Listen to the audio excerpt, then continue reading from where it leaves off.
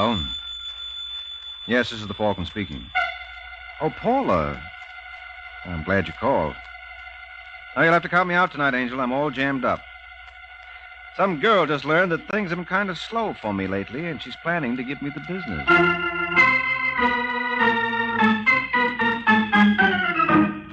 This is Ed Hurley, friends, inviting you on behalf of the Kraft Foods Company to listen to The Adventures of the Falcon, starring Les Damon.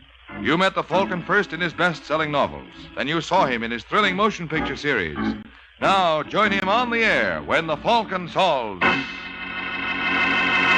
the case of the talented Texan.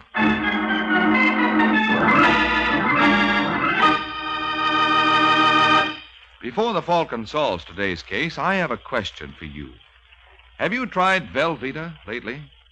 Isn't that the finest cheese food you ever put in your mouth? That rich yet mild cheddar cheese flavor is good. Really good eating. You see, Velveeta is made by Kraft, and that's something pretty important to remember, because you and I know what the Kraft name means on cheese and cheese foods. It means the very finest you can buy. So remember this. There's no other cheese food like Kraft's pasteurized processed cheese food, Velveeta, because Kraft, and only Kraft, makes Velveeta.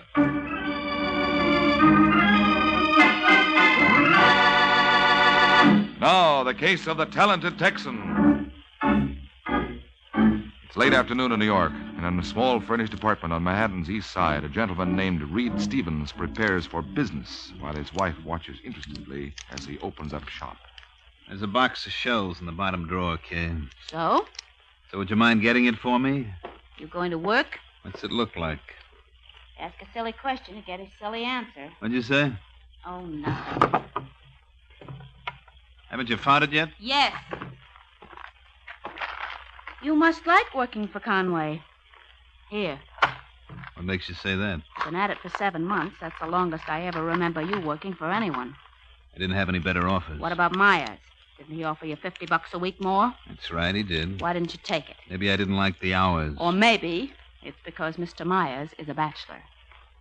What's that supposed to mean? Don't you think I know the big attraction at Conway's? Suppose you tell me. Mrs. Conway. How's that again? Don't try to kid me, Reed. I recognize the signs. I've seen them often enough. You're in love with her. You're out of your mind. Then why does your face light up every time she calls you? Does it? Yes. And she feels the same way about you. You think I'm blind? No. If anyone's blind, it's been me. Well, I'd better stop. You're my guy, and nobody's going to take you away. Mm-hmm. Well, this has all been very charming, but if you'll excuse me... Where do you think you're going? To work, do you mind? Now, Reed, listen to me. You know, if I didn't love you... You're going to get out of my way? No, I am not. We're going to have this out right here and now. I told you something, Kay. Oh.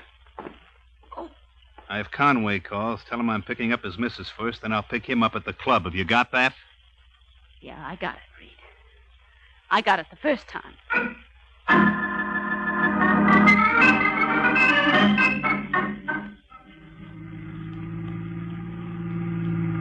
I don't want to heckle, Reed, but you know where you're going? That's a very good question, Mrs. Conway. Oh, do you?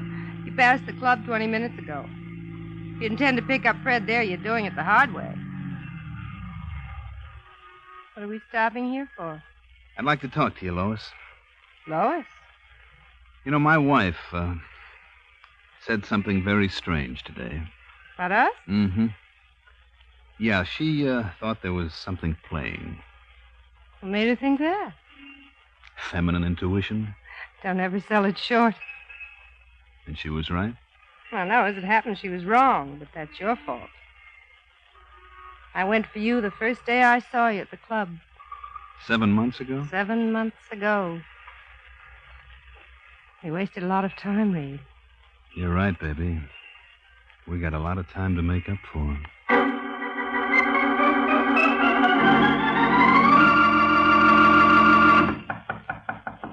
Just a second.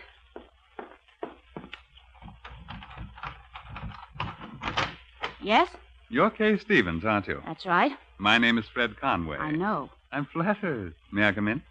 Well, Reed isn't home. That's why I picked this time to call. Oh. Won't you sit down? I believe I will. Would you like a... Not a thing, thank you. I have everything I want. Or perhaps I should amend that statement. I had everything I wanted. I don't follow you, Mr. Conway. Please call me Fred. Your husband does. Well, Reed doesn't like me to take liberties. Obviously, what's sauce for the goose isn't sauce for the gander. I don't understand you. Of course you do, Kay. You're a smart woman. I'm sure it won't come as any shock to you that Reed has been seeing my wife for 5 weeks now. Well? Well, what do you propose to do about it? Nothing? Nothing. This may be a new experience for you, Mr. Conway. Fred. But it is an old story in this department. Oh, have there been others? Dozens. And Reed always comes back to me. Did it ever occur to you that one day he may not? What do you mean? Someday he might meet the one woman who can keep him interested. Who knows? It could be Lois.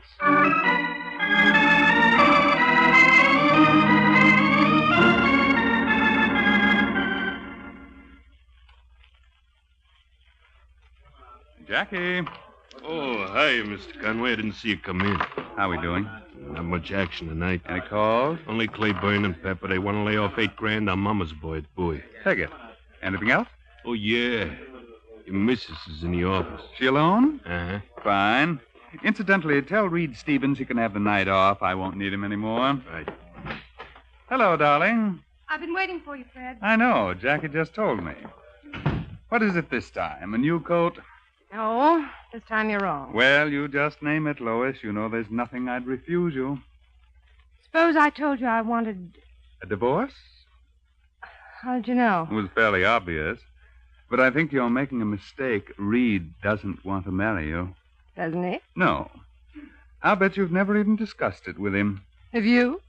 Well, I figured his wife was a much better choice, and she was. She tells me Reed goes through these things periodically. You're lying. I wish I were, darling. I know what a blow this must be to your vanity. But I imagine if you called Mrs. Stevens, she'd be happy to give you names and addresses. Now listen, Fred. I'm sorry, dear, but I've got a million things to do, and so have you. You'll have to pack your clothes, and What? then... Oh, there's no real hurry. Take all the time in the world. If you're out of the house by 11 tonight, that'll be fine.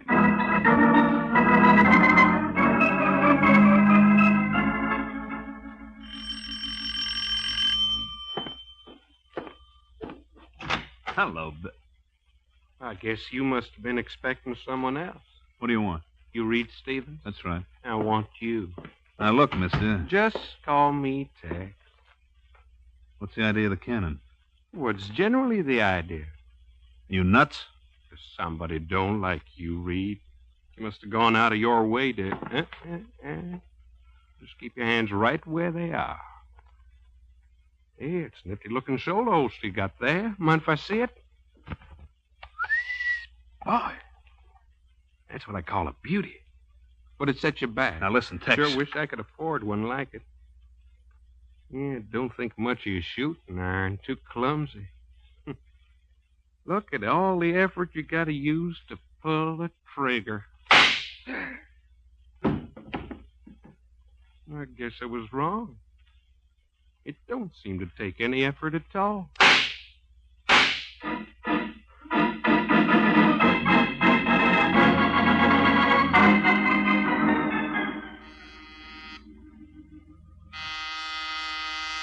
Just a second.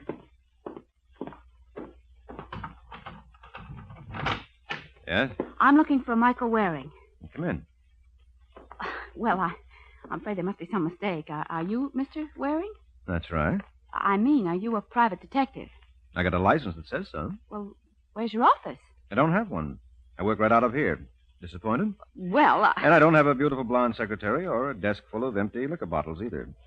Now, if you'd like to get someone else... I'm sorry. It's just... No, it's my fault, Miss... Stevens. Kay Stevens. Only it's Mrs. Oh, come on in. Thank you. Now, sit down, won't you? I'd rather not, if you don't mind. All right, suit yourself. Cigarette? No, thanks. Okay, let's get down to cases. I want a divorce. What do you expect me to do about it? Well, I'll need evidence. So you want me to do a little keyhole peeking? Huh? Yes, his name is Reed Stevens. You mean his name was Reed Stevens? What? That's a funny thing, Sergeant, but I don't remember you knocking. Come to think of it, I don't remember that either. What do you mean my husband's name was Reed Stevens? Well, don't you always use the past tense in connection with a deceased? What are you trying to say? He's been murdered, Mrs. Stevens. No. Yes, nobody knows that better than you. Where is he? Where is he? I've got to see him. You will. You care to join us, Mike? Is it a pinch? It is indeed. I'm so glad your apartment is only 8 minutes from headquarters. Whenever we have a homicide, I can always stop here first. And very rarely have I been disappointed. All right, folks, let's go.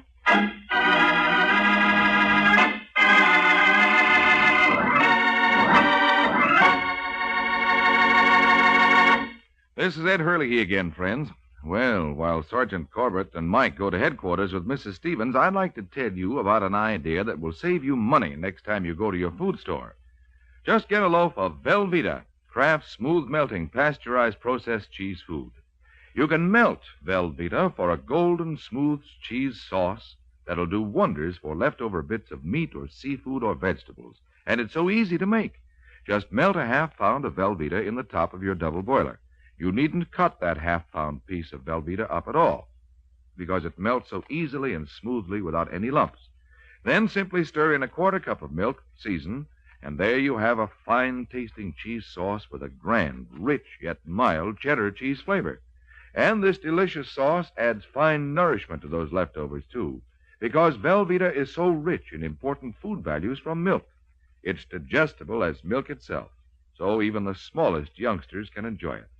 Whether you melt golden Velveeta for a wonderful cheese sauce or slice it thick for hearty hot or cold sandwiches or snacks, make Velveeta your handy helper, Mother. Get a 2-pound loaf tomorrow and enjoy America's favorite pasteurized processed cheese food, the one and only Velveeta, made by Kraft.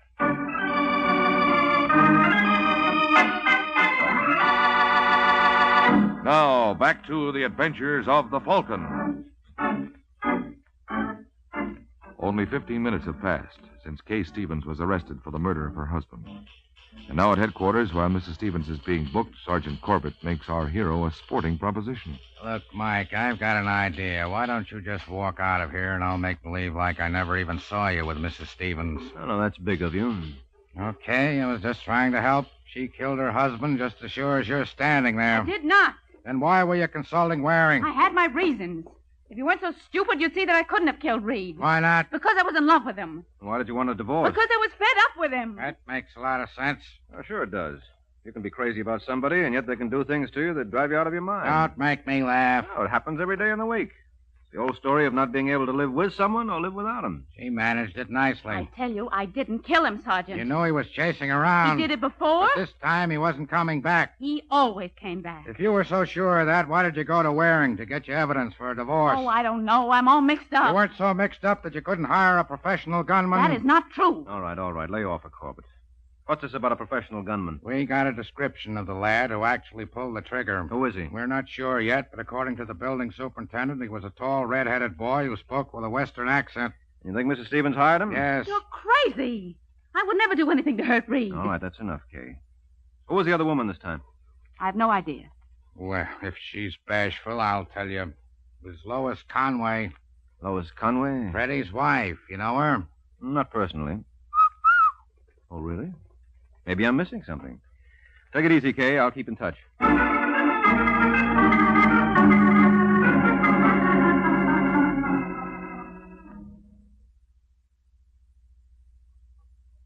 Call for Mrs. Lois Conway. Call for Mrs. Lois Conway. Right here, boy. Hello, Mrs. Conway. You're no bellhop. Well, how could you tell? I thought I did a real professional job. Who are you? Mike Waring. The one they call the Falcon? Now, I'm sure it pays to advertise. What do you want with me? Well, it's a long, dull story. Why don't we step into the bar and I'll tell you about it? No, thank you. I think you'll change your mind. Reed Stevens is dead. What? Mm-hmm. Murdered early tonight. Maybe I could stand a drink after all. Bar's right over there. How did it happen? A professional gunman paid him a visit in a little hideaway Reed rented on East 58th Street. Did they catch the man? No. And they don't know who hired him, huh?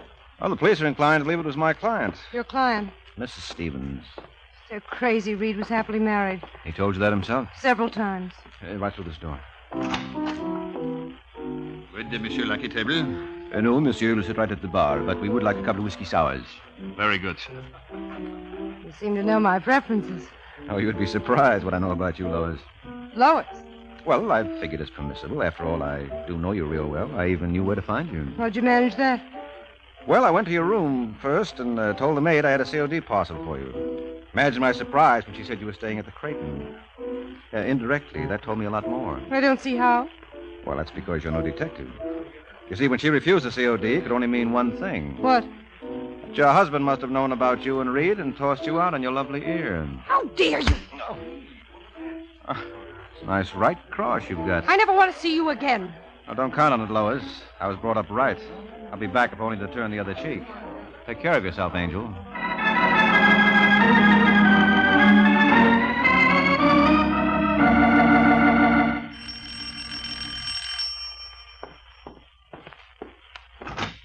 Hello, Conway.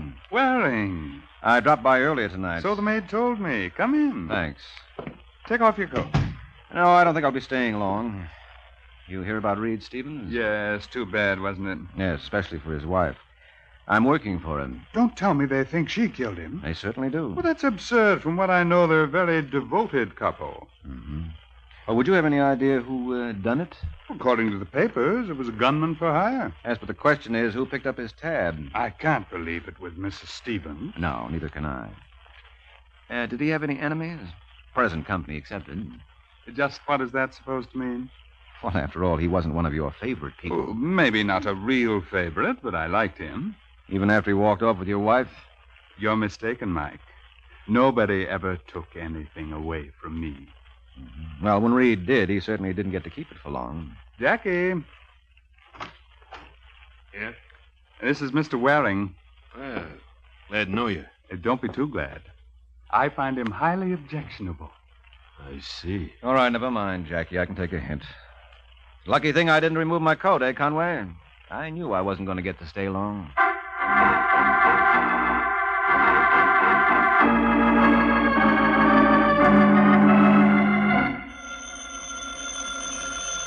You want me to... Never mind, Jackie. I'll take it. Hello. That you, Freddie? Yes, Lois. I called several times before. So Jackie told me. Will it be all right if I come home and talk to you? No, it won't. Just for 5 minutes? It's out of the question, darling. Look, Freddie, I don't blame you for feeling the way you do. I realize how you must hate me. Nonsense. I'm extremely fond of you, Lois. Well, then couldn't we... No, I'm afraid we couldn't. It won't ever happen again. Certainly not with Reed Stevens, anyway. You've got to give me another chance. I'll make it up to you. I swear I will. You just don't seem to understand, Lois. I'm not interested. Who do you think you're talking to, anyway? I'd like to tell you, but I think the telephone company might be shocked. Listen, Mr. High and Mighty, I know plenty about you. How would you like it if I went to Mike Waring? I wouldn't bother him. He's a very busy man. I think he'll clear time to hear what I've got to say. Don't do it, Lois. You've made one mistake already. I hate to see you make another. Are you threatening me? Would I do that to my own wife? But then you won't be my wife much longer, will you? Goodbye, dear. It's been grand hearing from you.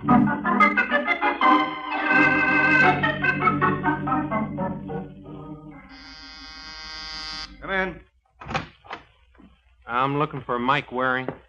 You know what the good book says. Seek and you shall find. Yeah, I'm sure glad to make your acquaintance, Mr. Waring. I heard a lot about the Falcon. Well, you can't believe everything you hear. I'll say that's a good one. And what's on your mind, Mr. Just call me Tex. Everybody does. All right, Tex it is. Sit down. Thanks. Make yourself comfortable. I'll be back. Oh, where do you think you're going? Down the hall. Come back here. I just remembered. I said come back here. Is that thing loaded? You can have 6 guests. No, thanks. I'm awfully bad at games. Well, I would have thought you'd be 1,000 miles from New York by this time. Why? Is it your practice to hang around after you do a job? You're obviously confusing me with someone else. I doubt it. You're the boy who gunned Reed Stevens. Now, how in the world did you ever figure that out? I'm psychic. Who are you working for, Tex? I'm glad you mentioned that, Mr. Waring, because that's why I'm here. Now, you can see what a trusting soul I am. Oh, yes, with half an eye. Well, what would you say if I told you that someone took advantage of my good nature? No. They did for a fact. You see, I undertook this assignment on a sort of a contingent basis. So? If I deliver, I get paid. And you know what happened? No, tell me. Well, after I took care of Mr. Stevens, my party disappeared. Your party? The person who hired me. Now, I consider that downright dishonest. Well, I see your point. Now, if you was in my position, what would you do? Get even. That's just what I thought. Of course, that ain't going to put any money in my pocket, so I was wondering if you might be willing to recompense me. Well, I don't know. What have you got to sell? A little piece of evidence that'll give you the name of the person who hired me. Where is it? In this handkerchief. May I? Oh, no, I'm afraid you'll just have to take my word for it. Well, don't you trust me? Oh, of course I do. Would I be here if I didn't? Well, you can't expect me to buy a blind item. Now, suppose I... No, you don't get back. And that wasn't nice, Mr. Waring. I trusted you. Yeah, I know. I'm sorry, Tex. Guess I lost my head. Yeah, you did indeed. No.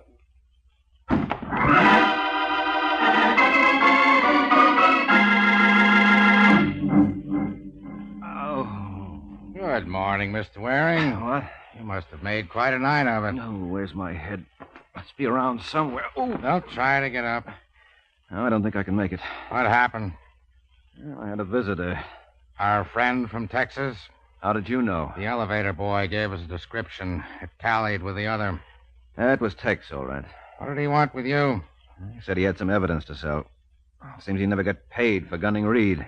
That's modern civilization for you. You can't trust a soul these days. Well, that was his feeling, too. What was this evidence he had? I don't know. He had it wrapped in a handkerchief. In this handkerchief? Where'd you find that? In the hall. Look what was wadded up inside. Empty cartridge shell. Yeah, from one of the babies that killed Stevens. What? You heard me. That won't do any good.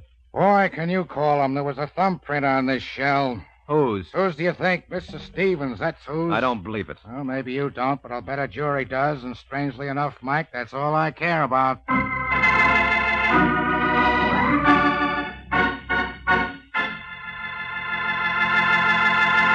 This is Ed Hurley again, friends. Well, Mike seems a bit skeptical, doesn't he? He wants proof. And if you want to prove to yourself how delicious Velveeta is, you try this. Fix toasted sandwiches of Velveeta, Kraft's delicious pasteurized processed cheese food, and serve them with relishes and your favorite beverage. You can be sure those sandwiches will taste good, because Velveeta has such a fine, rich, yet mild cheddar cheese flavor. And they'll be nourishing, too, because Velveeta is rich in important food values from milk. So make Velveeta your handy helper, Mother, for company snacks and sandwiches, and for the many ways you'll fix it for the family. Get Velveeta in the handy half-pound package or the economical 2-pound loaf. Just be sure you get genuine Velveeta.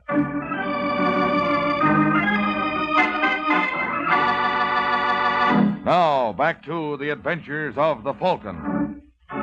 An hour has passed since Sergeant Corbett informed Mike Waring that Kay Stevens' fingerprints were found on the shell that killed her husband. Now, as we find the good sergeant, the Falcon, are on their way to headquarters. Mike still refuses to accept the evidence. Listen, Sergeant, there must be some mistake about that shell. What kind of a mistake? You're certain that's Kay Stevens' fingerprint on it? Absolutely. Well, there must be a logical explanation. Wait a minute. Oh, no. What's the matter? I know what's coming. You see it all now. You know who was responsible for Reed's murder. Well, I do. Can you pick up Fred and Lois Conway? What for? All right, just humor me, will you? Okay, Mike, if you're going to act like a jerk, there's no reason why you shouldn't have an audience. They'll be there.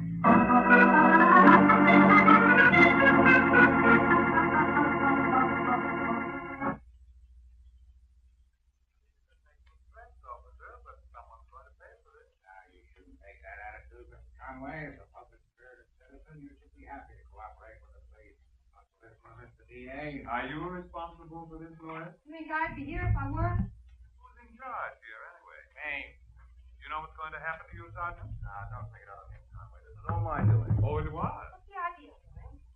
Idea is that we're trying to determine who was behind Reed Stevens' murder. Well, why isn't Mrs. Stevens here? That's right, she should be. He is. You come in, Mrs. Stevens. Is Mike here? He's here. Okay. Think you know Mr. and Mrs. Conway? We've met. Good, then we can begin. Kay, they found your fingerprints on one of the shells that killed your husband. That's impossible. Nevertheless, it's true. How do you explain it? I can't. Did Reed pack a gun? Yes? How did he wear it? In a shoulder holster. Was he ever without it? Never. Funny, we didn't find one on his body. Oh, that's not so funny. Why couldn't that torpedo have removed it? That still doesn't explain how her fingerprints got on the shell. Suppose Reed was killed with his own gun. So what? So, at one time or another, Kay might have handled it, along with the bullets. I did. I remember one night in particular, about 5 weeks ago. And how would you remember that? Because that was the night that I accused Reed of being in love with your wife. Oh, you nasty little... Temper. Now, there you have it, Sergeant. There I have what? Your case. Isn't it clear now who's the guilty critter? No. All right, just ask yourself, who was the first to know about the romance between Reed and Mrs. Conway? Listen, Waring. Conway? No, of course not, Sergeant. Logically, it would be Mrs. Conway. What are you talking about? I'm sorry, Lois, but I had to help them out. Otherwise, we would have been up all night. And after the evening I spent with your friend Tex, I just couldn't take it.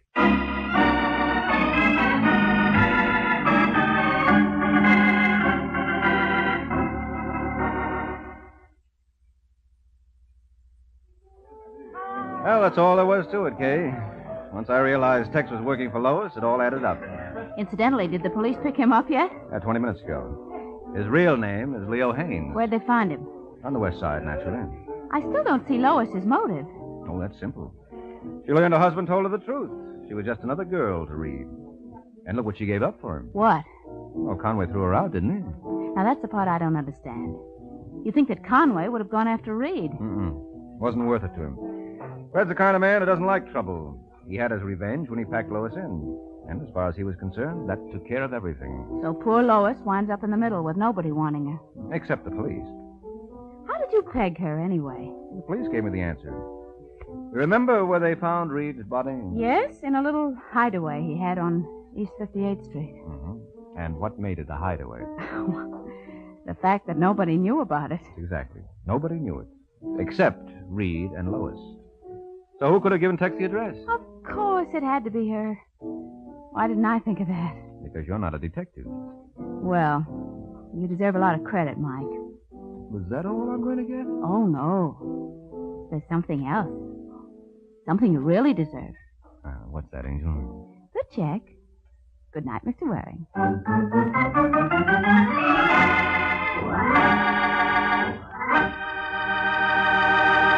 Ever find yourself at a loss when you need a hot main dish in a hurry?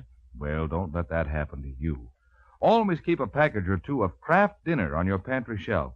Because with Kraft Dinner, you can make delicious macaroni and cheese in just 7 minutes cooking time. Tender, fluffy macaroni with perfect cheese flavor all through it. You see, every package of Kraft Dinner gives you a special quick-cooking macaroni and just the right amount of Kraft grated to sprinkle in for wonderful cheese flavor. And Kraft Dinner can be your answer to today's high prices, because every package makes 4 servings at a cost of just a few pennies each. Tomorrow, get a package or 2 of handy, delicious Kraft Dinner.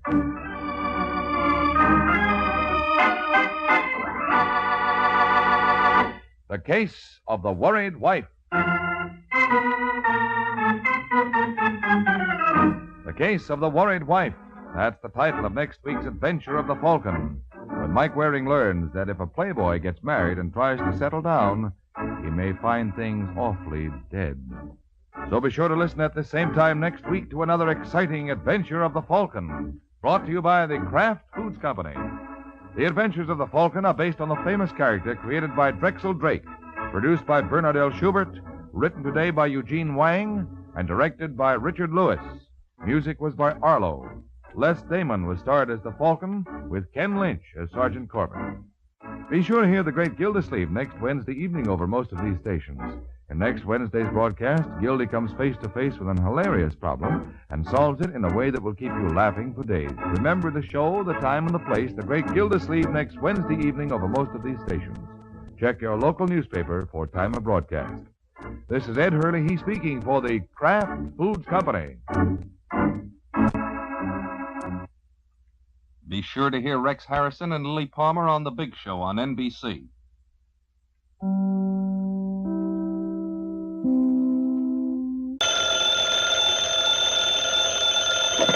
Hello? Yes, this is the Falcon speaking. Oh, Sherry. I'm glad you called. No, you'll have to cancel me out tonight, Angel. I'm all jammed up. Mm-hmm. Some client of mine wants me to locate a missing girl. He doesn't care what it costs, so naturally I'm going to shoot the works. Once again, the adventures of the Falcon, dedicated to private investigators everywhere. Those hard-hitting detectives who, like Mike Waring, risk their lives to aid law enforcement agencies. So join him now when the Falcon solves the case of the killer's key.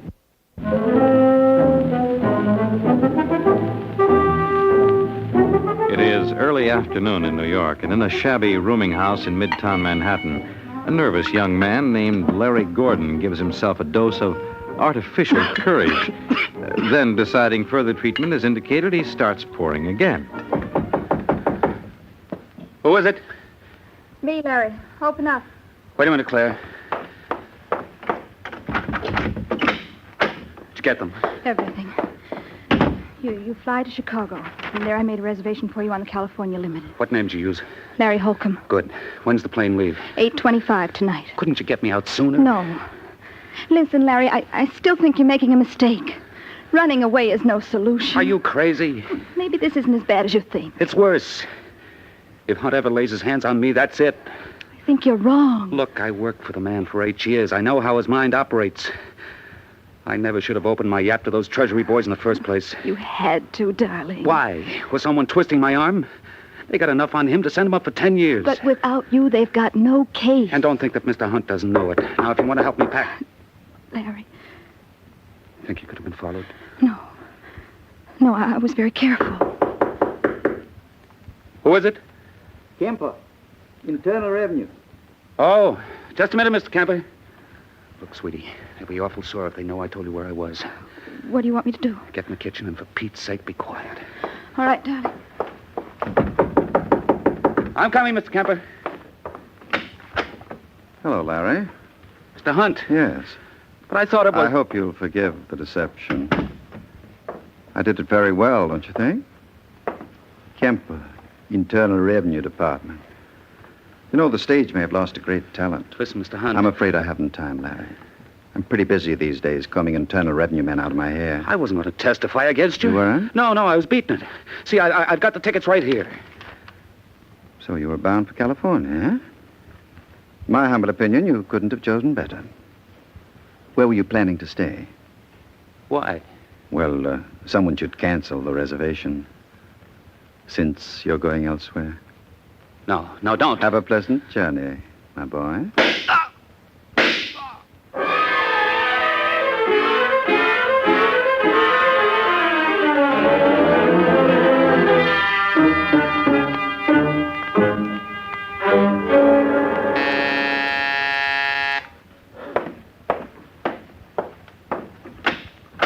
Yeah? I'd like to see Mr. Hunt, please. Who are you? Sergeant Corbett. You don't look like a soldier to me. You're right. I'm with the police. Where's Hunt? Well, it's like this, Sergeant. Bruce, did you say... Oh, I'm sorry. I didn't realize you were entertaining. He ain't so entertaining. You Charles Hunt? That's right. I'm Sergeant Corbett, homicide. How morbid. Well, somebody's got to do the job. You ever hear of a fellow named Larry Gordon? Yes, of course. He works for me.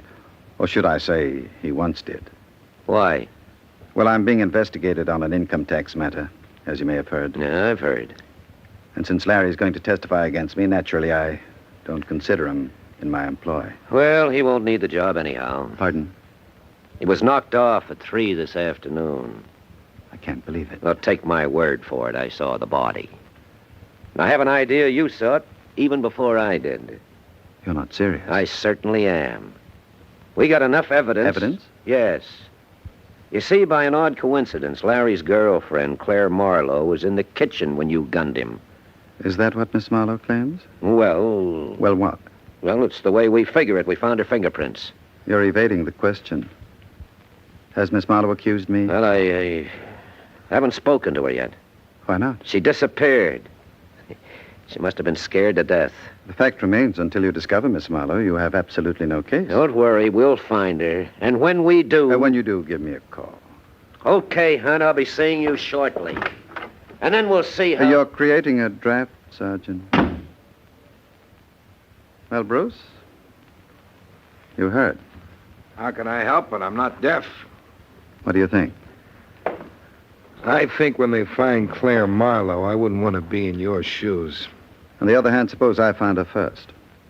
Who was that private detective Logan mentioned the other day? You mean Mike Waring? See the one they call the Falcon? Yeah. Well, be a good boy and look up his address. I think I've got a case for him.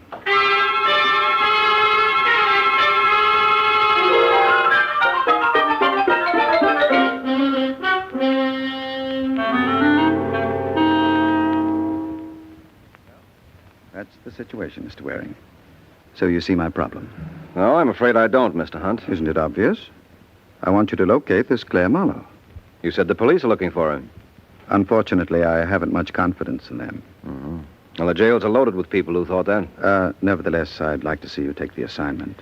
I don't like it. Why not? It smells to me of tampering with a witness. Corbett claims this Claire Marlowe can prove you're guilty of Larry Gordon's murder. But there's another side to the coin. If Miss Marlowe saw someone else, she can establish my innocence. Yeah, I suppose that's true enough. What if the police find her first? So much the better. I just want the additional insurance. In my position, I need it. All right, Hunt. I'll do what I can. That's all I ask. You do what you can. And from that point on, it's up to me.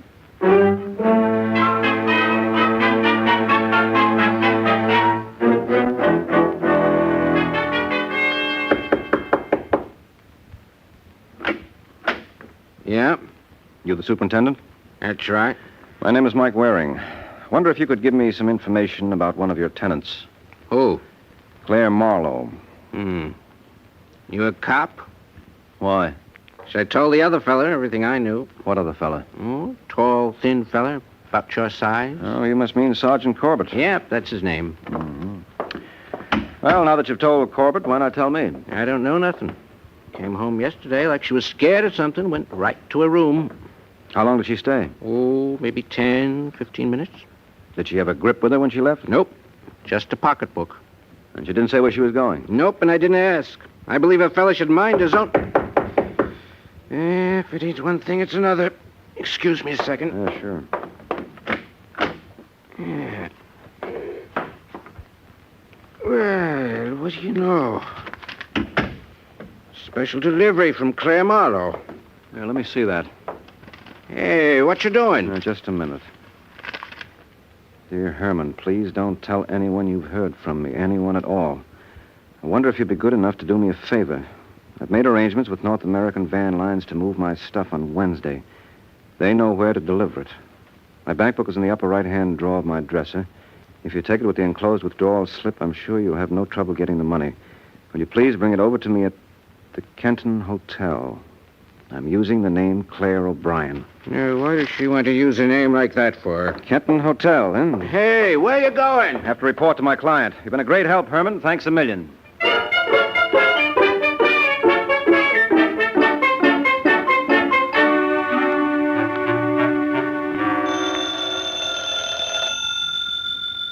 Bruce? Yeah? I believe that's the phone. I believe you're right. Don't you think you should answer it? What's the point, Mr. Hunt? It's probably for you. You know something, Bruce? I'm beginning to dislike your attitude. No, answer the phone. You still say it's a waste of time. Yeah? I'd like to talk to Gerald Hunt, please. Who wants him? Mike Waring. Hold it. But I tell you, it's for you. Who is it? The Falcon. All right. Oh, I don't think I'll be needing you anymore today. You mean you want me to leave? That's what I want. Well, far be it from me to hang around when I'm not wanted. Hello? I've got good news for you, Hunt. Really? Really. I've located Claire Marlowe. That is wonderful. She's staying at the Kenton Hotel. She's registered under the name of Claire O'Brien. I needn't tell you how happy I am with your services, Mr. Waring. I was lucky. Let's say we both were. You may have been fortunate to find Claire, but I was lucky to find you. I would have had a difficult time of it without you. I'll think nothing of it. When are you planning to see Claire? Immediately. You're familiar with the old proverb, he who hesitates is lost? Well, in my position, I can't afford to waste a second. Goodbye, Mr. Waring. Thanks ever so much.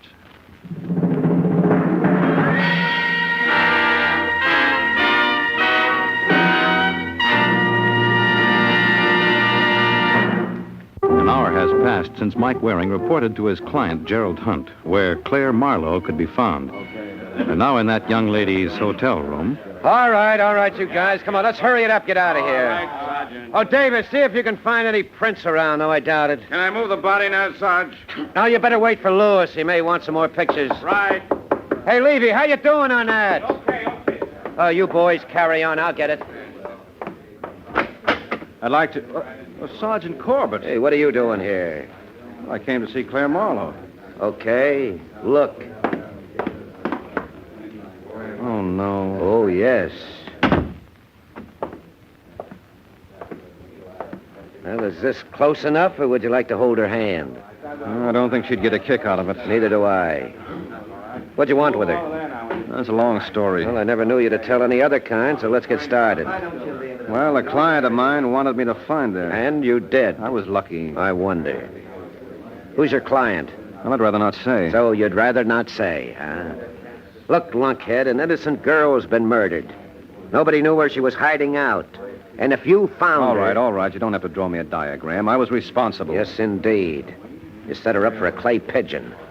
I've known stupid jerks in my time, but of all... Look, never mind the name, Sergeant. I can think of 1,000,000 to call myself. Well, who's your client? Or maybe I can guess. Well, don't bother. Look, Mike, don't try to hold out on me. I'm not going to. I admit I was the patsy in this case. You were the patsy? What about her? Well, I know. Well, someone's going to pay for it. Hey, wait a minute. Where are you going? Going to have a word with my client. After that, you can have him. Well, frankly, I doubt if there'll be much left. I'll be seeing you, Sergeant.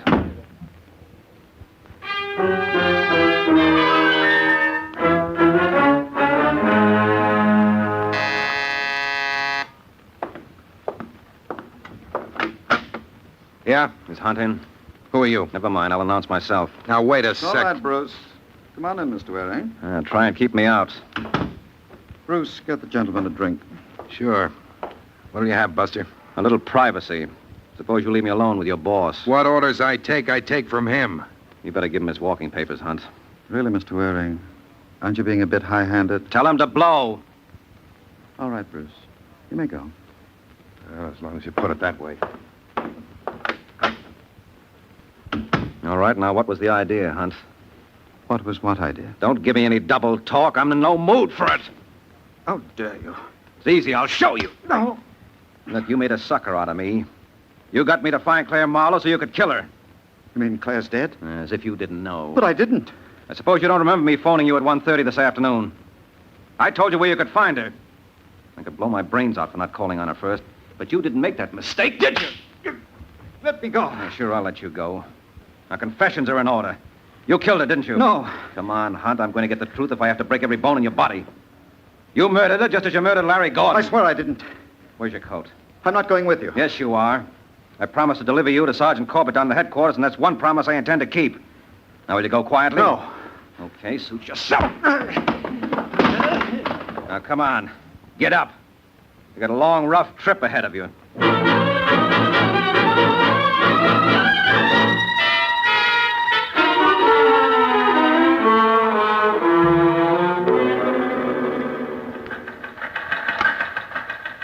Hey, Matty. Yes, Sergeant. Carlin report in yet? Just about 2 minutes ago. Well, where's Hunt? He couldn't find him. You mean he skipped? Yeah, Colin said the place was a shambles. Well, get a 47 out. I want every bus and train depot watch and cover the airfields. If Hunt gets away, Don't worry, Sergeant. He won't. Hey, never mind, Matty. All right, you crumb. Inside. No, let me go. What's the idea, Mike? What's the matter with you, Sergeant? Don't you recognize him? Well, who would? He looks... Wait a minute. It's Hunt. That's right. Well, what happened? Well, he had a little accident. Go on, Hunt. Sit down. Did you slug him? No, Sergeant, you know me. Well, that's why I asked. Listen, Mike. Now, look, why don't we both listen? All right, Hunt, make like a birdie. I don't know what you're talking about. Look, if I've got to bounce you around again... Hey, what's going on here? He admitted to me that he murdered Claire Marlowe. I lied. You what? I couldn't help myself, Sergeant. He would have killed me. Yes, and it's not too late now. Do you deny I deny everything. I was forced to make that admission to protect myself. Under the circumstances, I felt I was justified. Look, Sergeant, could you leave us alone for a couple of minutes? Don't be a sap. Well, it's all right for you to talk, but I feel responsible for that girl's death. If I hadn't found her, she would still have been alive. I phoned him at 1:30, and I told... Hey, wait a minute. When did you phone him? At 1:30. Oh, no. Why, what's the matter? But do you realize what you've done? You've just given him an alibi. Are you nuts? Claire Marlowe was killed at 1:45. What? 45 minutes before you called him. Well, that means... That means he couldn't have killed her. Oh. Well, look, Hunt, if I've done you an injustice... Indeed you have. Will it do any good if I said I was sorry? None at all. Good day, gentlemen. I trust I'll never see either of you again.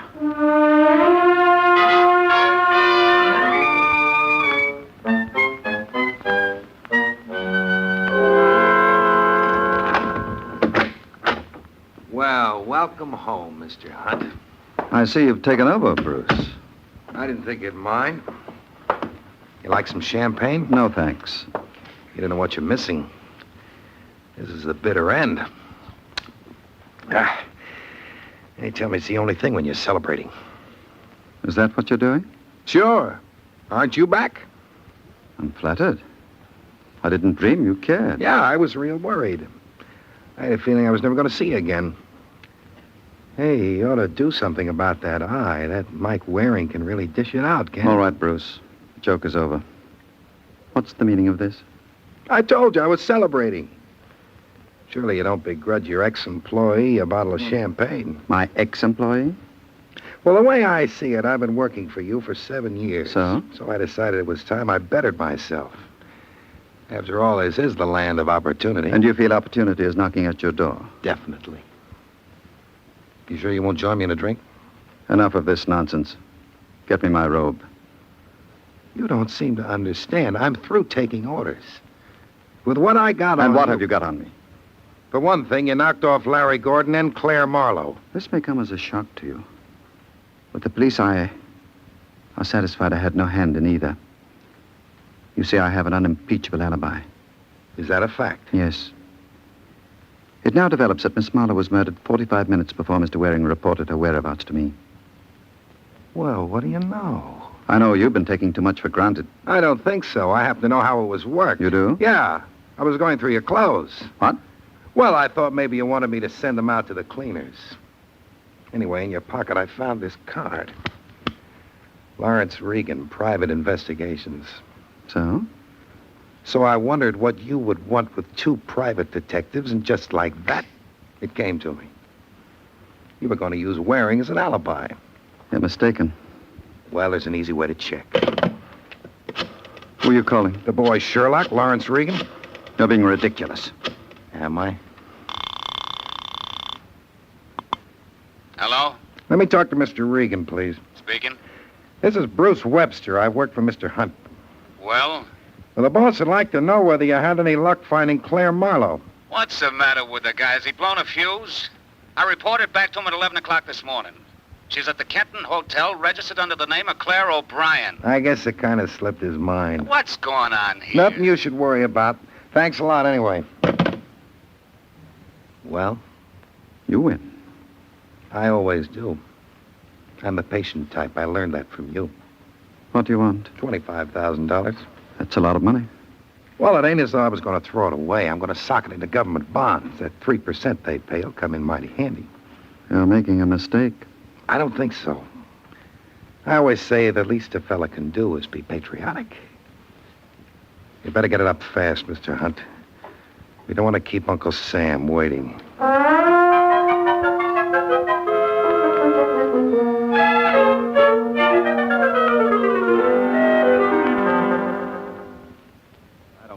Sergeant, I don't get it at all. Well, you would if I had my way. You ruined everything. Look, are you sure Claire Marlowe died at 1:45? Positive. The desk clerk at the hotel heard the shots. Did she have any other enemies? No. This thing's tied up with the Larry Gordon killing for sure. That doesn't make sense. Well... There was no way in the world for the... Hello. That you, Waring? Yes, who's this? Bruce Webster. Who? I work for Hunt, remember? Oh, yeah. I just thought you might be interested. I'm terminating my employment. That's supposed to mean something to me? It might mean a lot. If you could dig up some cash, I could let you know my reason. What are you talking about? Well, wouldn't you like to know how Hunt made a chump out of you? I certainly would. How much dough can you raise? I'm not in Hunt's class. No, but every little bit helps. Could you lay your hands on 10 grand? Don't be ridiculous. 5? I've got $720 in the bank. Fine, I'll take it. Now, wait a minute. Come on, Waring, make up your mind. Where are you? I got a little place at the Fortuna Apartments on West 93rd. Drop around when you're in the neighborhood. Okay. Don't go away. I'll be in the neighborhood in 20 minutes.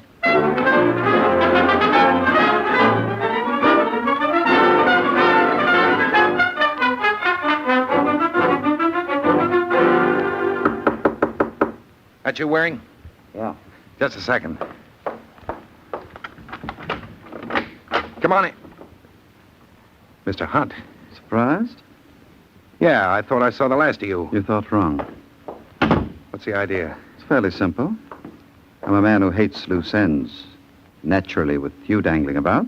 You wouldn't. Oh, you recognize the gun. Yes, it's the same one I used on Larry Gordon and Claire Marlowe. You'll never get away with it. The cops will know for sure. You're concerned for me. You needn't worry. You see, I've taken the liberty of preparing a note in which you confess to both murders. You're nuts. When the police break in, they'll find the note and the murder gun. Naturally, it'll be in the traditional position for suicide. They'll never buy it. They had no motive to knock off Larry Gordon. You have, the way I've explained it in this note. Seems you were madly in love with Claire. When she spurned you for Larry, you decided to rid yourself of the competition. As for Claire, she was a witness to the act. So regretfully, you had to dispose of her, too. Isn't that poetic? Listen, Hunt. I wish I could, my boy. But time is of the essence. No, don't.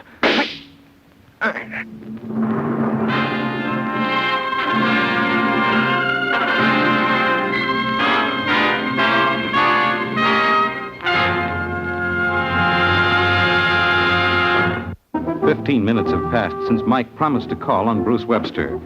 Now we find Sergeant Corbett helping him keep that promise. This must be it. Yeah. Suppose he won't talk. Just leave everything to me. I left Hunt to you, and what happened? Sure he said he'd meet you here? Yes, positive. I told him I'd be over in 20...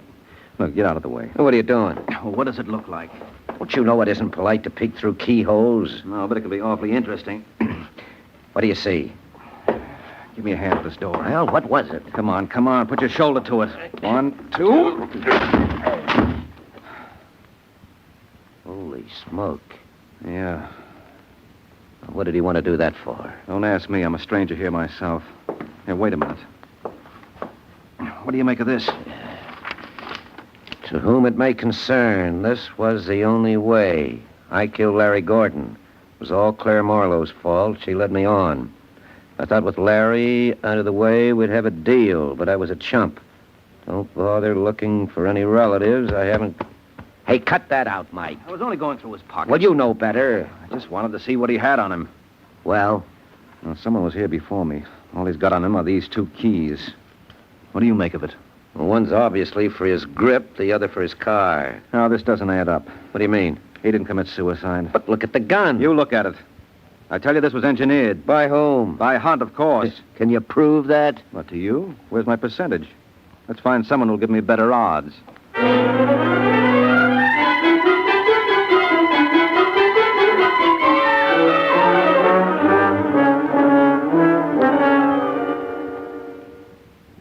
can't believe it. When I was up at Brewster's a few hours ago... And you admit you were there. Why should I deny it? He complained of not feeling well this evening. Naturally, the least I could do was chauffeur him home. And when you left? He seemed perfectly all right. I never dreamt he contemplated suicide. I still don't understand why. Well, maybe this note will clear things up. Whom it may concern. It's the only way Oh, so that explains it. Yes, it would seem to. I never realized he was involved with Claire. Well, things are seldom what they seem. For instance, when we broke into Bruce's room, it looked as though he committed suicide. But you don't believe it? No. You told me you found the gun in the sand. Yes. And it was the same weapon that was used on Larry Gordon and Claire Marlowe. Mm-hmm. Well, I should imagine that would take care of everything. No, not quite. There was one thing missing. When Corbett and I got to Bruce's room, the door was locked. Well? Well, if he committed suicide, it had to be locked from the inside.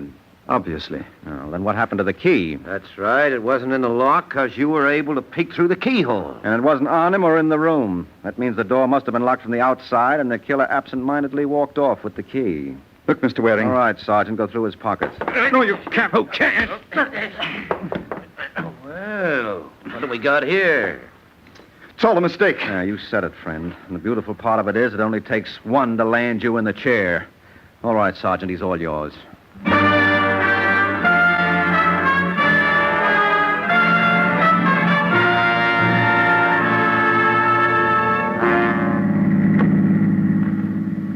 Well, like my father used to say, another day, another dollar. And believe me, you didn't earn this one. I did all the work. Well, you schlump. You should talk.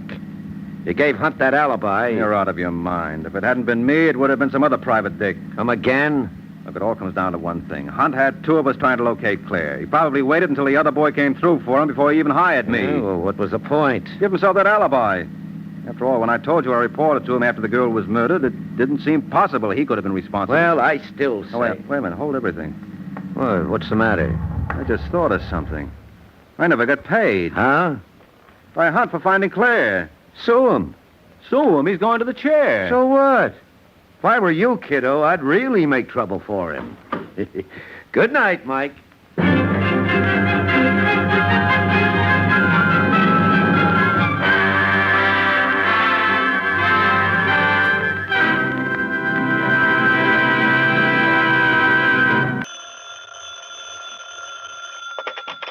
Hello? Yes, this is the Falcon speaking. Oh, Ginny. I'm glad you called, but we'll have to try another time, Angel.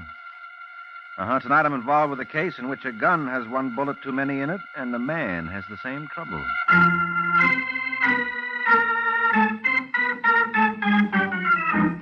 This is Jack Costello, friends, inviting you on behalf of the Kraft Foods Company to listen to the adventures of the Falcon, starring Les Damon. You met the Falcon first in his best-selling novels. Then you saw him in his thrilling motion picture series. Now join him on the air when the Falcon solves the case of the superfluous murder.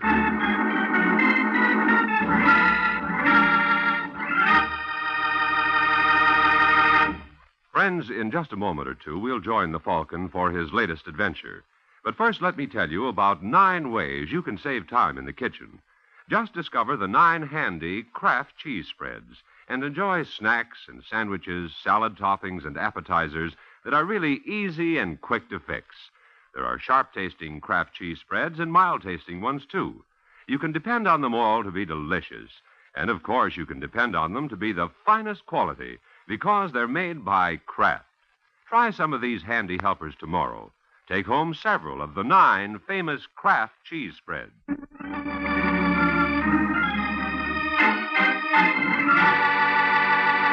Now, the case of the superfluous murder. It's Sunday night in New York when Pudgy Wesley Endicott opens the door to his apartment and reaches for the light switch, but stops when he hears a noise in the darkened living room. For a second, Endicott pauses, then clicks the switch to see Dennis Fulton jumping back from the sofa on which Endicott's startled wife, Gail, is sitting. Wesley, I didn't expect you so early. Yes, that's pretty obvious. I know how it looks, Endicott, but don't get the wrong idea. No, Dennis? What idea do you expect me to get?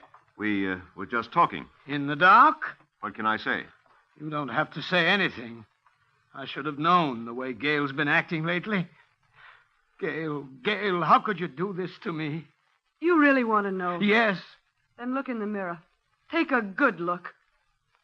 You're not going to get away with this, either of No? you. What are you going to do about it? I'm going to kill that cheap double-crossing... No, Wesley, don't! Get out of my way! And now, Dennis, here's yours. Oh! If you're going to fight for the honor of your home, Endicott, you'd better start taking boxing lessons.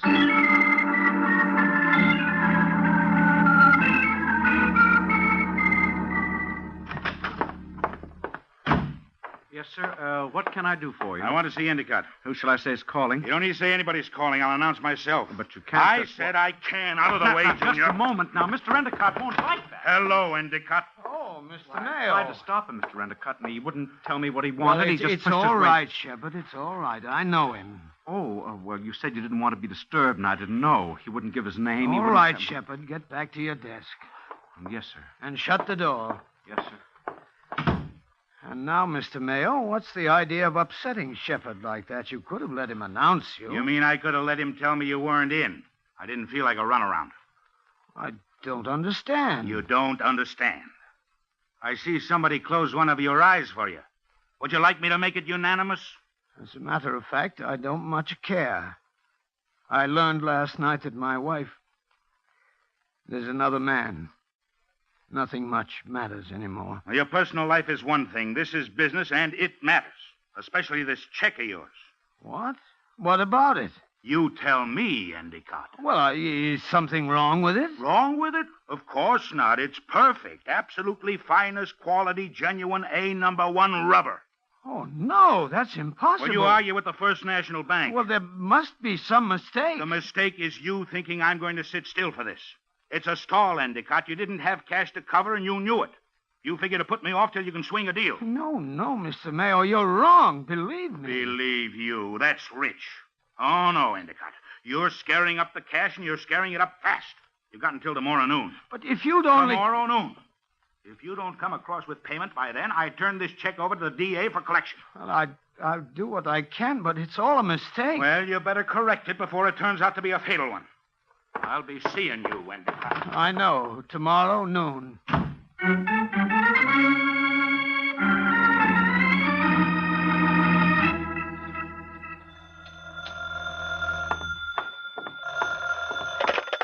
Hello?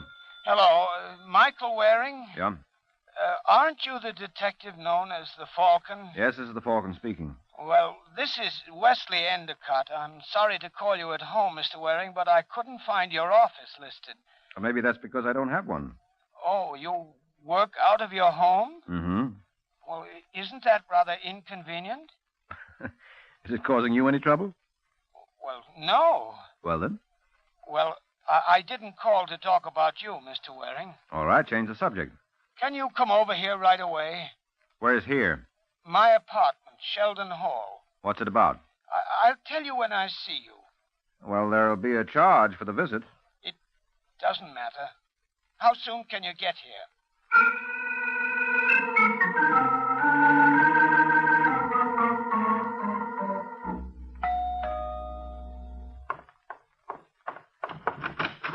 Yes?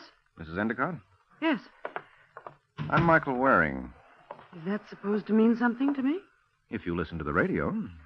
I must hear the wrong programs. What do you want? Well, didn't your husband tell you? Oh, he and I aren't speaking. Oh, well, he and I are. That's what he asked me over for. Where is he? He's in the study. Last door on the right end of the hall. Thank you, Angel. You might tell him for me to quit sulking. I'm leaving as soon as I finish packing. I'll give him your message. Just walk in. He won't answer. He thinks it's me.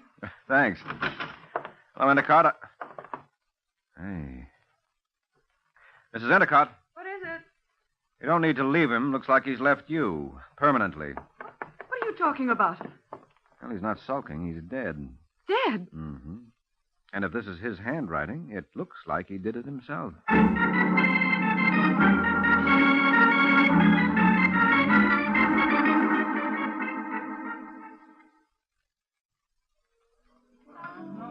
Hello, Waring.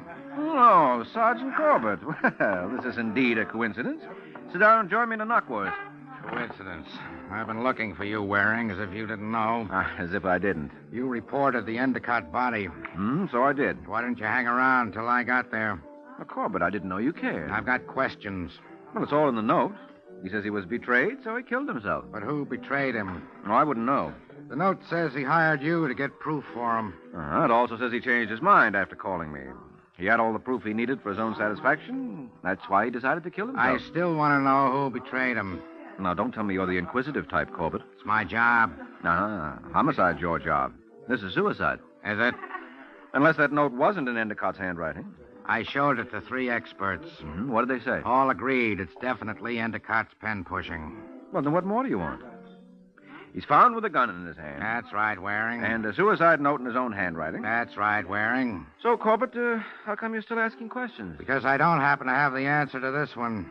Who killed him?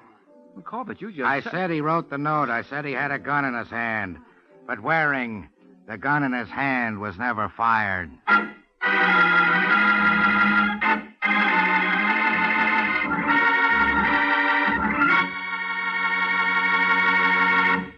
This is Jack Costello again, friends.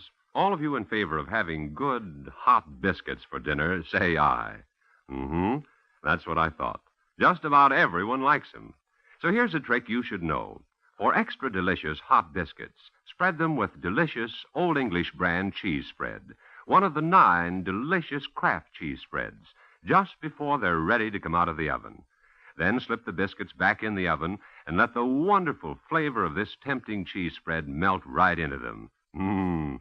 You'll have some of the best-tasting biscuits you ever enjoyed, because Old English brand cheese spread is so good. It's made of fine, sharp, aged American cheddar cheese for really wonderful eating. And it's smooth, creamy smooth for easy spreading. And, of course, like all 9 Kraft cheese spreads, Old English brand is a wholesome dairy food made from only the finest, purest ingredients. Try it for grand snacks and sandwiches, too. And try Smokell and Roca and all the 9 Kraft cheese spreads. Look for them in colorful, gay, tulip-patterned drinking glasses.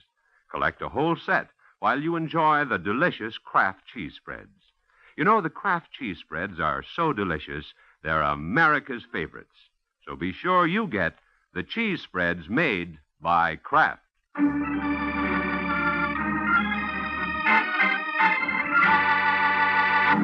Now back to the adventures of the Falcon. It's a few minutes since Mike Waring learned that Endicott's suicide was not a suicide. Or was it? That's what the Falcon and Sergeant Corbett are wondering as they drive in a police car back to Endicott's. So his wife was planning to leave him, Waring. So she said. Why didn't you tell me about it before I mentioned the gun? Well, I didn't think it mattered before, Corbett. Sometimes you don't think too much for your own good. So I'll begin thinking. Tell me, does Mrs. E know her husband didn't kill himself? Not unless she did it. I left her thinking it was suicide. Good boy. That puts us a step up on her. Yeah, and we may need it.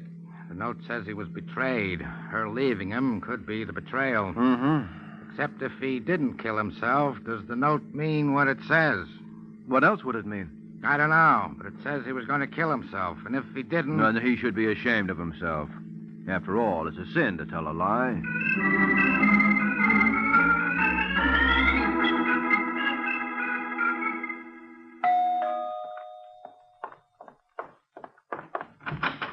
Oh, Sergeant Corbett and Mr. Waring. What is it now? There are a few more questions I want to ask you. I thought that was all finished. I've just been talking to Waring. He opened a new can of peas. Do we come in? Well, all right, I guess so. Thanks. Now, what is it? It's just that Waring tells me you were going to leave your husband. Oh, no, that's not so. Oh, wait a minute. You told me... Well, I was just talking. We had a little spat. It didn't mean anything. You said you were packing. I often threatened to leave. I didn't mean it. Wesley knew it. This had happened often before. It had nothing to do with his death. You don't think constant fights with you But could... we always made up. Believe me, it didn't mean anything. What was the little spat about? Money. I wanted a new coat. Wesley said he couldn't afford it. He said business had been bad. I didn't see how it could have been that bad, or he'd have said something about it before. Oh, he said his business was bad. Mm-hmm. Mrs. Endicott, when I was here before, I asked you if you knew any reason why your husband would want to kill himself. You said you couldn't think of any. I couldn't. Don't you call bad business a possible reason? But I just told you I didn't believe he was telling the truth. Oh, Corbett, there's one way to find out if he was. Let's look into Endicott's business, shall we? Maybe we'll find it's dead, too.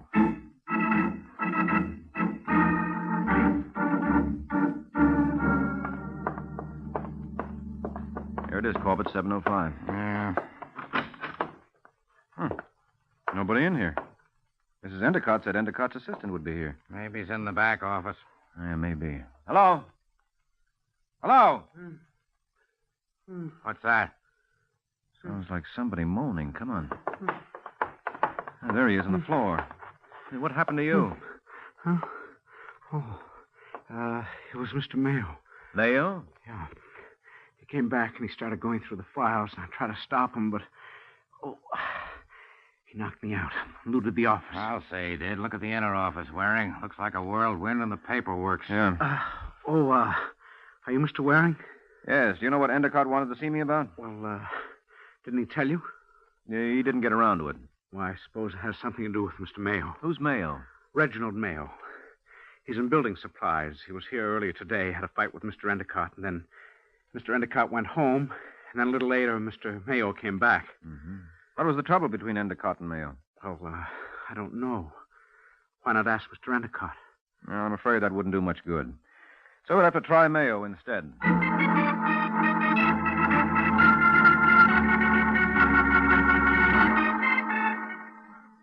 Mr. Mayo? I'm sorry, gentlemen. Mr. Mayo isn't in. He left word he can be reached tomorrow morning at the Hillard Hotel in Boston. Boston? What's he doing in Boston? I'm sure I don't know. When did he leave? About 20 minutes ago.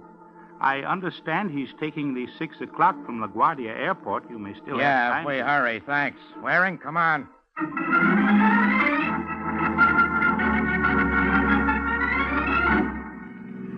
Well, this does it, Waring. Mayo's trying to get away, clinches it. It does? Sure. How about the Boston address? Why would he leave that if this is a runout? Well... And the plane he's taking, would he point arrows for us? Well, maybe it's a bluff. Maybe that's not his plane. Well, then what are we hurrying for? Because we can't take chances. And stop smirking. Who's smirking? All right, Waring, you don't like the way I do things. You got any bright ideas? No, Corbett, I haven't. He admits it yet. Not a single idea. Not even any wrong ones.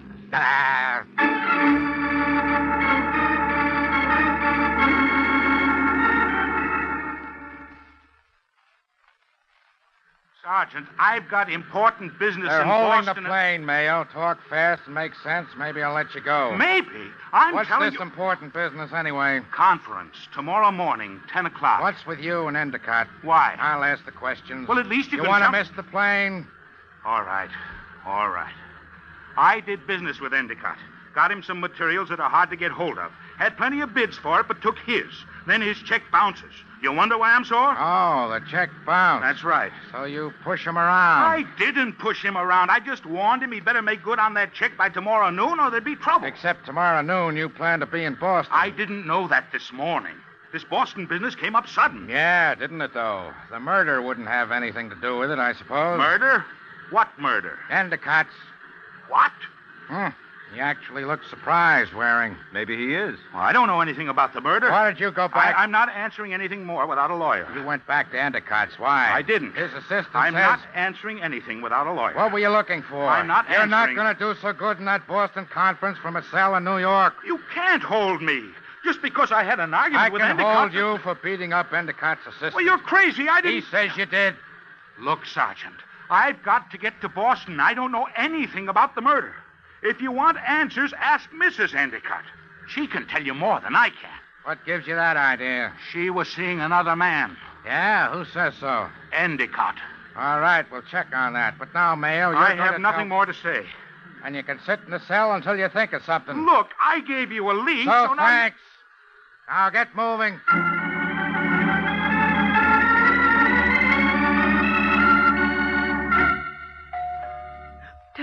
Dennis, who can that be? Well, don't ask me. I shouldn't have had you come up here, but I was so upset. Well, pull yourself together. But if anyone sees you Just here... don't lose your head. I can handle this. Oh, dear. Oh, now, what are we going to do? Answer the door. Leave the rest to me. But you and I... Stop making so much of it. Couldn't I have come to see Wesley? I guess so. All right, then. I didn't come up here because of you. I'm a friend of Wesley's. Just remember that. Now answer the door. Yes, dear. And don't call me dear. Oh, it's you two again. How often are you coming back? Until you tell us all you know. I did. That's not the way we heard it. Come in, Waring. Yeah, Corbett. But... Well, she has company. So I see. Sergeant Corbett, Mr. Waring, this is Dennis Fulton. He's a friend of my husband's. I see. Hello, Fulton. How do you do, Sergeant? I dropped in to see Endicott. Gale, Mrs. Endicott, just told me the awful news. I can't imagine why he did it. Do you think it could have been because his wife was seeing another man? What? Sergeant, how dare you? We have it on good authority. And you admitted threatening to leave him. I explained all that. You say you dropped in to see Endicott, Fulton? That's right, Mr. Waring. And Mrs. Endicott had nothing to do with your visit? What do you mean? Are you trying to suggest that she and I... Now, that's ridiculous. I hardly know Dennis. You call him Dennis. That doesn't mean anything. How about your lipstick on his face? What? Does that mean anything? Well, Looks like you jumped the gun by locking up Mayo Corbett. His lead is paying off. Yeah. Well, you two, you gonna come clean? I don't know what this is all about. Even if there is something between us, Sergeant, I don't see that it's any of your business. I didn't know you keep prying like this when a man kills himself. We don't, when we're sure he did kill himself. What do you mean? Is there any doubt? Yeah, plenty. We don't think your husband killed himself. We think he was murdered. Oh, no. Oh, yes, Dennis. Which makes your concealing your friendship with Mrs. Endicott very interesting, to say the least. Look, you don't understand. I'm willing to. It's just that, well, the scandal, we didn't want people saying we'd driven him to suicide. Well, you don't have to worry about that. But they may say you killed him. But the note. He said he was going to shoot himself. Yes, only somebody beat him to it. Well, it wasn't us. You were here in the apartment. Well, I only got in a few minutes before you arrived. He must have been killed while I was out. You mean you hadn't seen him from the time you arrived until I found him? That's right. Still, you told me he was in the study. How did you know it if you hadn't seen him? The door was closed. No, I mean, I hadn't seen him to speak to. I opened the door and called him, but he didn't answer. I didn't know he was dead. I thought he was just sulking. Don't you believe me? I think you'd better come with me to headquarters, both of you. Oh, no, please. Dennis, call a lawyer. Do something. Sergeant, this is a terrible shock to me. I didn't know, honestly. If Gale killed him, it was without my knowledge. Dennis, what are you saying? She told me it was suicide. That's the first I'd heard of it. Snake, I tear your filthy eyes out. Go get her. All righty. That's enough. Cut it out. I said cut it out. Let me go. Let me get out of here. You'll calm down. I'll stop you here. All right. All right, but he's not crawling out of this. We killed Wesley together. No, Gale. Oh, yes, together. And it was Dennis's idea. He made me help. He called Wesley at the office and asked him to come home early. He waited in the study. She's out of her mind. You want a confession, Sergeant? I'll give you one. No. Robert, get him. He's going for the window. Hey, you, wait.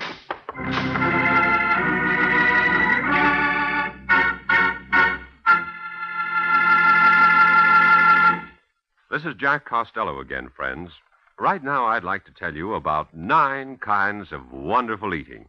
That's right.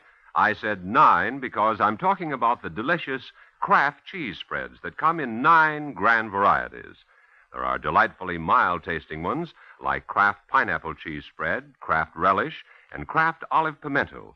And there are sharp-tasting kinds, too, such as Kraft cheese and bacon spread, Roca, and Kraft Limburger. They're all delicious, all wholesome dairy products, and all so handy for making quick, easy snacks and sandwiches. Always keep your refrigerator stocked with several of the 9 delicious Kraft cheese spreads.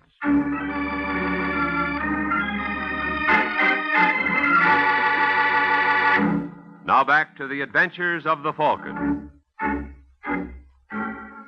A few hours have passed since Dennis Fulton beat a hasty retreat from Gale Endicott's accusations.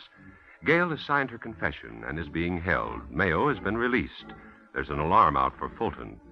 There's nothing much more for Mike to do on the case, or so he thinks, so he's returned home.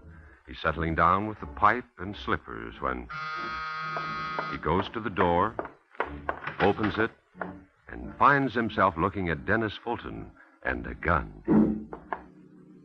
Get back inside, Waring. I am inside. Away from the door, and no quick moves. All right. That's better. Just keep your hands where I can see them, and we'll get along fine. I don't know that I want to get along. You're not exactly my type. I didn't come for chit-chat, Waring. I have a proposition. Yeah? I didn't kill Endicott. I didn't know anything about it. Gale's lying. So you said. I want you to prove it. All right, give yourself up, and I'll work on it. I'm not giving myself up until it's proved. That's why the gun. I want to hire you to prove that Gale did it alone. Why should I work for you? Well, they say money talks. Here, here's a mouthful. 500. I'll double it if you clear me. Well, Waring? Well, I don't like you, Dennis, but I can't say the same for your money, so let's hear your story. You heard it all. There's nothing else. I didn't know anything about the murder until the sergeant told me. You didn't call Endicott and ask him to go home early? No, that's just another of Gale's lies. All right, we'll start with that one. It can probably be checked. How? Endicott's assistant, Shepard, probably takes all calls and announces them to Endicott. So I'll check with Shepard and see if he got a call from you. Yes, that's a good idea. Well, I can't get him now. The office will be closed. But I'll look him up in the morning. All right, Waring. In the meantime, if you want to stay here... Oh, no, thanks, Waring. I don't trust you, and you don't trust me, so I'd have to keep my finger on the trigger. Under the circumstances, I don't think it would be comfortable for either of us. Yeah, I see what you mean. So I'll call you tomorrow. So long, Waring.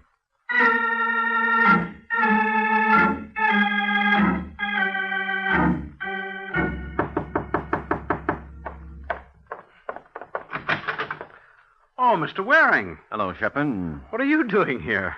Maybe saving your life. What? Well, let me in. I'll explain. All right, come in. I don't understand. Shepard, since I saw you this afternoon, you've probably seen in the paper that Endicott was murdered today.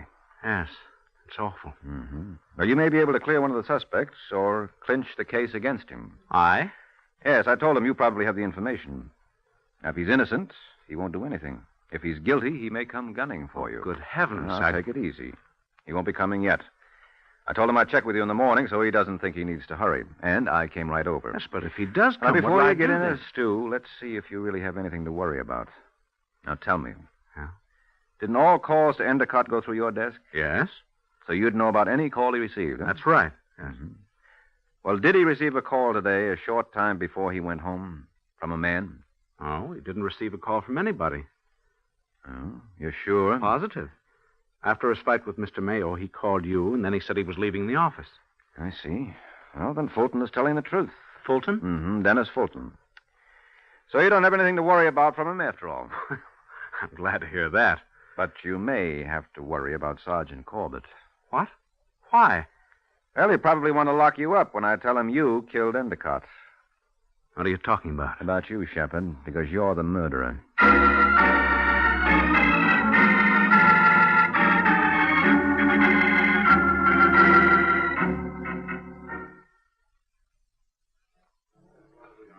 Well, we've wrapped up another one, Corbett. Have we? Shepard admitted the shooting, didn't he? So what? Endicott wrote a suicide note, but he didn't kill himself. Mrs. Endicott said she killed him, but she didn't kill him.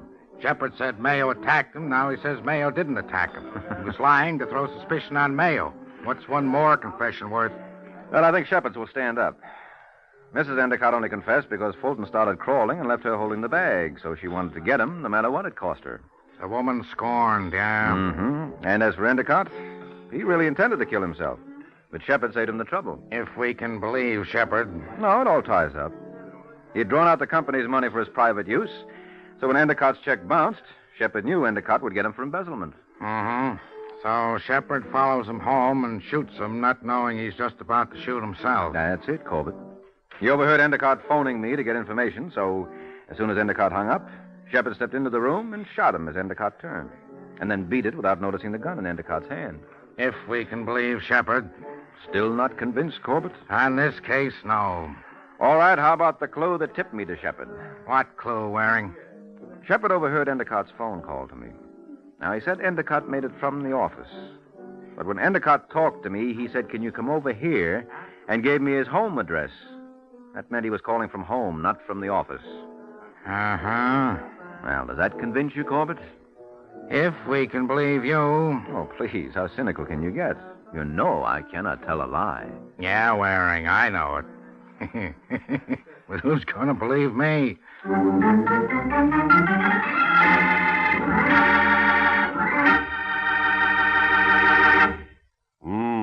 It tastes so good. And it tastes so good because it's always fresh. That's Parquet margarine made by Kraft. Yes, next time you shop, pick up a pound of this good-tasting, fresh-tasting margarine.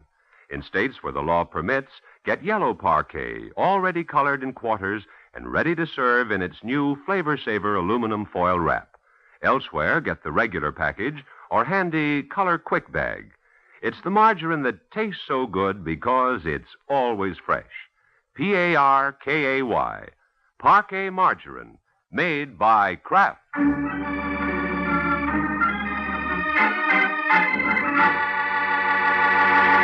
The Case of the Practical Joker. The Case of the Practical Joker. That's the title of next week's adventure of the Falcon, when Mike Waring learns that when some gag men go to work, their clients can choke to death.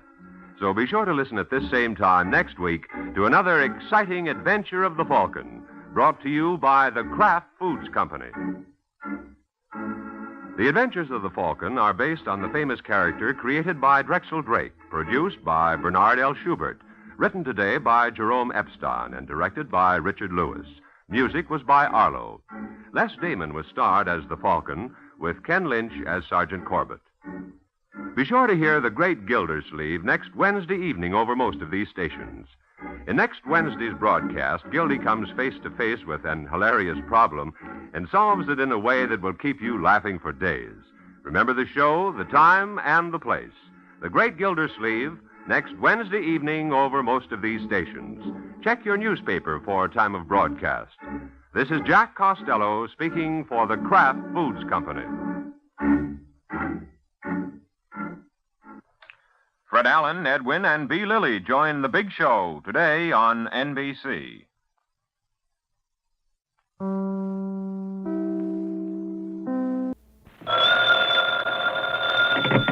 Hello? Yes, this is the Falcon speaking. Oh, Denny. Now, thanks for calling, but it can't be tonight, Angel.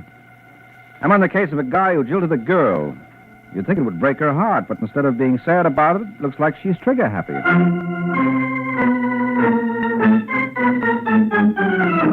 This is Ed Hurley, friends, inviting you on behalf of the Kraft Foods Company to listen to The Adventures of the Falcon, starring Les Damon. You met the Falcon first in his best-selling novels. Then you saw him in his thrilling motion picture series. Now join him on the air when the Falcon solves The Case of the Worried Wife.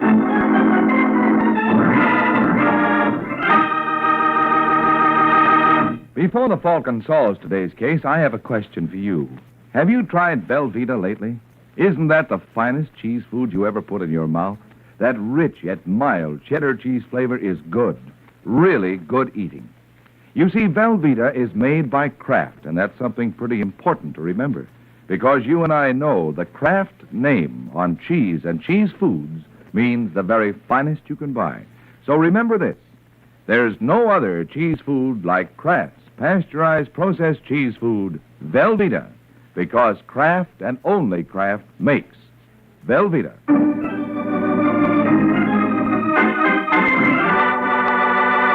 And now, the case of the worried wife. It's Sunday night in New York when pretty dark-haired Penny Layton pushes the button of an apartment overlooking the East River. While she's waiting for someone to answer, Penny opens her handbag and takes out a small pistol. She closes the bag and thrusts her right hand in with the pistol into the pocket of her fur coat and gnaws nervously on her lip as she hears someone approach the door. Yes? Are you Mrs. Sheffield? Yes. I want to see your husband. Well, what's it about? Just tell him Penny wants to see him. He'll know what it's about. All right. Wait here. I'll see what he says. I'll wait inside. But I don't know. I said I'll wait inside. All right, now you can close the door. I'll wait right here. Well, what are you waiting for? Who are you, anyway? I told you. Penny. Penny who? Ask Arnold. He'll tell you. And you can tell him I'm not leaving until I see him. Alone. All right. I'll tell him. Maybe he can explain what this is all about.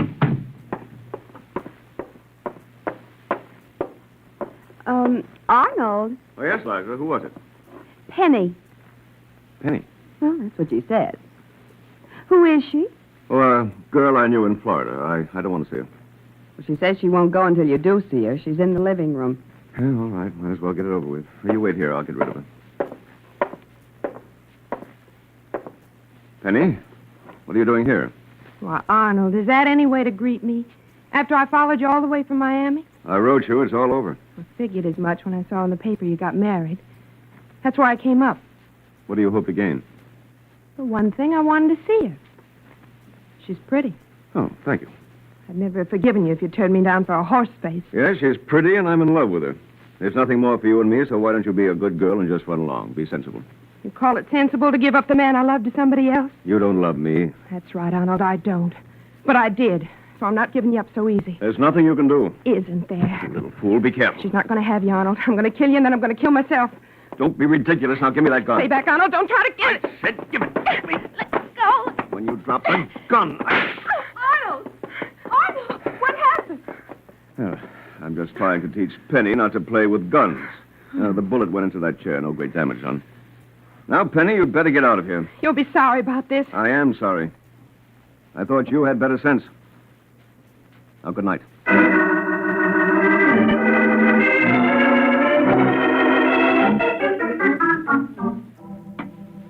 More coffee, darling? No, thanks.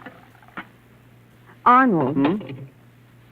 I couldn't get that girl out of my mind all night. No, stop worrying about her. But suppose she comes back. She won't come back. Well, you can't be sure. Maybe we better call the police. Why, I don't want to make trouble for her. Oh? You don't still...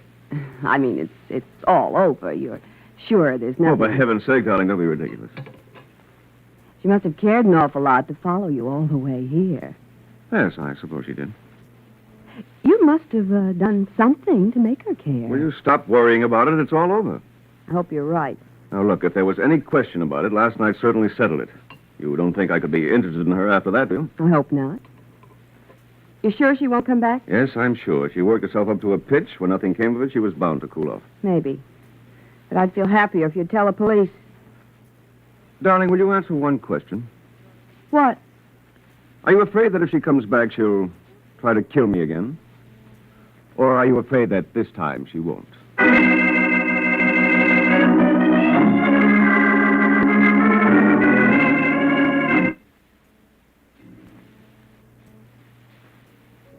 Hello, Mara.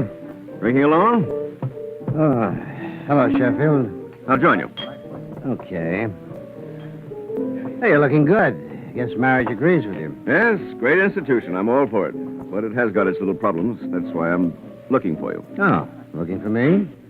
I thought this was a coincidence. No, I need my money. You need money? Millionaire playboy needs money? Well, you see, most of my cash is tied up, and I really went overboard on the wedding and the honeymoon. Huh? I always heard two could live as cheap as one. Try it sometime. I have enough trouble. Well, I hate to add to it, Mara, but I'm going to have to insist on my money. Well, I don't know what I can do. Things haven't been going so hot. I don't like to put the heat on you, but, well, your note's been overdue for a long time. I don't think it's too much to ask. That's right. You gotta have your champagne, your private stateroom. What kind of an attitude is that? Well, it's my attitude, You've see? been drinking too much. That's right. I'm just a no-good drunk. Now, look, I lent you that money in good faith. You had big ideas. It's not my fault they didn't pan out. That's right, Papa. Give me a lecture. Don't worry, pal, I will. When you're sober enough to know what I'm talking about. It'll be a long wait. It better not be. We're going to get this settled. Of course, Sheffield. We'll get it settled. For keeps.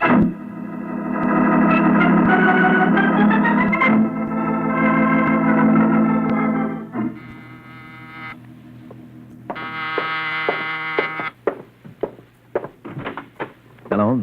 Are you Michael Waring, the detective called the Falcon? That's right. Well, thank heavens. I had the awfulest time finding you. Don't you have an office? No. Why not? Well, if I had an office, I'd have to have a beautiful blonde secretary. If I had a beautiful blonde secretary, I'd have trouble keeping my mind on my work. And if I didn't keep my mind on my work, I'd lose business. Then I wouldn't be able to pay the rent, so I'd lose the office. So I just saved myself the trouble. Come in. Thank you. Your name? Liza Sheffield. What can I do for you? My husband Arnold spent December in Florida. You didn't go with him? But we weren't married then. In fact, we didn't even know we were going to be. Mm-hmm. But while he was there, he started going with a girl, and I guess it was pretty serious. Last night she showed up in New York, and she tried to kill Arnold. Tried to? Well, Arnold got the gun away from her, and then he threw her out of the apartment. Well? I'm afraid she may come back. I asked my husband to notify the police, but he refused. He says he doesn't want to make any trouble for the girl. That's why I came to you. What do you want me to do? Well, I thought if you could find the girl and talk to her. What do you want me to say to her? I don't know. Find out what she's planning to do. Where's she staying? I don't know. Well, what's her name? Penny. Something. I don't know her last name. You don't know her name. You don't know where she's staying. You don't know exactly what you want me to say to her. This is the sort of case I love. Well, if it was easy, I wouldn't need the Falcon. I think I'd better have a talk with your husband. No. He can fill in some of the details for me. But he may be angry about my hiring you. I don't want him to know. Well, if you can't give me anything more to go on... I thought you were supposed to be such a good detective. Well, I won't argue that point. But even Sherlock Holmes wouldn't guarantee quick results with what you've given me. Well, do the best you can. What happens if Penny catches up with your husband while I'm still looking for him? She'd kill him, wouldn't she? That's right. Well, then, Angel, do I go see your husband or don't I? You win, Mr. Waring. Come on.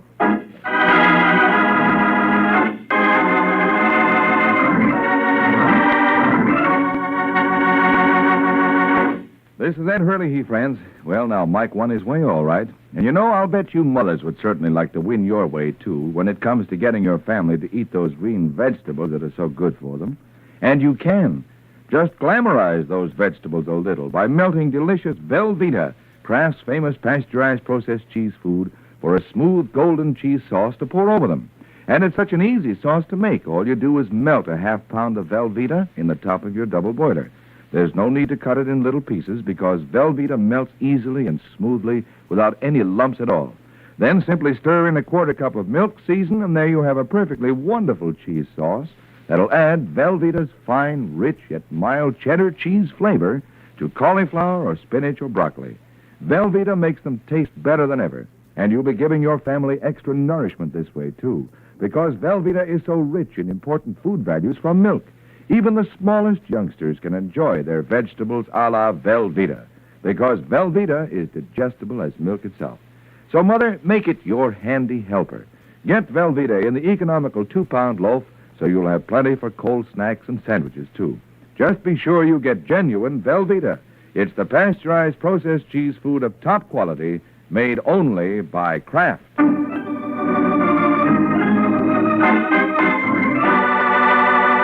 Now, back to the adventures of the Falcon. 20 minutes have passed since Mike and Liza Sheffield started for the Sheffield apartment to see whether Liza's husband, Arnold, would object to his wife's efforts to keep him alive. Now, as they approach the apartment, they see a sharp-faced little man standing at the door. Oh, dear. It's Mr. Ballard. Unwelcome guest? Very. Hello, Liza. No wonder you didn't answer the door. Have you been ringing? Yeah. Funny. I thought Arnold was home. Well, he ought to be here pretty soon. You can come in and wait, Mr. Waring. Right. As for you, Mr. Ballard, I can't see you now. I'm going to be busy. Oh, I'll wait. Call me tomorrow if you want to talk to me. Now, is that any way to treat an old friend? Please. I haven't time. It'll only take a minute. But I don't have anything for you now. Call me in the morning. Now, look, I want to get things settled. All right. Tomorrow. Now. You heard what the lady said. Tomorrow, scram. Now, listen, mister. I said scram. Okay. You don't have to get tough. I'm going.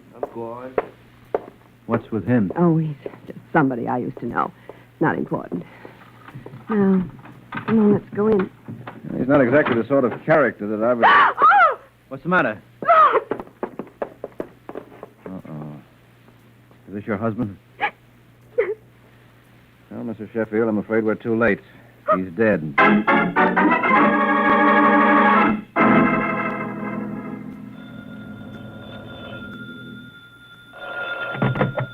Homicide, Sergeant Corbett speaking. Hello, Bright Eyes. Uh-oh, it sounds like Mike Waring. What do you know? He's a detective. What do you want, Waring? Got a corpse for you. I'm busy. Why did you have to dig one up today? I didn't dig him up. He hasn't been buried yet. The boy's sharp. Anything to brighten your day, Corbett. How soon can you get here? As soon as I finish my report. You're not the only one who finds bodies. Oh, you got another? Yeah, and I bet she's cuter than yours. Could be. Of course, she may not be as dead, but she made a good try. A suicide attempt? Yeah, I jumped out of the 4-story window. All because some guy gave her the brush. Love, it's wonderful. Did she leave a note? No, I talked to her. She bounced off an awning. Doc says she'll live. What's her name?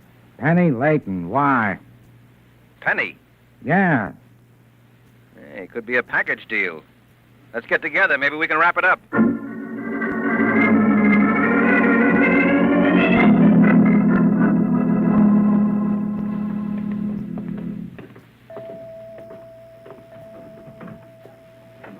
Right in here. Okay.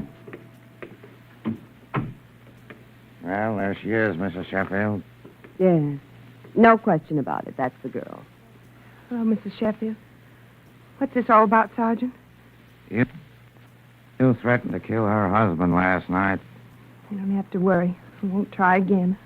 Just want to die. We know you won't try again. What we want to know is, did you? What? Did you go back to Sheffield's today? Of course not. Why do you ask that? Never mind. Come on, Mrs. Sheffield. Word.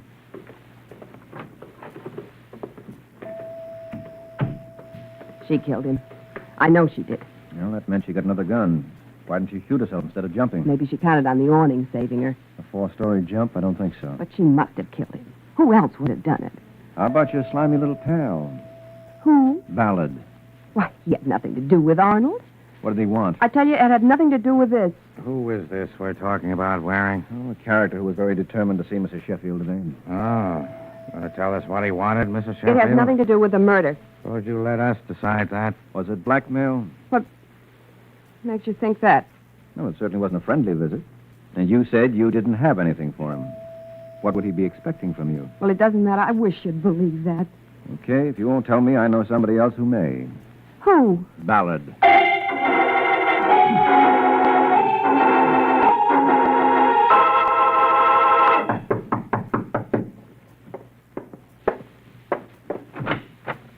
Oh, it's Liza's friend. Yeah, hello, Ballard. What do you want with me? What you wanted with Liza. Didn't she tell you? Think I came here because your company is so charming? I don't know why you came here. Who are you, anyway? Mike Waring. Oh, the Falcon? That's right. Did Liza hire you? Mm-hmm. Why? To find out a few things. Not about me. She knows about me. She doesn't know if you were coming or going when we met you at the door today. What difference does it make?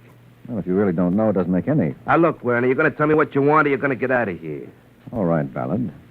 What did you want to see Sheffield about? I didn't want to see Sheffield. I didn't see him. Well, somebody did with a gun. Oh, so that's it. That's it.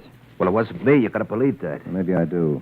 But you strike me as the sort of character who sticks his nose into things. So if you really want to clear yourself, here's a chance to put the knot on somebody else for the honor.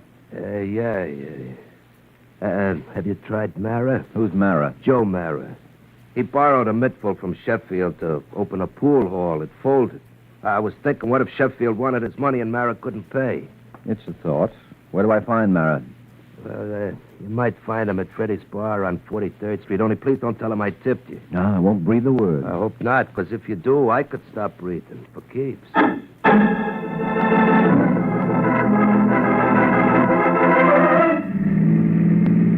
There it is in the next block. Yeah, I see it. We made pretty good time, huh? Hadn't made any better time, you'd be doing time. No, I'm fast, but I'm careful. Uh-huh. Well, don't put down your flag. If my man isn't in there, I'll be right out. Okay. Well, what if he is in there? Wait anyway. It may not take too long. Right.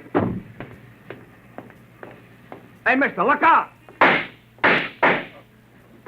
Mister, are you all right? Yeah. When you shot it, I dropped. Yeah, those shots came from that alley. Yeah, I know. You get back. There may be more. I'll go see. You see anyone? No, the alley's empty. Did you get a look at who fired those shots? No, whoever it was standing close to the building in the alley. All I saw was the hand with the gun, and it come around the edge of the building, and I hollered. Or could you tell if it was a man or a woman? I wouldn't know. Like I say, all I saw I know, a hand with a gun. I hope whoever it was thinks he got me. I'm not anxious to have him try again.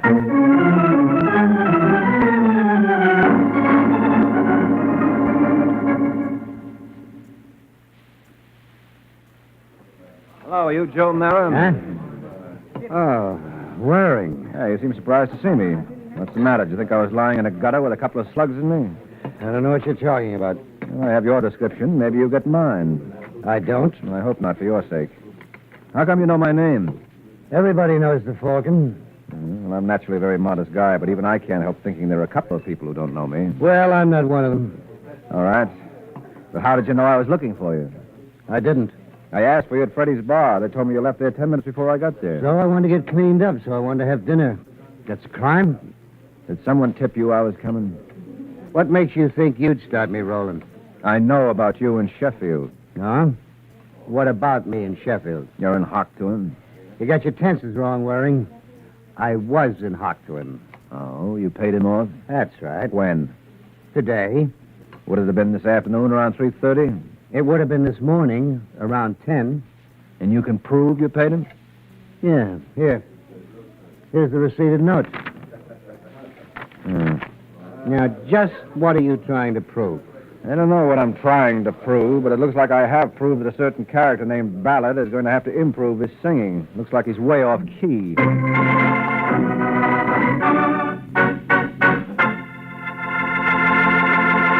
This is Ed Hurley again, friends. Well, now, maybe Mike isn't quite sure what he's trying to prove.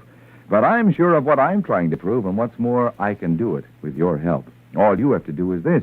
Make yourself a big, hearty sandwich of your favorite kind of bread, spread with a little Kraft mayonnaise, and filled with a good, thick slice of Velveeta, Kraft's delicious pasteurized processed cheese food.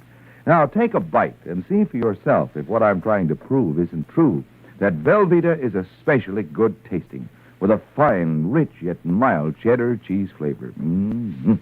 And Velveeta is good for you, too, because it's so rich in important food values from milk. These good Velveeta sandwiches are perfect for everyone, even the youngest children, any time of day, because Velveeta is digestible as milk itself. So make Velveeta your handy helper. For delicious snacks and sandwiches and for fine hot dishes, too, get genuine Velveeta, made by Kraft.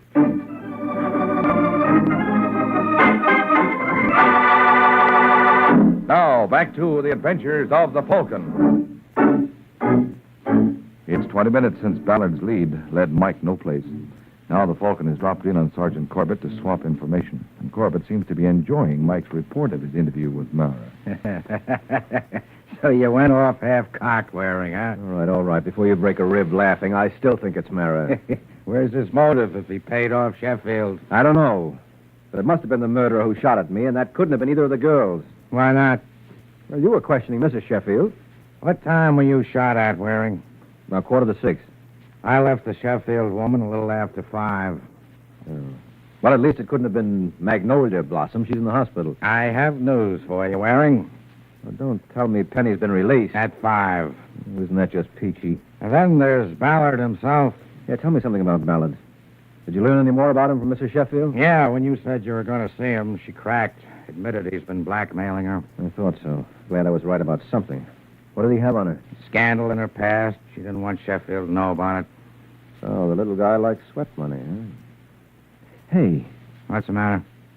The tip-off could have been to protect his pickings. What? No, we better go see Ballard. I have an idea he can give us the answers we're looking for. Yeah? Yeah. But we better hurry because we want Ballard to talk, and they say dead men don't.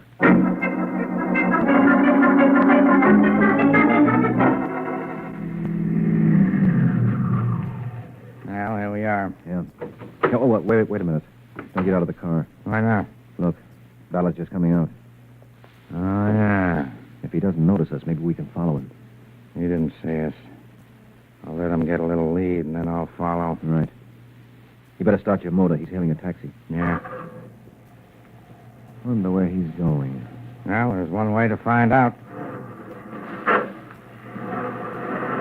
Don't want to follow too close. Hey! Of all the dumb drivers, did you see that guy cut out right in front of me? Yeah, to a police car yet. Well, never mind him. The taxi just turned the next corner. We better get going. Yeah. Hey, the guy who cut in front of you is turning at the corner, too. Is he following Ballard, too? Could be. Makes a nice parade, huh? Look behind us, Waring. Well, what for? I just wonder if anybody's following us.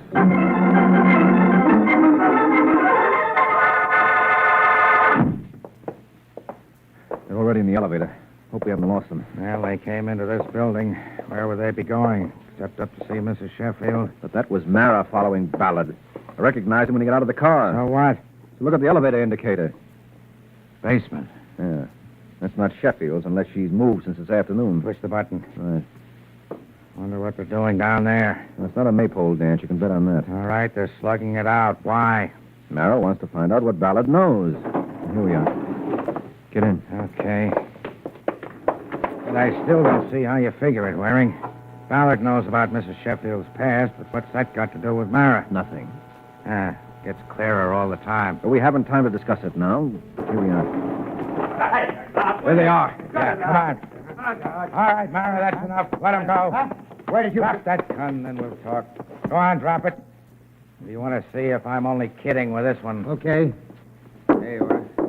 Pick it up, Waring. Now, what's going on here? He was trying to kill me. Guy's lying. I was trying to make him talk. About what? The papers say Sheffield was murdered. Waring was asking me about it.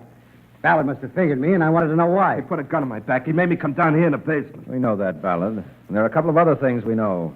That you were blackmailing Mrs. Sheffield, for instance. You can't prove that. And you forget that now that Sheffield's dead, she's willing to talk. And we can certainly prove you were at the apartment today around the time of the murder, because I saw you. I was there after the murder. Maybe.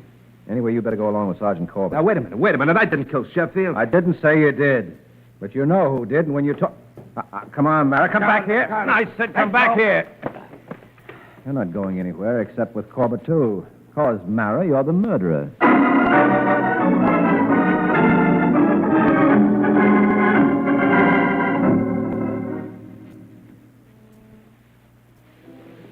Oh, sorry to spoil a little joke, Corbett. It was Mara after all. Doesn't your arm ever get tired, Waring? From what? Patting yourself on the back. Well, I'd just like to give credit where credit is due. You weren't so sure it was Mara yourself when you saw that receipt? Well, I admit it threw me for a while, but I bounced back. It's cute of Mara.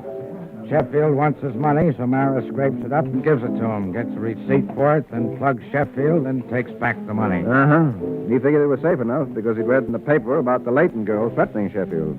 And he counted on her taking the rap. He might have gotten away with it, too, if Ballard hadn't queered the deal. Yeah, in fact, I still don't think you solved this one, Waring. You were simply lucky that by following Ballard, we happened to stumble on Mara. Well, that's what I was counting on. Yeah? Yeah, sweetheart.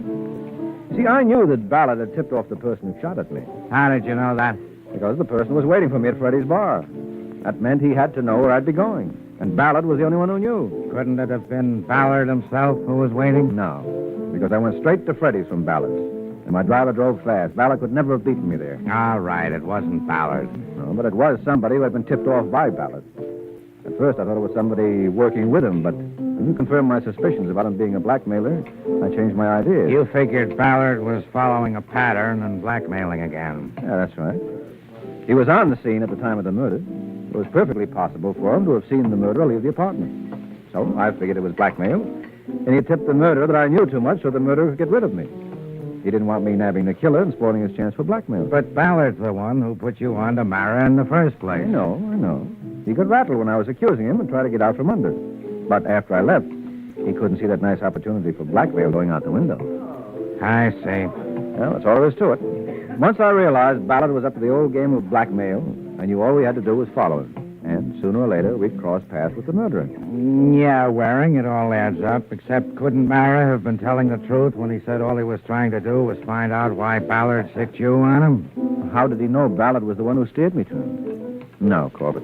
A Mara named Ballard, he put his head in the noose. You've got the wrong metaphor, Waring. In this state, it's not the noose, it's the electric chair. Well, in that case, hang around for. Good night, Corbett.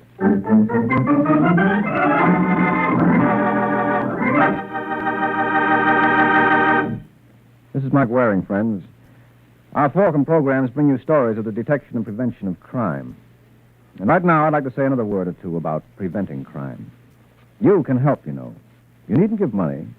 Just give your sincere support to the Boys Clubs of America. These clubs build good citizens with strong, healthy bodies and minds. Boys who are completely honest, who respect property and individual rights, and who realize that America is a land of opportunity if you're willing to learn and work and try hard. These non-sectarian, non-profit boys' clubs are operated by groups of public-spirited adults so that boys from 8 to 20 can enjoy the right kind of recreation and companionship in their own clubhouses. If you and your neighbors would like to establish a boys' club in your community, get in touch with the Boys' Clubs of America for help. Think about it, won't you? Thanks a lot.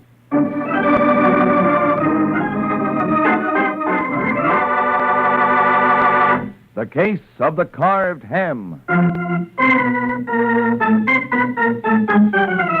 The Case of the Carved Ham. That's the title of next week's adventure of the Falcon, when Mike Waring learns sometimes a gun can change a great comedian into a bad actor.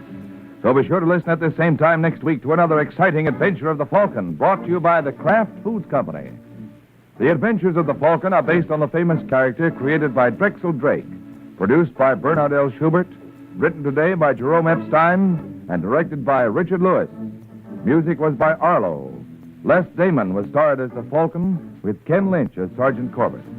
Be sure to hear the great Gildersleeve next Wednesday evening over most of these stations. In next Wednesday's broadcast, Gildy comes face to face with an hilarious problem and solves it in a way that will keep you laughing for days. Remember the show, the time, and the place. The Great Gildersleeve, next Wednesday evening, over most of these stations. Check your local newspaper for time of broadcast. This is Ed Hurley, he speaking for the Kraft Foods Company.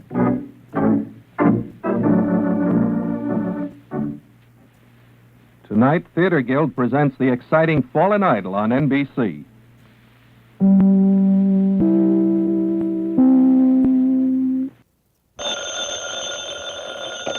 Hello? Yes, this is the Falcon speaking. Oh, Grace. Well, I'm glad you called. I'll have to cancel out tonight, Angel. I'm all jammed up. Some girl I know just brought me a very unusual proposition, and I'll be hanged if I touch it.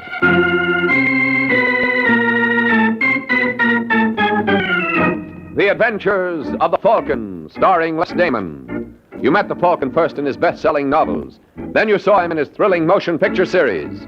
Now join him on the air when the Falcon solves the case of the talented twins.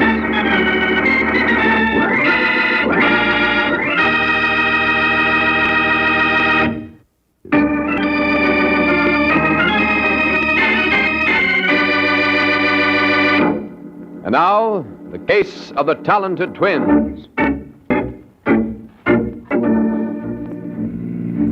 It's late evening in New York, and the yellow convertible tears down Riverside Drive. At the wheel is George Alexander, who operates the car as though he owned the streets. Yeah, Mr. Alexander is a big operator. And the blonde alongside of him knows it. You warm enough, Masha? Oh, I'm fine, Mr. Alexander. My friends call me George. Now, why don't... Oh, you passed it. Huh? You should have turned right on 76th. What for? Well, that's where I live. Oh, I'm not taking you home, Masha. Now, really, Mr. Alexander... George. The only reason I consented to go with you was because Mr. Kemp introduced us. You like singing at Mr. Kemp's club? Yes, of course. What's that got to do with it? It's got everything to do with sweethearts. I own the joint. Oh. Sure.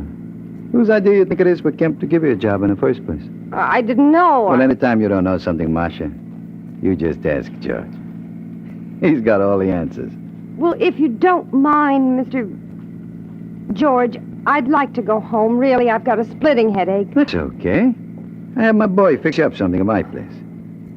Now, why don't you sit a little closer? I'm perfectly comfortable over here. Nah, it's too far away. Please, Mr. Alexander, you better look where you're going. Come on, Masha, be sociable. What do you want to sit there all by... Look out! Huh? You're going to hit that man! Shut up! You're not going to leave him lying there. Why not? He may be dead. And we can't do him any good. Let me out. Get your hand off that door, Masha. I'll let you go when I'm good and ready. And I'm not ready yet.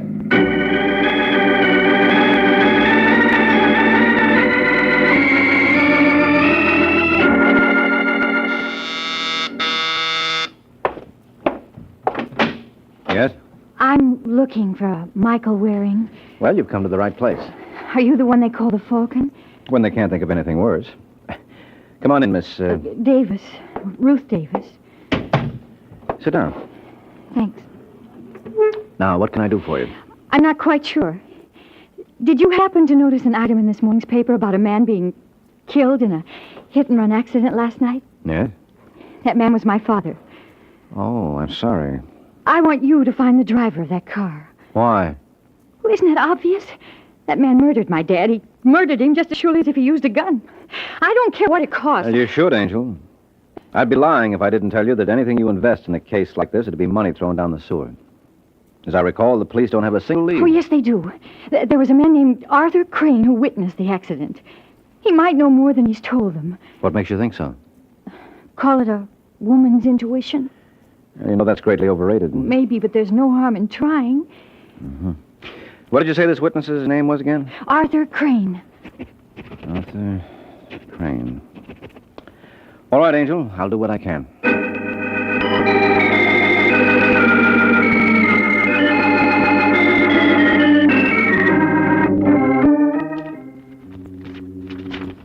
Here it is, Artie. Alexander George, real estate, 1792 Belmore. It's Elwood O6742. Wonder if that's the right Alexander. Well, it has to be. Didn't the license bureau tell you that was the name of the party who owned the car? Yep. Well, it's the only George Alexander in the book. All right, hand me the phone. What's that number again? Elwood O6742. See who that is, will you? You expecting anyone? Nope. Too early for Jack to drop around. Just a second. Yeah. You Arthur Crane? No. Well, is he in? Who is it, Pete? It's some guy who wants to see you. How do you do, Mr. Crane? How do you do? My name is Mike Waring. I'm a private detective. Private detective? Yeah, at the moment I'm working for Ruth Davis. Who? Ruth Davis. She's the daughter of the man who was killed last night in that hit-and-run accident. Oh, well, sit down, won't you? Pete, see if we got any beer on ice. Yeah. Don't bother, Mr. Jordan. Pete Jordan, and it's no bother at all. Yeah, go on, Pete. Now, what can I do for you, Waring? Well, according to the police blotter, you were the one who discovered Davis's body after the accident. That's right. I was coming home from a club date. Club date? Mm-hmm.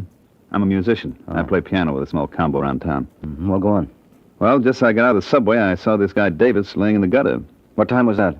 Oh, must have been around 3:15. First, I thought it was just some stew bum, you know. Until I saw that briefcase under his arm, then I realized it must have been an accident. Well, you couldn't have gotten there much after it happened. That's what the cops told me.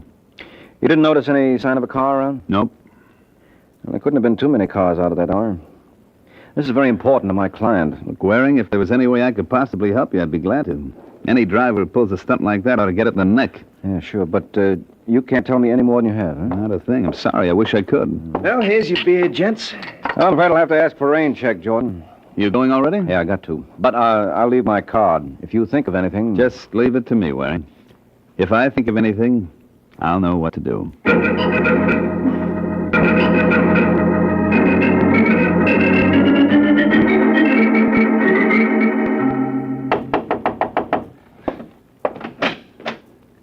Yeah? Is Mr. George Alexander around? Who wants to know? My name is Artie Crane, but I don't think it'll mean much to him. Just say I'd like to talk to him about a yellow Buick convertible. You what? Tell him I admire his taste in cars. You're nuts. Mr. Alexander doesn't own any convertible. That's not what the license bureau told me. Maybe you better come in, Buster. Yeah, maybe I better. Sit down. I'll get Alexander. Hey, that's a nifty-looking piano he's got there. Mind if I try it? Just so you don't break it.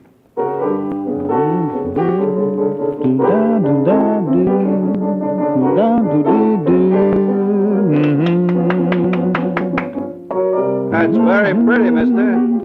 You like? Yeah. What do you call it? I've got those gimme, gimme blues. It's a very original title. I'm a very original guy, Mr. Alexander. How so? Well, 99 guys out of 100 who know what I know would have spilled everything to the cops. But not you, huh? Mm-mm. Little Artie knows when to keep his mouth shut. For instance. Keep out of this, Vince. Go on, Crane.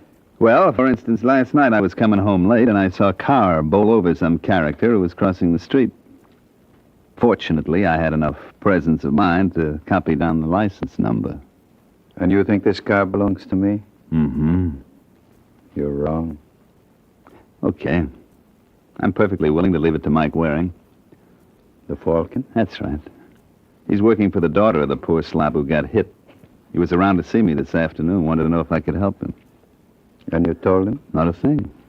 I thought I could help you more. How much more? What? Why, you dirty little... Let go. Should I throw him out, Now, George? calm yourself, Vince. Don't be so free with your hands, You shouldn't mister. blame... Vince never liked back. Well, that little pushing around is going to cost you another $5, Alexander. What? Take it easy, Vince. You think the money was coming out of your pocket. So now you want $15,000, eh, Artie? Otherwise, I go straight to Waring's and from there to the cops. Well, I wouldn't want you to make such a trip on my account. Then you better get it up. Okay, Artie. You leave it to me. I'll take care of you. And when I get through, I bet you don't complain.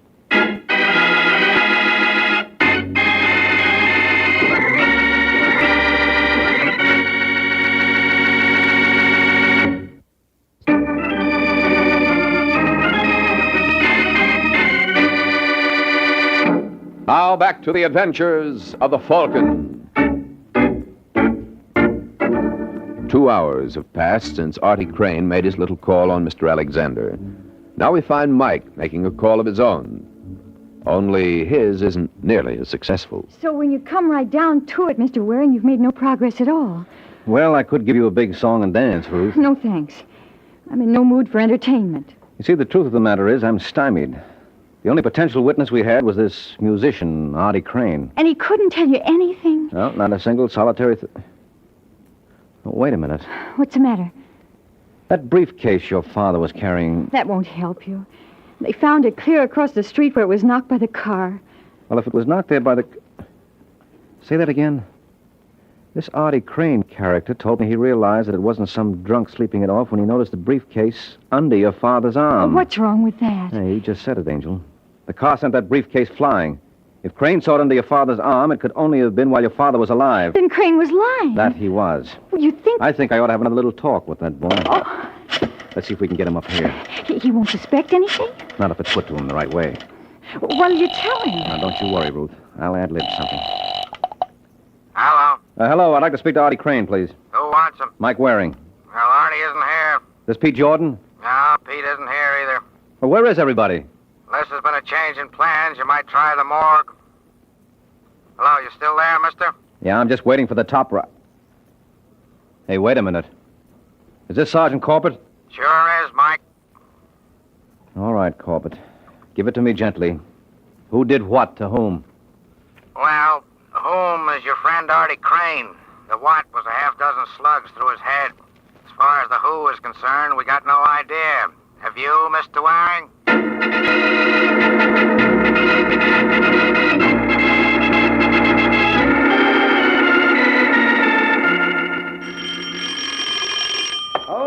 Okay, I'm coming. Hello, Pete. Oh, hi, Mr. Waring. Thought I'd drop around and redeem that rain check. Rain check? I asked for one the last time I was here. Oh, yeah. Well, I guess you heard about Artie. Mm-hmm. That his piano? Yeah. To think he'll never touch it again. Just how good was he on it? Oh, you can have the Duke and Count Basie. I'd have taken Artie any time. You a musician, too? Yeah, but I wasn't in his class. I used to sing a little. Oh. Well, how about an audition? What do you mean? Well, you never can tell, Pete. I may want to sponsor you. So let's hear how well you do in the voice department. Who killed Artie? Oh, look, you can't talk to me like that. Come on, Pigeon, sing. I did. Ouch. You wouldn't try that. If your big brother was around. Let me go. Not before we have a solo. Now, who killed Artie? How should I know? You should if anyone would. Who had it in for him? No one. Everybody liked him. Uh-huh. So one of his admirers pumped 6 slugs into his face so even his own mother wouldn't recognize him. Incidentally, how did you? There wasn't a thing on the body. Well, I found him here. Might have been a visitor from Mars. Yeah, but he had a flag tattooed on his shoulder. A patriot, no less. Who was the hit-and-run driver who killed Davis? I don't know what you mean. Yes, you do, Pete. Artie must have told you everything. He saw the car that killed Davis. No, he didn't. You know, you won't look so good singing without those dazzling white teeth. Well? There's a fellow named Alexander. Does this fellow have a first name? George. George? You mean Arthur tried to shake down George Alexander? You know him? Well enough to realize that Artie made a serious mistake trying it. Let's hope we all profit by his example.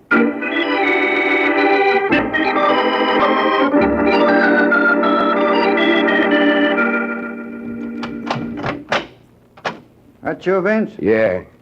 How you make out? Just look. All right, beautiful. Inside. Stop that! Inside. Hello, Marcia. You're not going to get away with this, Mr. Alexander. I told you my friends called me George. You want to be my friend, huh? No. You're fooling. Sit down, baby. You can't keep me here. You can't keep me here. You can't do this. You can't do that. Why don't you give that tongue a rest? All right, that's enough, Vince. Marcia and me, we understand each other. Well, don't we, sweethearts? What do you want? I just want to make sure you didn't tell anybody about our little ride. Get it, Vince? What about Marcia? What's the matter? Can a gentleman invite a lady up to his apartment? After all, we got you for a chaperone. All right. Hold your horses, will you? Hello, is George here? Oh, I see he is. Wait a minute, Buster. Not so fast. It's okay, Vince. This is the Falcon. He's an old friend of mine. Well, I wouldn't go so far as to say that. Oh, I beg your pardon. Am I interrupting something? No. Marcia, meet Mike Waring. How do you do? Well, generally I do all right, but I see George does even better. Cute kid, eh? Yes, indeedy. Well, if you gentlemen are through discussing me, I'll say good night. Hold it, sister. He's got her hypnotized. Vince just thought maybe I want to tell her something. It's okay, Marcia. I'll give you a call later. All right, George. You wish you were in my shoes, eh, Mike? Hardly, George. I wouldn't care to face a murder rap. I'm afraid I don't understand you, Waring. Well, it stems from the manslaughter charge. Manslaughter? Mm-hmm. For killing Ralph Davis with your car last night. You know, Mr. D.A. could tell this story very effectively. It's got a wonderful moral, how one crime leads to another. Now, the opening scene would show you driving along. Get out. Well, you might let me finish, George. It's got great dramatic possibilities. You heard him. Get out. Who's this, little Sir Echo? If you're not out of here by the time I count three... You mean you're not interested in how my little script ends? No. And you keep up like this, Mike, and you won't be around for the end.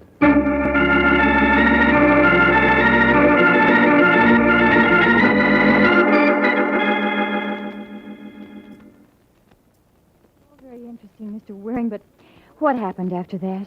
That's all there was, Ruth. You mean you know who killed my father and you let him go? I mean, he let me go. He bought you off. No, wait a minute, Angel. Sure, I was a fool not to see it before. Well, we'll see what the police think about... Sit down. Oh, You listen to me, Ruth. I walked out on Alexander because there wasn't a thing I could do. you know he ran over my father. Yeah, sure I do, but where's our evidence? There isn't any way I could tie it to him. The only witness was murdered. Well, Well, what? you know he murdered Arthur Crane. Can you prove that? Well, it stands to reason... Look, Angel, you can build as good a case against several other people. Who, for example? For example, you. What? Sure. You knew Artie Crane could identify the man who killed your father. And when he refused to give you any information, you murdered him.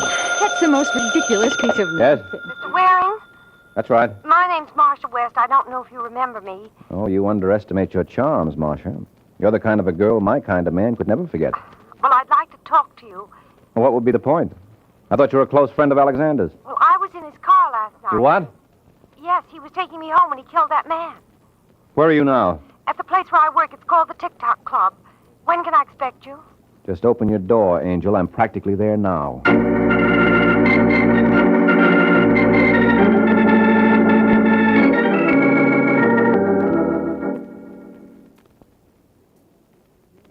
Come on, you creep. Snap into it. We haven't got all night. The show goes on in a few... Yeah, what do you want, mister? Where's Marcia West's dressing room? The first one on your left. This one here? Yeah, that's right. I don't keep her too long. She's on in 10 minutes. Come on, girls. Don't stand around. Marcia? Marcia? She ain't here, Waring. What? No, just stay like you are, Falcon. Lock the door, Vince. All right. Where is she, George? Where is Sue? Marcia. She called me from here not more than 15 minutes ago. You say, Vince? Was it that old hag with the mop? You boys ought to try television. That's a great act you've got there. I'm glad you like it. What did Marcia tell you on the phone? Who? Don't be smart. And I just wanted to show you that two could play that game. What'd you tell you? Enough. You know, I wouldn't need much excuse to paste you one right now, Buster, so don't tempt me. What do you say, Mike? I say you boys aren't very smart. There are a dozen people out there. And they all work for me. So start talking, pal. Why, you... Careful, chum. Now, why you want to knock him down for Vince? You only got to pick him up again. That's all right, Alex. I'm in very good shape. I can keep this up all night.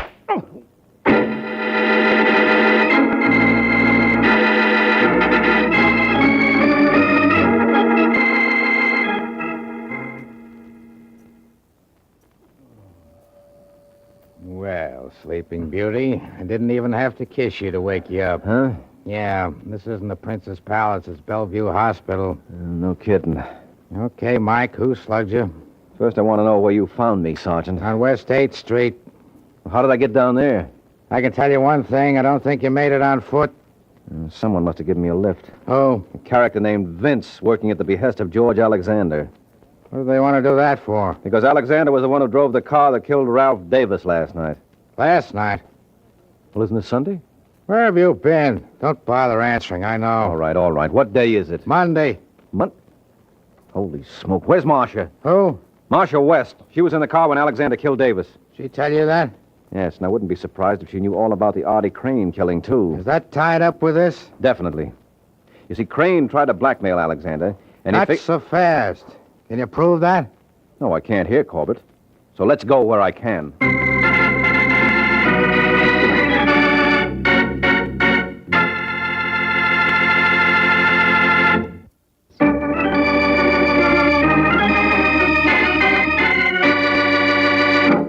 Now back to the adventures of the Falcon. A half hour has passed since Mike Waring set out with Sergeant Corbett to try to tie the case together. Their destination, the apartment of George Alexander. You're a pretty sick man, Waring. You don't know what you're saying. No, it's no use, George. We've got all the evidence we need. Right, Sergeant? Right. So why don't I hear from the district attorney? You will, shortly. You're still bluffing, Mike. Admit it. All right, then how do I know you paid off to Artie Crane? You know? Yes, and I can prove it. How about that, Mr. Alexander? Well, you see, it's like this, Sergeant. It was no shakedown. I gave Artie the money. Oh. Because you were impressed by his musical talents and wanted to see him further his career? Why, Mike, you take the words right out of my mouth. Oh, no. Something wrong? You don't think the DA will buy that? Why not? If it's okay for me to help young ladies interested in musical careers, why not young men? Sounds logical. Oh, come on, Corbett, be smart. You don't believe that? I didn't say I did. I just said it sounded logical. That's all I ask. Where's Vince? Why? I want to talk to him. You're going to have a long wait. Vince leave town Friday night. Friday? Yeah. Uh-huh. I suppose that was his double who bounced me around backstage at the TikTok Club on Saturday. I don't know what you're talking about. Yeah, sure. Next, you'll say you never heard of a girl named Marcia West. Of course I have. Oh, sweetheart. You call me, George? Marcia. Is this the girl you mean? All right, never mind the act, George. Listen, Marcia. This is Sergeant Corbett. I want you to tell him everything. Everything? Yes, beginning with your call to me on Saturday night. My call to you? Don't you remember? I don't see how I could be expected to, Mr. Waring, seeing this is the first time we've met. What? But it's been a real pleasure. Let's do it again sometime.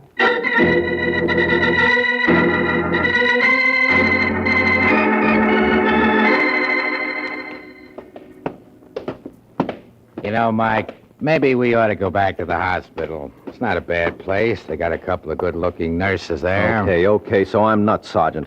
But just humor me a couple of minutes more. I still don't see what you're going to accomplish with Pete Jordan. I tell you, he knows that Artie Crane went to see Alexander. That still don't prove anything. Crane could have gone to see Alexander for a million reasons. Well, suppose Pete's willing to swear that he... Yeah? Well, if it isn't the gay troubadour. Hello, Pete, remember me? Now, look, Waring, I'm busy. Yeah, sure you are. This won't take much of your time. Didn't Artie Crane tell you he saw the car that killed Ralph Davis in that accident? Well, didn't he? Yeah. Get your coat, Jordan. We're going downtown. Now, don't rush him, Sergeant. You might break the spell. As long as Pete's in the mood for singing, maybe he'll be willing to croon you something else. I told you everything I know. Not quite. There's one song you forgot.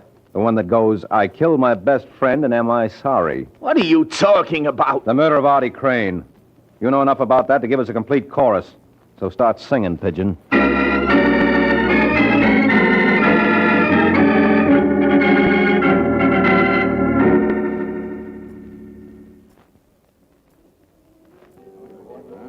Well, girls, that's the whole story. Alexander goes up for manslaughter and Pete Jordan for murder.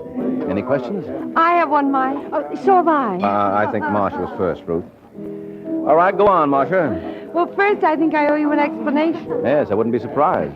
Well, Alexander made me say I didn't know you. He and Vince caught me phoning you that night. Yes, I figured as much. I was afraid of what he might do, not only to me, but to you. Well. I thought she had a question to ask. Oh, well, all I wanted to know is what made you suspect Pete Jordan. Very simple thing, Angel. As you recall, when the police found Artie, there was nothing on him. So? So the question arises, Ruth, what happened to the hush money Alexander paid him? I don't get it. I pulled one bluff on Alexander that worked. The only reason he admitted giving money to Artie was that he thought I could prove he did. And you couldn't? No, because there was no money found on the body. And it stood to reason that Alexander and Vince didn't remove it. Otherwise, they would have known I was bluffing. So I figured maybe this was just a plain, everyday murder for money. And once you realized that, it was just a matter of picking out the only party who had the opportunity. That's right. And that gave me Pete Jordan. But I'll tell you one thing this business taught me. What? Never take a case where two beautiful women are involved. Makes for complications. How so? Well, it's too much of a good thing. You know the old saying, two's company, three's a crowd. He's got a point there, Ruth. He certainly has. Oh, now, don't fight. I'm sure we can settle this peaceably. I'm sure we can. That's the spirit. Now, how are we going to work it? That's easy. Mm-hmm. Good night, Mr. Waring.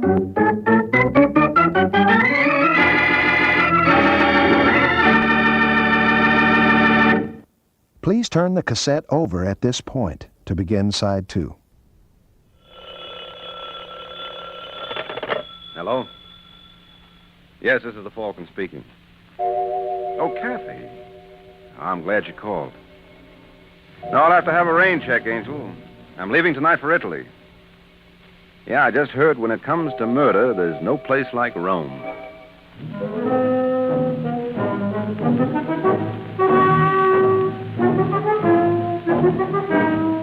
Once again, the National Broadcasting Company brings you the transcribed Adventures of the Falcon, starring Les Damon. The Adventures of the Falcon, dedicated to private investigators everywhere. Those hard-hitting detectives who, like Mike Waring, risk their lives to aid law enforcement agencies. So join him now when the Falcon solves the case of the running waters.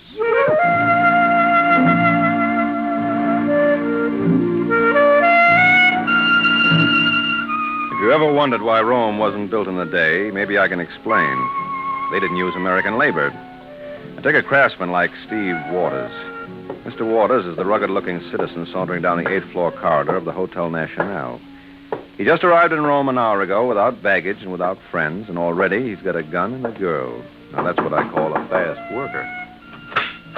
Yes, You Marie Antonescu? that is right. Well, I must say, this is a pleasure. I'm Steve Waters. I beg your pardon. You never heard of me? No, Well, that's funny. I'm an old friend of your family. Matter of fact, I just saw your father yesterday. you saw my father. Yeah, and he sends his love. Oh, but that is impossible. My father is in Bucharest. I do not understand.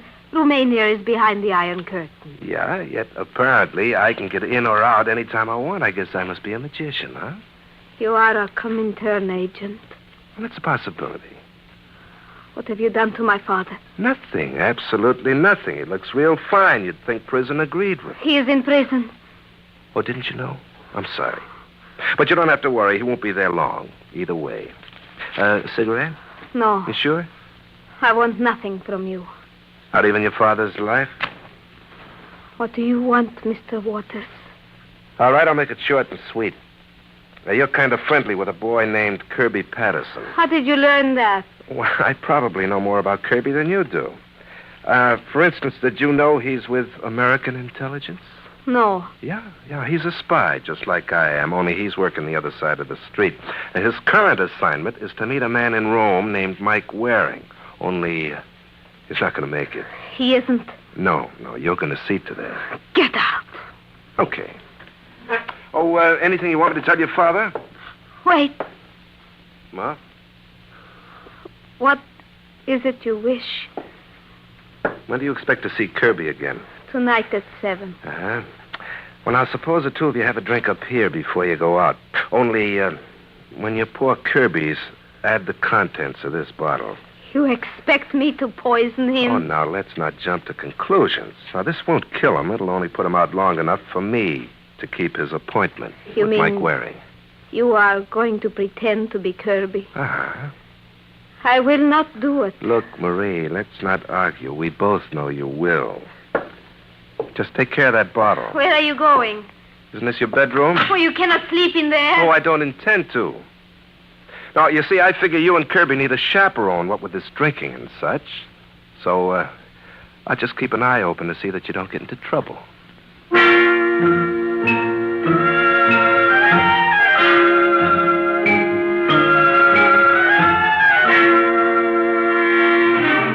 Marie, I don't like the way you look. You sure you feel all right? I feel fine, Kirby. What makes you say such a thing? Well, your hands are like ice. I'm going to get your coat. Where is it, in the bedroom? Don't go in there. What's the matter? I hate to be treated like an infant, that's all. Someone would think I was helpless. Yes, but you've got a chill. I tell you I'm all right. I just need a drink. All right. Where do you keep the... Never mind. I'll fix it myself. You're not going to let me do anything tonight. What will you have? Scotch on the rocks. Kirby, you know I love you. Well, I certainly hope you do. I would die if anything happened to you. Now, what brought that on? I just hope you understand. Sometimes we cannot help ourselves. Okay, Marie, let's have it. What are you trying to tell me? Nothing, darling. Here's your drink. Thanks. Well, salute. Salute. Hey, where'd you get this stuff? Is something wrong? It's got a peculiar taste. Oh, it's your imagination. How do you know? You haven't even tasted yours. Oh, no, it is fine. I still say it's got an off taste. Here, you try Oh, mine. you're trying to be ridiculous. They were both poured from the same bottle. What are you getting so steamed up about? All I said was... Marie, What is it? I don't know. I can't catch my breath. Maybe if you sat down. Get me some water. Yes, darling. Hurry, honey. I feel like I'm gonna... Kirby! You wake the baby. What have you done to him, Walter? What did I do? I'm just an innocent bystander. He's dead. No. He's going to be fine. Now, why don't you just sit down and relax till Mike Waring's train pulls into Rome, huh? Oh, I sure hope it's on time. We'll have to give Kirby another treatment if it's late.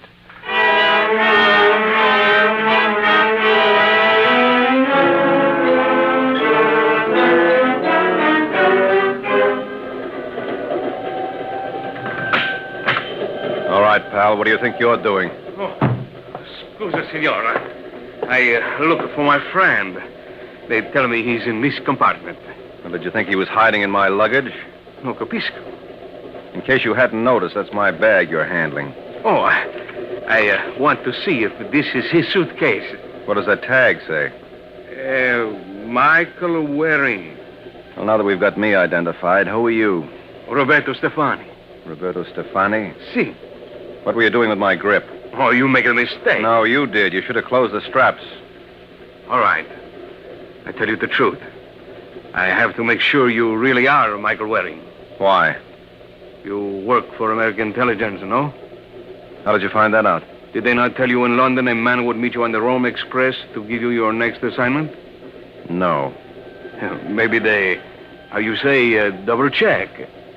You are to go to the Hotel Nacional and meet Kirby Patterson there. Am I right? Keep talking. You are supposed to deliver some information to him which can be used by our friends in Romania. How come you know so much? I work for American intelligence, too. That's pretty good. You do not believe me? Oh, what a question. Senor Waring, please. Now, stand still. Oh, so you pack a gun, huh? Naturally. In our work. Yeah, tell me more about your work, Roberto. I see your dues are paid up through August. Huh? Well, isn't this a membership card in the Italian Communist Party? Oh. Well, I can explain this, senor. Yes, I'll bet you can. Tell the comrades I enjoyed my entrance to Rome, only next time let me choose my own welcoming committee.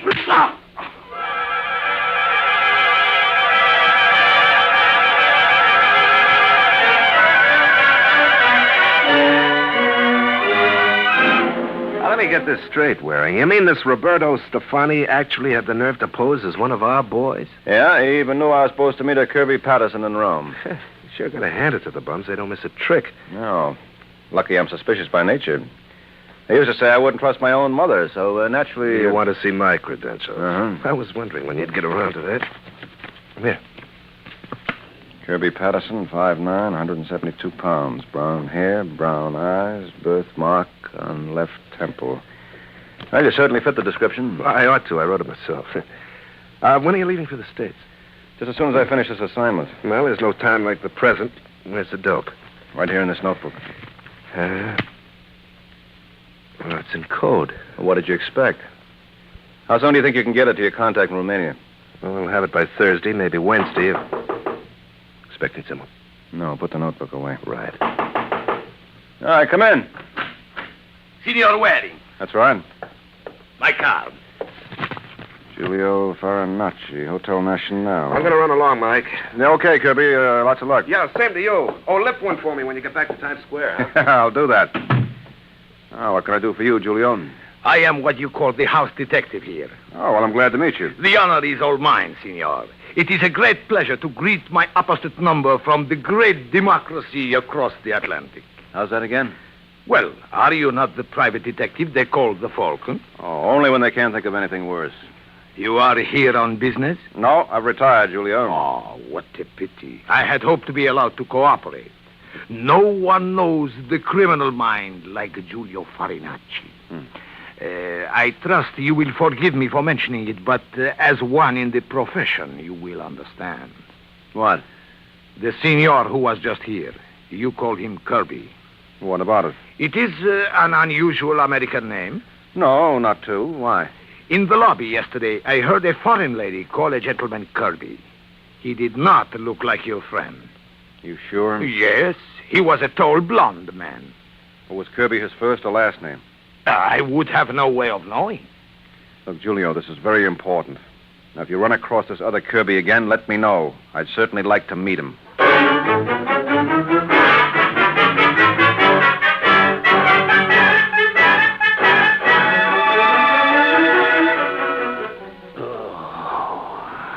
Signor Waters. What's the matter with you, Roberto? Can't you see I'm busy? But the Signor Patterson here. He is opening his eyes. Oh, it's about time, too. Give him some water. Here, Signor. Huh? Drink. Hiya, Kirby. Who are you? Well, generally, I go under the name of Steve Waters. Steve Waters? Yeah, although lately I've been using yours. I don't understand. Oh, your headache? Yeah. Where's Marie? Marie? Marie Antonescu. Isn't this her room? Yeah, now that you mention it, I believe it is. Where is she? Oh, one of my associates took her for a ride. I didn't think this was any place for a woman, especially if we wanted to have a little man talk. You recognize this? No. It's a notebook I got from Mike Waring. Mike Waring? Yeah, only it's in code. Would you happen to have the key? Let's see that. Mustn't touch. I got a Mickey. Hey, did you hear that, Roberto? He thinks he was drugged. But who would do such a thing? Well, I wonder.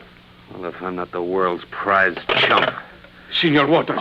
Well, I put down that phone, Kirby. Operator. Look, boy, don't make me do something you'll be sorry for. Operator. Signor Waters. Hang up the phone. But he is dead. Well, then he certainly won't want to use it. Hang up, Roberto. We got work to do.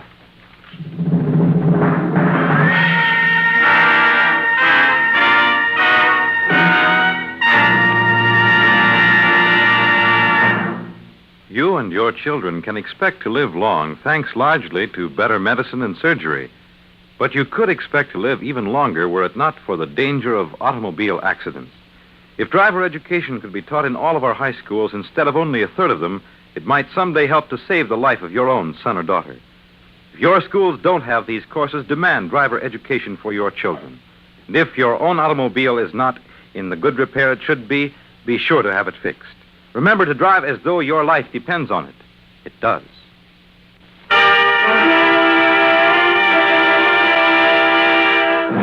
Now back to the adventures of the Falcon.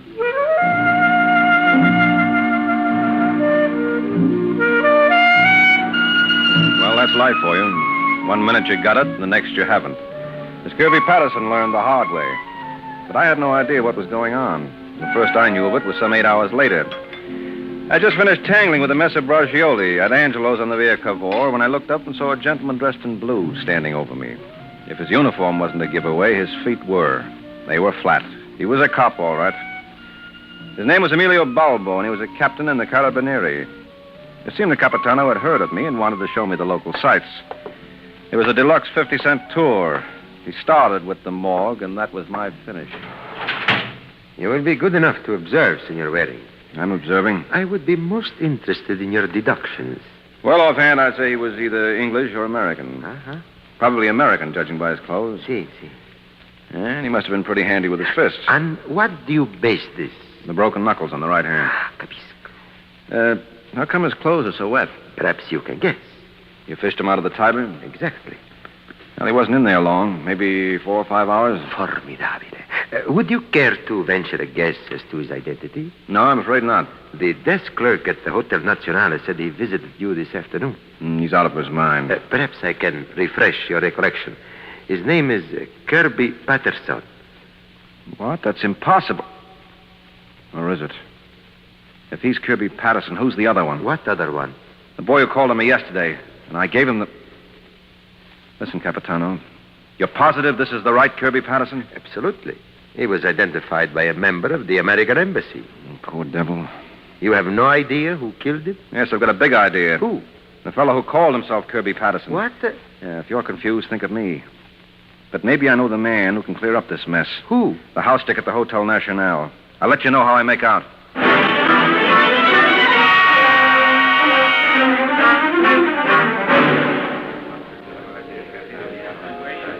Some more Chianti, Signor Waring? No, thanks, Giulio. Right now I have more pressing problems. My ears are at your command.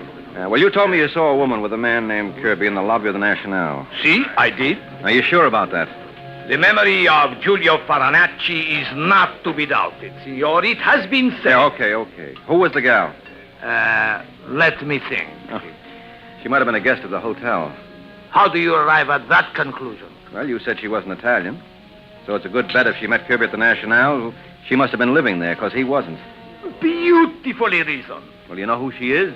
It escapes me at the moment. Okay, we'll start with the hotel register. That ought to give us a lead. Wait. I believe I know the very woman. Yes. Suite 813, Marie Antonescu. Marie Antonescu? She's from Romania, I believe. Thanks a lot, Giulio. Perhaps I can assist. No, you've done your share. From here on, it's up to me. Let's hope I do as well.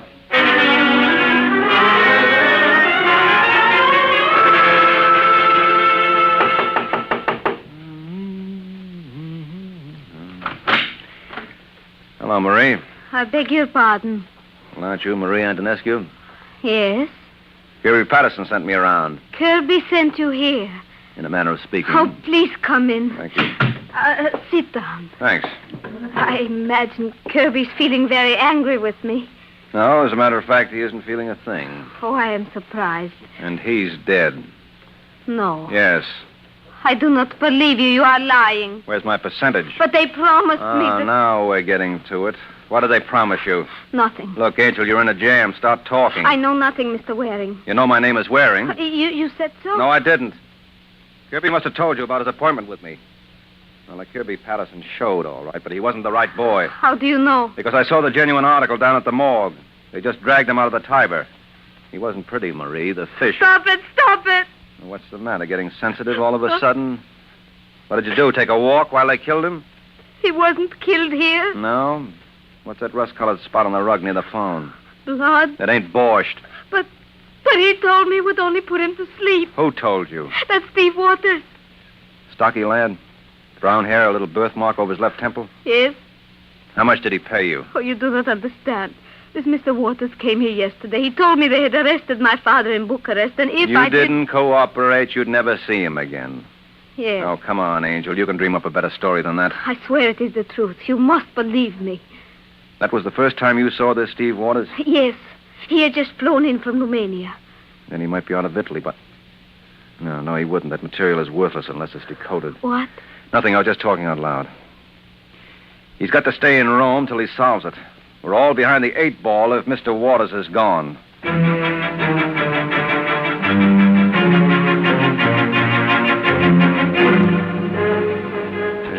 2 equals A. 17 is I, and 23 would have to be O. No, that doesn't work. There ought to be some... That you, Roberto? Si, Signor Waters. Wait a second. I bring you something to eat. Well, put it down on the table. What do you got there? Pasta, lasagna, vino. Ah, looks good. My wife make. Well, my compliments to the little woman. Senor Steve. No. You know they are looking for you. Do tell. They ask questions everywhere. My wife, she's very nervous. We have a little one on the way. Well, what's your excuse? Huh? You're nervous, too. Yeah, maybe you should be. Because when the chief hears about Mike Waring nabbing you on the Rome Express with a party card in your pocket... You would not tell him. It would kill me. Senor, I beg of you for the sake of my wife and my children. Yeah, we've got to consider them. Yes. Well, my youngest is only 2 years old. Yeah, and you've got another bambino on the way. Si. Well, that does raise a problem. I got it, Roberto. Why don't you quit the party? You think the chief would let me? Well, of course. What didn't you know? The party's like a social club. You can resign whenever you please. Sure. Yeah, just let me talk to the chief. I can guarantee your troubles are over.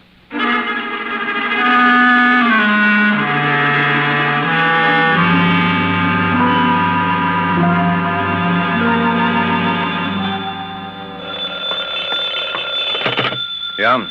Signor Waring, That's right. Giulio Farinacci at your service. What did you find out, Giulio? Your friend, Stephen Waters, came to Rome by way of Berlin. Berlin. There is no airplane service direct to Bucharest. He had a return ticket. What's the next flight out? Tomorrow morning at 11. Well, then there's a good chance that Waters might still be in Rome. Yes, he is. According to my information, he is living with a despicable type named Roberto Stefani. Roberto Stefani. That's the comrade I ran into on the Rome Express. What's the address? Corso Vittorio, number 23. Got it. Thanks a lot, Giulio. You're the greatest house dick this side of 42nd Street. Anytime you want a job at the Waldorf, let me know.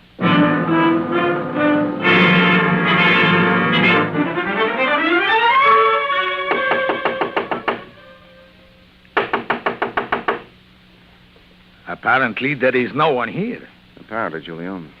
Could it be my informant misled me? Well, let's find out. Wait. Signor Waring, what do you call that? Well, in English, they call skeleton keys. Anyone coming up the landing? I do not like this. It is against the law. So is murder. You think they take an oath not to use soap and water when they join the Communist Party? Those things they consider unimportant. What's behind that curtain? Oh, that is where they sleep. Signor. Yeah? That is Stephen Waters? That was Stephen Waters. He's dead. Yeah, well, I didn't think that extra hole in his head was for ventilation. We should not be here. All right, take it easy, Giulio. I want to look around. He had some papers that belonged to me. Help me turn them over. If the signor will excuse me. Oh, what do you know? Here's a little item that did the trick. It is a German Luger. Yeah, that's what it is. Got a handkerchief? I do not think the Carabinieri will approve of this. No, I do not think they will. You're well. We'll meet again, eh? Yeah, I know this sounds antisocial, Capitano, but you're the last man I wanted to see. My entrance was a trifle premature. A trifle? What a pity.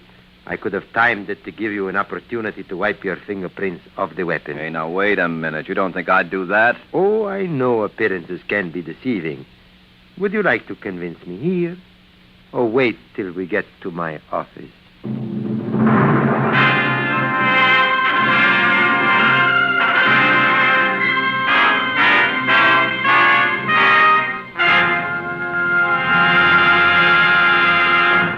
Every day last year on the highways, an average of 103 Americans like yourself or those in your family were killed in automobile accidents. But a lot of highway deaths don't seem to bother us much unless someone in our own family is killed. You can do your part in helping to fight disaster on the highways by being a safer driver and by working in your community and state for strict law enforcement that means safer traveling for all of us. At all times, you must remember to drive as though your life depends on it. It does.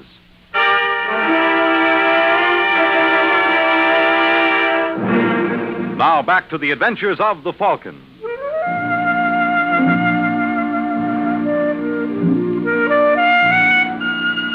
If you know anything worse than being discovered standing over a cold corpse with a hot gun in your hand, I'd like to hear it. Just drop me a line in care of the Italian police in Rome. They'll know where to reach me. They don't have far to travel. Let me congratulate you, Signor Waring. You relate a very interesting story. So help me, it's the truth. Ask Giulio here. Si, Capitano. I take an oath he does not lie. I was with him every minute of the time, from the moment... Excuse me, please. Barbo qua. Si? Si. Capisco. Hai fatto benissimo. Sono molto gradito, grazie. Signor Waring, my apologies. Huh? You too, Giulio. I do not understand. Well, that makes two of us. You will be pleased to learn we have solved the case. You have? You are interested? Vitally. Back. The murder of your colleague, Kirby Patterson, is no mystery. He was killed by the communist agent, Steve Waters. Agreed? Agreed. But who killed Waters? You care to venture a guess? Yeah, Roberto Stefani. Wrong. It was his apartment. But Roberto had no reason. The death of Waters was motivated by revenge. I don't see it. You are forgetting the woman in the case, Marie Antonescu. Marie Antonescu? She was in love with Kirby. And you think she killed Steve Waters? Yes. Never. Then how do you account for the fact that the murder gun belongs to her? What? And her fingerprints were found on the bed near the body? Well, there must be some mistake. I hope not, for your sake, senor. If there is, we shall have to return to you. But let us see what the lady has to say for herself.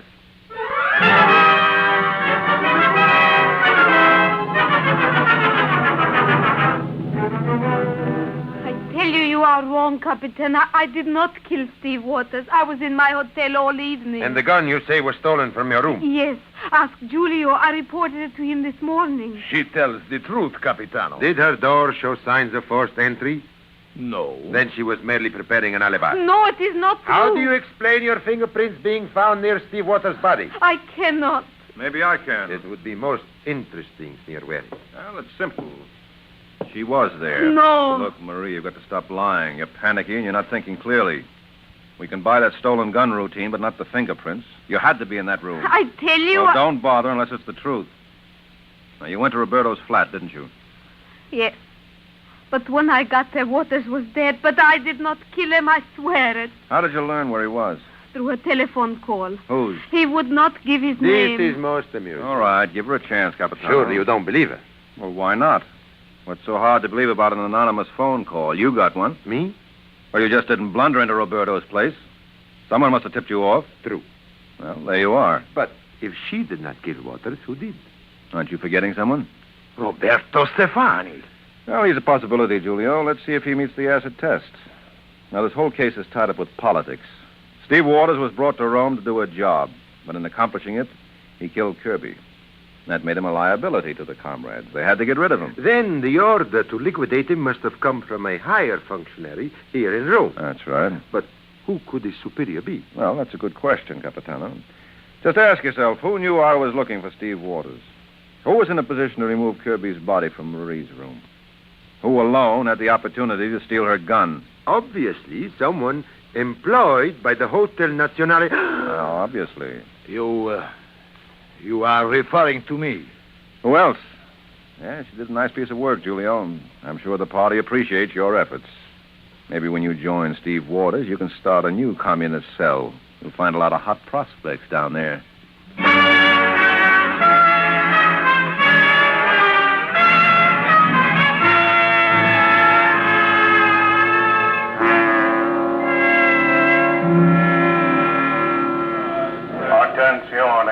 Attenzione, volo numero 91 da Roma a Berlino, cancello numero 5. Your attention, please.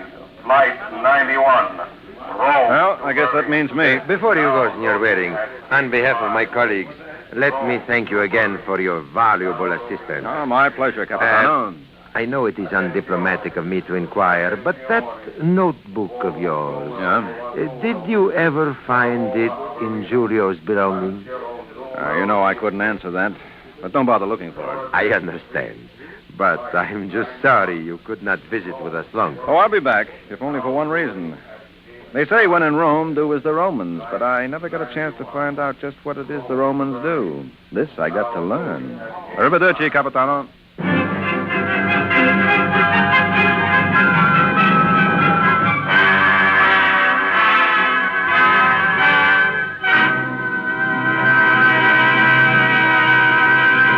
The Case of the King of Clubs. The Case of the King of Clubs. That's the title of next week's adventure of the Falcon, when Mike Waring learns that when trumps are led, the game can be murder. The adventures of the Falcon are based on the famous character created by Drexel Drake, produced and transcribed by Bernard L. Schubert, written by Eugene Wang, and directed by Richard Lewis. Les Damon was starred as the Falcon with Susan Douglas as Marie. This program came from New York. Fred Collins speaking.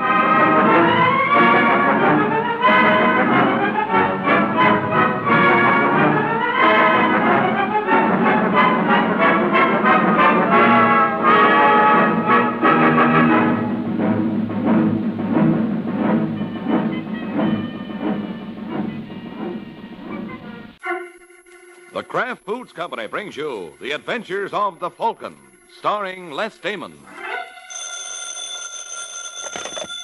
Hello? Yes, this is the Falcon speaking. Oh, Alicia. I'm glad you phoned. No, I'll have to pass, Angel. I'm all tied up on business. Some boy I know has a sure thing going, and he feels that together we ought to make a killing.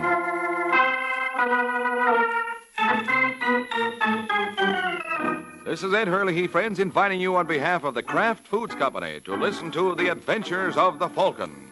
You met the Falcon first in his best-selling novels. Then you saw him in his thrilling motion picture series. Now join him on the air when the Falcon solves the case of the nervous shakedown.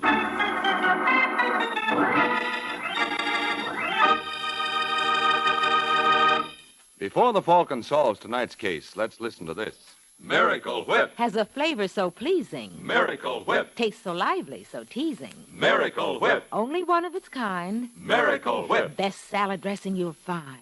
Miracle Whip tastes really good. Not too sharp, not too mild, but just exactly right. And Miracle Whip tastes different, too. Different from any other salad dressing.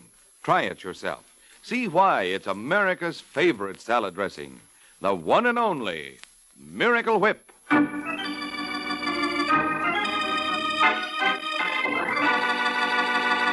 And now, the case of the nervous shakedown. It's Wednesday evening in New York, and a seedy-looking character named Ozzie Miller walks into Blake's, a small bar and grill off 3rd Avenue. Then, spying a familiar face at the bar, he strolls over with an assurance he hardly feels. Hiya, Mr. Quinn. Huh? Cold out tonight, ain't it? But it must be... What do you want, Miller? What's the matter? Can I buy you a drink? You buy me a drink? Yeah. That's a switch. What do you intend to use for money? Don't worry about that, Steve. Steve? Hey, huh? Blake, how about a little service down here? What you drinking, Steve? Look, you crumb, who do you think you're kidding? But you think I ain't got no money. Take a look at this. That's quite a roll. There's a lot more where that came from. Where'd you get it, Miller? That happens to be a little Ozzie's business. Hey, Blake, we're gonna get some service here, but me and my friend have to go elsewhere. For my part, you can go jump Lay off right... Blake. Yeah, sure, Steve. Hurry it up, hurry it up. You know what I was thinking, Steve? Nope. You ain't seen that blonde anymore, are you? Oh, you mean Francine Walker? Yeah. I was wondering if you'd be sore if I, Tried to date her? If you mind, Steve, just say the word. Of course not, Ozzie. You think she'd go out with me? Well, I should be crazy not to. How'd you like me to fix it up for you? Would you? For a pal? Anytime. I tell you what. Let's go in the back, and I'll phone her right now. Blake. Yeah. Mr. Miller and I are going in the back, and we don't want to be disturbed for anything. Yeah, well, what if... I said for anything. Sit down, Ozzie. You want a dime? What? For the phone. Oh, yeah. You want me to call Francine? And what are you going to tell her? Well, that all depends, Ozzie, on how much you tell me first. How much was in that roll you just flashed? What do you want to know for? Just curious. I bet you had $500 there. Look, Quinn, if you don't want to call Francine for me, just say so. Where'd and you I'll... get that money? That's for me to know and for you... Hey, keep your hands to yourself. Where'd you get that dough? I found it. Don't lie to me, you punk. Hey, let me go. I'm going to get the truth if I have to break every bone in your body. Personally, that's the way I'd rather do it.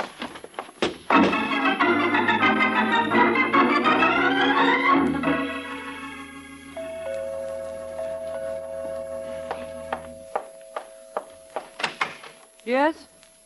Say, this is going to be more fun than I thought. I beg your pardon. Are you Laura Sherman? That's right. Well, I'm very glad to know you, Miss Sherman. My name is Steve Quinn.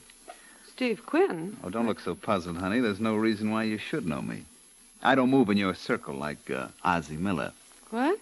Well, you know Ozzie, of course. He's a swell guy. Hey, why don't I come in? I can think of 100 reasons, Mr. Quinn. Oh, you don't really mean that. Now, look, if you're not out of here in 2 seconds... What'll you do, call the police? Oh, I take it then you don't mind if I stay. What do you want? Just a chance to get acquainted. Hey, that's an original Picasso up over the fireplace, isn't it? How would you know? Oh, you'd be surprised at the things I know, Laura. Now, I'd say you were strictly the 20-carat type. That's what I just finished telling Ozzie. Now, look, if you think you're going to get any money out of me... That's what I had in mind. Did you ever consider working for it? Well, it's too obvious. Anybody can do that. Well, you're wasting your time, Quinn. You know, I had a feeling you were going to say that. Did you? Mm-hmm. So it's lucky that I'm prepared with an answer. Now, Ozzie said if you got difficult, to mention Brooklyn and the date December 31st. What's that supposed to mean? You're in the best position to know. How much do you want? A check for $1,000. I can't afford it. Not if I have Take care of Miller? Oh, don't you worry your pretty little head about him. He won't bother you anymore. Hey, you want a pen? Now, be honest. Isn't it nicer to deal with me than Ozzie? I think I'd rather be blackmailed by him. You'll get used to me, Laura. If you don't, it'll be my own fault, because I'll certainly give you every opportunity. Oh, make that payable to cash, if you don't mind.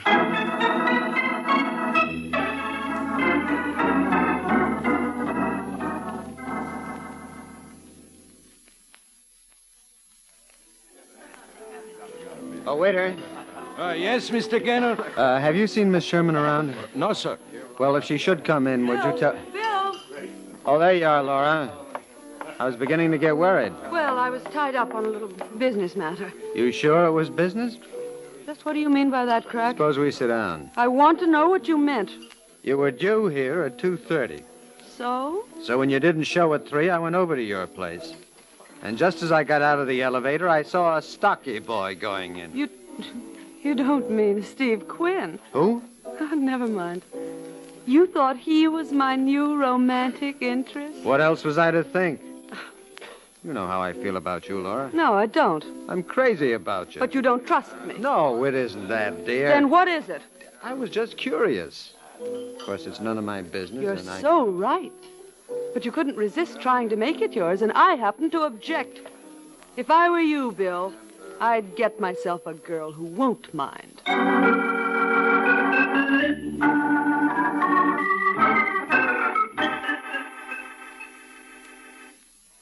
S L 3 1 1 5 2.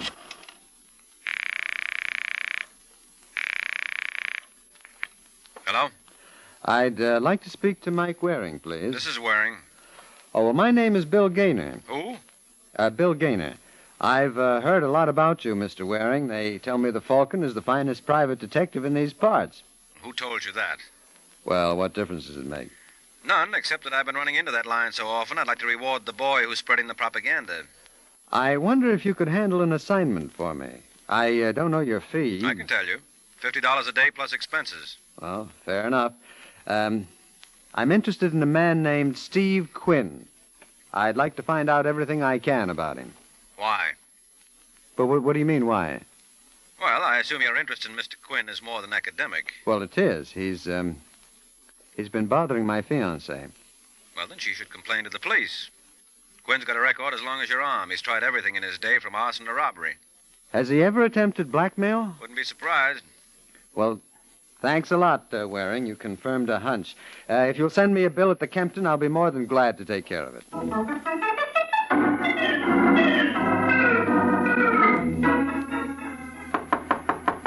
That you, Randy? All right, you don't have to break down the door. Next time you might let him... Who the devil are you? I'm looking for a Mr. Quinn. Well, I don't know if I can accommodate you. There are a couple of us. Which one do you want? Steve Quinn. Then I'm your party. What's on your mind, mister? You'd be surprised. My name is Bill Gaynor. That's interesting. A couple of hours ago, you were up to see Laura Sherman. Was I? Yep. Correct me if I'm wrong, Gaynor, but you're no cop, are you? Nope. That's what I figured. Somehow you didn't look official to me. I'm engaged to Miss Sherman. Well, bully for you. It's a wonderful girl you got there. And I intend to keep her. Oh, you think that I... Hey, that's very funny. No, I don't think anything of the sort, Quinn. I know why you went to see Laura. You're blackmailing her. Look, if you don't mind, friend, try to keep your voice down, will you? This is a public hallway. These neighbors of mine are awfully nosy. You are going to tear up that check that she gave you. Am I? Yep, and you're never going to bother her again. Well, under the circumstances, I guess there's only one thing for me to do. I'm sorry we don't have an elevator in this house. Huh? You'd be surprised how easy it is going down these stairs. Happy landings, kid.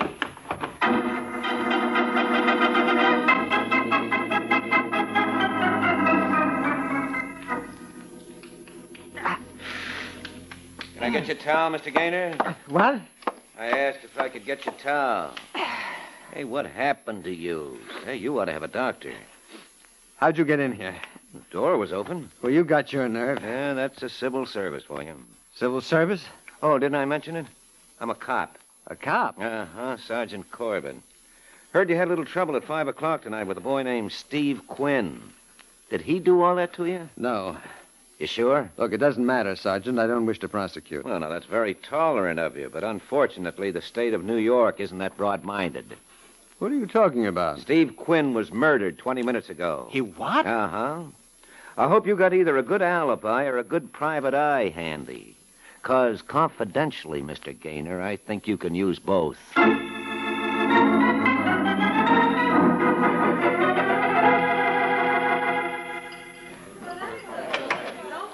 Hi, Eddie. How goes it? Oh, couldn't be better, Sergeant. Say, you seen Mike Waring around? No, but he should be here any minute. I'm working up something special for him. Well, how about something special for me? Cops eat too, you know.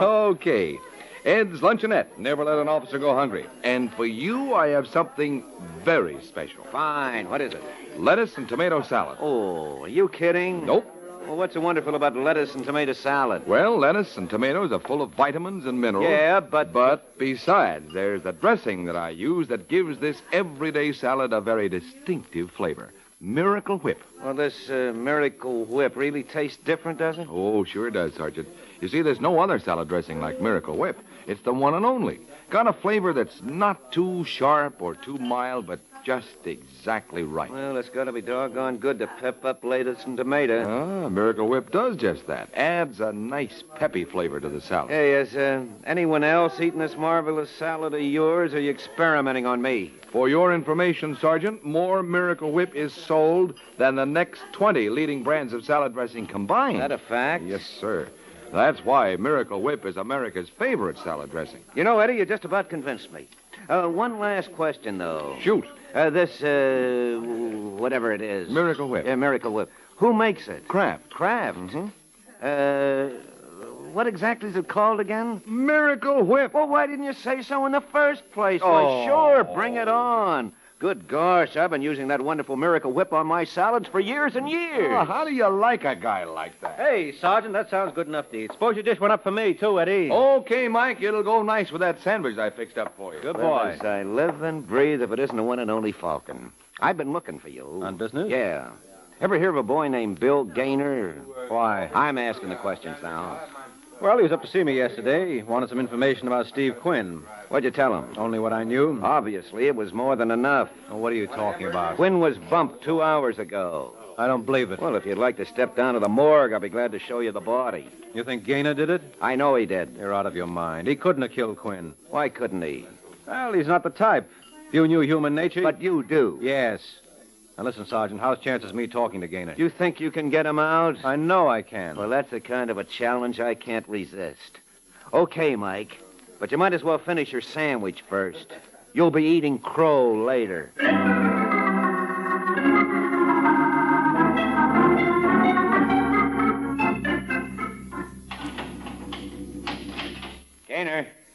What do you want? Mike Waring's here. Mike Waring? Hello, Gaynor. Gee, it's good to see you again, Mike. Well, I don't think there's any reason to detain you any longer, Sergeant. Does that mean you'd rather I go? You mind? Why should I? Anything you want, just yell. Thank you.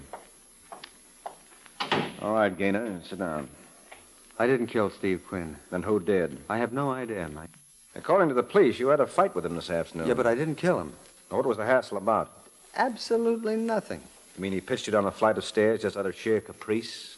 Look, Gaynor, if I'm going to help you, I'll have to know the whole story. Well, Quinn and I had trouble over some girl. What's her name? What, does it matter? Yes, very much so. Who is she? Ethel. Ethel Barry. Where does she live? Well, as a matter of fact, she's no longer in town. Oh, no? No, I think she had a Continental Trailways ticket for, I believe it was El Paso. When was this? Oh, quite a while back. Uh-huh. Tell me something, Gaynor.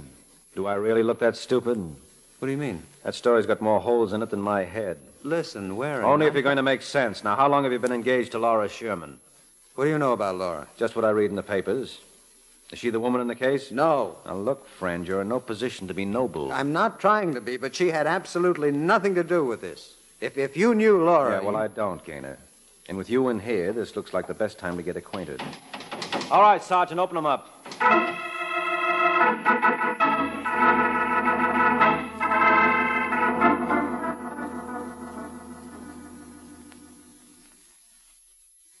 Very sweet of Bill Gaynor to give you my name, Mr. Waring. I can't tell you how I appreciate it. Well, in all fairness to him, he tried to keep you out of this, Laura. Laura? Well, I feel as though I know you so well. After all, I've read so much about you in the papers. You can't believe everything you read. You mean it's not true about those 3 divorces and 2 annulments? It was only one annulment. Well, you know how these tabloids exaggerate. I do. That's why I intend to keep my name out of them now. I don't see how you're going to manage that. I'll bet you could do it for me. Well, sure. But where's my incentive? Would money tempt you? You might try. $5,000. No, I guess it wouldn't. But they say money isn't everything. Oh. Would you like a drink? Yes, now that I'd love.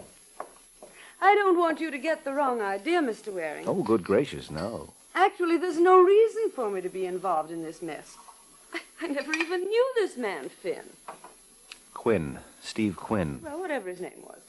If I didn't know him... It follows you certainly wouldn't have killed him. Naturally. Mm-hmm. Soda? Just a squirt. Whoop, that's fine. Now, honestly, Mike, do you see any reason why I should be involved? Don't misunderstand. If I thought I could possibly help Bill, I'd be tickled to... excuse me. Yes, go right ahead. Hello? Is that you, Miss Sherman? Who is this? Don't tell me you've forgotten so soon. This is Ozzie Miller. I think you have the wrong number. I said this is Ozzie Miller. Well, there's no one here named Parker. What's the matter? Can't you talk? That's right. Oh. Okay, call me back later. I'm at the New Bedford. I don't know what's the matter with the phone company these days. Yeah, Congress ought to look into it.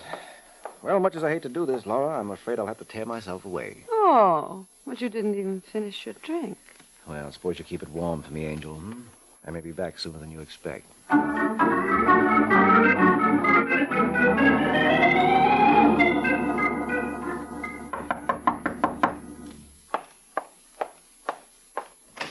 Hello, Ozzie. Who are you? Cut it out, Ozzie. You mean to tell me Laura Sherman didn't call you back? I don't know what you're talking about. She must have known I was on my way over. Next time you use a phone... Look, mister. Waring is the name. You better get out of here. Well, that's a pretty fancy girl you got yourself mixed up with, Miller. And if you don't watch out, you'll be toasting your pants on the Sing Sing grill. You're crazy. Are you and Steve Quinn working together? Who's Steve Quinn? How much did you take Laura for? How much did we take her for? Well, obviously you must have been blackmailing her. Why? Because they called her? Maybe we're in love. Well, I'd forget it, Ozzie. I don't think you're her type. That's why I can't understand where you picked up whatever it was you were holding over her. Is that where Quinn came in? I told you to get out of here. I assume you have a permit for that gun. No, but it can blow just as big a hole in you. You want to say? No, that won't be necessary, Ozzie. I know when I'm not wanted.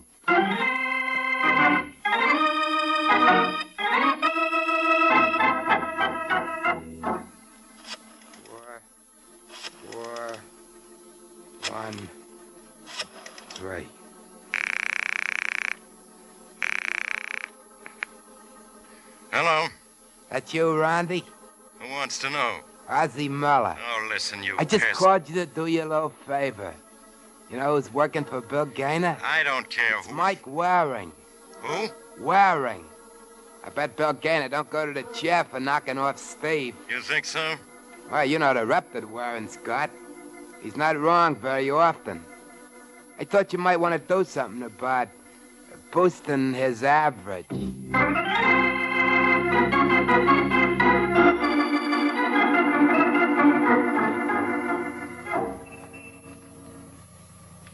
Say, Jack. Oh, me? Yeah, I wonder if you could give us some help. Where's the Hayden Planetarium? I go down 3 blocks, then turn right.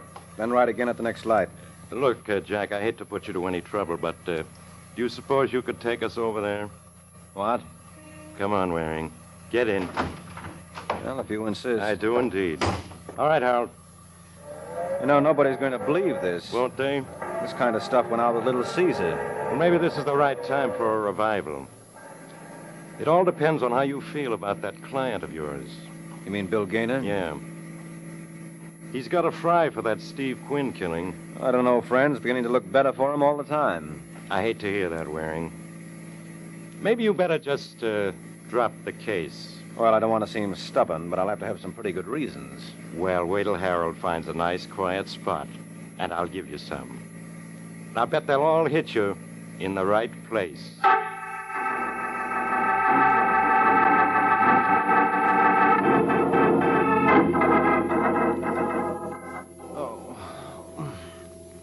Mike, come on, Mike, wake up. Huh? Quit faking. You're in the hospital now. What happened, Sergeant? What happened? You're the luckiest guy in the world, that's all. You were hit over the head at least a dozen times. Oh. Sure, if they picked any other spot, you would have been a dead pigeon. Why, you no good. Now, do you want to tell me about it? Why should I? Where's my client? He's still sitting. You mean you didn't let Gaynor go after this? What's one thing got to do with the other? Oh, you idiot. Why do you think I was beaten up? They were afraid I'd get Gaynor off. I see. You don't see a thing. Well, then maybe you better explain it to me.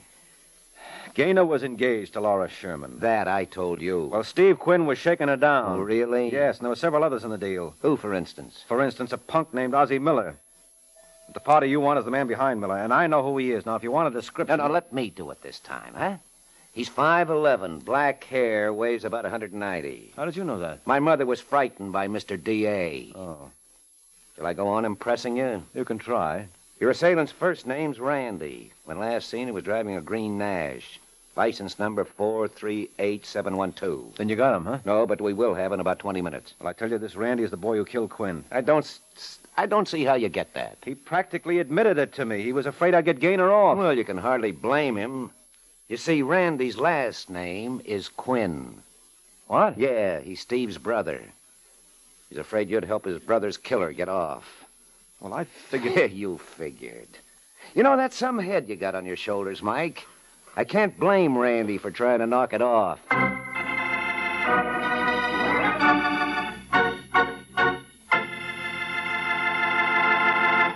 Of course, there are many ways to use your head. I mean, besides the way Mike's head was being used right now. For example, whenever I want a salad that's really delicious, I use my head by making sure the salad is made with Miracle Whip.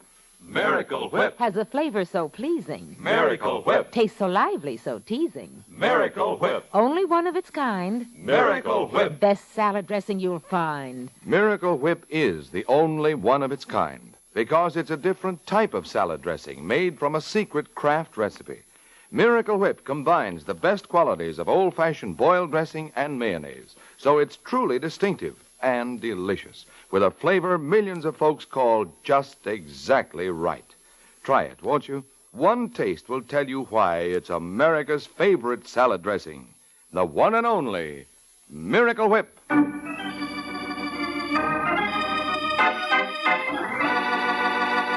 Now, back to the adventures of the Falcon.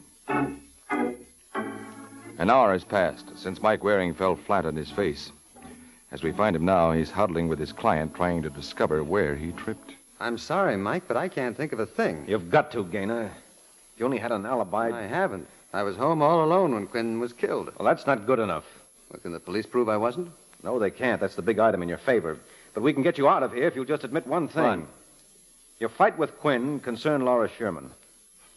Now, come on, Gaynor. You might as well tell me the truth. I know most of it already. Quinn was blackmailing her. That's right. Well, what did he have on her? Laura wouldn't tell me. Where did Ozzie Miller fit in? Who? Ozzie Miller. Laura didn't mention him. Well, is it possible that Miller was working on his own? I wouldn't know. Well, suppose he was. Yeah. And suppose Quinn muscled in. Well, then you think that... I think it's high time we assembled our complete cast. We've got enough now to make it curtains for someone.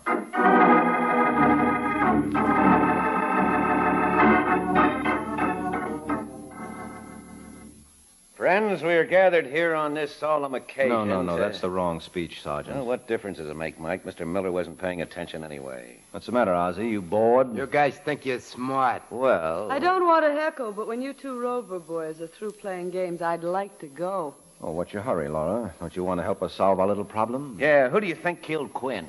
I thought Mr. Gaynor was responsible. I decline the nomination, Laura. I still think you should be drafted, darling. Well, that's not very charitable of you, Angel. Bill went to see Quinn because of you. I didn't ask him to. It wasn't my fault if he wanted to play Sir Galahad. Wasn't it? No. We had a dinner date, and when I phoned him at 6 o'clock to call it off, he asked me to forgive him. We'd had a quarrel earlier that day. About Quinn? Yes.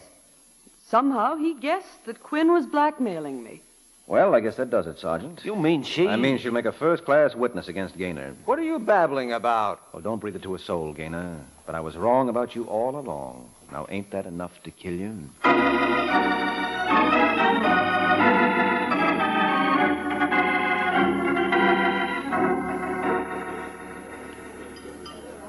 You know, Mike, there's only one thing that bothers me. Is there? Yeah. When I think of the way you fouled up this case. Well, now, that's gratitude for you. I give the man a killer. You what? Well, just because you had Gaynor in the brig doesn't mean a thing. You never would have gotten a conviction. You didn't have a shred of proof.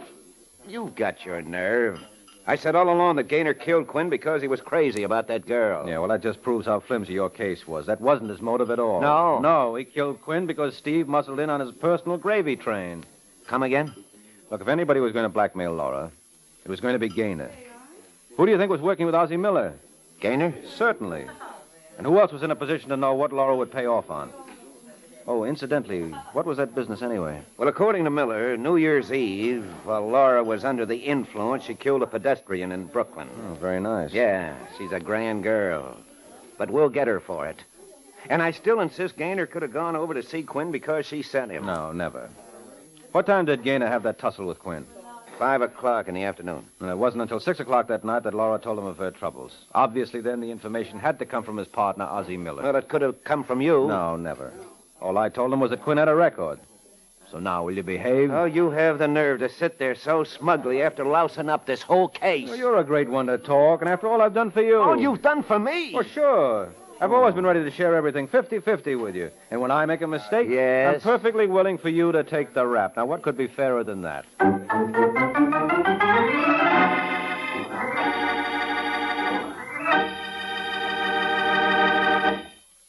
This is Mike Waring, friends. July 1st, this Sunday, the people of Canada are celebrating the 84th birthday of the founding of Canada as a nation. All of us in the United States cherish our fine and friendly relation with our Canadian neighbors. This spirit of friendliness that has existed without even the necessity of an armed patrol on the border is a shining example to the entire world of how two free and independent nations can live together in peace and goodwill. Congratulations, and all good wishes to our fine neighbor and good friend on her 84th anniversary.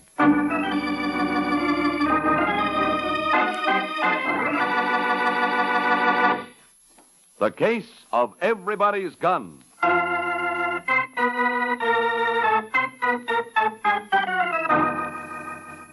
The Case of Everybody's Gun.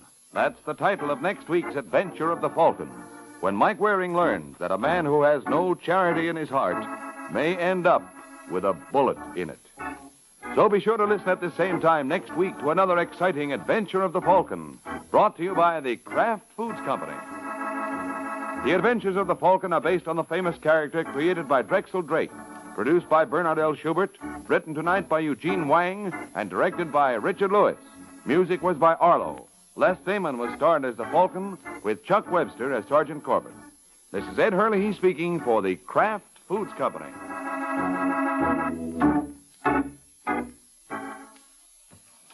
Laugh with Groucho. He's next on NBC.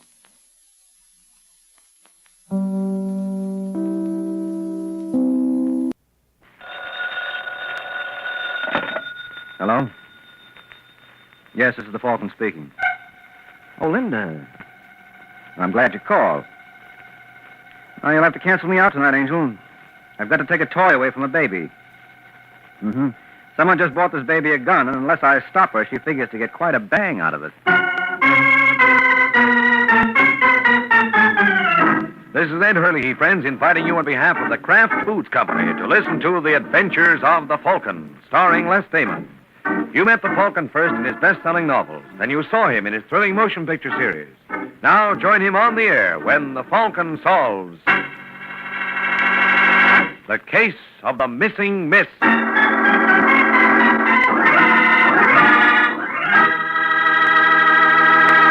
In just a moment, you'll hear the latest adventure of the Falcon. But first, here's important news for you from the makers of Kraft Quality Foods. Today on this program, we're making the first nationwide radio announcement of a wonderful new product brought to you by Kraft. Yes, a brand new member of the Kraft family of fine foods. At this point, we're not even going to tell you what the new product is. We're saving that for our next announcement, but be sure to keep tuned to this program. Listen for the big news from Kraft in just a few minutes.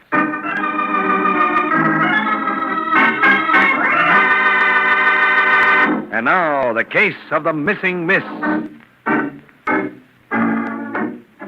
It is late Saturday afternoon, and a short, heavy-set boy in a dirty trench coat makes his way to the 12th floor suite of Senator Arthur Blake. And when he comes to the door, he feels at his left shoulder where the outline of a holster can be seen. Then, obviously, to be assured he hasn't forgotten the tools of his trade, he knocks on the senator's door. Just a second. Yes? Is Senator Blake in? Well, I'm afraid he's busy at the moment. Can I help you? I'm Marion Crane's secretary. Yeah, nice. Where is he, in there? Just a moment, Mr. Darling. I don't remember making an appointment for you. Don't let it worry you, Miss Crane. I make my own. Marion, would you be good enough to... Oh, I'm sorry, my dear. I didn't realize we had a visitor. Hello, Senator. How do you do, sir? I hate to break in on you like this, but it can't be helped. My name is Dowling. Dowling? Are you? No, I'm not one of your constituents. I'm with the FBI. The FBI? That's right, honey. Well, what can I do for you, Mr. Dowling? You can get your things and come along with me. I'm afraid I don't understand, sir. You don't, Senator? Did you ever hear of an outfit called Premium Oil? Premium Oil? No, I don't believe I have. How about a party named Jean Colbert? No. That's very strange, Senator, because our investigation shows you helped Colbert sell over $8 million worth of petroleum products to the Navy during the war. Well, my good man is selling oil to the Navy a violation of the law? It is when Colbert and his phony company never delivered even a jar of Vaseline for all that dough. Well, there must be some mistake. Could be. Suppose you take that up with my chief. I'll be glad to, Mr. Dowling. If you'll excuse me for a moment. Wait a minute, Senator. Where are you going? Just to get my briefcase. I left it in the bedroom. I assure you I have no intention of escaping. Okay. Mr. Dowling, Yeah? are you from the Washington Bureau or the local office? What difference is... Did you hear something then? Yes, it came from the bedroom. Is there a fire escape in there? No. Senator! Get away from that window, Blake. Stay where you are, Mr. Dowling. If you take one more step... Now listen, Blake, quit bluffing and climb down off that window ledge. So you think I'm bluffing? No, Senator, don't!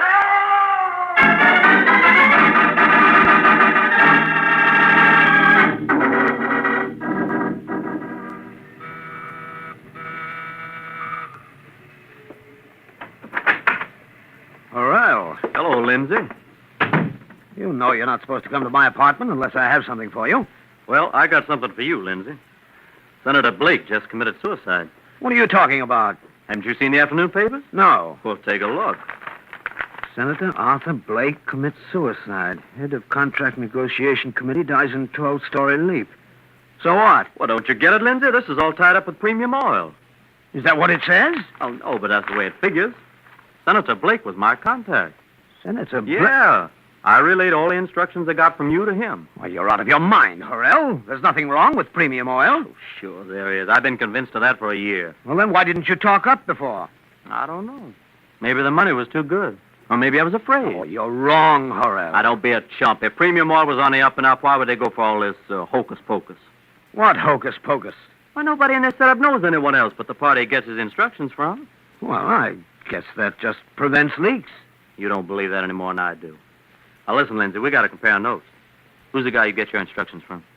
I can't tell you. Now, don't be a sap, friend. We're playing with dynamite. Who's your contact? Jean Colbert. You got to get in touch with him. I can't. You got to. But you don't understand, Horrell. I've never seen this Colbert. Whenever he's got any message for me, he writes. Well, then he must be the head man in this racket. Now, don't call it that. Why, you got a better name? We got to face it, Lindsay. They've just been using us for tools. Well, there's nothing we can do about it. Yes, there is, too. I'm going to get a private detective. I think you're making a mistake, Horrell. No, I should have done it a long time ago. Are you with me? No, I'm going to sit quiet for a while. You better change your mind, Lindsay. There's plenty of time for that when you're dead.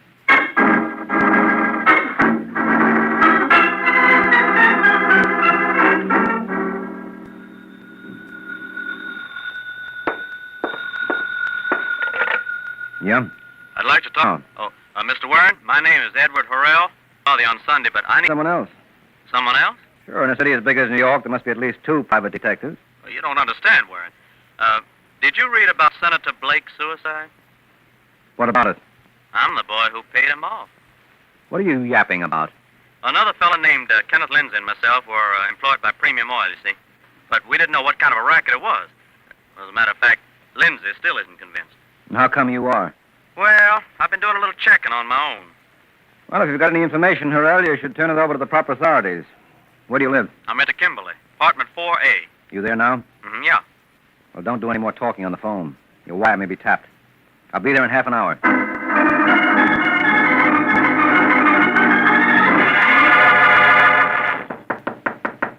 That you, Warren? Yeah. Okay. Come in. Thanks. I didn't expect you for another 20 minutes. Let me take you. What's the matter, Horrell? You're not wearing. Ain't I? No.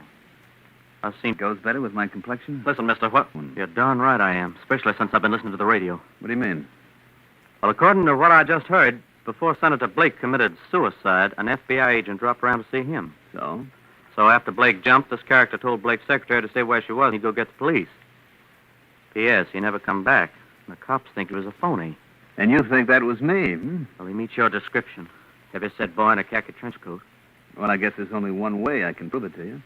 You want to see my credentials? Well, that might be a good idea. Okay, Horrell. Now, what does this look like? Hey, what's the idea of the gun? You asked to see it. Then I was right. Yeah. But I don't think it'll do you much good. You killed Senator Blake. No, he was obliging enough to save me the trouble. You see, my department... Your department? Yeah. The Department of Dead Ends. I'm what you might call the cleanup man for Premium Oil. You're not fooling me. You're Jean Colbert. Who? Jean Colbert. I don't seem to recall that name. How about Kenneth Lindsay? Glad you reminded me. I got to see him next. So suppose we get this over with. Listen, darling. Can't we talk this over? I don't think so. Well, for Pete's sake, what can you lose? You wouldn't be trying to stall me, would you, Horrell? Why should I? Seems to me you mentioned something about a fellow named Waring being due here. Oh, well, I was wrong. You said it, Horrell. You were wrong. Dead wrong. Now, darling, look, I'll give you... Give me what? Too bad. Guess I'll never know.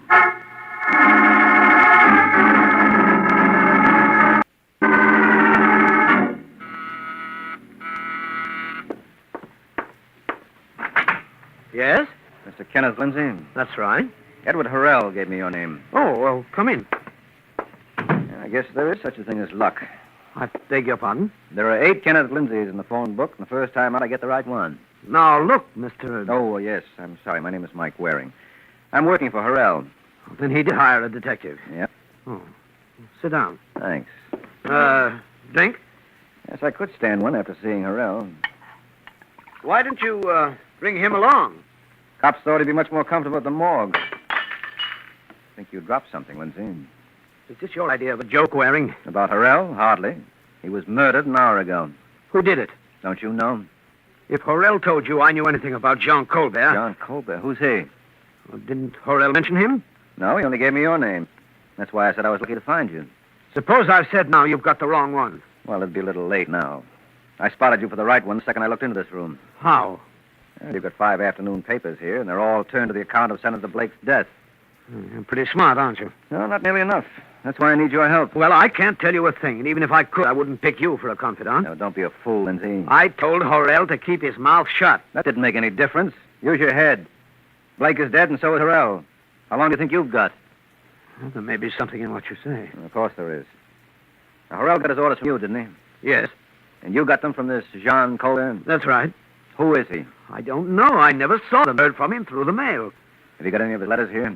Well, yes, but I don't think they'll do you any good. They're all typewritten. May I have them? Yeah, sure. All right, now I want to get one thing straight. After you gave Harrell his instructions, he forwarded them to Senator Blake, right? That's what Horrell told me. None of us knew any link in the chain except the one next to him. Well, the senator must have kept some sort of records. Well, I don't know.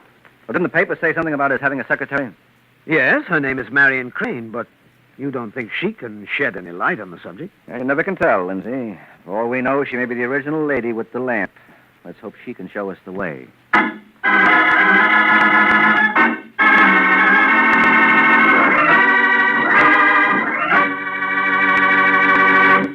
And now here's the news we promised you. Big news from Kraft. It's the nationwide radio premiere of a wonderful new salad oil, Kraft Salad Oil. The first salad oil ever offered for your home use by the makers of all those wonderful Kraft-prepared salad dressings. Now, you know that there are some salad dressings that no one else makes quite like you. You know, too, that many of your prized cooking and baking recipes call for liquid shortening.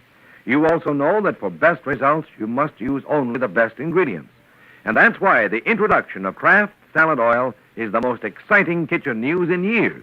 For Kraft Salad Oil is more than just a new oil. It's a new kind of oil. It's fresh and pure as summer sunshine. Lighter bodied, too, because Kraft Salad Oil is not just refined, it's superfined.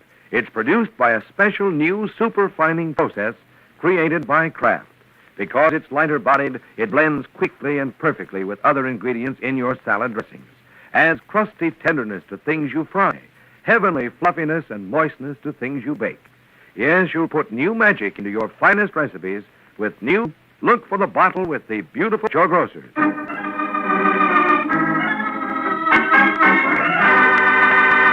And now, back to the adventures of the Falcon. An hour has passed since Lindsay gave Mike Waring the lead to Marion Crane, Senator Blake's secretary. And now, as we find that little lady, she's obviously got her hands full. 23 left, 82 right. What do you know? Works. That's not nice, Angel. Who are you? Name is Waring, Miss Crane. Don't you believe in knocking? Well, I didn't want to disturb you. I thought you might be busy.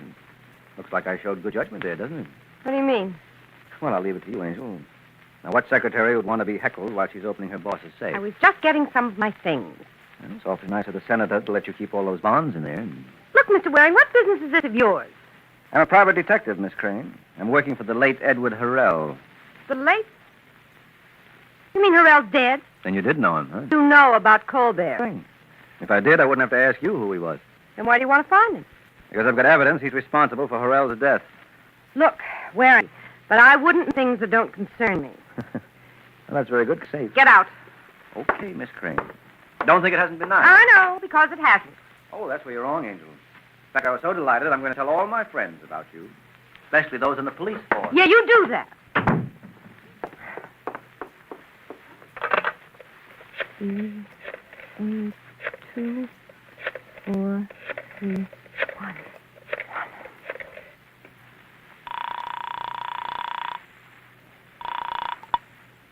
Yeah? Hello, is that you, Woolsey? Who's this? Marion Crane. What's up, Marion? You better get a wire out to number 1. Private detective named Mike Waring just looked in on me. The Falcon? That sounds He interesting. said he had evidence against Jean Colbert. I think he's asking for trouble. Okay, Marion, if that's what Mr. Waring wants, it should be easy enough to oblige him. I'll be glad to do my part.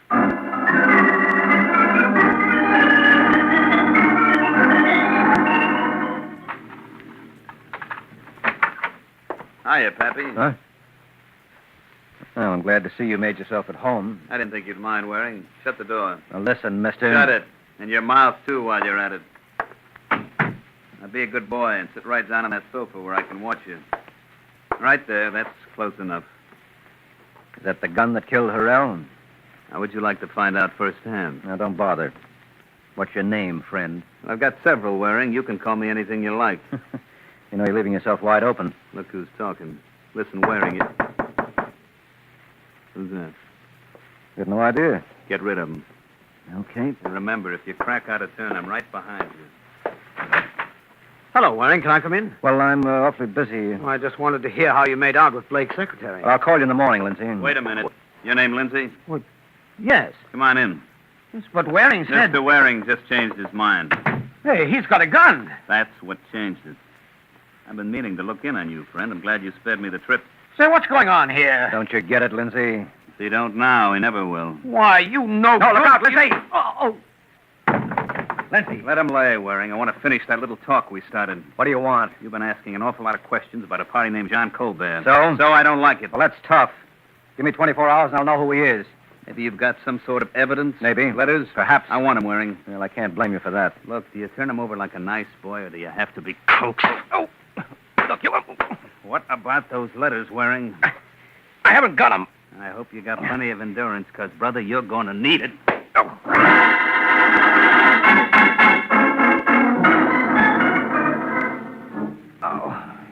Are you going to lay there all night, Mike, or are you going to tell me what happened? Oh, look, I told you all I could, Sergeant. Next thing I knew, you and Harris were pouring scotch down my... Hey, where is Harris? I sent him on an errand. Is Lindsay all right? Yeah, the doc had to take a couple of stitches in his scalp, but after that he was able to leave. Any idea who Tough Boy was? No, I don't think he's local. You might be surprised. Was he short, stocky, about 5'7", blonde hair, and very white skin? Yeah, that's the boy. I thought so. You know him, Corbett? Fairly well. His name is Joe Dowling. Dowling? Alias Joe Denton, alias Jerry Davis. Shall I continue? No, never mind. I get the idea. What gets me is why Dowling didn't stick around to finish the job. What job? Well, I got the impression he was going to kill Lindsay. Oh, then Mr. Lindsay can thank me for saving his life. I was on my way up to see you, and I had him ring you from downstairs. When Dowling heard me coming, he must have beat it out the back way. Now, let's get back to those letters from Colbert. Dowling got them, huh? Yeah, they were in my pocket all along. I was a sucker not to give them to him when he first asked. Why? Well, there was nothing in those letters that was the least bit incriminating. Didn't tell us a thing about Jean Colbert. You must be wrong, Mike. Dowling didn't do that job on you for nothing. Say, wait a minute, Sergeant. I've got a hunch. That may be for me. Hello. Yes, this is Sergeant Corbett. When, Harris? You sure? Okay, you know what to do. Now, what were you saying, Mike? I think I know who Jean Colbert is. Oh. Dowling. You're nuts. Now, listen, Sergeant, it makes sense. I tell you this. Joe Dowling and Jean Colbert are one and the same. There's only one thing wrong with that theory, Mike. You'll have to show it to me. Okay, come down to the morgue. What for? That was Harris who just phoned in. He found Dowling's body 20 minutes ago. Now, you satisfied?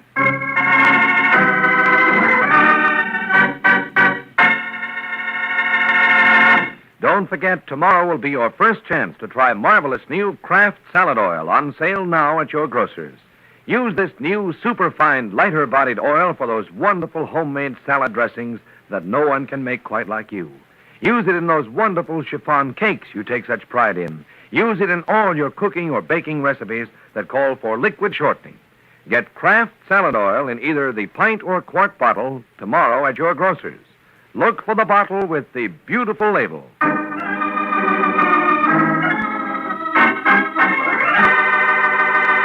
Now, back to the adventures of the Falcon.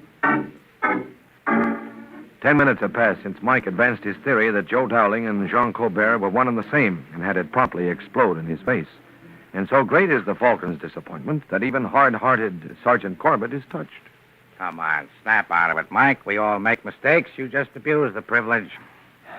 Well, I don't suppose there's any doubt that the body Harris found is really Dowling, huh? None whatsoever. Dowling was just taking orders from Colbert, like Lindsay, Harrell, and Blake. Did they find Colbert's letters on Dowling's body? No. Then I was wrong, Corbett. Nice of you to admit it. No, I mean when I said that the letters were unimportant. Colbert had to have them back. Now, why? Don't ask me. I never saw them. Well, they certainly looked innocent enough to me. How about secret writing? Oh, there was no need for that. If you knew what Colbert was getting at, the meaning was obvious. There were 3 of them. They were all identical. All they said was, Dear Lindsay, enclosed, please find $25,000 for Harrell's account. Will you see that he gets it? And they were signed John Colbert. Wait a minute. Hold everything. Now, don't tell me you've got another brainstorm. Yeah, look. Suppose I told you that Jean Colbert was a woman. You better lay down, Mike. Now, listen to me, Sergeant. Nobody's ever seen Colbert. The only trace we have is those letters. So? So that's why Colbert had to have them back. Because sooner or later, somebody was bound to realize the fallacy. Now, look. How do you spell the French name, Jean? Jean. And how do you pronounce that in English? Jean. There you are. You see what I mean? It can be a girl's name, too. But where's there a woman in this case? How about Senator Blake's secretary? Marion Crane? Yes. Though I've never been known to pass up a pretty gal, this one you can take.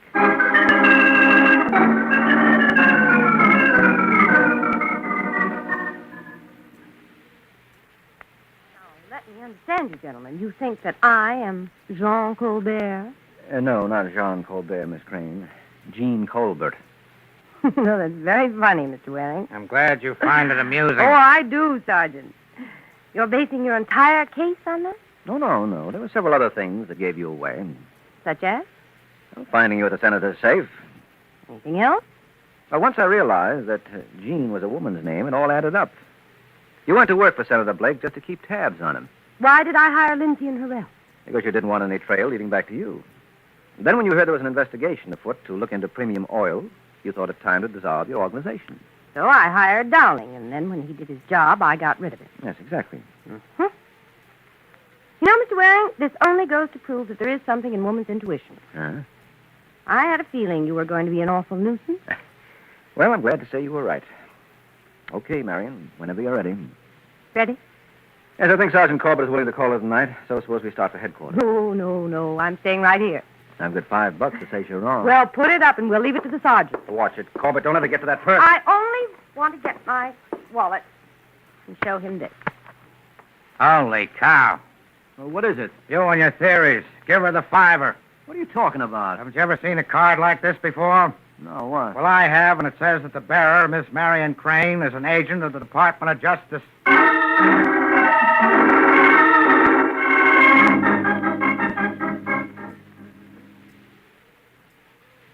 It doesn't make sense, Waring. You say Senator Blake's secretary was a federal agent? Yes, she was a plant, Lindsay. Well, couldn't she have forged those credentials? No, Sergeant Corbett has already checked Washington. She's been with him since 45. Well, where do we go from here? Well, the sergeant and I have been talking it over, and we've come to one conclusion. What? We're never going to find Colbert. Well, you can't give up now. Well, what else can we do?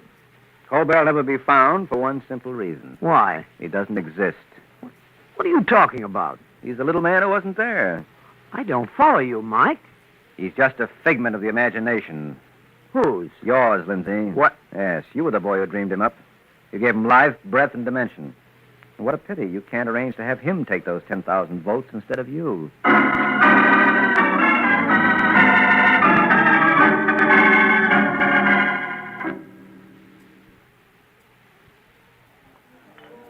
I'm sorry if I was rough on you, Mike. Oh, that's all right, Marion. But must we talk about that now? Yes, we must.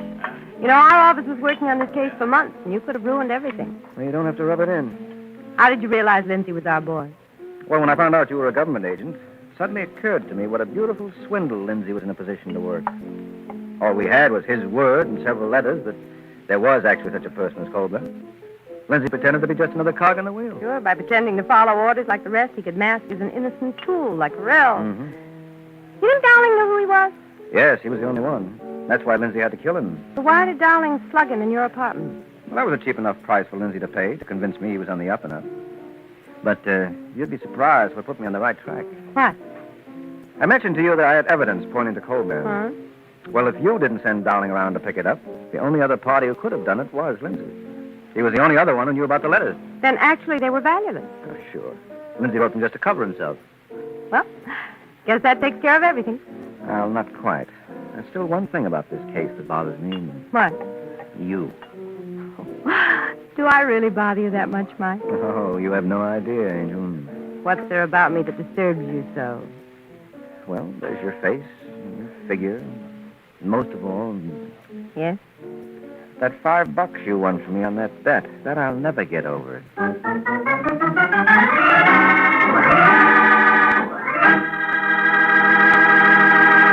Folks, here's a suggestion for all of you who like and want good candy. Keep Kraft caramels on hand wherever you are, at home for all the family to enjoy, at work to pass around among friends, and even in the pocket of your car to enjoy a delightful candy bite while driving. Follow this suggestion, and whenever you get a yen for good candy, pop a yummy, chewy, soft Kraft caramel into your mouth. Or whenever you feel tired, eat a Kraft caramel. This fine candy gives you real energy in a hurry.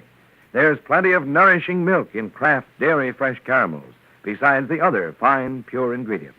So they're good for you. Ask for Kraft caramels in the big thrifty bag at your grocery store, and get the 6-piece bar for a nickel at your candy counter. Either way, you can't miss a real taste treat.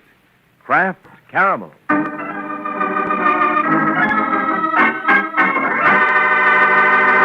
The Case of the Big Talker. The Case of the Big Talker. That's the title of next week's adventure of the Falcon, when Mike Waring learns that to protect yourself from a loudmouth, sometimes you have to use a silencer.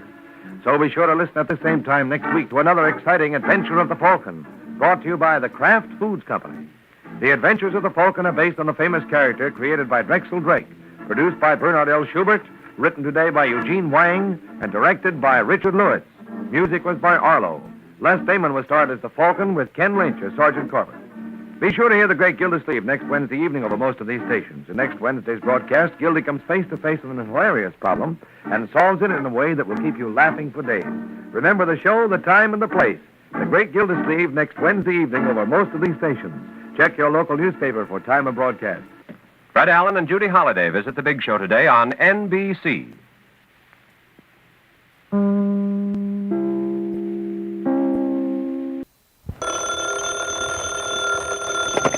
Hello?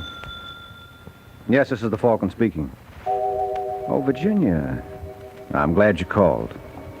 Now, you'll have to cancel me out tonight, Angel. Army intelligence is flying me to Berlin. Yeah, it seems some boy there set up a murder that's as pretty as a picture, and they figure I'll look good in the frame.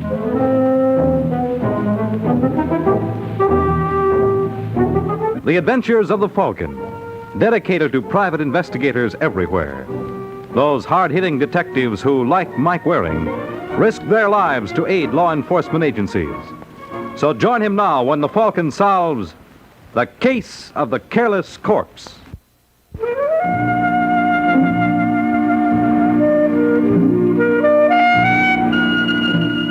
There's one nice thing you can say about working for Army intelligence. You certainly get around. How else would a guy like me get to see such wonderful places like Berlin and meet such interesting people like Maxwell Oppenheimer? And just in case you're curious, Maxwell is a cute-looking character in the tight-fitting green suit and the gray gloves, surveying the crowd at the Europa, a sidewalk cafe near the Wilhelmstrasse. To look at him, you'd think he didn't have a care in the world, and you'd be right. Maxwell lets the next man do the worrying. Why, Herr Christopher, imagine finding you here. You're late, Maxwell. I could not help myself. I received your message at 5 o'clock. You're lying. Schnabel told me he spoke to you at noon. I never can hide things from you, can I, Christopher? Sit down. Okay. Schnabel tell you about your assignment? He started to, but I prefer to get my instructions firsthand. This way there's no chance of a misunderstanding. An American intelligence officer named Michael Waring arrives from Madrid this evening. He has an appointment tomorrow morning with Professor Heinrich Schiller. The expert on rockets? Yes. It would be in the best interests of the Communist Party if that appointment were never kept. I think it can be arranged. Where does the Herr Professor live? At 14 Leopoldstrasse with his wife, Margot. Margot? She's an American. What an amazing coincidence. Here, Professor Schiller, a German, is married to an American. And you, an American, are married to a German. Suppose we leave my personal life out of this. Yes, of course. You are to introduce yourself to Schiller as an agent of American intelligence. You'll find all the necessary credentials in this wallet. Tell him Waring sent you around to pick him up. Where would you like to have him delivered? To the bakery and Leipzigstrasse. I'll try to make arrangements to smuggle him into East Berlin on Wednesday. I'll be only too happy to look after him till then. I don't want him hurt, Maxwell. Why, Christopher, it never once entered my mind. I mean it. Professor Schiller can be very useful to the party. I wouldn't touch a hair on his head. Unless, of course, it was absolutely necessary. I'm warning you, Maxwell. I only meant I would resort to violence purely as a last resort. You know, I'm always ready to sacrifice my desires for the party. I hope the Herr Professor will be as cooperative.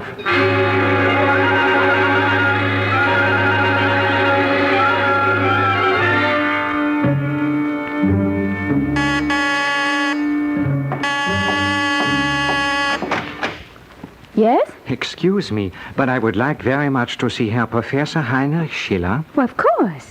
I'm Frau Schiller. Won't you come in? Danke, you're very kind.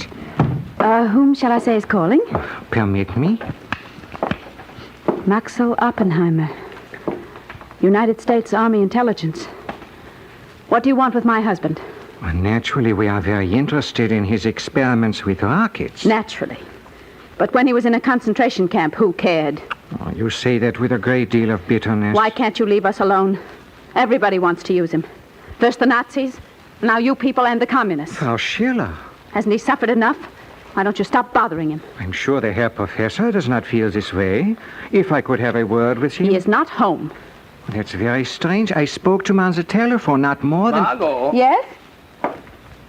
Is there someone to see me? No. Herr Professor Schiller, I believe. Yes? I'm Maxwell Oppenheimer. Your lovely wife told me you were out. Why, Margot? Because they're all the same. They're all trying to use you. They just want to pick your brains and... Oh, please, Liebchen, what will our guest think? I don't care what he thinks. I must apologize for my wife, Herr Oppenheimer, but ever since I was released from Dachau, she's most concerned for me. It's very understandable. Well, Herr Waring is waiting for us. Shall we go? Of course. No, I won't let you. You're going to stay out of this, Heinrich. This is none of your concern. Now, Liebchen, you are upsetting yourself. I warn you, if you go with him, don't expect to find me here when you come back. Oh, you are talking like a child. I mean it. You'll never see me again, never. All right, Herr Oppenheimer. If you are ready. By all means. Auf Wiedersehen, Liebchen. Heinrich! Oh, Heinrich.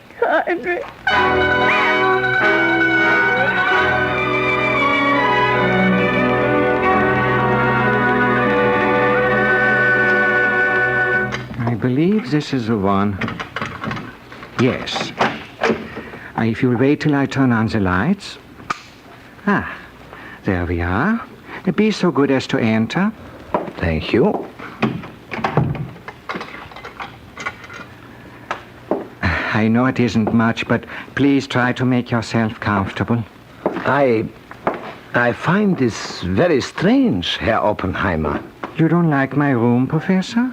Well, it is hardly what I expected. You mean the bakery in front? Yes. We think it's very dramatic. Who would ever suspect such a proletarian establishment would... Where is Herr Waring? Herr Waring? The gentleman I was supposed to meet. Oh, yes. He'll be here in a few minutes. In the meantime, perhaps a little schnapps? No, thank you. Herr Oppenheimer. My friends call me Maxwell. May I see your credentials? Isn't this rather late? May I see them, please? Suppose they do not meet with your approval. That would complicate matters. If Herr Waring arrives, you just tell him... Professor, you're not thinking of leaving. Yes. If I've offended you in any way... Will you be good enough to open this door? I wish you didn't feel like this, because you leave me no choice. Put away that gun. Doesn't it frighten you? No. Not even a little bit? Are you going to open this door? You know, Professor, I admire men of spirit. They offer a challenge I can never resist. Oh! Never. Oh. How do you feel, Professor? Oh! I'm so sorry. I guess it proves there must be something to feminine intuition. Remember your wife said if you left with me, you'd never see her again. Well, she was absolutely right. Just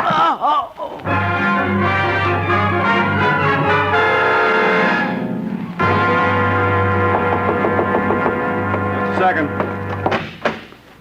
Oh, hello. I'm looking for Mike Waring. Well, you picked the best possible place. Come in.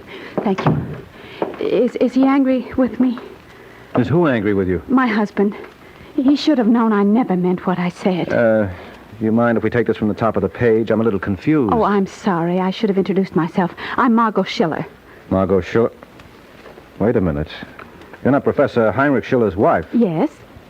Well, what do you know? Sit down. Oh, thank you. I knew he was married, but I assumed it was to a German. Well, didn't your assistant tell you? My assistant? The little man you sent to pick up Heinrich, the one in the green suit. When was this? You did send someone. Now, look, Mrs. Schiller. Well, didn't you? No, I just got into Berlin an hour ago. But he used your name. There must have been a leak. You're lying. You've hidden him somewhere. You know better. Well, then what happened to him? He was supposed to meet you. Not till tomorrow. He was kidnapped. Yes, I'm afraid so. Now, this man who came for him... They'll kill him. No, they won't. They wouldn't dare. Why? Are you going to stop them? Oh, why couldn't you leave us alone? Now, look, Mrs. Schiller, I know you're upset. Let me take you home. No. Please. And I promise you we'll get your husband back. You promise me. Now, I know how you feel, but give us a chance anyway. Now, let me drive you home. I'll get to work on it right away.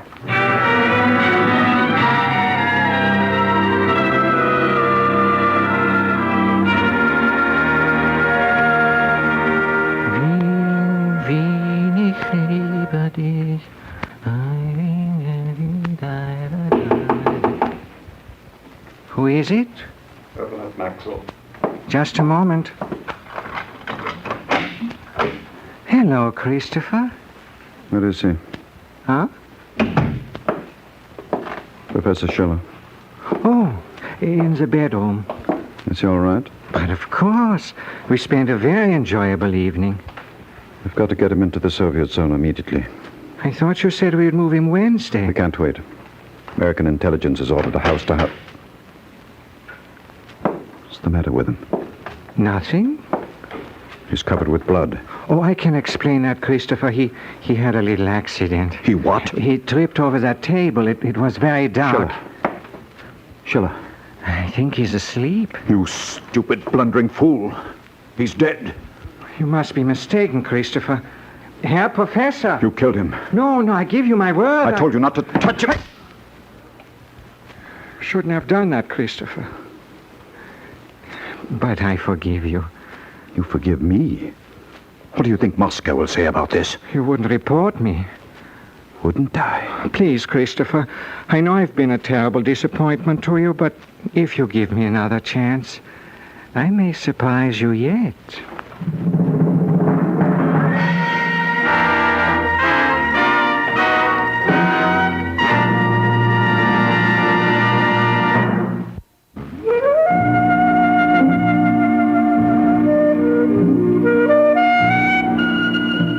So, like they say in Time magazine, death came for her, Professor Schiller, at the ripe old age of 42. But the first I knew of it was some 6 hours later when I received a call from the West Berlin police. They had fished a body out of the spree, and they thought I might be interested. I was. Then I remembered the promise I made to Margot Schiller. And I thought if I couldn't return her husband sound of wind and limb, the least I could do was show myself. I figured to be a mighty poor substitute. Oh, Mr. Waring. May I come in? Did you find him? Yes, Well, where is he? You said the minute you did, you'd bring him home. I know. Well, then why... He isn't dead. Yes, he is.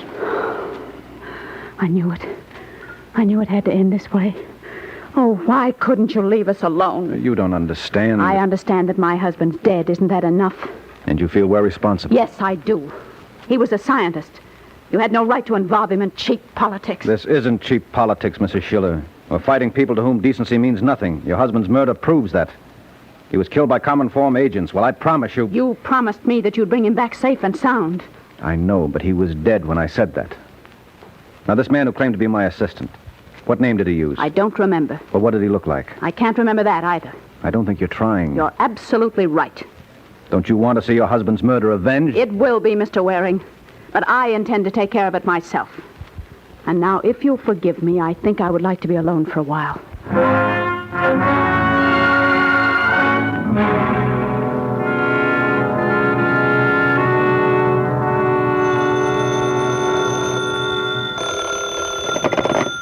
Yes? I would like very much to speak with Frau Margot Schiller, please. This is she. Forgive me for disturbing you at a time like this, Frau Schiller, but I have just read of the unfortunate death of your husband. Permit me to extend my condolences. But who is this? You do not know me, but I feel I can be of some service. Would you be interested in knowing the man responsible for the Herr Professor's murder? What? Please do not think me a crank. I'm really well informed. Your husband was kidnapped by a little man named Maxwell Oppenheimer. How do you know that? Are you convinced I'm not a crank? Yes? Well, the murder was ordered by an American named Vincent Christopher. Vincent Christopher? Yes. And from what I've heard of your affection for your husband, I am sure you will put this information to excellent use. Good hunting, Frau Schiller.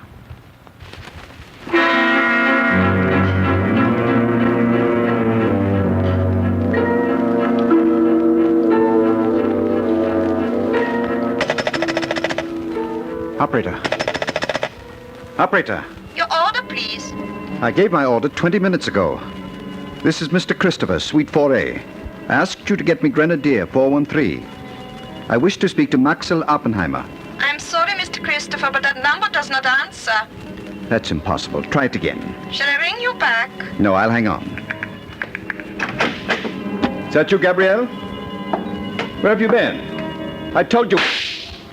I told you. Herr Christopher, is there something wrong? Herr Christopher!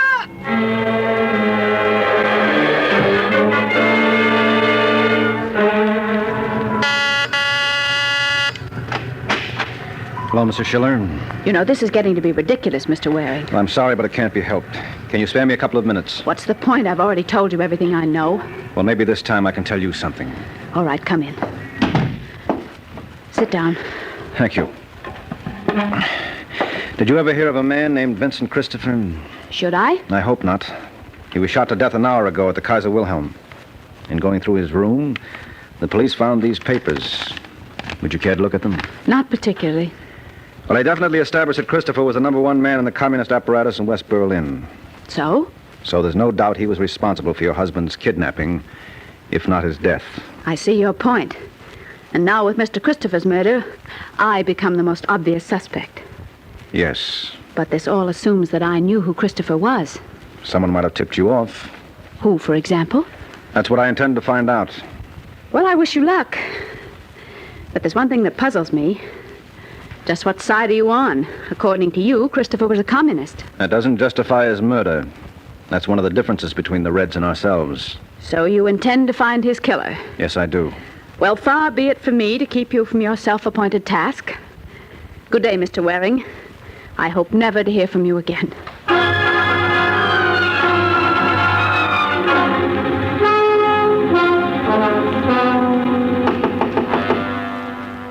Who is it?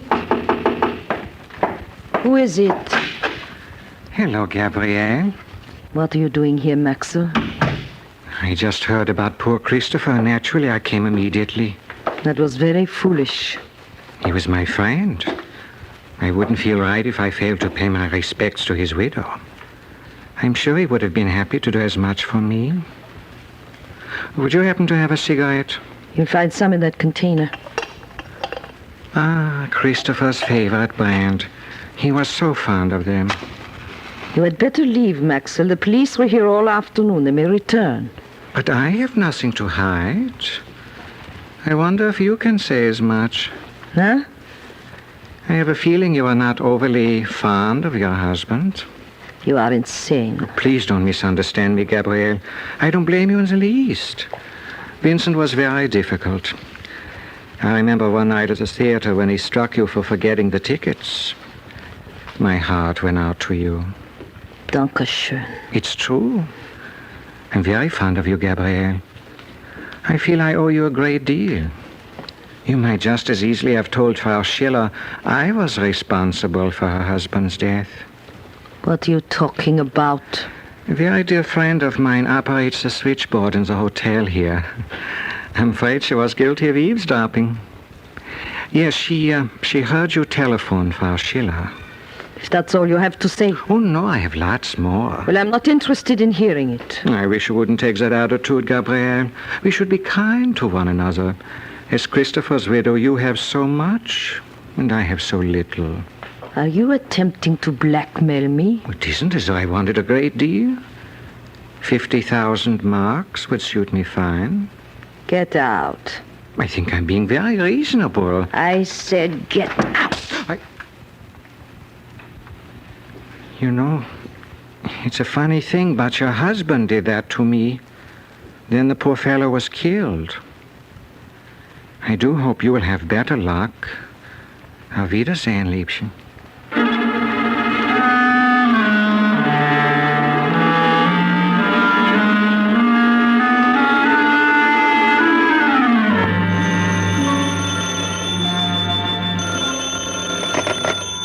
Intelligence, Major Thornhill speaking. Would it be possible for me to talk with Herr Michael Waring? Well, I don't see why not.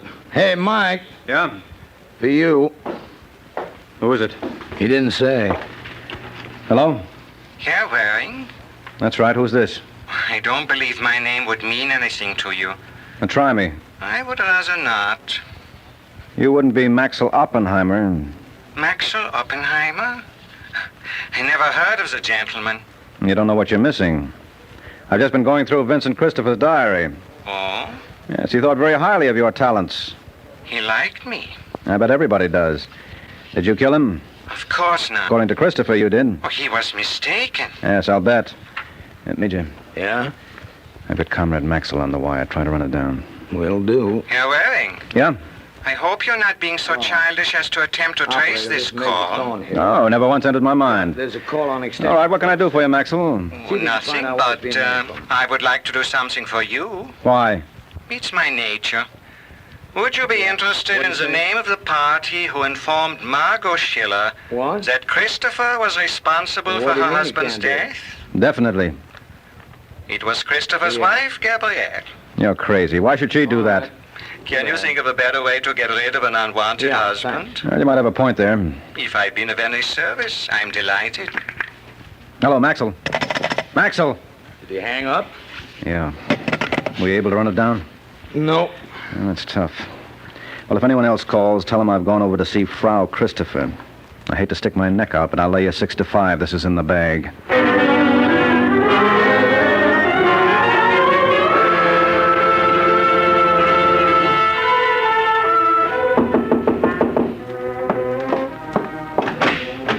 Yes? Frau Christopher? That is correct. Glad to know you. I'm Mike Waring. Mike Waring? Yes, I'm investigating your husband's murder for the American authorities. Oh, won't you come in? Thank you. Please make yourself comfortable. I don't mind if I do. Can I offer you a drink? Well, being Irish, I'll take some Jameson's if you have it. I have it. You feel up to answering a few questions? Of course. Thanks. Were you aware of Herr Christopher's political activities? Political activities? Mm-hmm. He was a writer. Well, that was just a blind. Actually, he was head man in the communist cell in West Berlin. Seems incredible. He didn't confide much in you, did he? No. Tell me something, Herr Waring. If Vincent was, as you say, a communist... He was. Then he was your enemy. Why are you so determined to solve his murder? Well, I know it sounds ironic, but that's how we do things in a democracy. Anyway, I've got a peach of a theory I'd like to try on you for size. Well? Well, suppose someone who hated your husband figured Professor Schiller's death was a heaven-sent opportunity. I do not see how. Well, all this party would have to do was inform Margot Schiller that your husband was responsible for her husband's death. But who would do such a horrible thing? What's your guess? Maxwell Oppenheimer. It certainly is a small world. You thought of him, too? No, Maxwell thought of you.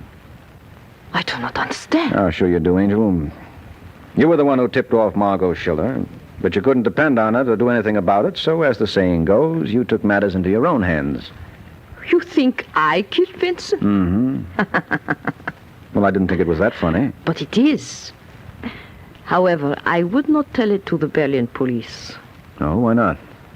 Well, at 4 o'clock when Vincent was shot, I was at the Chancellery being interviewed by an officer named Hans Gerhardt. I wish to renew my driver's permit. But if you were at the Chancellery... Obviously, I could not be here at the hotel murdering my husband. Still, it was a most ingenious theory, Herr Waring. Drop by again if you ever think of another.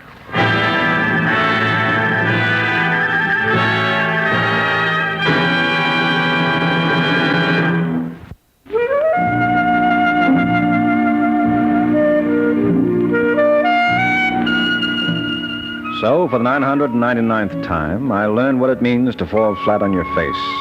And after Gabrielle Christopher pulled the rug from under me, I picked myself up and took a stroll on Unter den Linden. When I didn't find inspiration there, I made for the nearest phone booth and dialed American intelligence. Unlike Shakespeare, I hoped there was something in a name. Intelligence, Major Thornhill speaking. Hello, Thorny. This is Mike Waring. Well, where the devil have you been? Out communing with nature. Well, hustle back here as fast as you can. We just picked up Maxwell Oppenheimer. Wonderful. Not so wonderful. He refuses to talk. Well, maybe he needs lessons. Huh? Suppose we confront him with Margot Schiller. If she identifies him as the man who kidnapped her husband, that might do the trick. Say, it might at that. Yeah, well, keep your fingers crossed, soldier. I'll make it as fast as I can.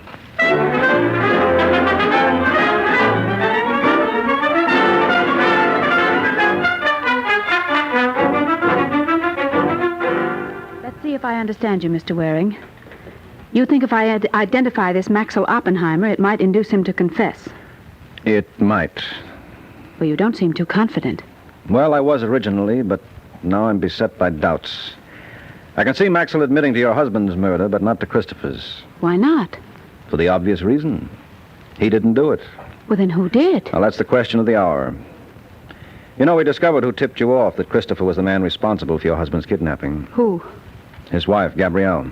Well, that doesn't make sense. Sure it does. She wanted to get rid of him, and she figured if you knew his name, you'd take care of it for her. But she must be insane. No, as a matter of fact, she's pretty clever. Because that's exactly what did happen. Are you suggesting? Yes, I am. Why didn't you let her do her own dirty work, Margot?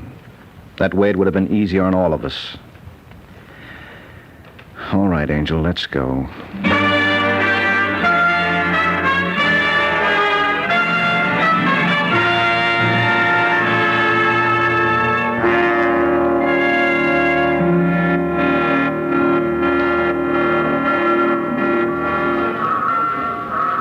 Well, they just called for Paris Express passengers, Mike. I guess that means me, Major. Yeah, I guess it does. And I'll bet you're happy to see me go. Well, I would have been happier if you never stopped by in the first place. Did you have to nail Margot Schiller for Christopher's murder? It was my job, Tony. Well, why couldn't it have been one of the others? Well, I wish it had been, too. But that's life for you. Every once in a while, the only decent actor in the cast has to be it. Believe me, I'm as sorry as you are that this was one of them. So long, Major.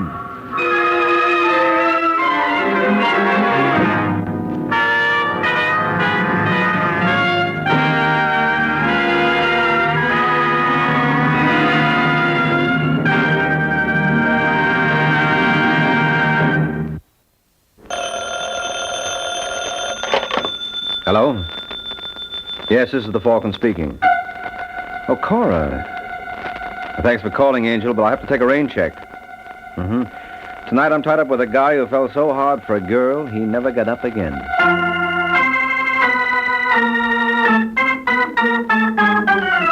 The Adventures of the Falcon, starring Les Damon.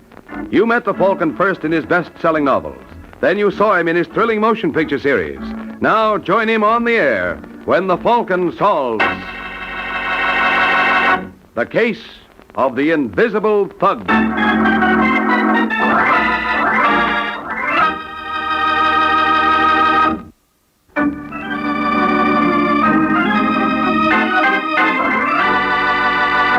And now, the case of the invisible thug.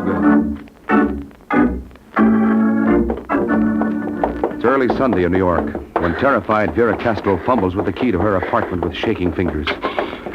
Finally, she locates the keyhole, unlocks the door, and enters. Hello, dear. Vera, what's the matter with you? It's Pete. Pete? Pete Lloyd? Yes, I just saw him. What's he doing in New York? I don't know, but he's here. Did he see you? Well, I'm not sure. Ernie, he did see me. There he is. What'll we do? Who is it? Ask Vera, she knows. It's him. Aren't you going to open the door for an old friend? Ernie, we've got to get out of here. Oh, it's 2 floors to the street. Looks like I'm going to have to invite myself in, then. He's trying to break in. Ernie, do something. He'll kill us. I know he will. Pete, please leave us alone. Stop shaking, baby. I'm not going to touch you. It wouldn't dirty my hands. It's your husband I come to see. Put away the gun, Lloyd. Hey, funny boy. What do you want? Yeah, Castro, what do I want? You run off with my girl. You ask, what do I want? Well, you don't want me. You just said so. Yeah, I don't want you. Not now. All I want is payment. And I'm taking it. We don't have much. You're living. That's much. No, Pete. Shut up, Vera. Please. Shut up. All right, Castro. Lloyd, listen, give me a chance. Don't.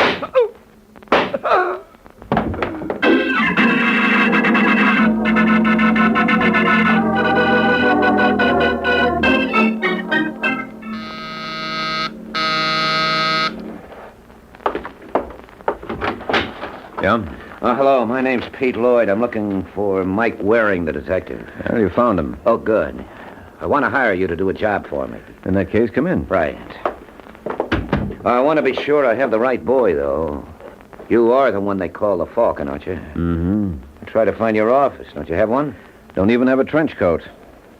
Hope I'm not making a mistake hiring you. You already made a mistake, or you wouldn't be needing a detective. I suppose you tell me about it. Well, Waring, I picked up the paper this morning, and what do you think I see? I don't know, fair and warmer? It says I'm wanted for murder. For murder! Well, nothing like starting the day off on a cheery note. I used to go with a girl in Pittsburgh. We break up, and she marries a guy named Castro. Mm-hmm. Well, last night somebody shoots Castro. Vera, that's the girl, tells the cops it was me. How do you like that? I like it fine. Huh? Well, it brought me a client. You have an alibi, no doubt. Well, I wasn't even in town. That's how come the law hasn't picked me up yet. Well, it's going to pick you up. What? I'm not shielding you. Oh, no, sure not, Waring. You know, I'll give myself up. They can't hang this on me. Only, I wanted to hire you first. Mm-hmm. You got to prove I didn't do it. I suppose I prove you did. I'll take my chances. Oh, fair enough. I'll work on it. Add $50 a day in expenses. Yeah, sure. But I can't figure. Why'd Vera do a thing like this to me? Why? Well, maybe she killed Castro. Thought you'd make a good patsy. Hey, let go. Take that back, Waring. Vera wouldn't kill nobody. Not Vera. You're not going to say... All right, chum, but let's call off the dance. I said let go.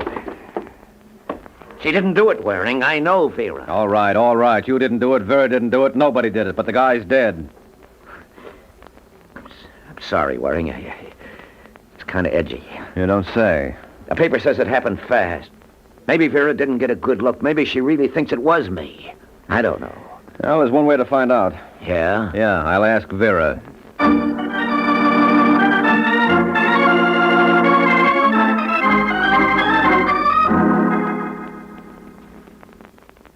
Of course I'm sure, Mr. Waring. It was Pete Lloyd. I know it. There can't be any mistake about it. I saw the whole thing. Mm-hmm. I talked to Pete. I begged him to listen to reason, but he wouldn't. He tells me you used to carry a gun. Well, yes, I had a night job. A girl out late, you know. Yeah, sure, I know. You still have the gun? No, I sold it when I got married. Lloyd told me you used to hide the gun in the blue urn you had on the living room table. Is this the urn? I told you that I sold the gun, so Yeah, sure why you do did, but you kept the urn after you married, and... Well, what's this? Wait a minute. I never saw that before. That's not the gun I used to have. How can you be so sure? You've hardly even looked at it. But I don't have the gun You anymore. have this. It was in the urn. Pete must have put it there. Right under your nose. I fainted when he shot Ernie.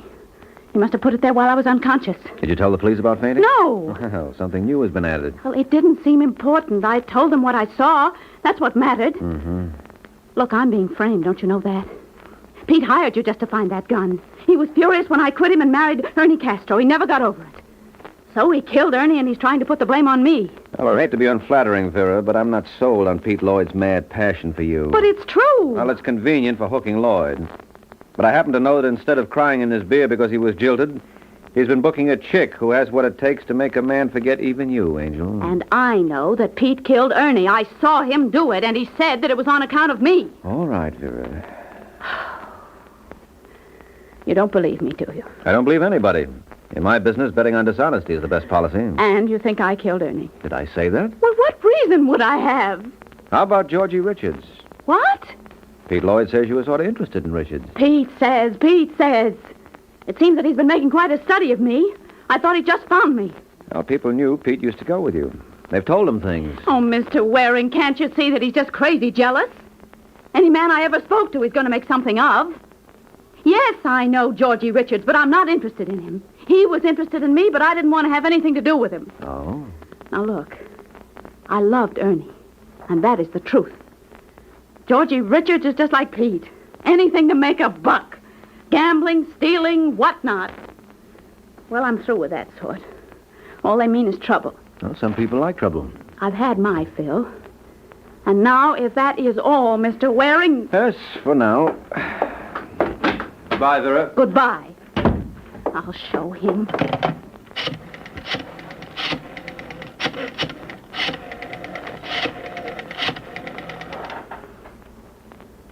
Hello. Georgie Richards, please.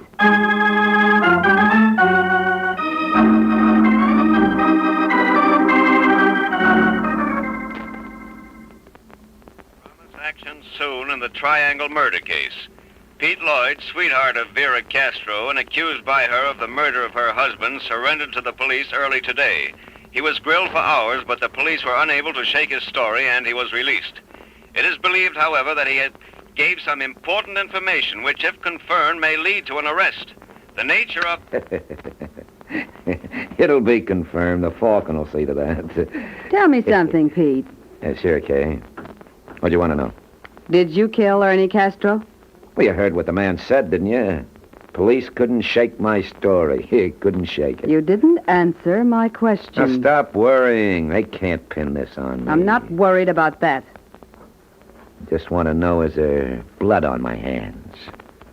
All right, Kay, look at him. Look at him. I just want to know, do you still have a case on Vera? That's all over. I told you. I wonder. Baby. Come here. I don't care what you do, Pete. I don't care how many men you kill, but not for another Will you woman. cut that out? I told you I'm through with Vera.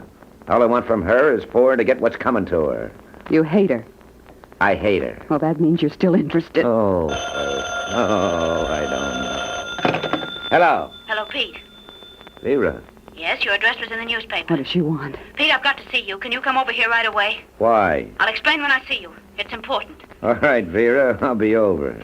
You're not going to see her. The heat's on. She's squirming. I want to see her squirm. No, Pete. Forget her. Will you shut up? Pete, listen to me. I said shut up. My lip's bleeding. Here's a handkerchief. Now get out of my way, will you?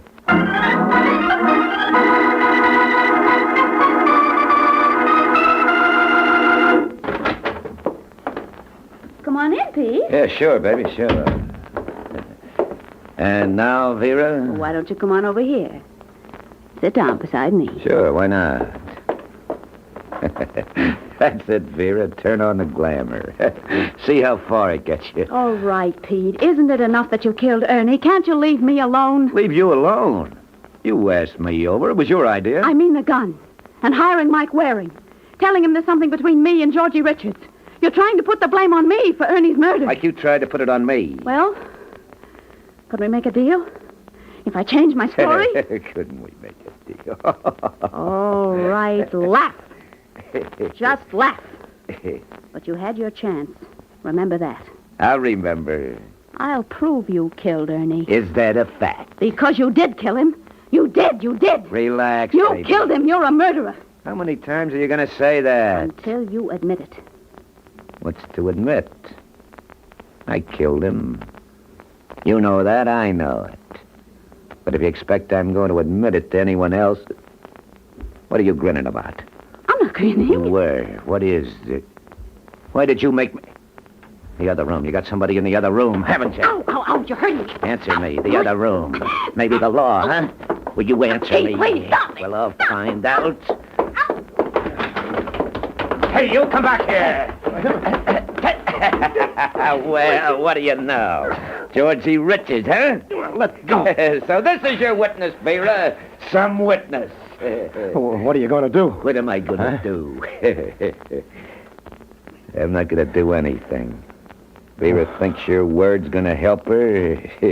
Cheap punk like you. And for a minute she had me worried. Leave him alone, Pete. Sure, baby, sure. I wouldn't think of messing up, pretty boy. All I'm trying to figure... Just what were you trying to pull here anyway? Nothing. Well, that's all it's going to amount to. You can bet on that. Just a great big zero.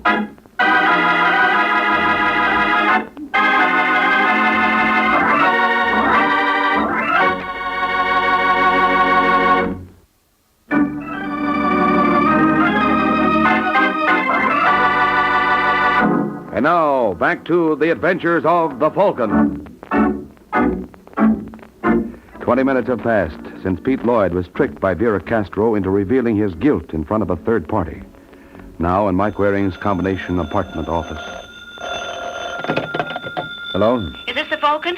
Yes, this is the Falcon speaking. Well, this is Vera Castro. Oh, yes, Angel. I'm glad you called.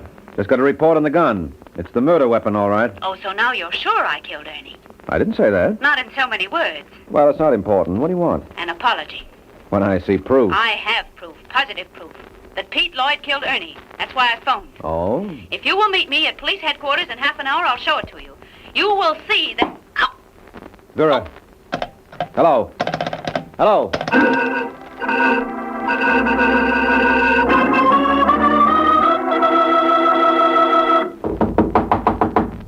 Who is it? Me, Mike Waring. All right. Just a second. Hello, Mr. Waring. Come on in. What happened to you, Angel? I got knocked out. That proof you were talking about? Gone. Surprise. You don't believe me, do you? You think I just faked the whole thing? Well, it does look phony. As phony as the gun in the urn. Oh, then you realize that was a plant. No, I didn't say that. I just said it looked like it. But you never can tell. Just what was the proof you were supposed to have had? A tape recording of a conversation between me and Pete Lloyd. How'd you get it? Well, I remembered that Georgie Richards had a tape recorder, so I called him. I thought Richards was nothing but trouble. You weren't going to have anything to do with him. I needed his machine. Uh-huh. You don't believe me, do you? You think there's something more to it? Look, why are you so concerned about what I believe? I don't know. All right, anyway, you made a recording. Yes, I did. Georgie hid the microphone under the pillows on the sofa. I got Pete to admit that he killed Ernie, and we got it on the tape. And then when he left, I called you. Mm-hmm. But Pete must have figured out that something was wrong, because he came back, heard me talking to you, and knocked me out. How about Richards? What about him? Was he here when you phoned me? No, he'd gone too. Oh, too bad. He might have seen. But he was here when we made the recording. He'll tell you. Yes, I'm sure he will. But I'd rather hear what Pete Lloyd has to say about it, so let's go, shall we?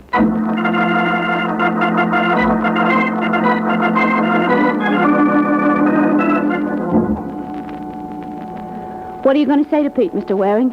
Oh, just check his story against yours, Vera. And look, don't you think it's about time you started calling me Mike? Could be. Well, here's his floor. Except that you're still working for him. What's that? I think that came from Lloyd's apartment. The door locked? Yeah, I'm going to break it in. Wait a minute. I think someone's coming. Yeah. Well, hello, Angel. What happened? It's Pete. Where is he? Right there. On the floor. Oh, Mike! I see him, Angel. Oh, no wonder she screamed. Is he dead? Yes, Vera. Somebody knifed him. He's very dead.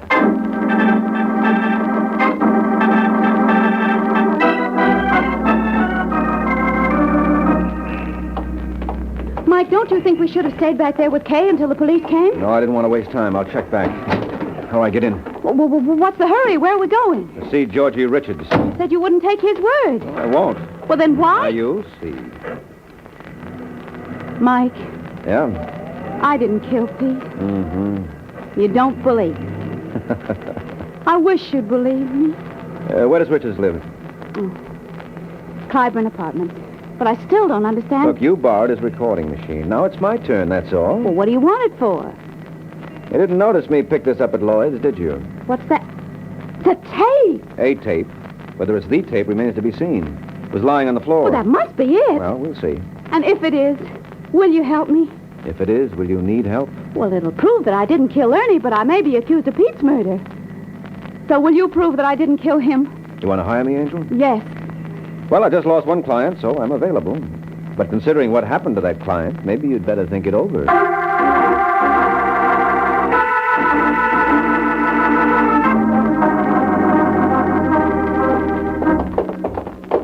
Here's Richard's apartment, 205.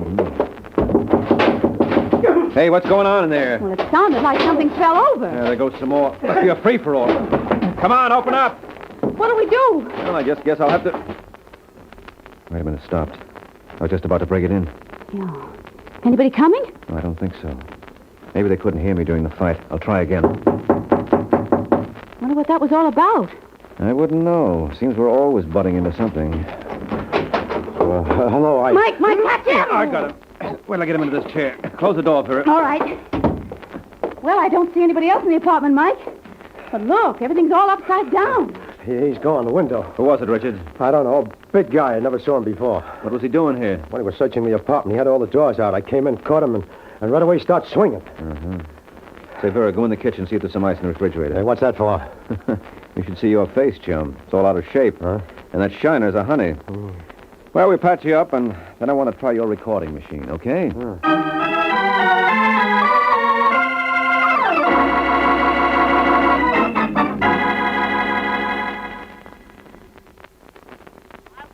Killed Ernie. Is that a fact? Because you did kill him. You did. Relax, baby. You killed him. You're a murderer. How many times are you going to say that? Until you admit it. What's to admit? I killed him. You know that, I know it. But if you expect I'm going to admit it to anyone else, Well, Mike, what are you grinning about? Well, I guess that does it. now you see that I've been telling the truth. All right, Vera. Lloyd killed your husband. But who killed Lloyd? Well, that's what you're supposed to find out. Maybe it's the character who beat up on me. Yeah, maybe so, Richards. What did he look like? Well, he's a big guy. Yeah, so you said. Blonde, straight hair. He had a pushed-in nose. Go on. A rugged jaw. He looked sort of like an ex-bug. How was he dressed? He had a gray pinstripe suit, a blue shirt, a dirty yellow tie, a two-tone shoes. Oh, and yeah, his belt buckle. What about it? It was initialed J.H. J.H., huh? Well, now we're getting somewhere. Think you know who it is, Mike? Think I know where I can find out? Where? Phone book. The phone book? Yes, I'm not the only private detective in town. I'll try all the J.H.'s till I land our boy. You think he's a detective? Think it's worth a try. This case is tightly knit. You, Vera, Kay. I don't see an outsider fitting in, unless he was working for one of you. So a detective looks like a good bet. You could be right, Mike. Well, sure, Angel. Why so surprised? Come on, I'll take you home, then I'll go to work on it.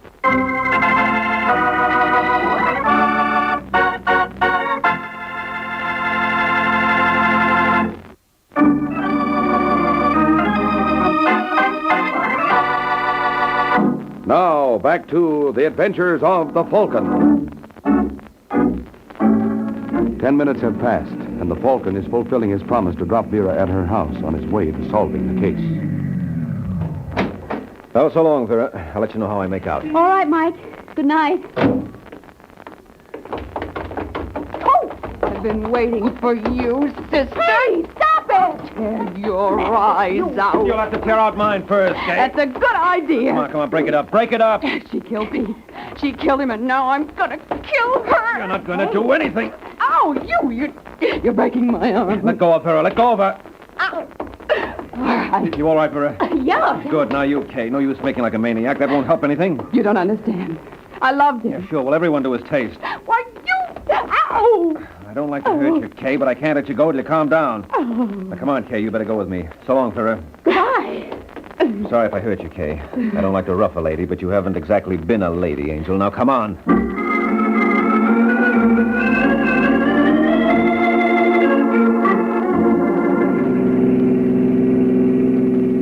How do you feel now, Angel?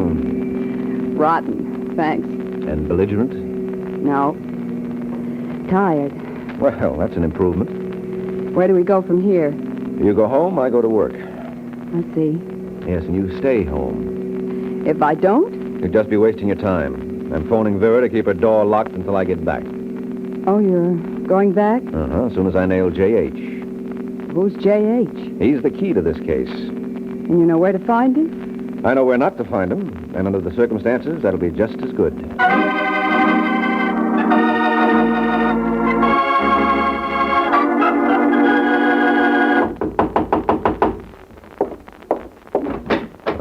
Oh. Hello, Waring. Did you find J.H.? I have a lead on him, Richards. Oh, good. Come in and tell me, huh? Yeah. If you saw him again, Richards, could you identify him? Sure. Well, maybe I can arrange it. But I want to be sure I'm not making a mistake. Now, you said he's a big guy. Well, at least 6'2". Mm-hmm. Now, how'd you say he was dressed? Pinstripe suit, gray. Gray? Thought you said it was brown. Did I? I'm pretty sure you did. Viral remembered. Yeah, well, wait a minute. Yeah, that's right. It was brown. Brown pinstripe. I forgot. Mm-hmm. You should have kept notes, Richards. Well, so I made a mistake. Yeah, it's a big mistake. Because you did say gray before. Well, okay, then. I told you. Yeah, sure. And you switched when I bluffed. Because you weren't sure. Because you weren't describing J.H. from memory. You were describing him off the cuff. Because there isn't any J.H. Are you nuts? Well, that's been so rumored, but verification is lacking. You think I busted my face out of shape like this myself? No. Whoa. I think Pete Lloyd busted it for you. Lloyd? Yeah, when you tried to blackmail him. What are you talking about? After you and Vera made the tape, you returned to Vera's. You conked her, you swiped the tape, and tried to blackmail Lloyd with it. He offered to pay, but when you produced the tape, he made a grab for it. There was a fight, and you knifed him. I suppose you can prove that. Now, come on down to police headquarters, and I'll show you. Well, I have a better idea. I'm glad you decided to put up a fight. It gives me a chance to black your other eye. Oh, no, you don't. No, I thought so. The knife. Come on, let's go. Let's go. Sure, when you drop that knife, go ahead, drop it. All right. Yeah. Thought if we got in a fight, you'd pull that knife again. I have an idea the police lab will find specks of dried blood on it, Lloyd's blood. That's the trouble with playing with knives, Richards. You're likely to get stuck.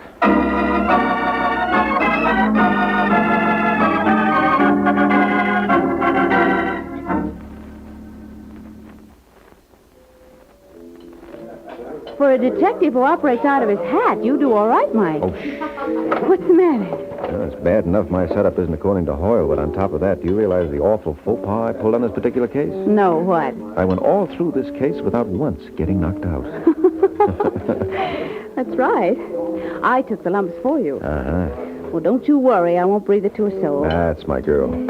Hey, but I know one way we can keep from being too unorthodox. What's that, Angel? Well, right now I can ask you, how did you know that Georgie Richards was the murderer? Oh, well, that business with J.H. The only time Richard saw that stranger was when they were struggling. Yet he gave me a perfect description. Yeah, but what was the purpose of creating the mythical J.H. anyway? To explain Richard's shiner. Richards killed Lloyd in a fight. The fight left marks on him. He had to explain them away, so when we arrived at his place, he staged the sound effects of battle and invented J.H. to account for the condition of his face. I see. And I pretended to go along with the gag to give him time to forget some details. Well, he did, and that's it. And now you see that I didn't have anything to do with either of the murders. You didn't want to believe that at first. Oh, what gave you that idea? I could tell by the look in your eyes. You mean you can tell what I'm thinking by just looking in my eyes? That's right. Well, can you tell what I'm thinking now, Angel? I certainly can. Good night, Mike.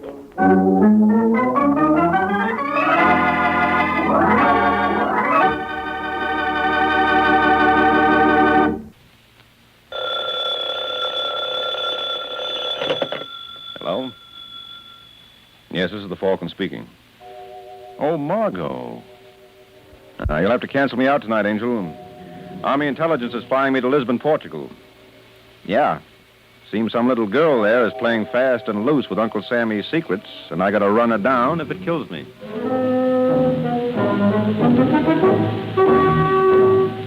Once again, the National Broadcasting Company brings you the transcribed adventures of the Falcon, starring Les Damon. The Adventures of the Falcon. dedicated to private investigators everywhere. Those hard-hitting detectives who, like Mike Waring, risk their lives to aid law enforcement agencies. So join him now when the Falcon solves the case of the silent butler.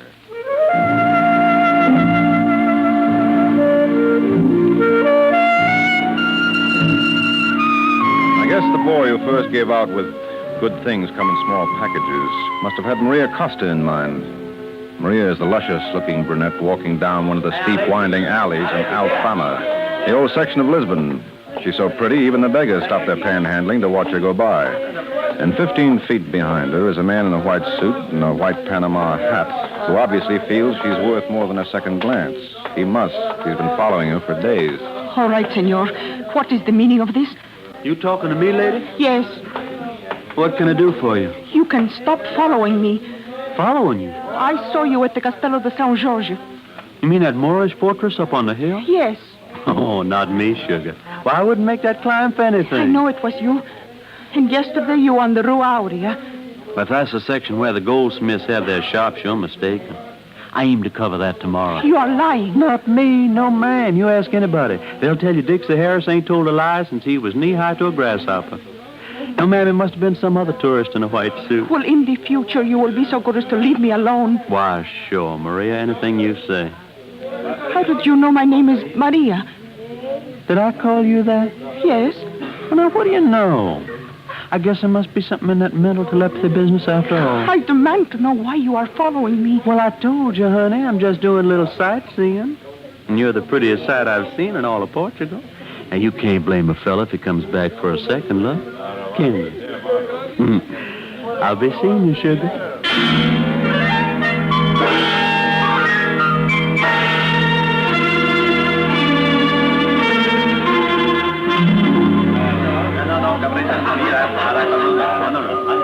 Can I help the senorita? Please. My name is Maria Costa. Oh, yes. Senor Butler is expecting you. Just follow me. Has he been waiting long? Oh, perhaps a half hour. Maria. Oh, hello, Stephen. I was beginning to worry. Oh, thank you, darling. Would the senor care to order now? Yes, I think so. What would you like, Maria? Oh, a double Smirnoff and orange juice. Double?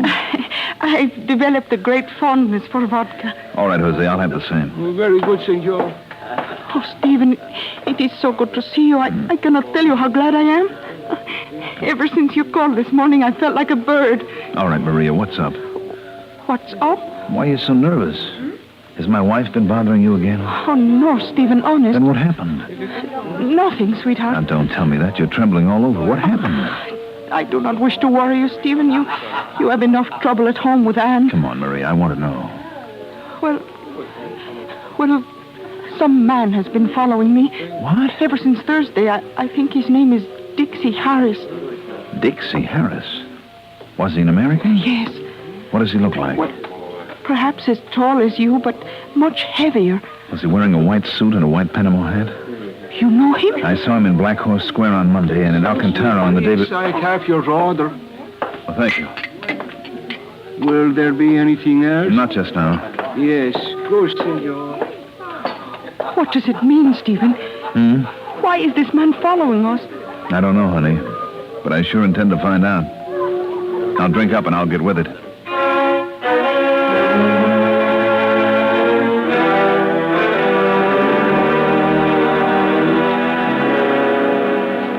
Four, two, 1. Hello? Have I the honor of talking to that distinguished gentleman known far and wide as the Falcon? How are you, Dixie? How in the world did you know it was me? I recognize you by a white suit. How we doing? Well, not so hot, Mike. Maria spotted me. When? This morning in Alfama. Tough. I'm sorry, pal, but it couldn't be helped. Though I managed to tail her to the Cafe Europa where she heisted a couple with Steve Butler. It's always Steve Butler, isn't it? Uh-huh. You learn anything else? No, not a single blessed thing. If you ask me, friend, we got a bum steer. That gal's no spy. And what about those confidential reports from the embassy we found in her apartment? I'm beginning to think they were planted. By whom?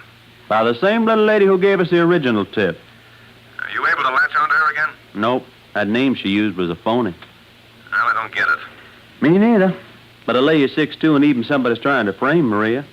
What gets me is why. Yeah, that's a very good question, Dixie. I'll get busy on the answer right away. Keep in touch, fella. I may have news for you real soon.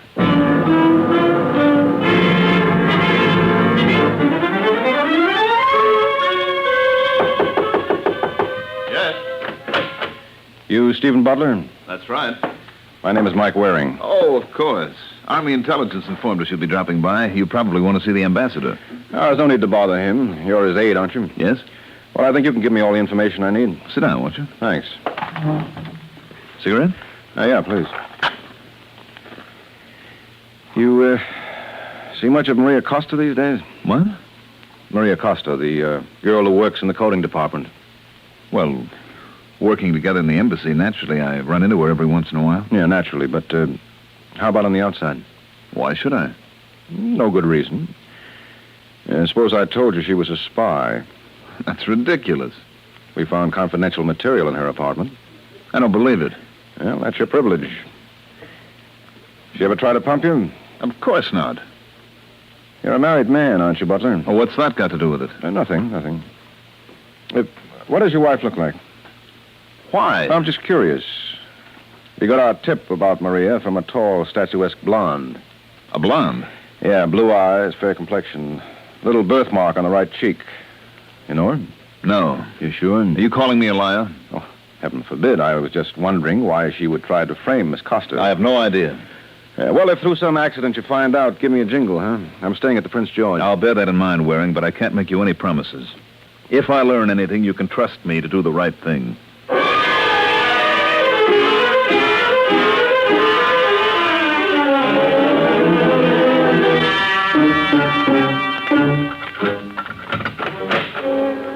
Hello, Ann. Oh, Steve, you startled me. I didn't think you'd be home. Yeah, it is kind of early for me. Oh, I gotta get off my feet. I had the most miserable day. Oh. I had a pretty lousy one myself. A fellow named Mike Waring dropped in to see me. Who? Mike Waring. He's with Army Intelligence. Seems they got a tip that Maria Costa was a spy. Really? Really. According to Waring, his informant was, how did he put it? Oh, yes. A tall, statuesque blonde with a birthmark on her right cheek. Darling, you're not suggesting Yes, that... I am. You're being absurd. Why should I? Because you're out of your mind. All right, Mr. Butler, I did it. Sure, I sicked Army Intelligence on your precious Maria. Why don't you ask me why? I don't have to. No? Do you think I was blind? I know you're in love with her. You know, it's a funny thing, Ann. I bet I've heard you say that 1,000 times in the last 7 years, and for once in your life, you're right. No. Yes, this time you've hit the nail right on the head. Steve, you don't mean that. You couldn't. You're just trying to hurt me. I don't have to. You're the kind who hurts herself. Steve, please, listen to me. I know I was wrong, but I love you so much. Darling, every time you look at a woman, I go crazy. I know. You gotta understand, I just do these awful things because I'm so afraid of losing you. Well, you have now. No. You love me. You know you do. It's all over, Ann. I'm going to marry Maria. No. I couldn't live without you. You better get used to the idea. I'm moving out now. I won't let you go. Stop it. I'll kill her. So help me, if you move out of here, I'll kill her. You're insane. Stephen, don't go. I promise you, darling. I'll send for my things in the morning. Steve, please.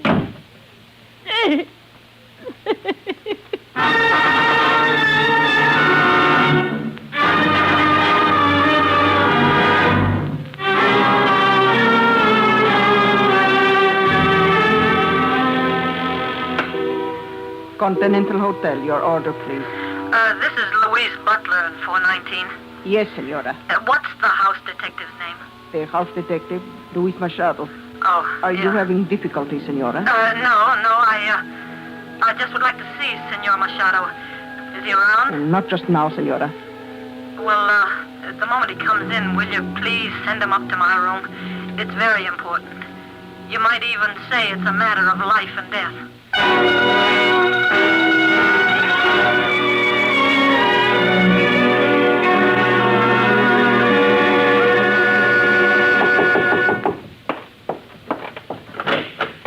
Senora Butler, Yeah? I am Luis Machado. Oh, yeah. Come on in. Obrigado. Suppose we sit right here, huh?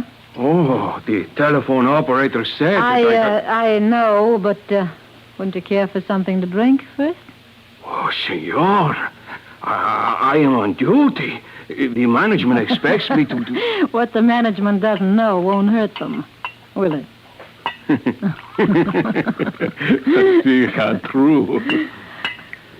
There we are. The senor is most kind.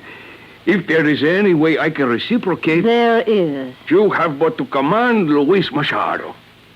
How would you like to make yourself $500 American? I would like you very much.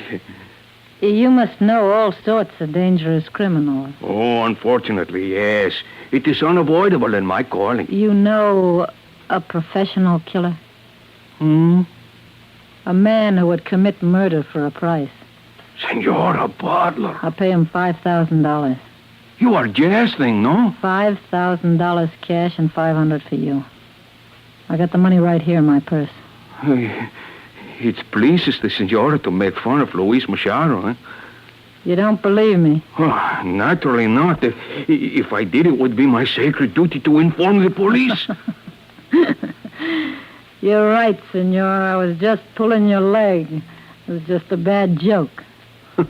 I am relieved for a moment. You thought I really meant it, huh? Yes. Now, what would I want with a hired killer?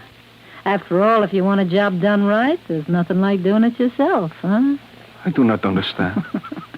It's not important. Senor, I hate to rush you, but would you mind finishing your drink? Huh? I just remembered I got something to do.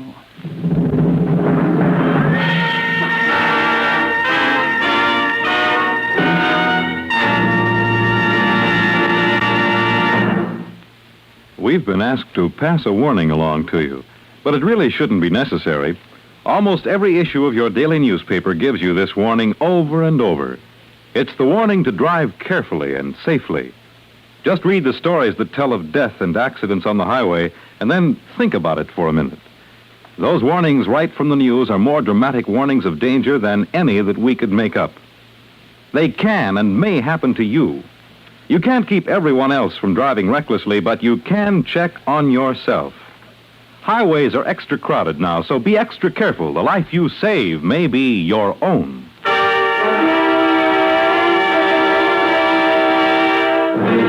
Now back to the adventures of the Falcon.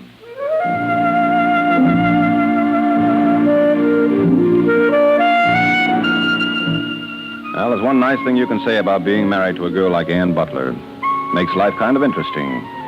You never know what she's going to cook up next. And while Mrs. Butler was comparing recipes with Luis Machado, the obliging hotel detective, Dixie Harris and I were cruising on the Avenida de Libertad, past the obelisk which commemorates the liberation of Portugal from Spanish rule.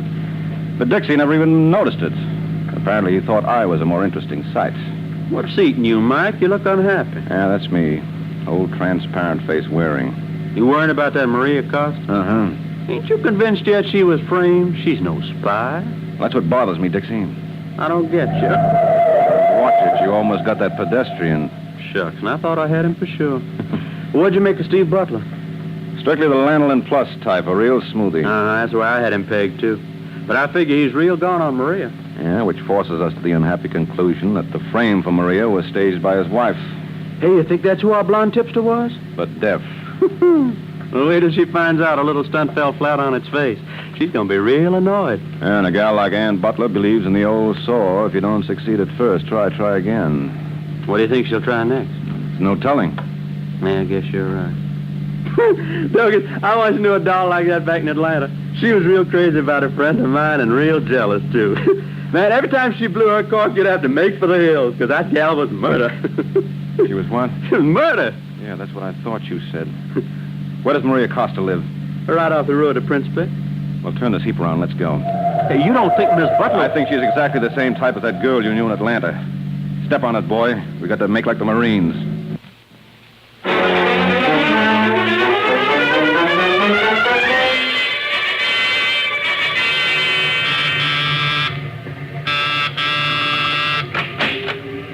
Si, senores. Oh, no. Let's get out of here, Mike.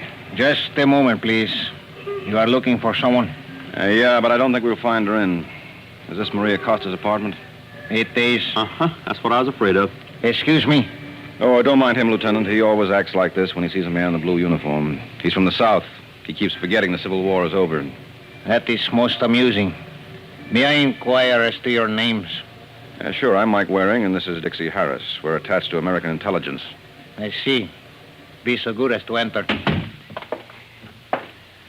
Oh, where is she? In the bedroom. Dead? She was shot twice. Tough. Obviously, this does not come as a surprise to you, senor. Hardly. I would be most interested to hear why. Can we see her first? Of course. Over here, senores. Can we take a peek? You would like me to remove the blanket? Yes, please. Holy smoke, that ain't Maria Costa. No. You are surprised? That's the understatement of the week. You do not know this lady? Well, judging from the blonde hair and that birthmark on her right cheek, I'd say she was Ann Butler. You are absolutely correct. Where is Maria Costa? Senorita Costa has momentarily disappeared, but it is of no import. We have already apprehended the assassin. Who is it? The victim's husband. Steve Butler? I don't believe it. He has even obliged us with a confession. Where is he? In the Palace of Justice. Can I see him? It will be my pleasure.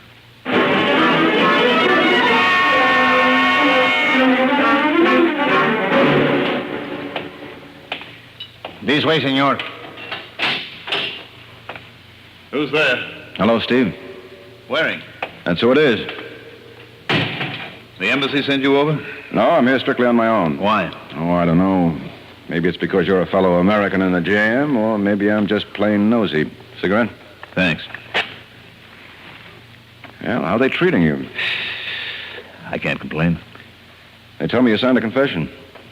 Mm-hmm. Why did you kill her? The usual reason. We didn't get along. Well, from what I hear, you haven't been getting along for years. When she tried to frame Maria Costa for espionage, that was the straw that broke the camel's back. So you picked up a gun and shot her, huh? Twice. Well, makes sense. Thanks. But why did you pick Maria's apartment to do the job? Well, it seemed like the best spot. Well, didn't it occur to you it might be embarrassing for Maria? I guess I wasn't thinking too clearly. It's funny. You impress me as a boy who always knows what he's doing. Where's Maria now? I've no idea. You wouldn't have made that confession to shield her. To shield her? Don't tell me I impress you as the noble type. No, strangely enough, you do. You're out of your mind. Mm-hmm. Well, we'll find out when we latch on to Miss Costa. Look, Waring, you mind your own business. Well, this is my business. You're an employee of the American Embassy. So is Maria. I don't want you bothering her. You understand? She had nothing to do with this. You're in love with her. I was not in love with her. It was just a little extracurricular activity. Uh-huh. I killed Ann, and that's all there is to it. Well, you ought to know best. But I like to keep an open mind. I'll be seeing you, Steve.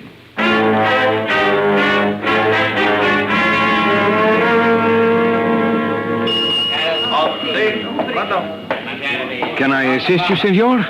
You can if you're the house detective. I am, senor. But how did you know? You're wearing a derby. My name is Michael Waring. Me Waring? No, that's close enough. And I am Luis Machado. Well, glad to know you, Luis. Suppose you take a look at this. You are with the American intelligence. Uh-huh. And there is some way I can be of aid? Yes, I think so. Oh, command me, senor. You heard about the Senora Ann Butler? Oh, yes. It is most sad.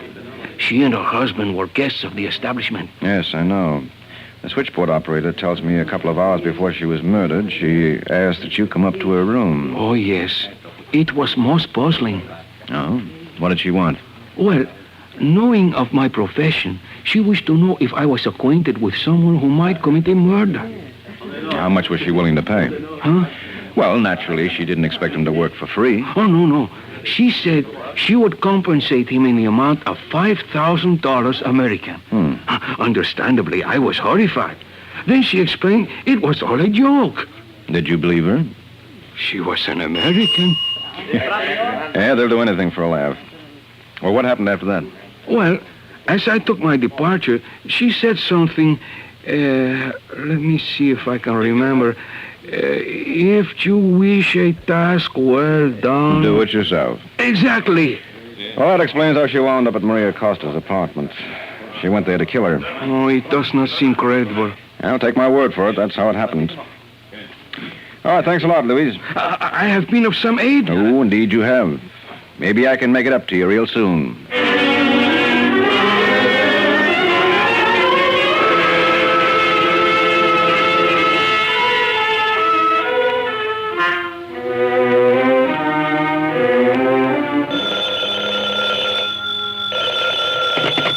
Hello? That you, Dixie? Yeah? Mike Waring. Oh, what's a good word, Pappy? Look, I'm at the Continental. I just got through at the hotel, Dick. Was there any help? Not much. How did you make out? I didn't. Did you find out who identified Ann Butler for the police? Oh, they didn't need anybody. They found a purse right next to the body. Was there a gun in it? No, everything else but. Passport, driver's license, $12 and change, and her keys to the hotel. What about Maria Costa? Oh, she wasn't in there either. I mean, have you been able to locate her? Not yet. Well, now, look, we got to find her, Dixie. Go through her application at the embassy. She must have given the name of her close relatives. Maybe she's holed up with one of them. Oh, I'll get right on it. Good boy. I'm going back to my hotel. If you learn anything, lift a phone.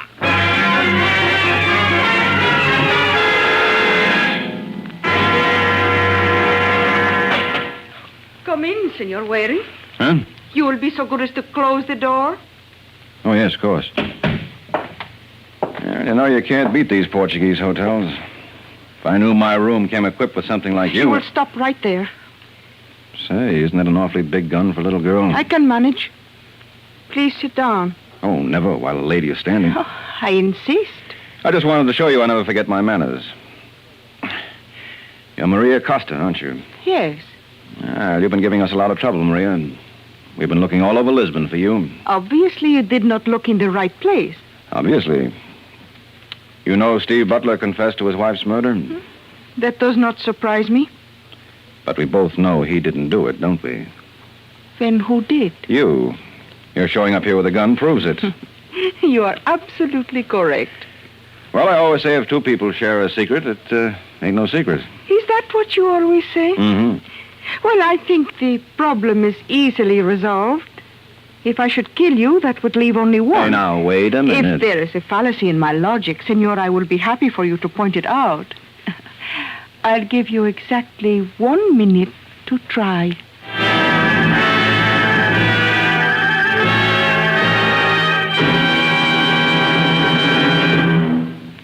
Summer is the time for carefree holidays and vacations. But don't be carefree on the highway.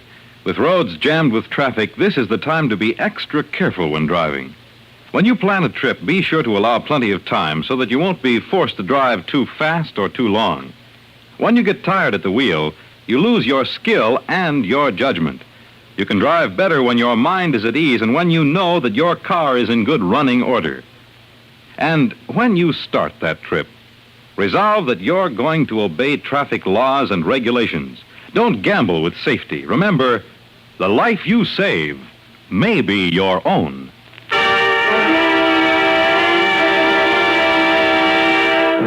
And now back to the adventures of the Falcon.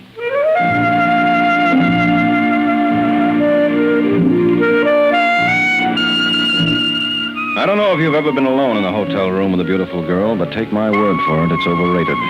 Especially if she's chaperoned by a gun. Still, I was awfully pleased that Maria gave me a full minute to dig up a reason why she shouldn't use it. In this day and age, most girls wouldn't have been that patient. Well, Senor, have you any final request? Yeah, I'd like to see Brooklyn again. Look, Maria, killing me won't solve anything. I believe it will. It doesn't bother you they'll hang Steve Butler for his wife's murder? Not at all. You were in love with him. You're being very childish. You know he confessed to Ann's murder just to shield you. And you feel I should do as much in return? It's what I would have expected. Yes, seems to me. It seems to me, Senor, you have exhausted your allotted time. So if you will forgive me... Oh, no. What happened, Angel? The gun was fired. Let me go. Don't be silly. Until you. No, you don't. We only allow one chance to a customer. Come on, drop it. All right, now sit over there while I phone. Yes, come in. You behave yourself. Senor Waring? Ah, if it isn't Louise Machado. Yeah, come on in, Louise. My visit is not inopportune? No, as a matter of fact, your timing couldn't have been better. Oh, but the lady... Naturally, as a hotel detective, you'd think of that. This is Maria Costa. Maria Costa? Yeah, she just tried to kill me. I will succeed yet. I wouldn't make book on it, Angel. Certainly not with this gun. The firing pin is gone. What? Am I right, Louise? Let me see. Oh, but yes. Someone has filed it off. It would require a miracle for her to harm you with this. Mm-hmm. Well, strictly between us, I don't think she was really trying. You're insane. Really, senor? Don't you get it, Louise? She's in love with Steve Butler. So? So he confessed to shield her. Now, if she had just walked in here and did the same, what would have been my reaction? Well, senor, you would have thought that she was trying to protect him. That's right. I would have patted her shoulder and told her to go home like a good girl. So she decided to incriminate herself, and taking a shot at me seemed like the best way to handle it. No. Yes. And being the type girl you are, you wouldn't want to see me hurt, so you filed off the firing pin, hoping it would go unnoticed in the excitement. I tell you are wrong. Just relax, Angel. Hey, I do not understand. If she did not kill the Senora Butler, who did? Well, I'm glad you asked me that, Machado, because I just happened to be prepared with an answer. Now, who knew that Ann Butler had $5,000 on her to pay a gunman? Who alone had the opportunity to follow her over to Maria's apartment and kill her there for the bundle? Who? You. Oh, really, senor? Now, don't be unhappy, Luis. You couldn't use that money anyway. It's not inflammable. Where you're going, you'll need money to burn.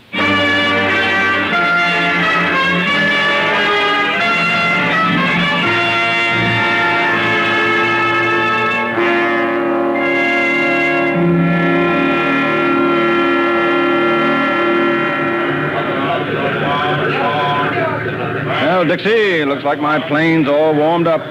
Madrid, I'm on my way. Now, hold it, Pappy. Oh, you don't want me to miss it. You're not leaving Lisbon till you answer one question.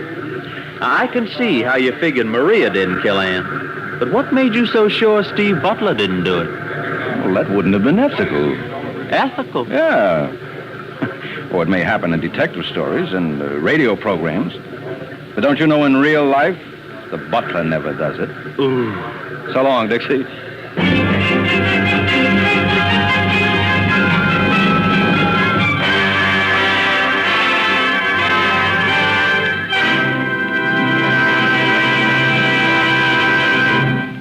The Case of the Careless Corpse.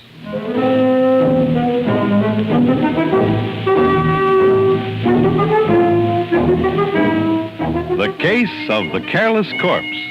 That's the title of next week's adventure of the Falcon. When Mike Waring learns that what some people do for money is nothing short of murder.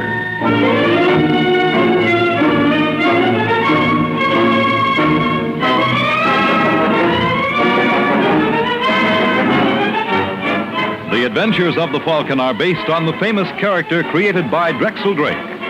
Produced and transcribed by Bernard L. Schubert, written by Eugene Wang, and directed by Richard Lewis. Les Damon was starred as the Falcon, with Bryna Rayburn as Maria. This program came to you from New York. Fred Collins speaking.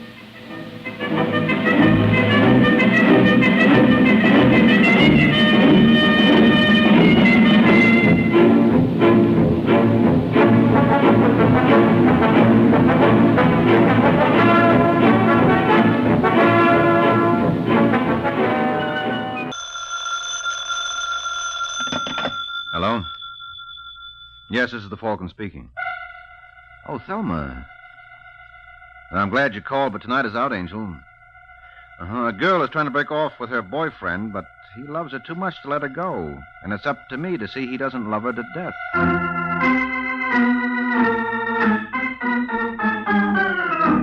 This is Ed Hurley, friends, inviting you on behalf of the Kraft Foods Company to listen to The Adventures of the Falcon, starring Les Damon. You met the Falcon first in his best-selling novels. Then you saw him in his thrilling motion picture series. Now join him on the air when the Falcon solves the case of the gangster's girl.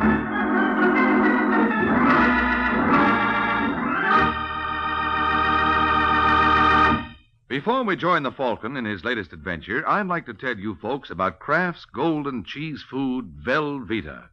Velveeta is such good eating. Just taste that grand, rich, yet mild cheddar cheese flavor.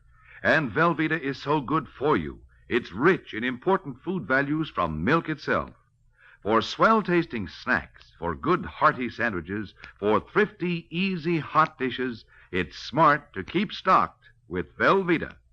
Get it tomorrow in the handy quarter-pound package or in the economical 2-pound loaf. The cheese food of top quality. Velveeta is made only by Kraft.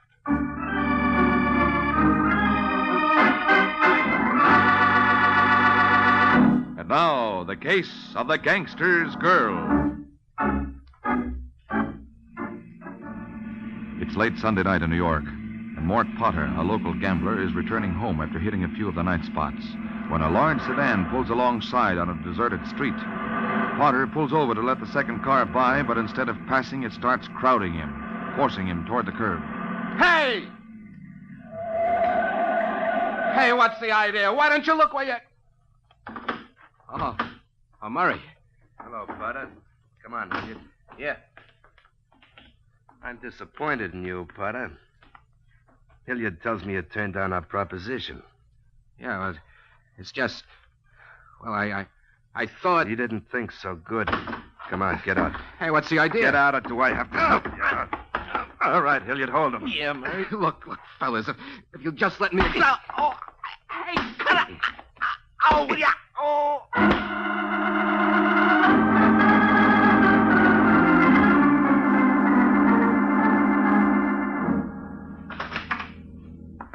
Murray, don't you believe in knocking? You want privacy, keep your door locked. I thought it was. Well, you should be more careful, Sue. Well, where do you think you're going? Little trip? Looks more like a big trip. You've cleaned the closet. If I want to go away... From me? You wouldn't do that, baby doll. I saw the paper. That man has 3 broken ribs. What man? You know what man. Everybody knows you did it. Baby doll, don't take everything so serious. 3 broken ribs are serious. Are they your ribs? You said easy money. Well, I didn't like it from the start. But you insisted, what's the harm? Well, when you start beating up people, that's harm. Next, it'll be killing. Or maybe that's happened already, too. Now, look, I don't want to talk about it. You're staying here, understand? No, Murray. I said you're staying here. Now start unpacking. No. Start unpacking. Hurry up. Wanting to go away. You don't know how lucky you are, baby doll. I'm going to be big in this town. Real big. I liked you when you weren't going to be big. Now, don't talk dumb. And quit your bawling. We're doing a town tonight. I don't want your eyes all red. Why can't you leave me alone? Sometimes I ask myself that. I just can't, that's all. You know, you ought to be flattered. As soon as Hilliard told me you'd been over to the airline ticket office, I'd come right over. Oh, Hilliard.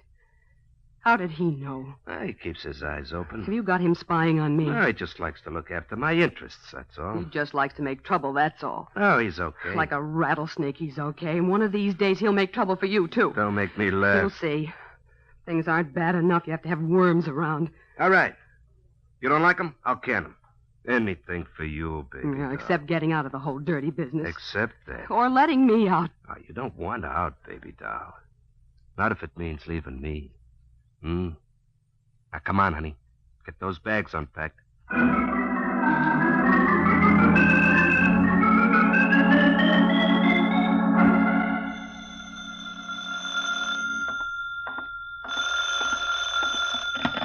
Hello? Is that Michael Waring, the Falcon? Yes, this is the Falcon speaking. I want to hire you. Well, considering the price of groceries, I want to be hired.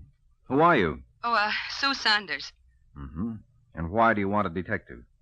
Or don't you want to say over the phone? It has to be over the phone. I don't dare come to see you. I might be followed. I'm calling from a phone booth, and I'll mail you the money for your fee. All right, what do I do to earn it? I want to get rid of my boyfriend. Rid of him? Yeah. I'm hoping you can have him put in jail.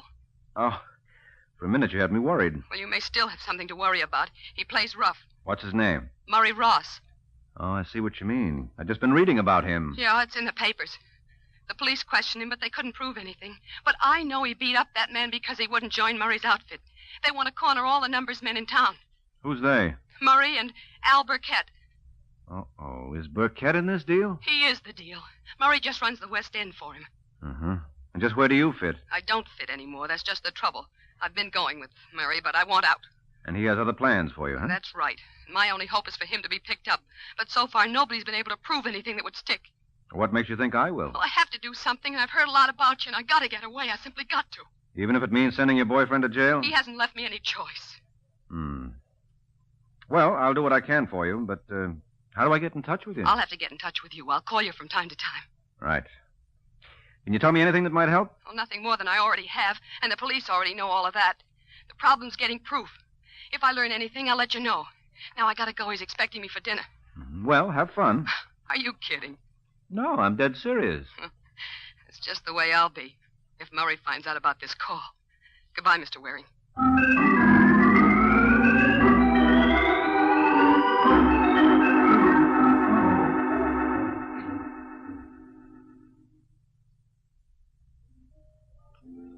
Come on, baby doll. Let's have a smile. I'm trying, Murray. Well, you shouldn't have to try. What's the matter? You know what's the matter.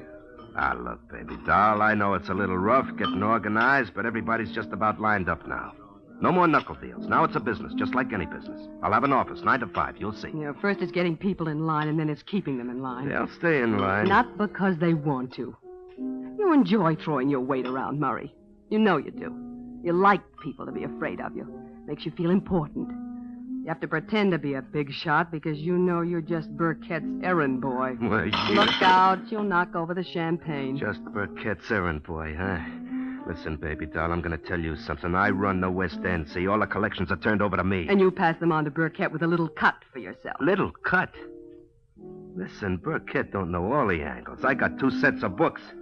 If Burkett knew what to take in this part of town really comes to it with curl his hair. I'm taking him, but plenty. And when he finds out? Who's going to tell him? Maybe he won't have to be told. He's good at arithmetic. Yeah, but he can't figure what he can't see, baby doll. Ah, come on, stop worrying, will you? Everything's going to be all right. Yeah, I guess it is. Just depends upon what you call all right.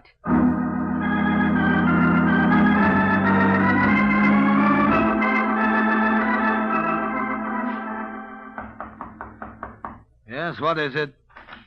Murray Ross is here to see you, Mr. Burkett. Oh, good. I've been waiting. Send him in. Yeah. Okay, go on in. Right. Hello, Burkett.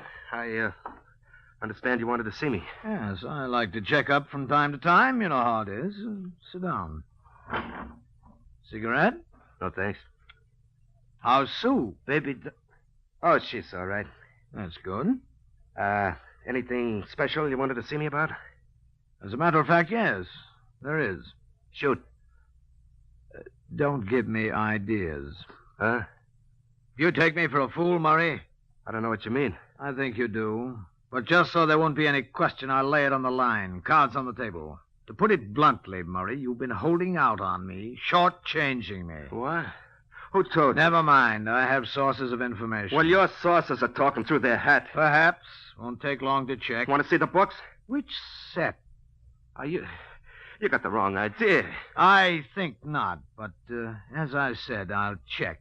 But not books. There are other methods, more reliable. Okay, you'll find out. I'm sure I will, my boy. And while I'm working on it, you'll stay here where I can keep an eye on you. Here? Yes, house guest. The boys will see you're comfortable. What's the matter? Oh, nothing. You're too warm? I see you're perspiring. Shall I open a window? I'm getting out of here. What? Going somewhere, mister? Well, Close the door. Yeah. All right, now come back here and sit down, boy. We've got to finish our conversation. What are you going to do? Ah, yes. What am I going to do? Let's discuss that, shall we?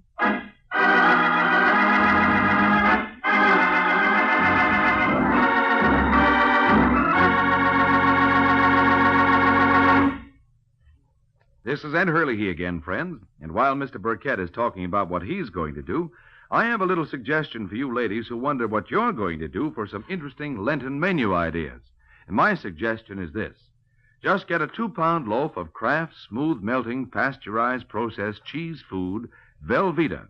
You can melt Velveeta for smooth, delicious cheese sauce that'll add extra goodness to vegetables or seafood, or rice, or just plain toast for a fine main dish.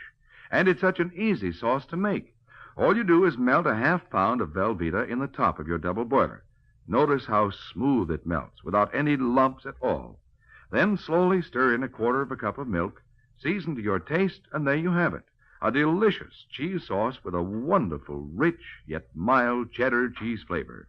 A flavor that everyone, the youngsters and Grandma included, will enjoy often. And it's a wholesome dish, because Velveeta is so rich in important food values from milk. So whether you melt Velveeta for a swell cheese sauce or slice it thick for hearty sandwiches, you'll find Velveeta is a mighty handy helper, Mother, especially now, during Lent. Get a 2-pound loaf tomorrow, won't you? It's America's favorite cheese food, the one and only Velveeta, made by Kraft.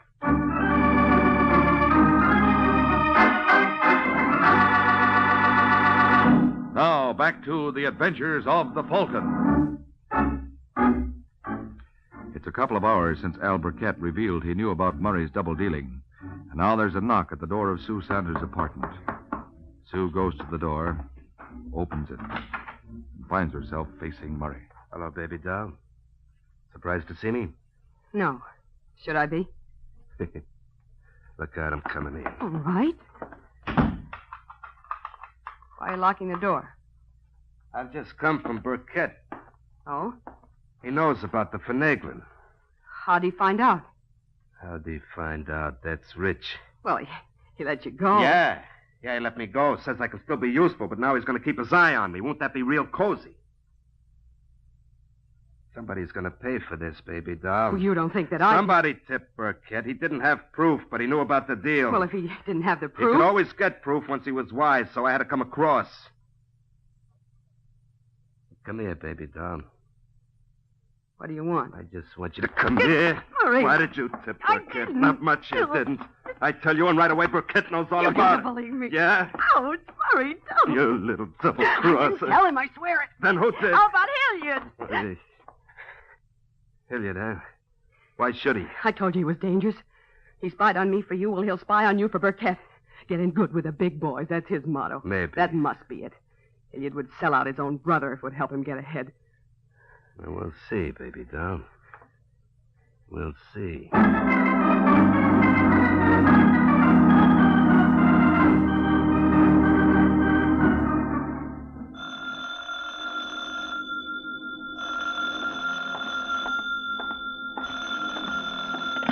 Hello. Hello, Mr. Waring.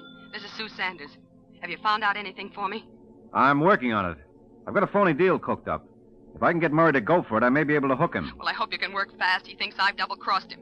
Does he know about me? No, it's something else. All right, I'll put on the heat. But I think I'd better try the act out on Hilliard first. Hilliard? Yeah, I have an idea he's more gullible than Murray. If I can sell him, Murray's a cinch. Well, anything you think best, only hurry.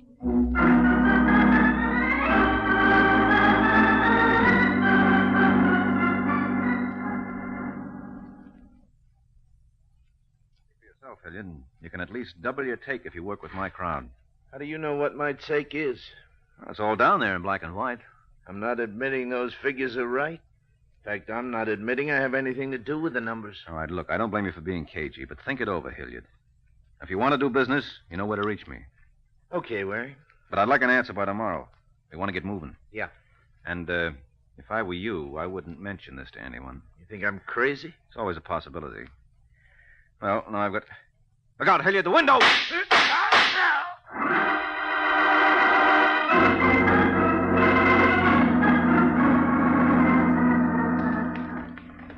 Driver, did you see anybody come out of that alley just now? Uh-huh. He just got in a red sedan, drove off. You see where he went? Turned right at the corner. All right, let's see if we can catch him. Okay. Hey, what's it all about? Did you hear those shots? Sharks. I thought it was backfire. Backfire never killed anybody. Oh, somebody's dead? Yeah, very. Hey, I don't think I like this. Well, I'm not exactly turning cartwheels myself. You said red sedan. Is that it up ahead? Yeah, could be. All right, step on it. Yeah. Sees us coming. He's starting to speed. Well, catch him. Well, I'll try, but I'm just as happy if I don't. He just turned left. Yeah, I see. Hang on. Here we go. Yeah, there he is. Yeah. Just got through the light. It's changing. Well, lean on your horn and go through on the red. Now, look, if I get a ticket... I'll stand the fine. Okay. Do you stand the hospital bills, too? Yes, and the funeral expenses. Just keep going. Yeah, you say the nicest thing. He's taking another turn. Yeah. Hey, he'll never make it at that speed. I told you he's going to crash.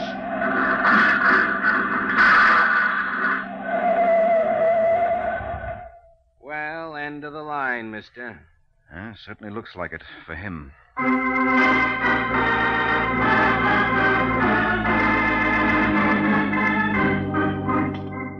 Hello, Murray. Do I know you? Name's Mike Waring. Oh, the Falcon. You see, you do know me. Of you. What do you want? Well, I got a proposition you might be interested in. No, thanks. How do you know? Till you hear it. I said I've heard of you. I didn't like what I heard. Well, neither did Hilliard, but he was willing to look over my wares. Oh? You talked to Hilliard? Uh-huh. What'd he say? Said he'd consider it. I'm not surprised. Now I know I'm not interested. You don't care for Hilliard, huh? I don't care for rats. How much don't you care for them? Huh? Well, just wondering if you'd try to exterminate them. What's that supposed to mean? Well, somebody exterminated Hilliard. And since you called him a rat... You mean he's dead? That's right. So that's her angle. Whose angle? Nothing. Anyhow, it's not going to work. I can prove where I've been all afternoon. Yes, but this job was done by a professional trigger. You could have hired him. Well, they picked up who done it? Picked up the pieces. Well, he wasn't working for me. But I got an idea. I'll be seeing you, Waring. Just a minute, Murray. I got things to do out of my way. Yeah, well, first... I said out of my way. Okay, if that's the way you want it, maybe this will keep you around a while.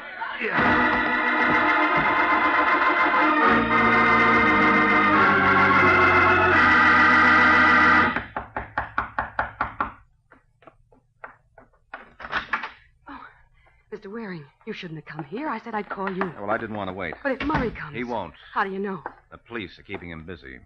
Oh, you've had him arrested? Yes, temporarily, and they're holding him for questioning. Well, they've questioned him before. They can't prove anything. That's why I hired you. Well, they never questioned him about this before. About what? Hilliard's murder. What?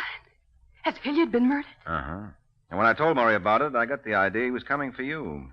That's the reason I tried to put him on ice for a while. Well, do you think they'll be able to hold him long? I'm afraid not. Unless you can give us a little something to go on. Like what? Like a motive, for example. Now, do you know any reason why Murray would want to kill Hilliard? Now, look. It's going to be bad enough for me if Murray gets out of this. I'll only make it worse by saying anything, make him that much angrier. Well, maybe he won't get out of it if you tell enough. But this is murder. Yeah, I want him locked up, but the electric chair, that's something else. Yeah, but you're hired of his, Angel. And if he's a murderer... I don't know what to say. Say whatever you know. Well, I don't know much. Look, did Murray have a motive for killing Hilliard? Well, yeah, I guess he did. All right, what was it? I told you Murray thought I double-crossed him. Yes, but you didn't say what about. Well, he'd been holding back some of Burkett's money. Burkett found out about it. Murray thought I told him. I said it must have been Hilliard. Mm-hmm. Well, that could do it. Anything else you know? I don't think so. Well, I'll call that much into the police. Then I'll go see Burkett. Now that the heat's on, I've got to find out what's cooking and make sure it's not your goose.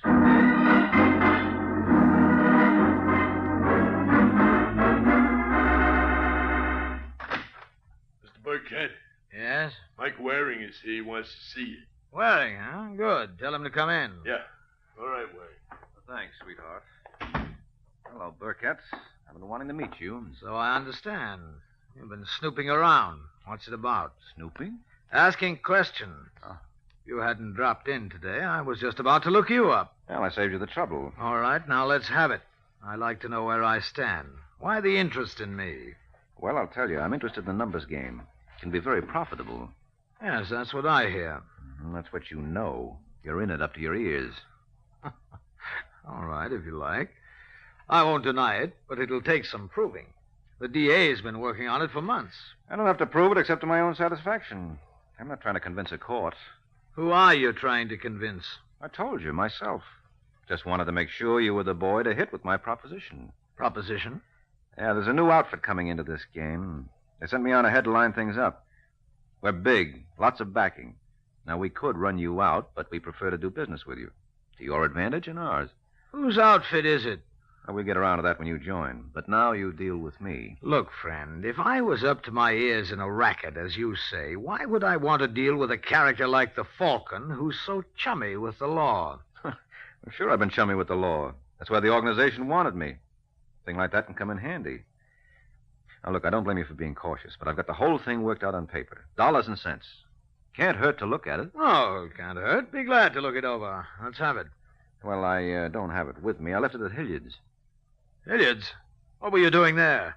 Well, I didn't think there was any use hitting you until I found out how your boys took to this idea. So I talked to Hilliard and Murray Ross. Oh. What did they say? Why not ask them? Don't think I won't. They're supposed to come here tonight. If they've been holding hands with you... So you admit they work for you? That's no secret, Waring. I have an investment business. Still don't trust me, do you, Burkett? Why should I? You shouldn't. But I'm always willing to look over any proposition. Mm-hmm. I'll send one of the boys over to Hilliard's to pick up your papers. Yes, do that. I'm sure you'll find them interesting. What I want to know is just how interesting did Hilliard and Murray find them? Well, I'm afraid you'll never find out from Hilliard. Why? Haven't you heard? Heard what? Hilliard's been murdered. What? Yes, I thought you knew. Oh, Hilliard talks to you, and right away he gets himself murdered. What's the matter? Did he turn you down? Said he'd think it over. Who are you working for, Waring? I told you, that's not for publication yet. I'm asking. Sorry. You know, sometimes silence can be very unhealthy. Why? You're just a businessman. Investments. You wouldn't try any rough stuff. That's right, Waring. I wouldn't. But you can always have an accident, can't you?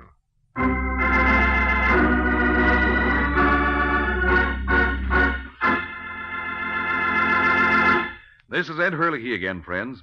Well, Mike won't tell Mr. Burkett what he wants to know, but I do want to tell you something I'm sure you mothers especially will want to know.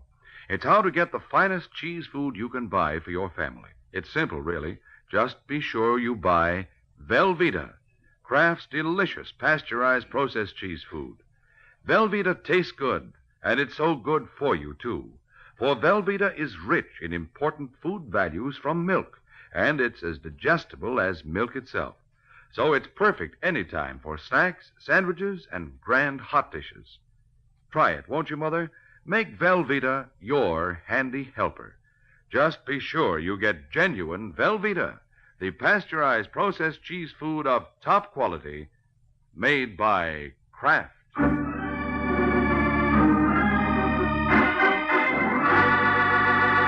Now, back to the adventures of the Falcon. It's 20 minutes since Mike Waring left Al Burkett. Now he's back at Sue's with a plan to wrap up the case. Now, look, Angel, I want you to call Burkett. Ask him to come over here. Why? I want to get him away from his guerrillas. He was expecting Murray and Hilliard tonight. Now, he knows Hilliard can't make it, but he's still waiting for Murray. He knows you're Murray's girl, so maybe he'll come if he thinks you have an important message from Murray. He'd probably want me to go to his place. Well, you can be expecting a phone call from Murray and don't want to leave till you get it. All right, I'll try. But what happens when he gets here? Well, the only way to clinch anything against these boys is to get one of them on record against the other. I think I know how to do it now, and it ought to work. Well, it better. After all, Mr. Waring, I hired you to get me out of danger, not into it.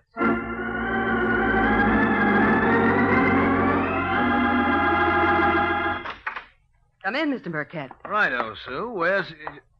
Oh, Waring. Hello, Burkett. Oh, she didn't tell me you'd be here. I thought Murray might be here. What did you want with him? You said you'd already talked over your proposition with him. No, it wasn't about that. I want to talk to him about the murder. So? What did he think he could tell you? Well, as a matter of fact, Murray. Well, what do you know? Right on cue. Come on in, Murray. What is this? What are you doing here? Waiting for you. I didn't think the police would hold you, but maybe they will next time round. Police? So that's your game, Waring. The proposition was just a bluff. I thought as much. Yes, Burkett, I've been trying to find some way of proving what everybody knows about you fellas. It's not easy, but maybe it won't be necessary. If I can pin the murder on you instead. On who? Who do you think, Murray? You tell me. Well, Burkett found out you had double-crossed him. Haven't you wondered why he didn't do something about it? The only reason you're not on the slab with Hilliard is that you make such a nice patsy. How's that? Hilliard blabbed on you. Gives you a good motive. So it's safe for Burkett to have Hilliard rubbed out with you around to take the rap. What rubbish. I don't know, Burkett. I've been wondering how come you turned me loose. Well, I told you I needed you. Maybe. And maybe Waring's making sense. Now, you're going to tell me. I told you. No. Go. Come on, Burkett, talk. Stop it, you idiot. Can't you see what Waring's trying to do? You're going to talk. Sure he will, Murray, at headquarters. That's where you're going as soon as you fellas get through dancing. And just in case you have any doubts about it, this gun ought to remove them. So let me know when you're ready, will you?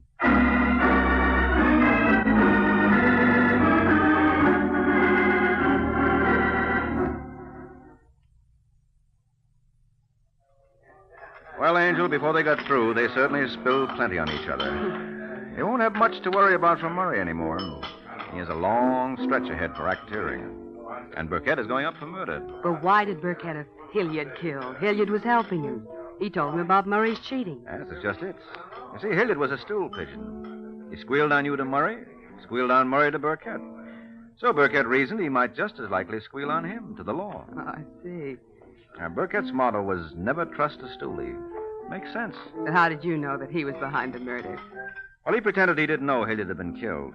And when I told him I'd left some papers he might be interested in at Hilliard's, he said he'd send one of the boys over to pick them up. But since he was supposed to be expecting Hilliard, why didn't he simply call him to bring the papers along? Of course. He must have known Hilliard wouldn't be coming. That's right, because he knew he was dead. Mm-hmm. Well, I'm glad it's over. And I'm certainly glad you got me free of Murray. And believe me, I'm going to be careful who I start going out with from now on. That's a very good idea. Of course. A private detective ought to be safe enough. Uh-oh. Don't look at me. What's the matter? You had your last boyfriend sent to jail. I'm going to be careful, too. Good night, Angel.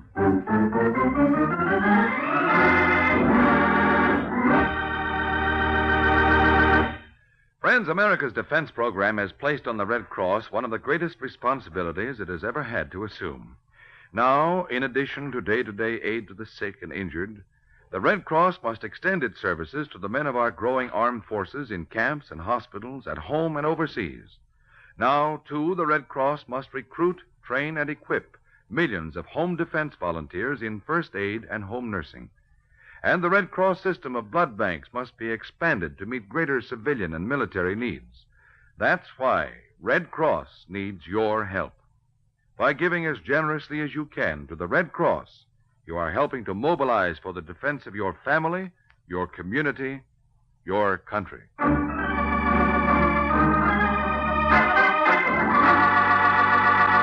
The Case of the Unsilent Butler. The Case of the Unsilent Butler. That's the title of next week's adventure of the Falcon, when Mike Waring learns that the way some people get a bang out of life is by using a gun. So be sure to listen at this same time next week to another exciting adventure of the Falcon, brought to you by the Kraft Foods Company. The Adventures of the Falcon are based on the famous character created by Drexel Drake, produced by Bernard L. Schubert, written today by Jerome Epstein, and directed by Richard Lewis. Music was by Arlo. Les Damon was starred as the Falcon, with Jan Miner as Sue. Be sure to hear the Great Gildersleeve next Wednesday evening over most of these stations. In next Wednesday's broadcast, Gildy comes face to face with an hilarious problem and solves it in a way that will keep you laughing for days. Remember the show, the time, and the place, the Great Gildersleeve, next Wednesday evening over most of these stations. Check your local newspaper for time of broadcast. This is Ed Hurley, he's speaking for the Kraft Foods Company. This is NBC, the national broadcasting company.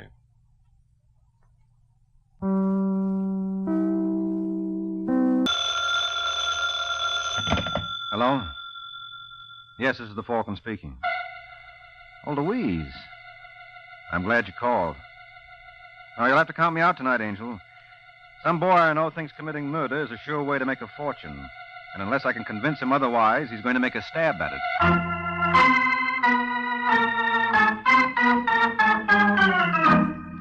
This is Jack Costello, friends, inviting you on behalf of the Kraft Foods Company to listen to the adventures of the Falcon, starring Les Damon. You met the Falcon first in his best-selling novels. Then you saw him in his thrilling motion picture series. Now join him on the air when the Falcon solves the case of the mighty muscle.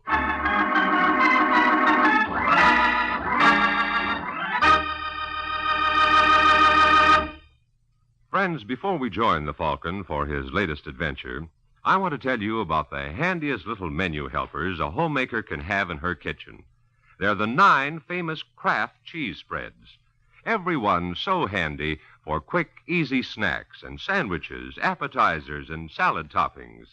They're creamy, mild-tasting Kraft cheese spreads, and sharp-tasting varieties, too. All delicious, all of the finest quality, because they're made by Kraft. Tomorrow when you shop, get several of the 9 famous cheese spreads by Kraft.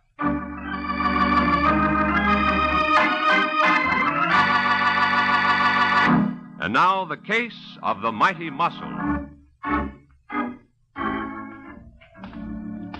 It's early Sunday morning, and the streets of Manhattan are deserted, save for a broad-shouldered young man named Al Compton, who strolls down East 86th Street and heads for home. But unknown to Mr. Compton, he has company. 20 feet behind him is a tall, lean gent who matches him step for step. And only after Compton has gone 2 blocks is he aware of his shadow. All right, friend, what's the idea? Speaking to me? Yes, why are you tailing me? Tailing? Now, why should I want to do a thing like that? That's what I want to know. You're imagining things, Mr. Compton. Yeah? And how come you know my name? Oh, well, you're a celebrity. Everybody knows Ken Brady and the fella he's grooming to follow in his footsteps. Why, it's one of the big success stories of our time. Who do you think you're kidding? Okay, Compton, I'll put it to you straight. You going right home? Why? A friend of mine wants to talk to you. Who? Nick Daniels. What does Daniels want with me? Oh, then you've heard of the boss. Maybe. Then you know that Daniels ain't no 2-bit up. I know his territory is Indianapolis. What's he doing in New York? That's what he wants to talk to you about. I got a car around the corner. I'm sorry. I never take rides with strangers. Look, Compton, as far as I'm concerned, you can keep on walking and heaven bless you. But Daniels said, Eddie, you bring Compton to my place, so you see the position that puts me in. That's your tough luck. Oh, no, friend. It's yours. Oh.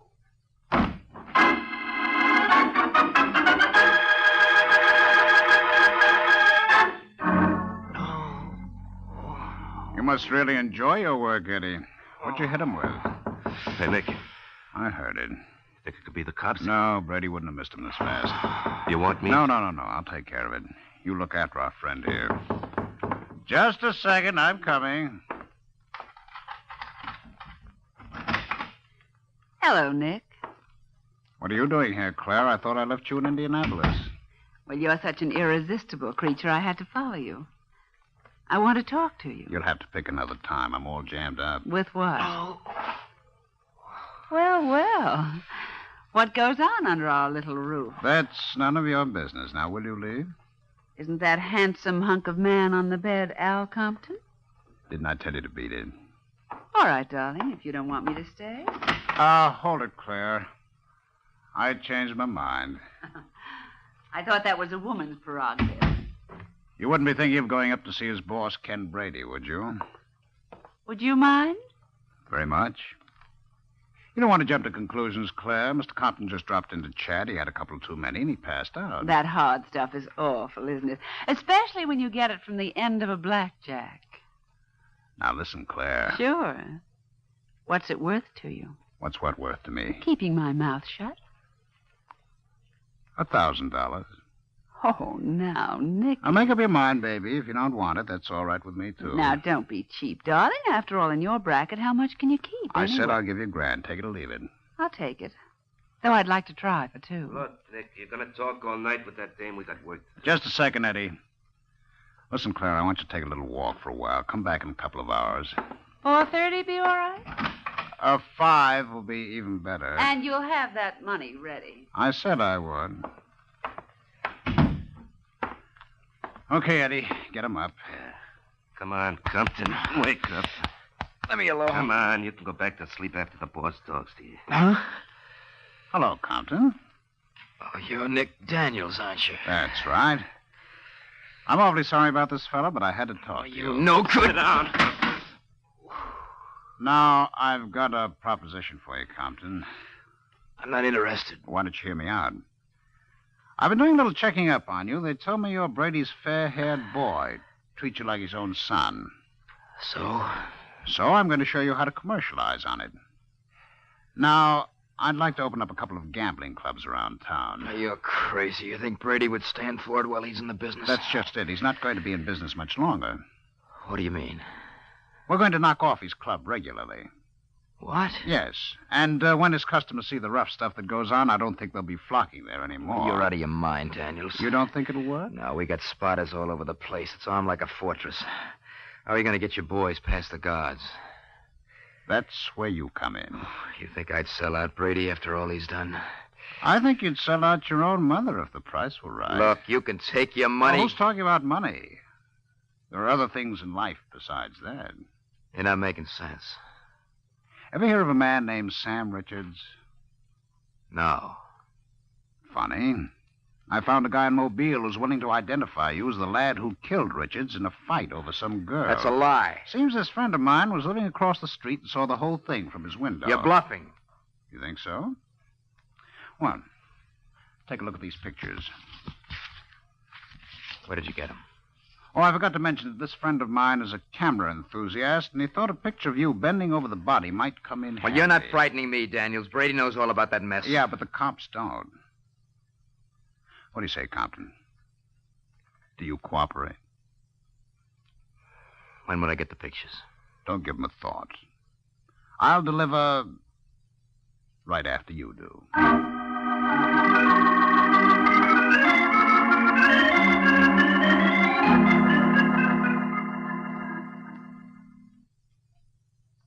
Judy, so you see the spot I'm in. Either way, I'm a dead duck. What does this Nick Daniels have on you? Oh, that's unimportant. It can't be if you told him you'd cooperate. Listen, Judy, I swear all this happened long before I ever met you. Then why can't you tell me what it is? I just can't, that's all. Just take my word for it that Daniels wasn't sounding off. If I double-cross him, it can mean my life. Well, what are you going to do? Well, what can I do? When I came to New York, I was a bum.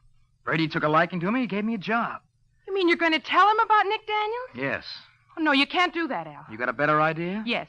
Why don't we leave town? How far do you think we'd get? Daniels probably has a boy now watching the hotel. Then why don't you do what Daniels wants? Brady'd never suspect Will you forget it? If you really loved me, I Al, do. Then don't say anything to Brady. Just get out of my way, Judy. No. I won't let you go, Al. You can't stop me.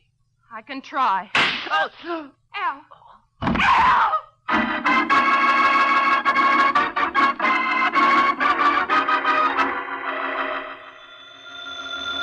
Go away. There's nobody here. No. Yeah? Let me talk to Mike Waring, please. Ain't here. What's the matter, kid? Did I wake you? Oh, that's a pretty ridiculous question, Corbett. What do you want? That's no way to talk to a guy who's going to do you a favor. Look, Sergeant, I don't like guys doing me favors at 3 o'clock in the morning. Okay, Mike, if you don't want to meet her. What are you babbling about? I just picked up a little number who's out of her mind to meet the Falcon. You interested? Nope. She's blonde, 5'2". I said I wasn't in. Figure that would put Venus to shame. Oh. What's her name? Judy Wainwright. Never heard of her. You will. She just killed Al Compton. Ken Brady's boy? That's right. She wants to hire you. Is that why you called me? Yeah. Well, tell Miss Wainwright I'm not interested. Nah, you're being smart, Mike. What do you mean? Well, strictly between you and me and the guy who's hiding under your racing form, this little girl hasn't got a prayer. Not a chance, huh? No. She's up the well-known creek without a paddle. I bet the jury won't take 20 minutes to strap her into the chair. You want to hear the story she tried to give us? No, never mind, Sergeant. You always foul up a story. Tell Miss Wainwright I'll be over to hear it myself.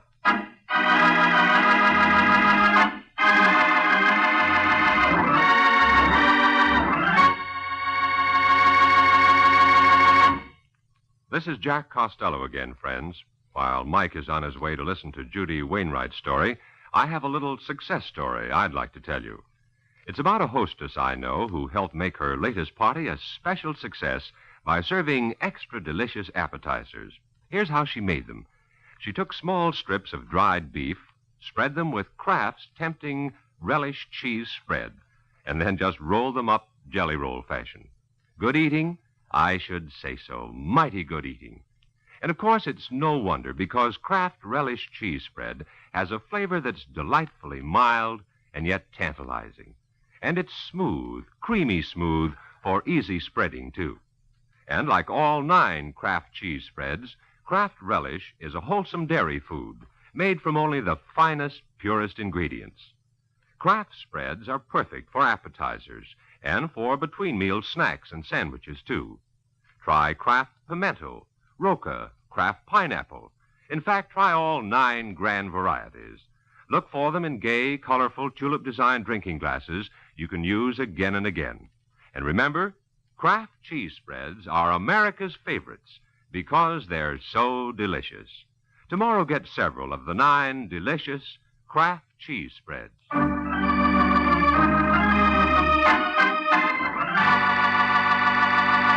And now, back to the adventures of the Falcon. An hour has passed since Sergeant Corbett, acting at the behest of Judy Wainwright, got in touch with Mike Waring. And now at a local jail, while the Falcon listens, Miss Wainwright talks for herself. You've got to believe me, Mr. Waring. I didn't kill Al. And how come you didn't see the murderer? Because my back was to the door. And you didn't hear it open? No. How do you explain the gun being found in the room? The killer must have thrown it in. And how did your fingerprints get on it? Oh, I don't remember. I was so dazed I probably picked it up without thinking. And you weren't so dazed that you couldn't pack a bag and head for the nearest bus line where the cops grabbed you. I tell you, I didn't know what I was doing. You had a fight with Compton, didn't you? No. I was crazy about it. Then how come the people next door heard you arguing? Corbett tells me they heard Compton say he was walking out on you and you wouldn't let him go. That's a lie. Did you or didn't you say you were going to stop him? What is this, a 3rd degree? Just what side are you on, Mr. Waring? I haven't decided yet. Well, if that's the way you feel, I'll get someone else. Falcon's not the only private detective in town. Okay, Angel. No hard feelings. Hey, Sergeant. No. Wait, Mr. Waring. Yeah? I'll tell you anything you want to know. Okay. Suppose we start with the last question I asked. Well, Al and I were arguing, but it wasn't over what you think. Al worked for Ken Brady. You're not telling me anything new. Well, late last night, a man came to Al with a proposition. Either Al helped him ruin Brady's club, or else. Or else what? I don't know. It was blackmail of some sort. Or what was Compton's decision? He was going to tell Brady the whole story, even though it meant his life. That's why I wouldn't let him go. And would you know the name of the party who tried to blackjack him into line? Yes. It was Nick Daniels. Oh, the gentleman from Indianapolis? I think so. Do you know him? No, but I've always wanted to. And this may be my chance. Hey, Sergeant, I want out.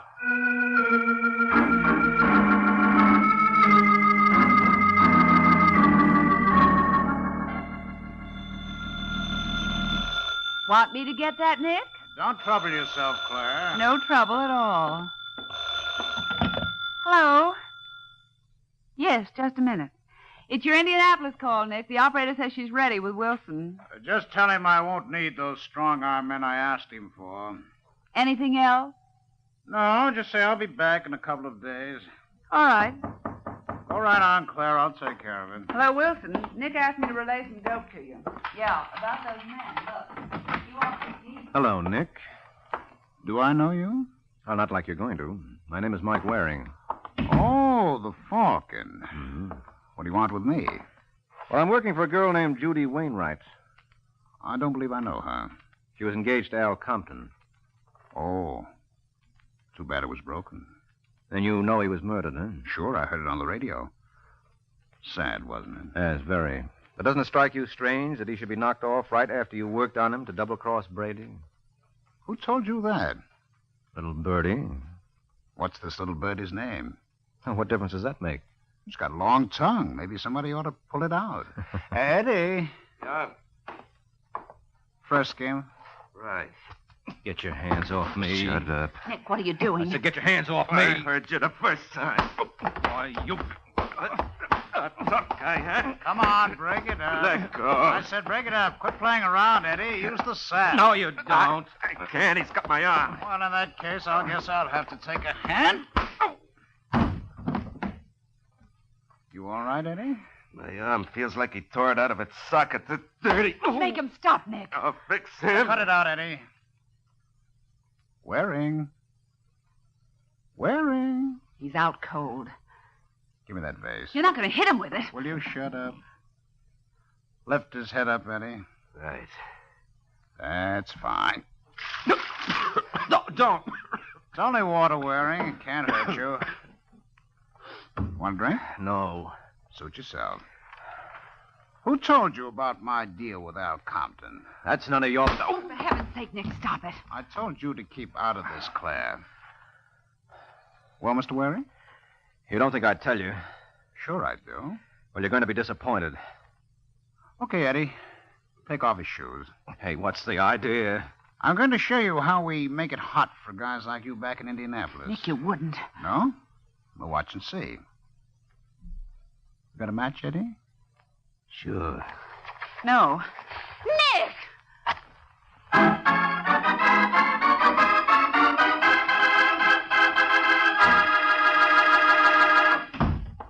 Well?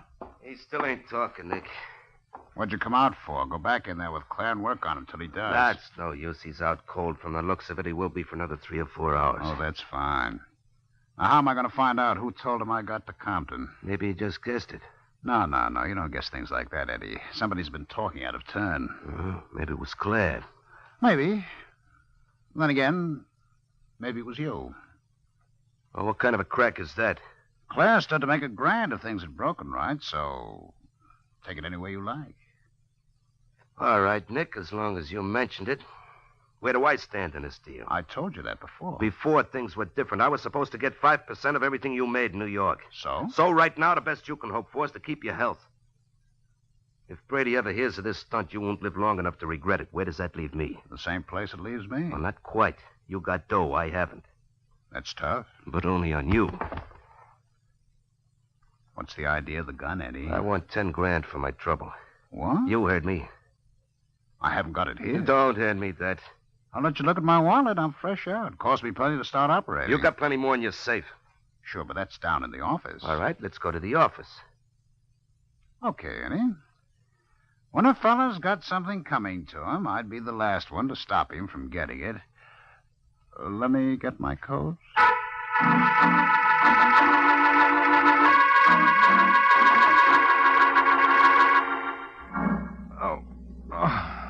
Take it easy, handsome. You're going to be all right.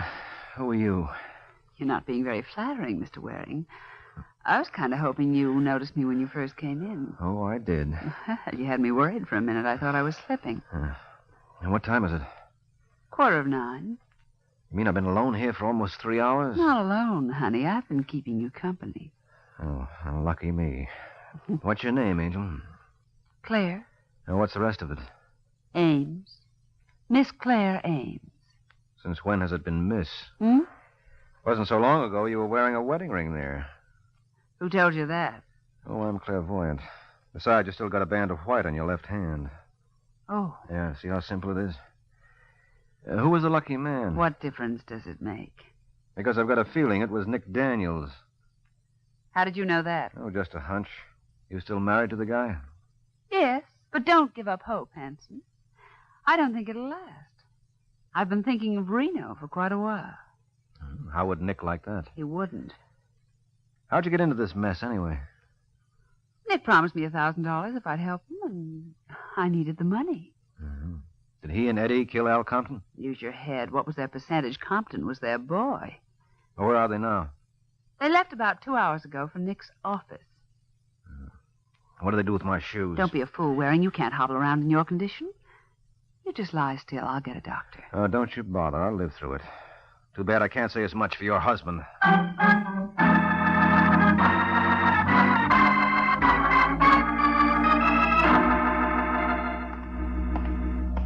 Where's Nick's office, Claire?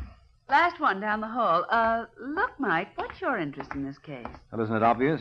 I'm looking for Al Compton's murderer. Why? Because I've got a client named Judy Wainwright the police think did it. I see. Do you? Yes. So that's where the leak was, huh? That's how you knew that Nick approached Compton. Uh-huh. And the police think that your client is guilty. Yep. What makes you so sure she isn't? Oh, I don't know. Call it blind faith. I wish I could find someone to believe in me that way. Maybe we could work out a deal. Maybe. This the place? Yes. Who's the Star Trading Company? That's the name Nick is using in New York. Oh. Well, I guess there's nobody... What's the matter? I spoke too soon. The door's open.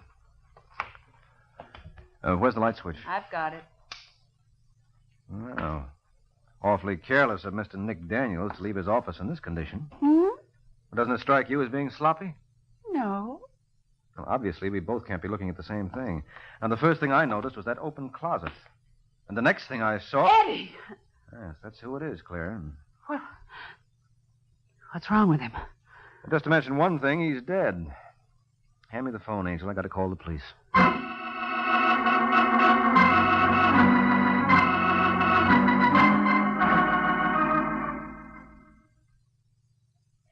Precinct, Sergeant Corbett speaking. Hello, Corbett. This is Mike Waring. Well, where you been keeping yourself, friend? Your client's been asking for you. Now, you tell Miss Wainwright she's got nothing to worry about. I'll be down in 5 minutes with the proof that she didn't kill Compton. What do you call proof? I just found Eddie Nichols' body. Say that again? I just found Eddie Nichols' body. Nick Daniels' boy. Someone let him have a butcher knife right in the back. Where'd you find him? In Nick's office. How do you figure that clears Miss Wainwright? I'll explain it all when I see you, Sergeant.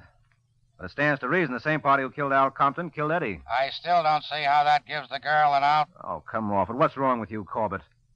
Eddie's been dead for less than an hour. And for the last 5, you've had my client under lock and key. Guess again. Miss Wainwright raised 10 grand worth of bail at 7 o'clock tonight. That was 3 hours ago. You're joking. If you think so, wait till you hear the payoff. The guy who put up the dough is a gentleman named Nick Daniels. Ain't that enough to kill you?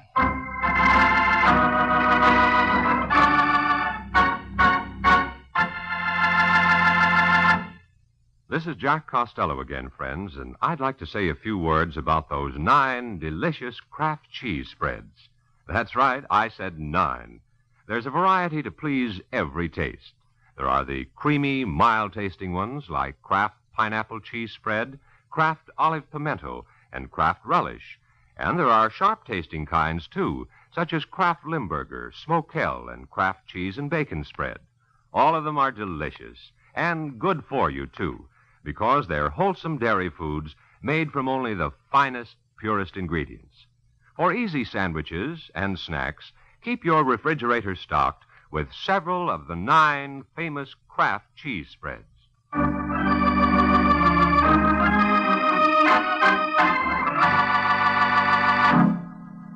And now back to the adventures of the Falcon.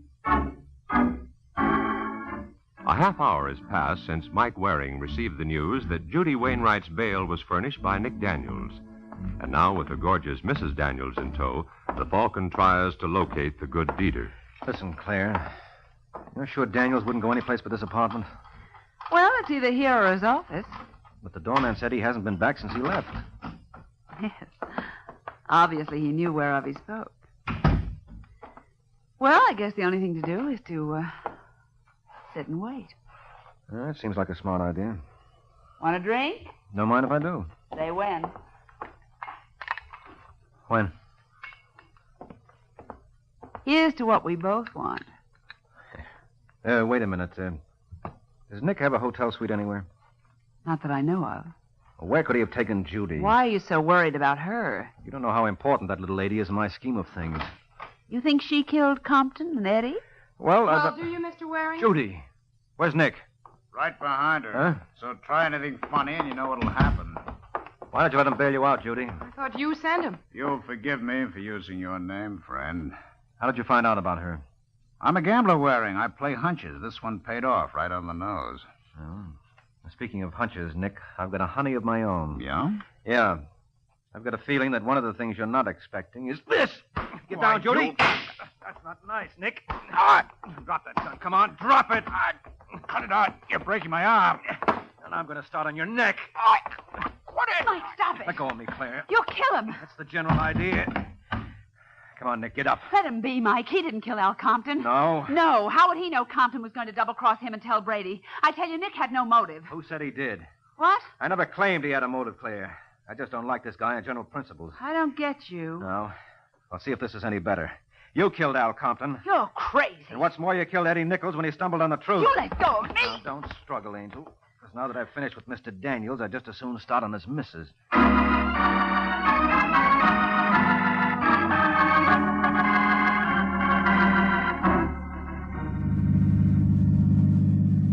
So it was Claire who was the villain of the piece. Mm-hmm. But why did she kill Al? She had nothing against him. Well, that's what made this almost a perfect crime, Judy. She had no motive, but her husband did. You mean it was a frame? That's right, Angel. You see, if Claire played ball with her husband, all she stood to gain was $1,000. But if Nick went to the chair for the murder of Al and Eddie, then, as his widow... She stood to come into a fortune. Now, you got it. While I was out cold, she followed Eddie and her husband to the office, where she let Eddie have it. And you mean to tell me Nick just stood by and did nothing? What was your reaction when you saw Al die? Oh. I recall you were a little on the bewildered side. Yes, that's true. Well, the same thing happened to Nick. But didn't Claire say she was with you while Eddie and Nick were gone? What could you expect her to do, break down and confess? After that going over I got, I was in no condition to tell whether or not she was lying. Well, I still find it hard to believe she was in that hotel room while I was arguing with Al. Why? You were both so worked up you didn't notice the door open. Oh, now admit it. You're guessing. No, she had to be in that room, Judy. You see, she knew something she never could have known otherwise. That Al was planning to double-cross Nick by telling his boss the whole story. Now, Nick didn't know that. The only reason he was giving up the scheme of breaking Brady was that with Al dead, it didn't stand a chance of working. Now, is it clear? I see. Good. I only wish there was some way I could pay you for all you've done. Oh, there is. How? Well, I don't think this is the proper time to go into that. Why not? Well, a private detective likes to keep his fees strictly between him and his client, and I've got a feeling we're being overheard. Wait till we're alone, huh?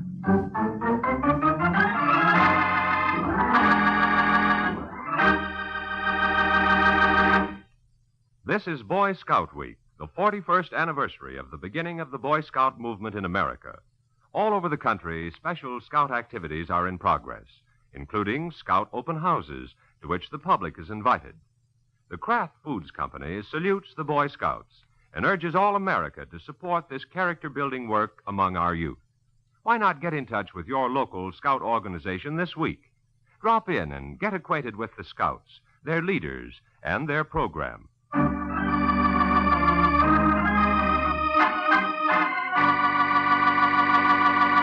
The case of the superfluous murder.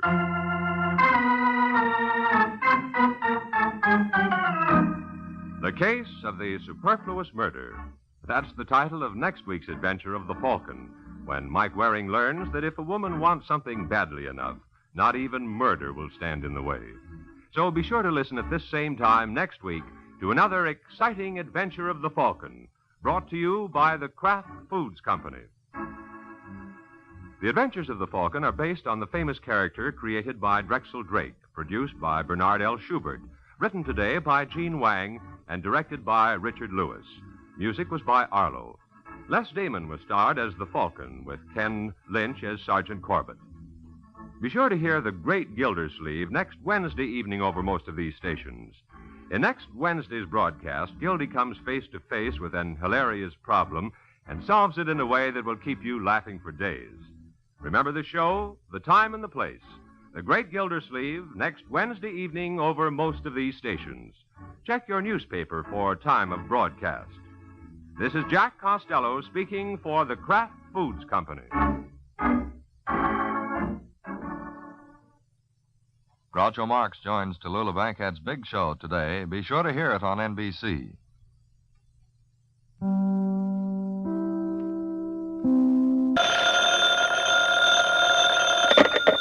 Hello? Yes, this is the Falcon speaking. Oh, Lois. I'm glad you called. I will be able to make it tonight. No, you heard right, Angel. I've given up being a private detective. I've retired. Yeah, I'm going to learn to take it easy if it kills me. Once again, the Adventures of the Falcon, dedicated to private investigators everywhere. Those hard-hitting detectives who, like Mike Waring, risk their lives to aid law enforcement agencies. So join him now when the Falcon solves The Case of the Dirty Dollar.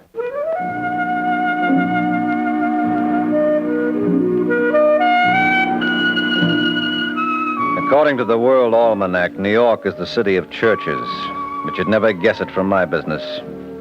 Instead of peace and quiet, all I've known is violence and death. Well, I've had it. No more playing cops and robbers for me. No more dealings with offbeat characters like Johnny Stone and Steve Haynes. Oh, in case you're curious, those are the two gentlemen getting out of the convertible on Forsyth Street.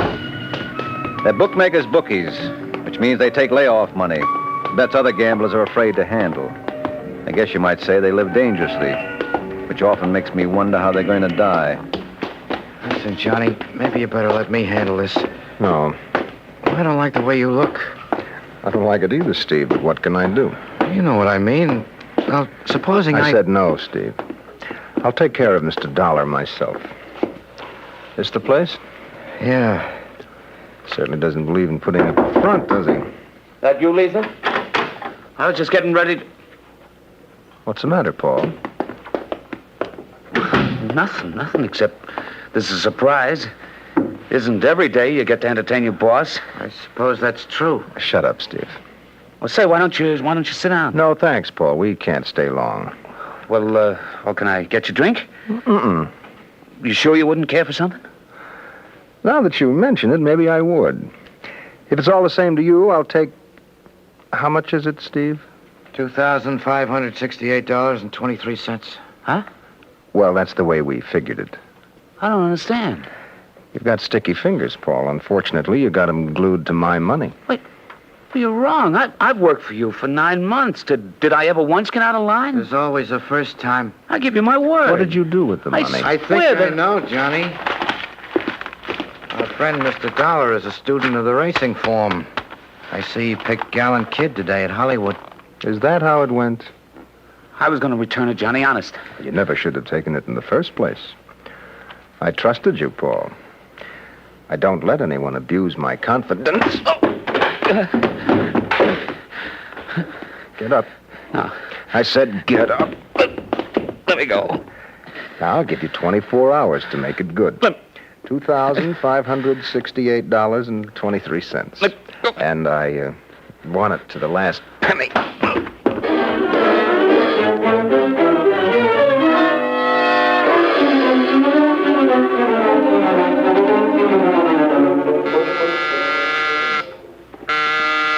Just a second.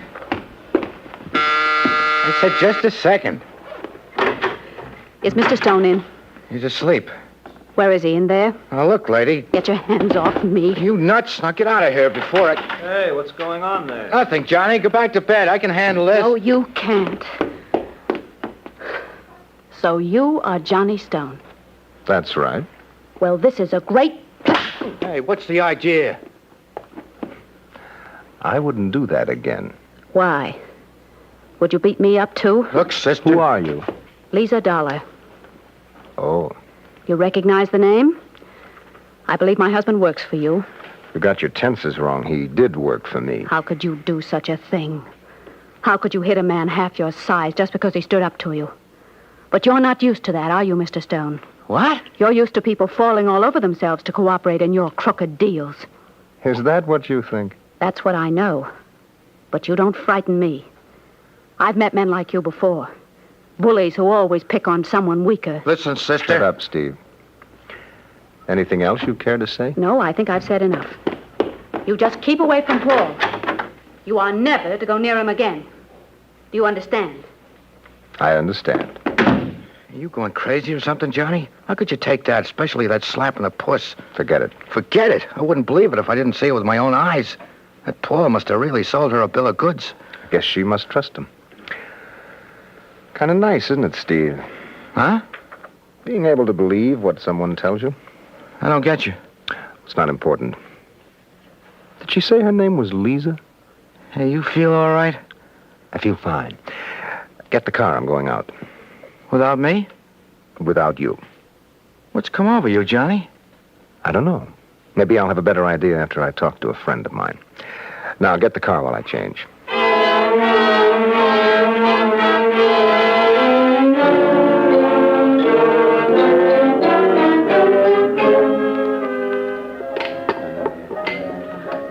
Yes, sir. Can I help you? Mike Waring around? Well, he's kind of busy at the moment. Where is he? In the back? Look, mister, he gave me strict orders he wasn't to be... Hey, come back here. Don't you understand English? I said come... Hello, Mike. Well, if it isn't Johnny Stone. I was thinking about you today. Must be mental telepathy. Well, I'd ask you to sit down, but you anticipated. Drink? No. Don't let that stop you. It won't. How about doing a little gumshoeing for me? Haven't you heard, Johnny? I've retired. I heard, but I don't believe it. It's true. I've had it. I've had much too much.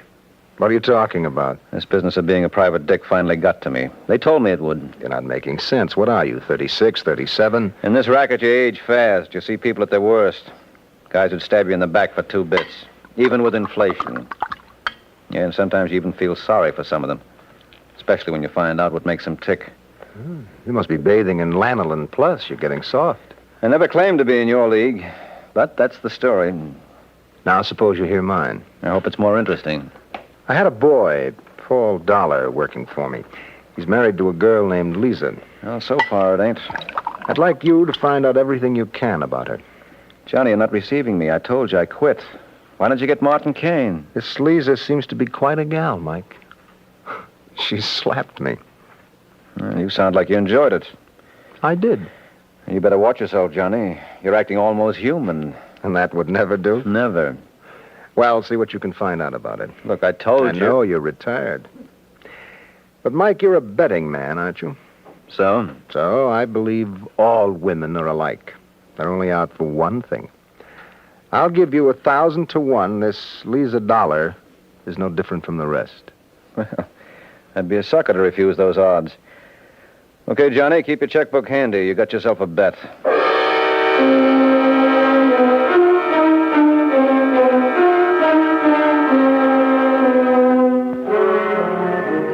Taxi! Oh, taxi.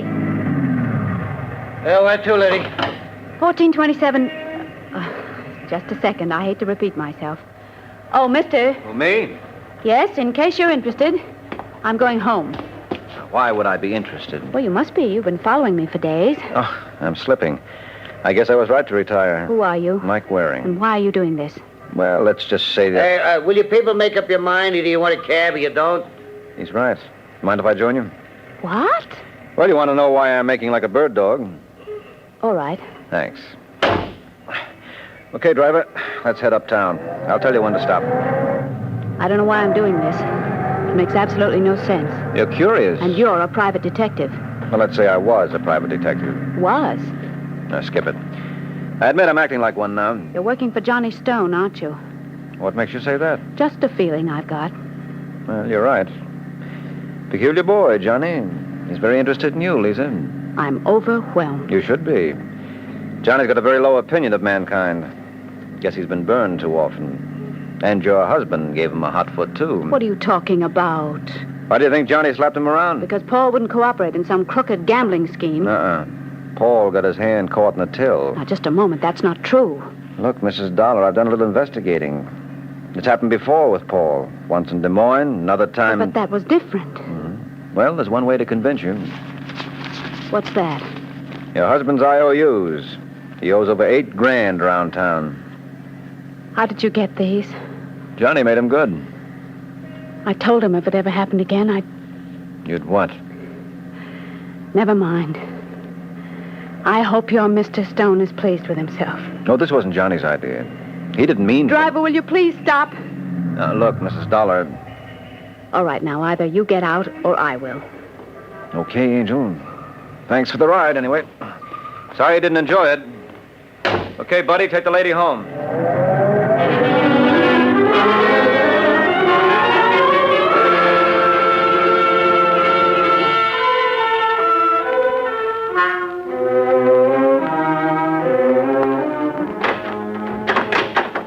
That you, Lisa? Yes, Paul? Where you been? You said you'd be home by 5. I guess I'm undependable. But then so are you. Why did you do it, Paul? Why'd I do what? Lie to me. I lied to you? There wasn't a word of truth in that story you told me about Johnny Stone. I made a fool of myself. Honey, I swear... Oh, don't deny it, Paul. I saw the IOUs. You've been gambling again. Oh, Lisa, I'm no good. I don't know why you put up with me. I'm not going to. What are you doing? I'm leaving. Oh, no, you can't. I won't let you. I swear I'll never do it again. Please get out of my way. I know I've said it before, but this time I mean it. I couldn't live without you. Lisa, please don't do it. It's no use, Paul. We've played this scene for the last time. Just give me one more chance. You won't be sorry. Please, darling. You know how I love you. No, don't. I'll make it up to you. You won't ever regret it. I've got to have time to think it over, Paul. But you'll be back. Say you'll be back. Let me go. No, not until you promise. All right, Paul. I promise. One way or the other, I'll be back. Now let me go.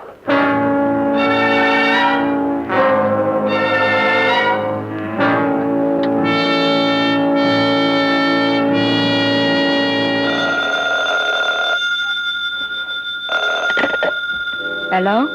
Is that you, Trudy? Yes. This is Paul Dollar. Is Lisa there? No. Now, you gotta tell me the truth. Have you seen her? Well, she was here, Paul, but she went out at 9 o'clock. Did she say where she was going? No. She promised to come home, but it's almost 11 now. Oh, don't worry, Paul. I'm sure she's all right. You're lying to me. She is there. No. Please, Trudy, let me talk with... Talk to... What is it, Paul? Paul!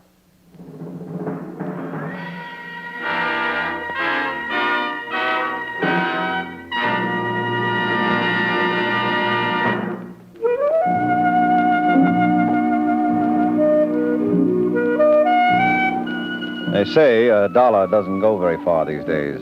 Well, this one was going nowhere. 2 hours later, they had his wife down at headquarters. When I waltzed in, Sergeant Corbett was finishing his pitch. It's a lovely bit of salesmanship. Now, you've got to understand, Mrs. Dollar, I'm your friend. Thank you. No, I mean it. I don't blame you at all. Why, anybody in your place would have been fed up years ago. Your husband was no good. He was weak. Well, it's the same thing. No, it isn't, Sergeant. Paul meant well. He just couldn't help himself. Well, the point is... He's trying to trap you, Lisa. Well, if it ain't that high-flying bird, the Falcon. I thought you retired. I have. I just dropped by the kibitz. Obviously, you know the lady. Obviously. How they treating you, Lisa? All right. Why don't you tell them the truth? We're just getting ready to beat her when you walked in. Have you booked her? Yeah. The charge is murder in the first. Now, if she tells the truth, she might get off with 10 to 20. I have. I didn't kill my husband. You were going to leave him? No. Your bags were packed. I've been packing and unpacking them for the last 8 years. And when you got fed up playing mama, you murdered him. Isn't that a little drastic? She could have divorced him. Maybe he wouldn't let her go. Oh, for Pete's sake, Corbett, Excuse me, Sergeant. Is it necessary that he stay? Well, not if you don't want him. I don't. Now, look, Mrs. Dollar, I want to help. After all, this is partly my fault. Come again? Well, I was the one who told her that Paul was up to his old tricks. How'd you find that out? I was doing a favor for a friend. Who? I'm no name dropper. You're forgetting something, aren't you? Concealing evidence in a murder case is a little more serious than passing a red light. You don't have to tell me that. I thought maybe it slipped your mind since you retired. Now, who's the guy, and why did he want you to check up on Mrs. Dollar? It doesn't have any bearing on this. Oh, doesn't it? It supplies a whole new motive. Suppose this man was in love with her. That's ridiculous. You know who he is? Yes, Johnny Stone. Oh, thanks a heap. Haskell, get a car ready. I want to pick up Johnny Stone. You're making a mistake. When I need your advice, Mr. Waring, I'll come and get it. Now, why don't you find yourself a park bench and wait like Barney Baruch?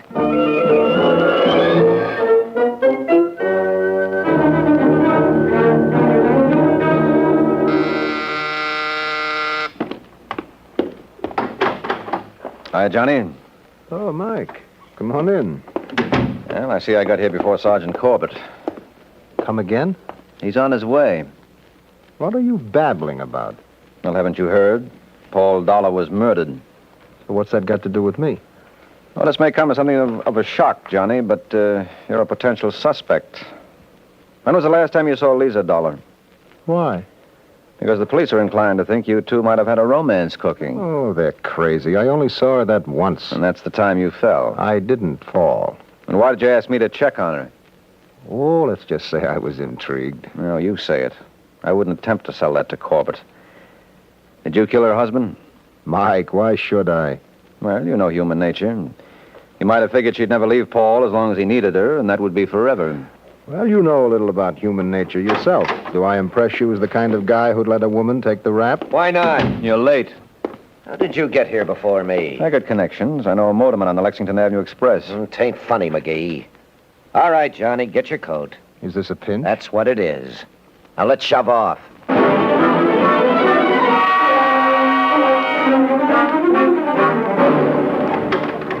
Well, it's about time, Mike. What? Hold it. Don't move. You've blown your cork, Steve. Just stand still. Okay, sit down. Thanks. You won't think me nosy if I ask what's the idea. I just heard the cops picked up Johnny for Paul Dollar's murder. And you think I had something to do with it? No one else knew he was interested in that dame. She did. You're lying. Okay, have it your way. I'm gonna. He didn't kill Paul. Well, since you seem to know so much, who did? Me. Well, why don't you say something? Do you want to turn me in? How far would I get? You mean the gun? Forget it. Here. Huh? Well, what are we waiting for? Let's go. Relax. Why did you do it? What difference does it make? I'm going to ask you that at headquarters. Okay. I was a lush till I met Johnny. It was 14 years ago. He straightened me out. I swore someday I'd make it up to him. And he told you he wanted Paul Dollar knocked off? He told me nothing of the kind. It was my own idea. I got eyes. I could see he went for Lisa. No, it won't wash, Steve. The cops will never buy it. Why not? I'm handing him a confession. Yeah, that's just the trouble. An unsubstantiated confession to murder is worthless. There has to be at least one outside piece of evidence linking you to the crime. Is this the same gun? No, I got rid of the other. Where? Down at Coney Island. That's pretty vague. Well, you couldn't expect me to make a map of the place. No, it's no good, Steve. I tell you, I killed him. I'm still waiting to be convinced. I shot him twice. That was in the papers. It was a .38. Likewise. Look, you gotta believe me. Johnny had nothing. Wait a minute. How would it be if I dug up a witness? You mean there was one? Yeah. Why didn't I think of him before? Who? Never you mind. Just set up a date for us at headquarters. I'll meet you there in 20 minutes.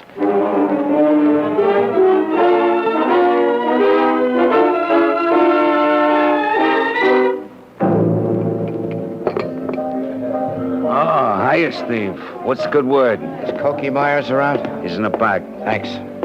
What do you want with that crumb, anyway? Just be a good fellow and see we're not bothered. Oh, that's you, Doc? Sorry to disappoint you, Cokie. Oh, hi, Stevie. If you're looking for more... No, I'm looking for you. Yeah? Smoke? Thanks, yeah. I got a job right down your alley. I better get somebody else, Steve. My nerves are shot. It'll pay $100. What? 100 clams. You could do a lot with that kind of dough. No, it's no use. I'm sick. If you could hold off a couple of days, maybe... I can't. Suppose I made it 2 bills. When would I get it? Right now. I guess I ain't so sick after all. Start counting out, fella.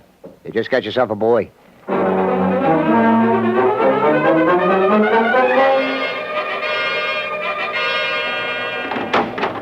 Hi, Sergeant. Huh?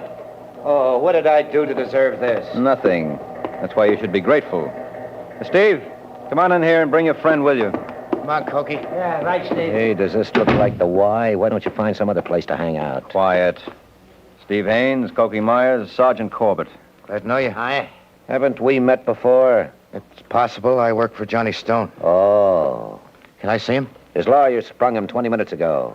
Oh, that's swell. He'll be back. I wouldn't make book on it. I got Paul Dollar's murderer right here. You what? Okay, Steve, that's your cue. I did it, Sergeant. I killed Paul. Why? Well... Now, hold it. Don't you think we ought to have a stenographer in here? Why waste his time? Look, lunkhead, this isn't a rib. We've got everything, including a witness. All right, Cokie, tell him what you told me. Okay, where do you want me to start? Right at the top of the page. Well, last night around 10:30, Steve here came to see me. It seemed he wanted somebody to drive him. So? So we took his car and I ran over to Forsyth Street. He got out and he told me to keep the motor running. About 5 minutes later, he was back. There was a gun in his pocket. How do you know that? Because while we drove down to Coney Island, he got a screwdriver and took it apart. And then what? We parked in front of Steeplechase and walked down the beach. Never mind the rest. Let me congratulate you boys. That's a lovely story.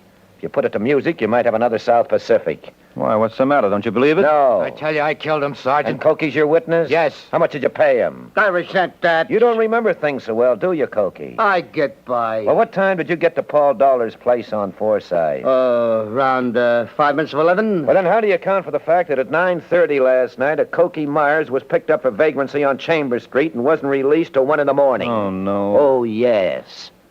You were right to retire, Mike. Only your timing was off. You should have done it a week ago. Now, all you phonies, clear out.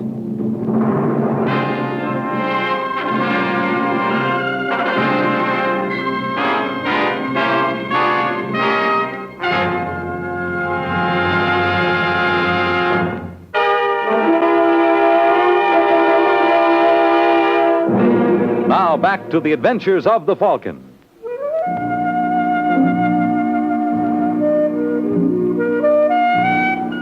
Well, there were no two ways about it. The Falcon had done it again. After Sergeant Corbett unveiled his haymaker, I watched him toss Steve Haynes and Coky Myers out of the office. His footwork was beautiful. Then he turned on me, but I jabbed him off balance. I demanded to see Lisa Dollar. I always say, if you're short on brains, gall does just as well. Oh, I don't know why I'm doing this. Because you love me. Yeah, your regular store-bought doll. Haven't you got it through your thick skull what this is? Suppose you tell me. Another Snyder Gray case. The two of them teamed up together to murder her husband. Oh, you're crazy. Johnny only saw her once. That was enough. Mrs. Dollar. Yes? You got company. Hello, Lisa. I don't want to appear ungracious, Mr. Waring. But you could do without me. Exactly. Now, you've got to believe I've been trying to act in your best interests. Why? You are not being paid. And that's just the way I wanted it. Doesn't jeopardize my retirement status. Did your husband have any other enemies? No. You sure? He'd embezzled before. And we'd always made the loss good. I'll do it this time, too. I don't see how. I'll manage it some way. I told Mr. Stone he wouldn't lose a penny. You told Johnny that when? Right after I discovered Paul had lied to me. Yeah, what'd I tell you? She's been seeing him all along. Do you remember the time, Lisa? Yes, it was 9 o'clock. The clock was striking when I left Trudy's apartment. Who's Trudy? Her girlfriend, the one who reported the murder. But how could she... Hey, wait a second. I see it now. Let's go, Corbett. Where? Don't worry. I'll lead you there by the hand. Don't go away, Lisa. I'll be back for you real soon.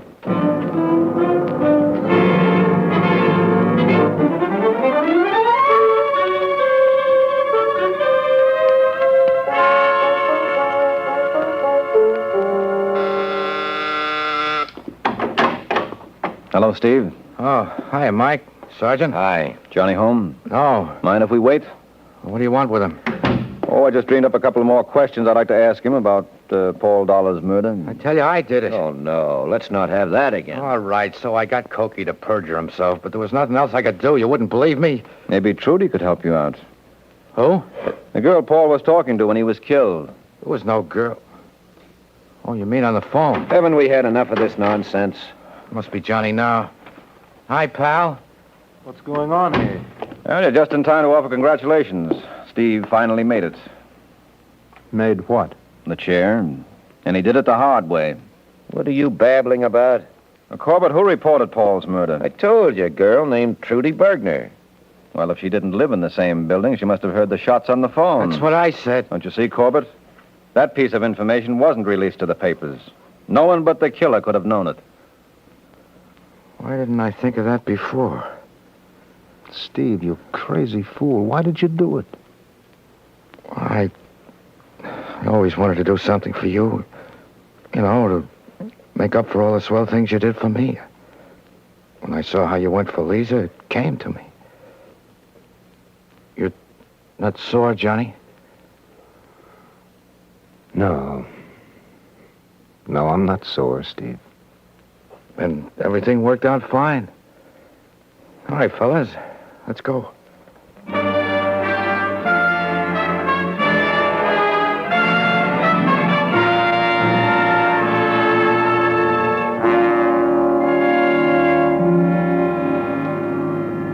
Tell me something, Mike. Just between us girls, you were kind of lucky, weren't you? No, I told you right at the beginning Steve was our boy. It figured if he was willing to confess to murder for Johnny, he might very well have gone whole hog and committed it. I still don't see it. Well, what's so hard?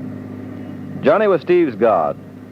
All his life he's wanted to prove his devotion. Well, when he thought Johnny wanted Lisa... He tried to get her for him, even though it meant killing her husband. That's right. You think he's crazy? Well, what do you think? Well, he certainly was sane when he planned that killing. He covered his tracks so well that when he confessed to save Johnny, he couldn't prove it. Isn't that a beautiful hunk of irony? But then the whole case was loaded with the stuff. You think Johnny wanted Lisa? But didn't he? No, I doubt it. I think he just admired her. I'll give odds you're wrong. I know human nature. He won't stay away from her no more than you could quit this racket. Don't you kid yourself. I have. Maybe so, but I'll lay 8-5. I see you next week. Good night, Mike.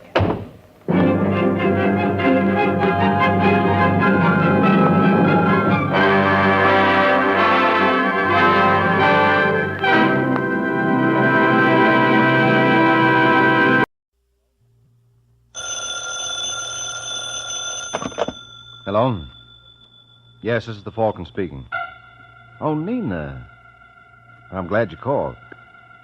Oh, you'll have to cancel me out tonight, Angel. I just landed a new client. Mm-hmm. Of course, I wanted to turn down his business, but no matter how I talked, this boy insisted on giving it to me.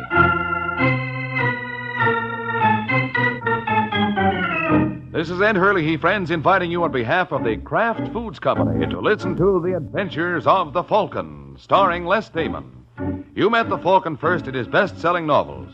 Then you saw him in his thrilling motion picture series. Now join him on the air when the Falcon solves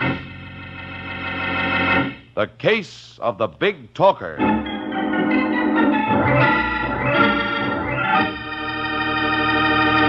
Sunday afternoon and time for another thrilling adventure of the Falcon. But first, a word about another kind of adventure, an adventure in flavor.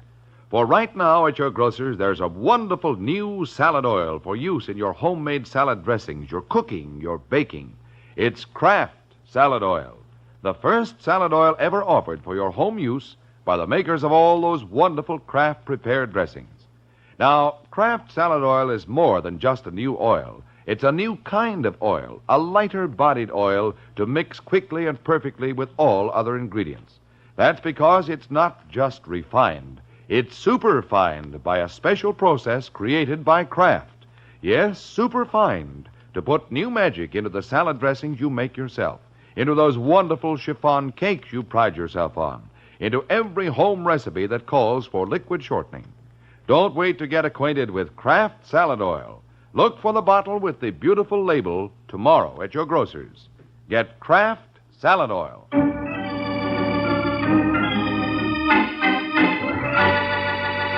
Now, the case of the Big Talker. It's Sunday evening in New York, and a trio huddles in the rear booth of the Pelican Club. Reading from left to right, they are Joe Greco, Danny Bell, and William Palmer. And from the deference accorded Mr. Palmer, it's obvious who leads this band, which is no more than Mr. Palmer deserves. All you have to do is listen, and you'll hear some of the slickest arrangements. Well, of course, the big thing in our favor is the element of surprise. Weber's had everything his own way so long, he won't be expecting any opposition. Yeah, that's smart operating, Palmer. We pulled the same deal in St. Louis. Oh, did you, Danny? Oh, sure. I just walked into this guy's place and gave him 24 hours to leave town. Uh-huh, and what happened? Well, he was gone in 4. They play awfully rough in St. Louis, don't they? Yeah, you're not kidding. Maybe this league won't be fast enough for him, boss, huh? There's always that possibility, Greco. Well, I remember one time... much as I'd love to hear you reminisce, Danny, I'm afraid it's getting late. Oh, well, that's okay. Just remind me to tell you sometime about Lefty Wilson. I'll make a note of it. But getting back to Weber... You don't have to draw me a diagram, Palmer. I got the picture already.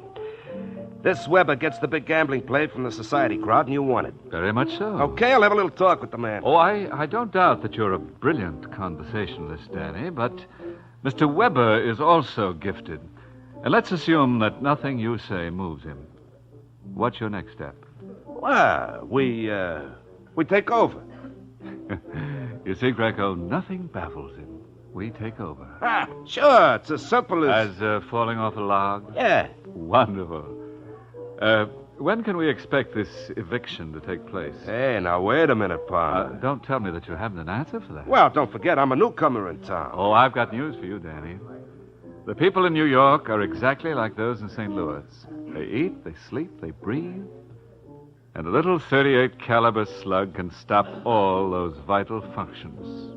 You mean you expect me? Uh-huh. Well, you're crazy. You hear that, Greco? I'm crazy. Here I voiced a simple suggestion. Look, if you want someone to kill Weber, you better get yourself another boy. Well, what's wrong with the one I just hired? Well, first of all... Look, Palmer, never mind his phony. I'll do it.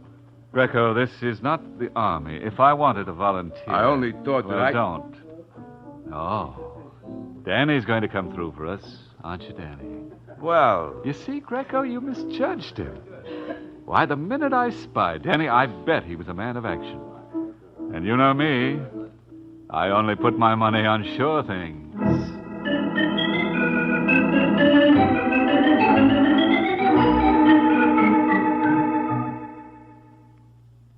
You and your big mouth.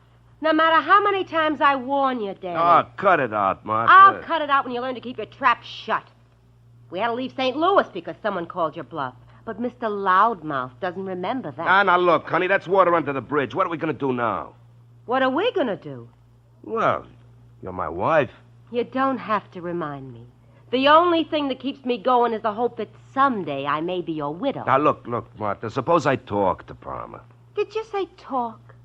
That's how you got into this mess. Oh, Martha. Now, about this man Weber. Yeah, well, he's nobody to mess with. Maybe we just better pack and go, huh? Oh, no. I'm not doing any more running. You can go if you want to, but I'm sticking right here. I like New York fine. Oh, but baby... Will you stop wagging your tongue and let me think? Yeah, sure. Wait a minute. I got an idea. Oh, I knew I could count on you, baby. Yeah.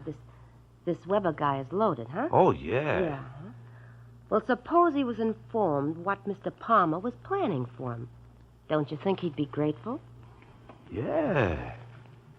Yeah, it'd be worth all kinds of money to him to get the drop on Palmer. I bet he'd go 10,000, easy. Well, what are you waiting for? You mean? Yeah. But what'll I tell him?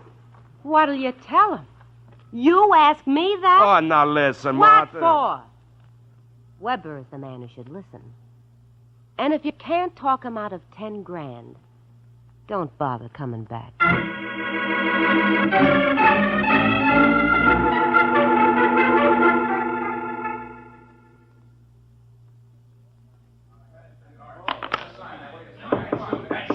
Yes?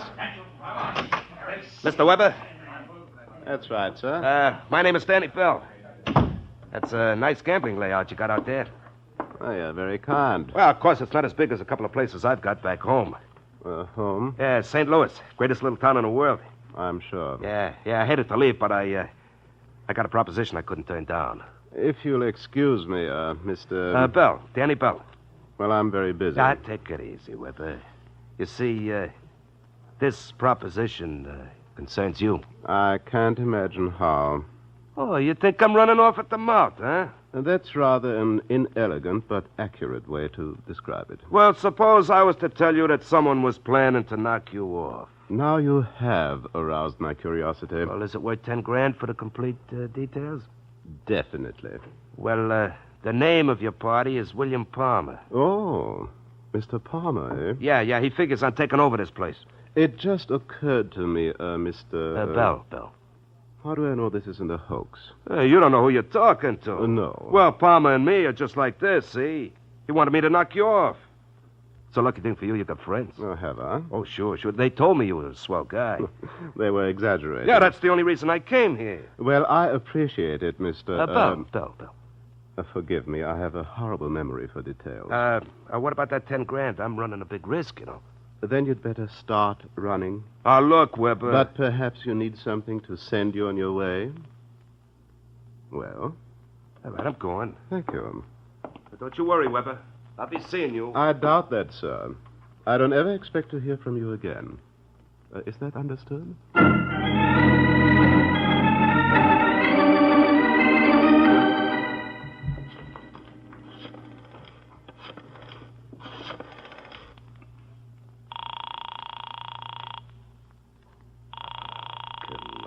Come on.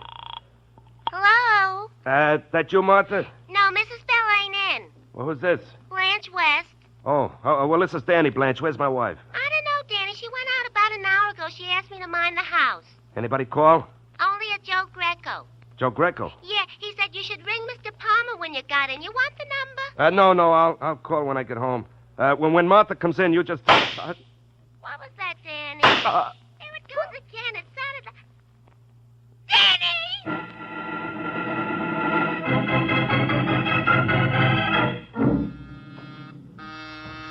Second, Louise. Right with you. Hiya, Ain't. Why, Mr. Waring. I'm sorry. I was expecting someone else. Little girl named Louise Mason? How do you know? Oh, I'm a guy who knows everything. Greco's the name. Joe Greco. What do you know about Louise? I know she had a date with you and she ain't gonna make it. Why not? Let's just say she was indisposed. If you're gonna call her, Waring, you'll be wasting your time. I don't think she'll answer. Believe me, friend, I know wherever I speak.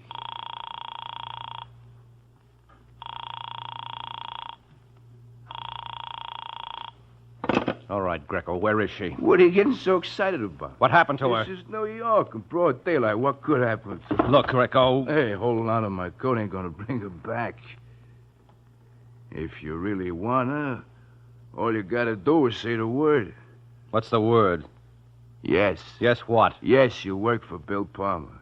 What are you talking about? Did you read about this jerk Danny Bell getting himself knocked off last night? Well? Well, the cops think the boss did it. Why? Did you ever try to reason with a cop? Yes. You've been pretty successful. That's why Palmer wants you to work for him. Was it his idea to grab Louise? Who says anybody grabbed her? You jump to conclusions. All right. When will she be released? The minute I get your word, you go to work. How do you know I won't break it? That's where guys like us got the advantage over guys like you. We trust you. I suppose I turn up evidence to prove that your boss did kill Danny Bell. And he deserves to fry. Okay, let's go see Palmer. That's just what I was going to suggest. Lucky I got a cab waiting.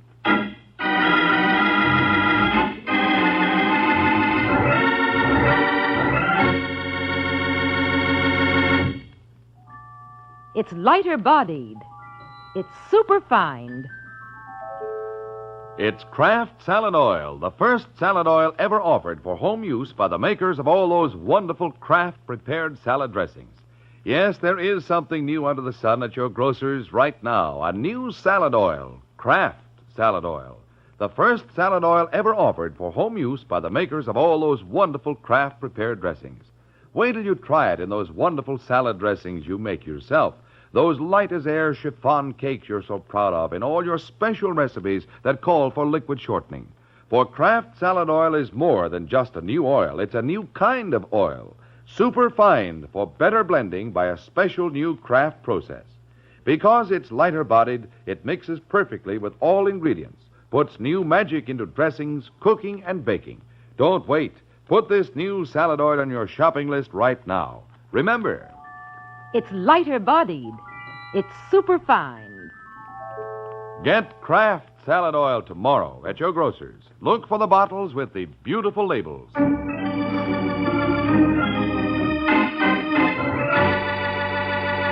Now, back to the adventures of the Falcon.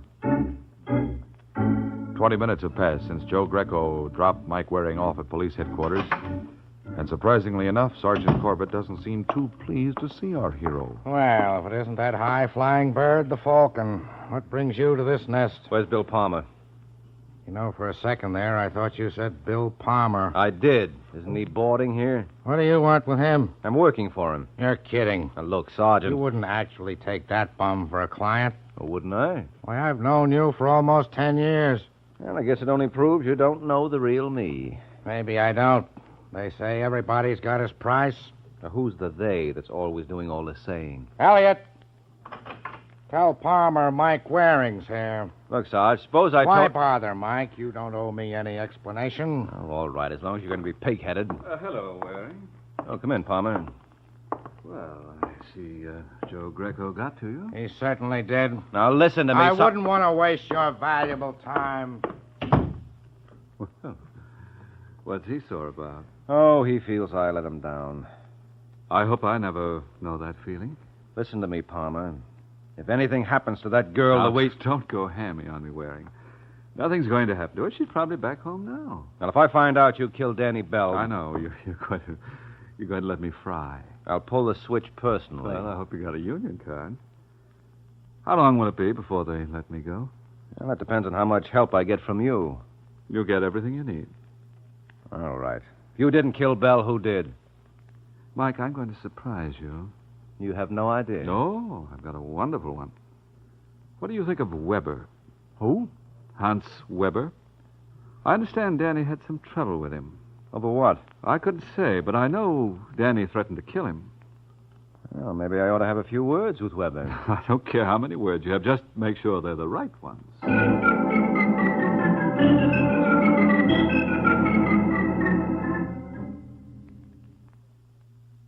You know what makes me feel badly, Waring? No, what, Weber? It's only on occasions like this you come up to the club. Well, I can't afford it. Even with Bill Palmer for your client? Now we're right back where we started. He thinks you should be in his place. Such ugly suspicions, Mike. Believe me, I hardly even knew this, Danny Bell. Thank you. Mm-hmm. Well, by any chance, would you happen to recall if you killed him? Well, I might remember that if I had a motive. You did. Danny threatened you. Then I could plead self-defense. You could. Well, thanks for the advice, Mike. If I decide to take it, I'll mail you a check.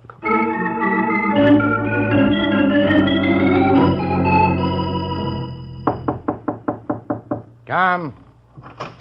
Hello, Sergeant. What are you doing here?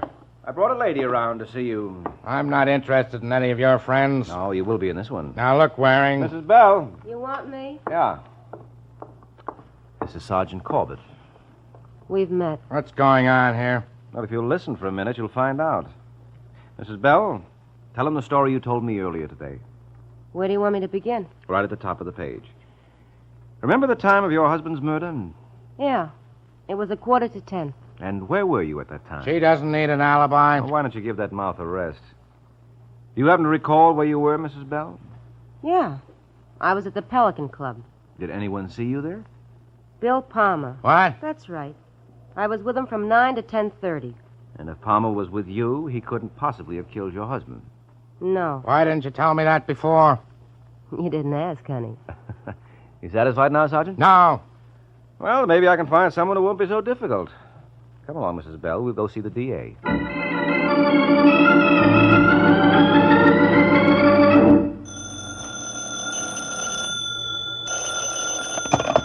Homicide, Sergeant Corbett. Corbett, this is Wilson of the DA's office. A friend of yours was just around to see my boss. Oh. Mike Waring. He's no friend of mine. Well, he must be a good friend of the chief's. The DA wants Bill Palmer released. Sergeant! Hey, Corbett! Huh? It's me. Can I give you a lift? No, thanks. I'm discriminating about the kind of people I'm seen with. Meaning I'm not. Uh-huh. Oh, listen, you You idiot. ought to feel pretty proud of yourself. Well, all right, as long as you ask, I do. Sure. I don't know many private detectives who could do what you did for Palmer. You're darn right. But then the detectives I know don't go in for perjury. Hey, listen, who are you... On your way, Waring. You're blocking traffic.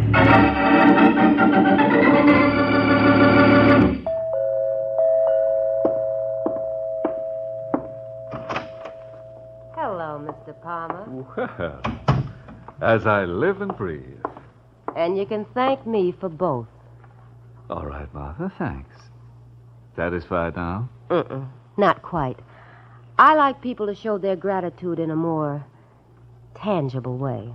I don't think I understand you, Martha. I was supposed to get $5,000 for lying to the cops. Oh, well, I've come to the conclusion I made a mistake. I could have had Joe Greco do it for nothing. Then you know where you would have wound up. I saved your life, Palmer, and don't ever forget it. If I do, I'm sure you'll remind me. Yes, indeed. Suppose I told you I didn't kill your husband. Don't make me laugh. Oh, they let me go. And we both know why. So you better dig up that money, otherwise... You'll... What? Don't ever try that again. Oh, you shouldn't have said that, Martha. I'm a gambler, and that's the kind of challenge that I can't resist. Get it out. There's no pleasing you. First you complain because I don't give you anything, then when I do, you yell twice as loud. I don't know what I'm going to do with you.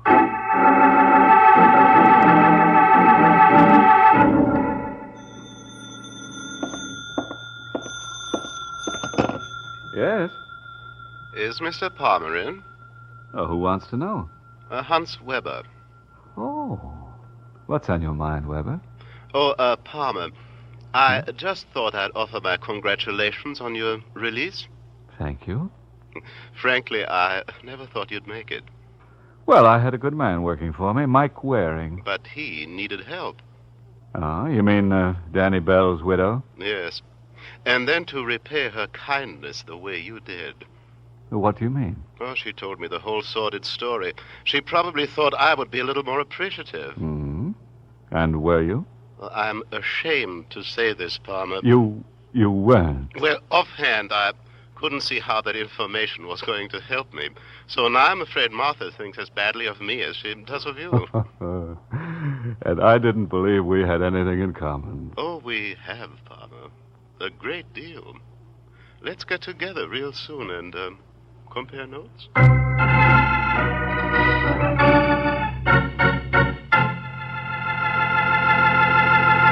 Remember, tomorrow at your grocer's, you can get a wonderful new salad oil for your homemade salad dressings, your cooking, your baking. It's Kraft Salad Oil, the first salad oil for home use ever offered by the makers of all those wonderful Kraft dressings. Kraft Salad Oil is a lighter-bodied oil, superfined to blend perfectly with other ingredients. Get a pint or quart bottle tomorrow at your grocer's. Ask for Kraft Salad Oil.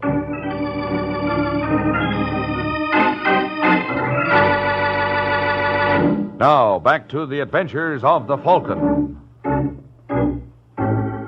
Several hours have passed since the extremely friendly conversation between Palmer and Weber. And now at the Falcon's apartment.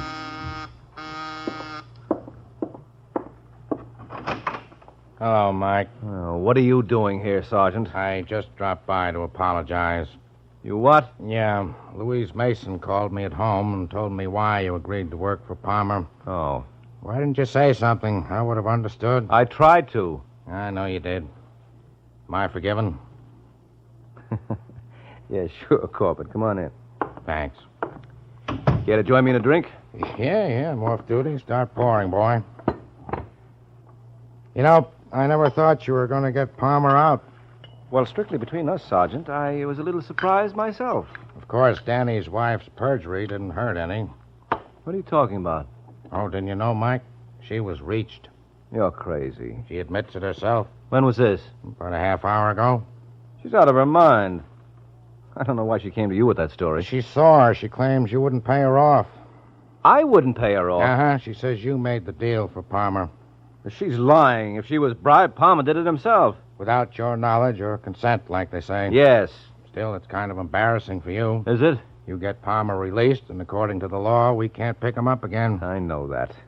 Just wait till I get my hands on him. A couple of the boys downtown think you already did. Now what are you babbling about? Somebody put a slug through his brain. You'll die when you hear who that somebody is. Want to get a coat, Mike? Will you go like that? Now, look. I don't know anything about Palmer's murder, and I know less about Martha's perjury. You don't have to yell. I believe you. Huh? Of course, the opinions expressed here are my own and in no way reflect the opinions of my sponsor, the New York Police Department. Now, listen, Corbett. You got to give me a break. What do you want? A chance at Martha Bell. That can be arranged. And I want to see Joe Greco. You don't think... Why not? He worked for Palmer. Yeah, so did Danny Bell, remember? And while you're at it, pick up Hans Weber. Hey, you don't want much, do you? I don't think so. Well, maybe you're right. There are 7 million people in New York, and you could have involved them all. All right, I'll get a call out to pick them up.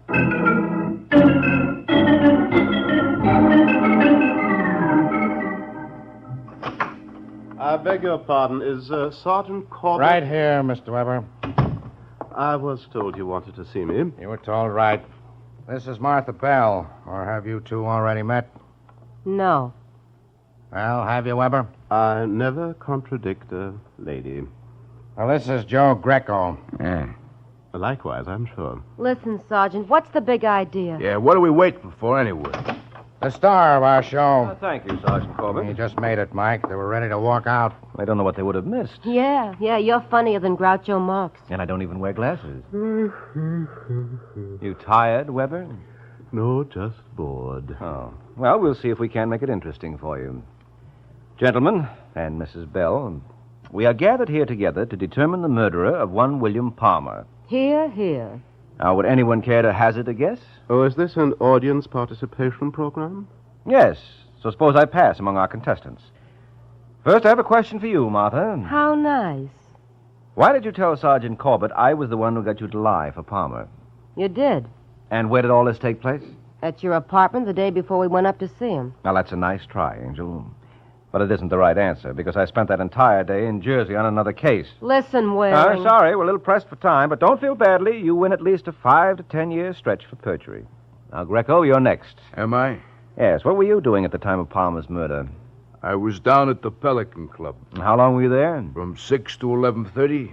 And Mr. Palmer died? At 8:15. Now, who told you that? I did. Okay, Sergeant. Now, let's get on to Mr. Weber. Must you? Well, I'll start you off with something easy. Do you remember Danny Bell? This lady's husband? Yes. May I ask if you have an alibi for the time of his murder? So far back. Can you give me a little hint? Yes, it happened at 9:45 on... Oh, yes. Well, if memory serves me right, at that time I was at my club, greeting my guests. And their names? Perhaps Senator Burns might remember that evening. Why should he? Well, there was a little unpleasantness at 9:40 about one of his checks. It was made of rubber. Well, that completes the first round. And we have a winner. Have we? Yes, Mrs. Martha Bell. Will the lady please stand? Listen, you comic. What are you babbling about? By killing your husband and Bill Palmer, you have hit the jackpot. No. Yes, you win that famous trip up the Hudson to Sing Sing with all expenses on the house. Oh, yes, I forgot to mention, Angel. That trip is only one way.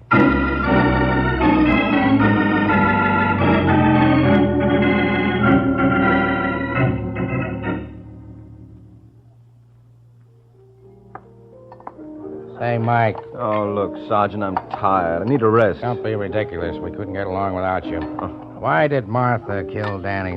Simple. She was fed up with him. He never did anything right in his life. And when he tried to shake down Weber and didn't get a dime, that was the final straw. What kind of a motive is that? Well, the newspapers are full of stories about wives who have murdered their husbands for less. And what about Palmer?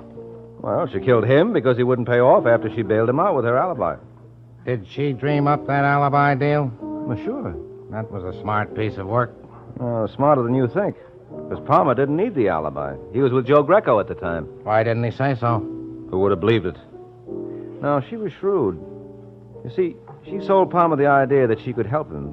And at the same time, she helped herself. I don't see how. Well, if Palmer was with her, naturally it follows that she must have been with him. And if he didn't kill her husband, neither did she. Well, the thing that gets me is why you took this case in the first place. Well, I told you, Sergeant. One of Palmer's boys abducted my girlfriend. I know, but that's no reason. What? If you ask me, she's a lucky girl. Oh, are you out of your mind? Well, the way I look at it, being kidnapped is bad enough. But she'd have been in a lot more trouble if she'd kept that date with you. Good night, Mike.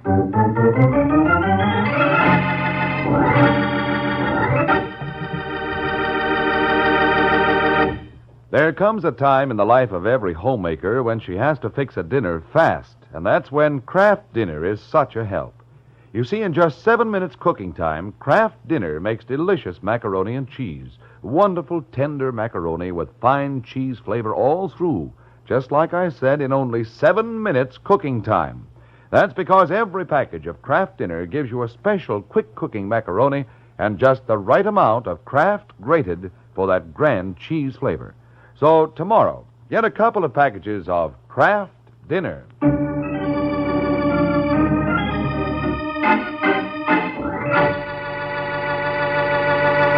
The Case of the Flaming Club.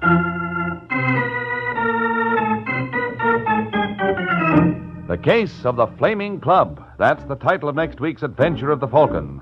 When Mike Waring learns that if a man tries to make things hot for someone who has a knife, he's likely to get stuck. So be sure to listen at this same time next week to another exciting adventure of the Falcon, brought to you by the Kraft Foods Company. The Adventures of the Falcon are based on the famous character created by Drexel Drake, produced by Bernard L. Schubert, written today by Eugene Wang, and directed by Richard Lewis. Music was by Arlo. Les Damon was starred as the Falcon, with Ken Lynch as Sergeant Corbett. Be sure to hear the great Gildersleeve next Wednesday evening over most of these stations. In next Wednesday's broadcast, Gildy comes face to face with a hilarious problem and solves it in a way that will keep you laughing for days. Remember the show, the time, and the place. The Great Gildersleeve, next Wednesday evening over most of these stations. Check your local newspaper for time of broadcast. Ed Hurley speaking for the Kraft Foods Company.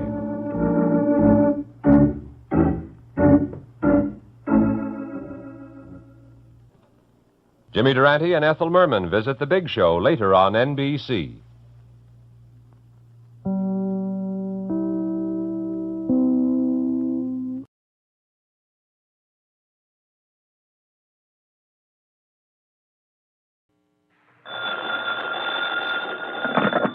Hello?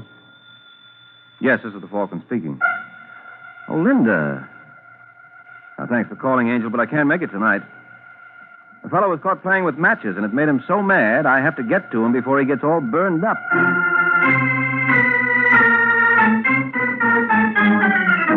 This is Ed Hurley, friends, inviting you on behalf of the Kraft Foods Company to listen to The Adventures of the Falcon, transcribed today, starring Les Damon. You met the Falcon first in his best-selling novels.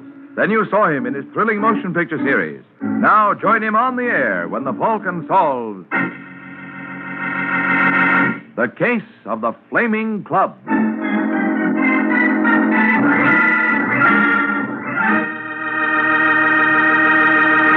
Before we join the Falcon for his latest adventure, here's exciting news from Kraft. It's more news about a new salad oil, Kraft Salad Oil, the first salad oil ever offered for your home use by the makers of all those wonderful Kraft prepared dressings.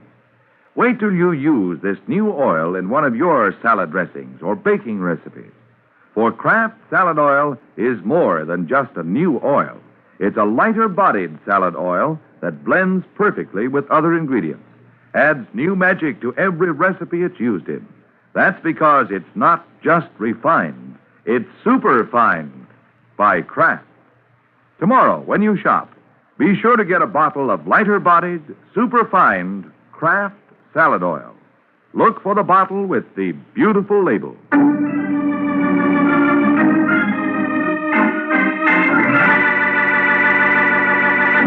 And now, the case of the Flaming Club. It's late Sunday night in New York when Eric Dean walks slowly to the door of his apartment. He looks through the keys on his key ring for the one which fits the lock. He tries one. After a couple of tries, gets it in the lock, but finds it won't turn. He's fumbling for another key when he hears someone on the other side of the door. Eric? Huh? Is that you? Yeah, it's me, Georgia. Who are you expecting? Just a minute. Come on in. Yes, ma'am. No. You've been drinking. Is that a fact? Well, who wouldn't be? Went over the books with Larrabee tonight. We keep getting further in the red. In fact, we're broke. Now, isn't there any way to cut expenses? Cut expenses? Cut expenses? What are we going to do? We fired the band. Got to keep a bartender and a piano player. Oh, there must be something. We can stop eating. Cut expenses at home. Cancel my life insurance. Sure, we can cut expenses. No, it's no use talking about it now. I can see that. But tomorrow... I don't want to talk about it tomorrow. Just want to sing and dance. Come on, Georgia. Oh. Let's dance. Stop it. Hey, what's the matter? Don't you want to dance? Nobody wants to dance. Nobody wants to have fun. I want to have fun. Lots of fun. Laughs. Want to blow my brains out.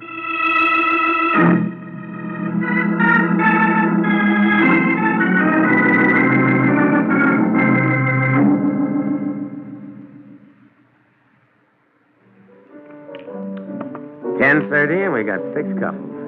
Well, Dean, it was your idea to chuck the band. My idea. They wanted to be paid.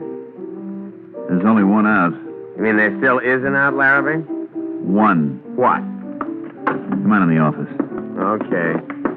Don't tell me you found a sucker we can unload on. No, nothing like that.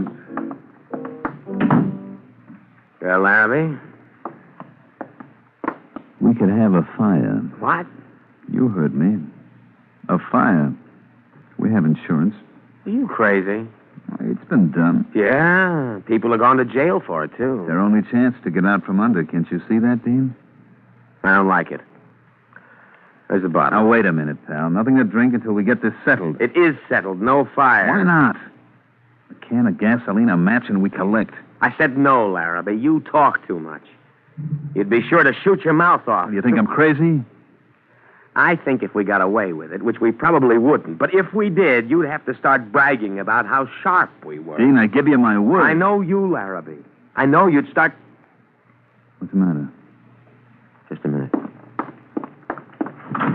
I thought so. All right, Morgan, what's the idea? Let go, Mr. D. You were listening at the door. No, honest. Then what were you doing here? You're supposed to be at the bar. I just wanted to ask you something. There's a phone at the bar. There's a phone here. Dean's right, Morgan. What are you doing here? Mr. Larrabee, believe me, I You've been snooping. No, Mr. D. A snooper and a liar, too. Well, that's all for you, mister. You're through, as of now. Not so fast, Dean. What about my back pay? You owe me 3 weeks. Sue us. Now, you can't do this. Don't tell me what I can do. You're fired. Don't be a fool, Dean. Get back to the bar, Morgan. I'll straighten this out with Dean. I'm not sure I want that. Now be reasonable. Dean's upset, that's all. He doesn't realize what he's saying. Oh, don't I? No. Well, Morgan? All right, Mr. Larrabee. If you say so. That's it, Morgan. I'm sorry about Dean, but we've been having a lot of trouble. And... I'm not surprised with him asking for it. And believe me, if he keeps on like that, you haven't seen anything yet.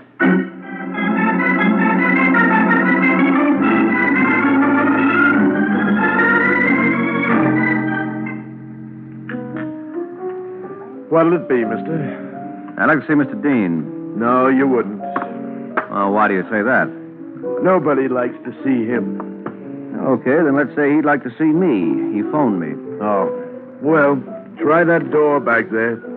I think he's in the office. Thanks.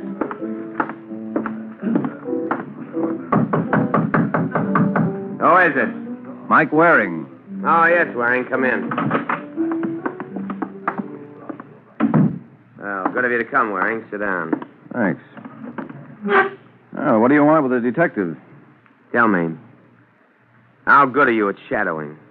Good enough that I don't waste my time at it. If that's all you want, why pay my fee? This is something special. I got a partner, Mark Larrabee.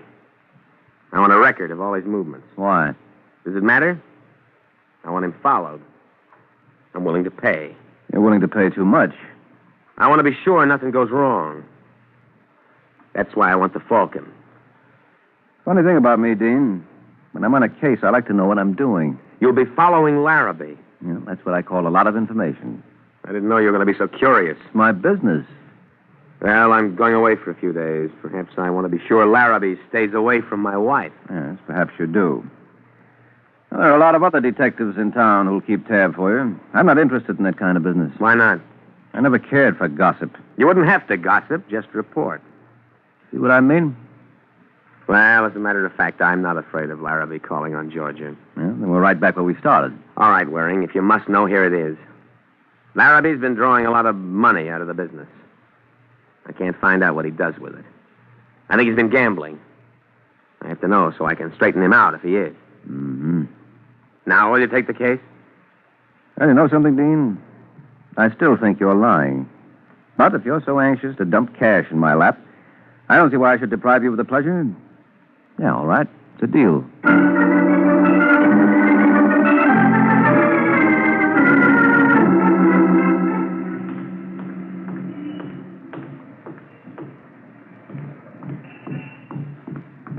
Here I am, mister, in this doorway.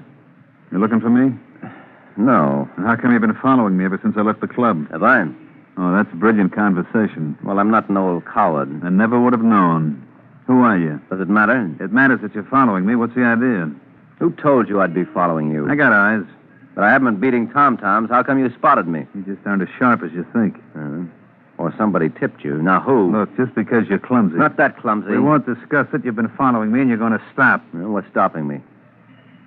This, if it has to. Is it loaded? Hang around, you'll find out. No, I'll take your word. I don't like to set up anyway. Good night, Larrabee.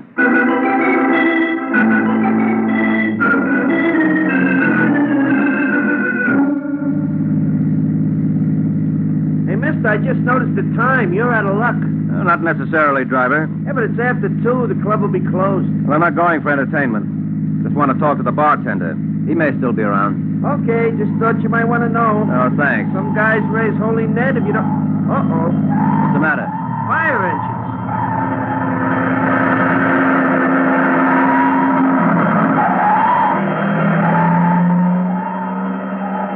Hey, look, they're stopping in the next block. Mm-hmm. Oh, yeah, I see the smoke coming out of that building. Hey! Well, what? Look up there. Isn't that the club where you wanted me to take you? Is it? Yeah, you're right, it is. It's on fire. Yeah, so I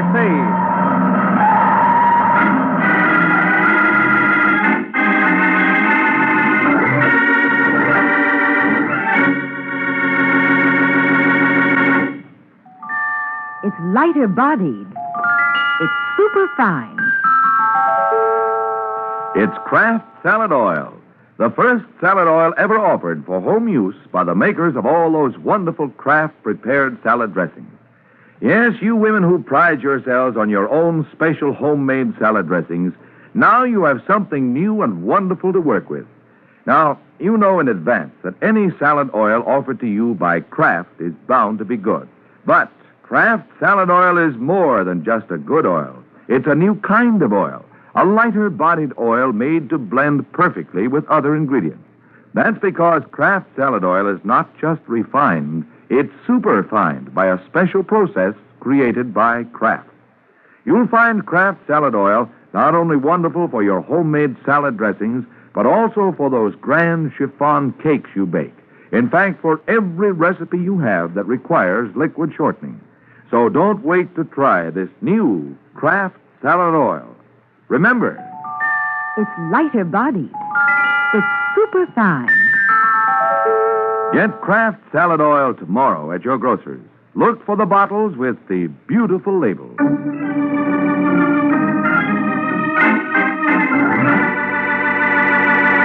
Now, back to the adventures of the Falcon.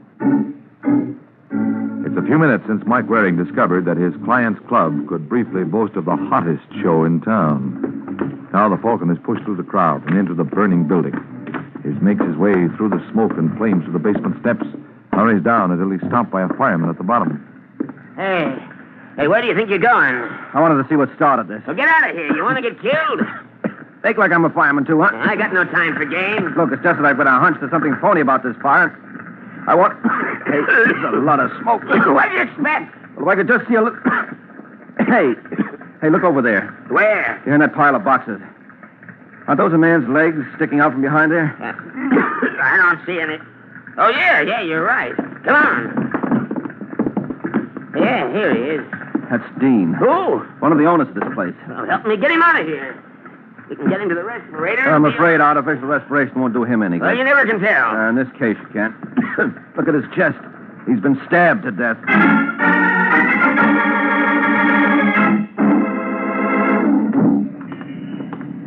Oh, Corbett. Looks like we've got the fire under control. Yeah, Waring. Now come on over to the car. I want to get a few things straight. All right. But isn't it a waste of time, Corbett? You know you'll never keep them straight. Yeah, that's right, Waring. Make with the gags. Us police don't know from nothing. Takes a bright private op like you to bungle a routine tale so bad your man pulls a gun on you. I didn't bungle. He must have been tipped. By who? Well, that's one thing I'm going to find out. Really hurts, don't it? And now, Waring, tell me something about this fellow Dean. I told you. He was going out of town. He wanted me to keep an eye on his partner, Mark Larrabee. I did, with the results that please you so much. What did Dean expect you to catch Larrabee doing? Well, he said he was afraid Larrabee was tossing his bankroll down a roulette rat hole. And he wanted me to check. Is Dean his partner's keeper? He claimed he was working at it. Did you swallow Dean's yarn? Would you? You kidding? But I'm not smart like you, Waring. Well, Dean's story smelled, but I played along to see how things lined up. And the fire coming right at this time seemed too much of a coincidence. You think Larrabee started it after he shook you? Well, it's something to check. Along with... How come Dean winds up in the basement of his club when he claimed he'd be out of town? He planned to leave. He hadn't gotten around to it. Well, how do you know? You're not the only one who can make brilliant deductions, Waring. I found an airplane ticket in his pocket to Pittsburgh on the 4 a.m. plane out of LaGuardia, from which I deduced he was planning to fly to Pittsburgh this morning. Corbett, you're a genius. Now, if you're through with me, I'll be running along. There's some angles I still want to look into. Why bother, Waring? Your client's dead. Look, I'm going to prove somebody tipped Larrabee about me tailing him. You don't have to prove it, Waring. Somebody did tip him. Yeah? Sure, Waring. You did.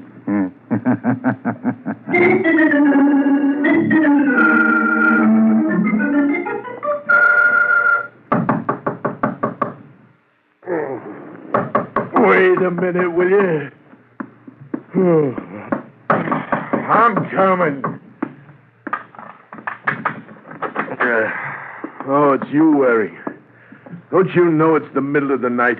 No, I didn't. My watch stopped. I'm laughing. Well, I wanted to get to you before anyone else did. Why? If you work for Dean and Larrabee, I thought you might be able to tell me something about them.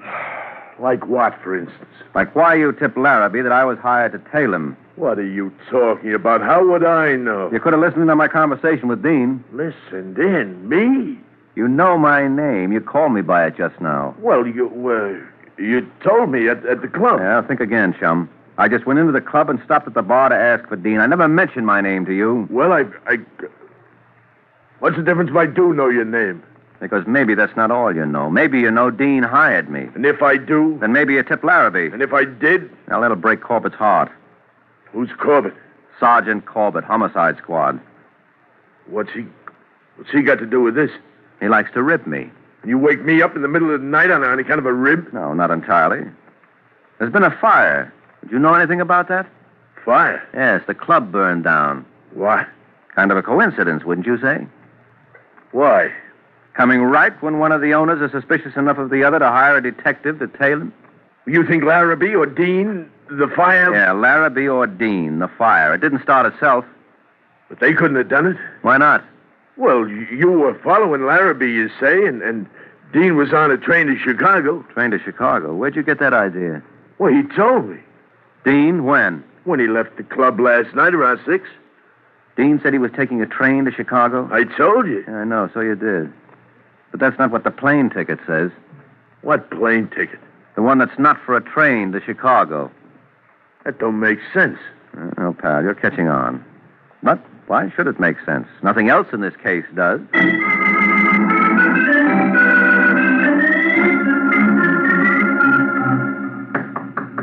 Oh, no. Now what? All right.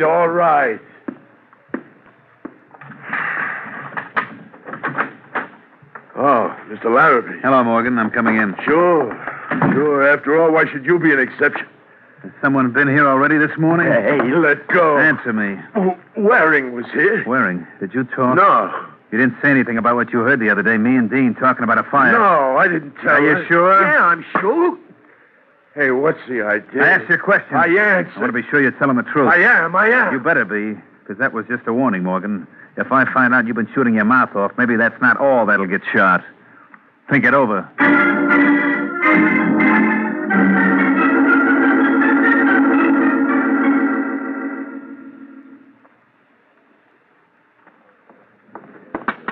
Hello, Mr. Waring. You mind if I join you? Why, what a question, Angel. Sit down. Thank you.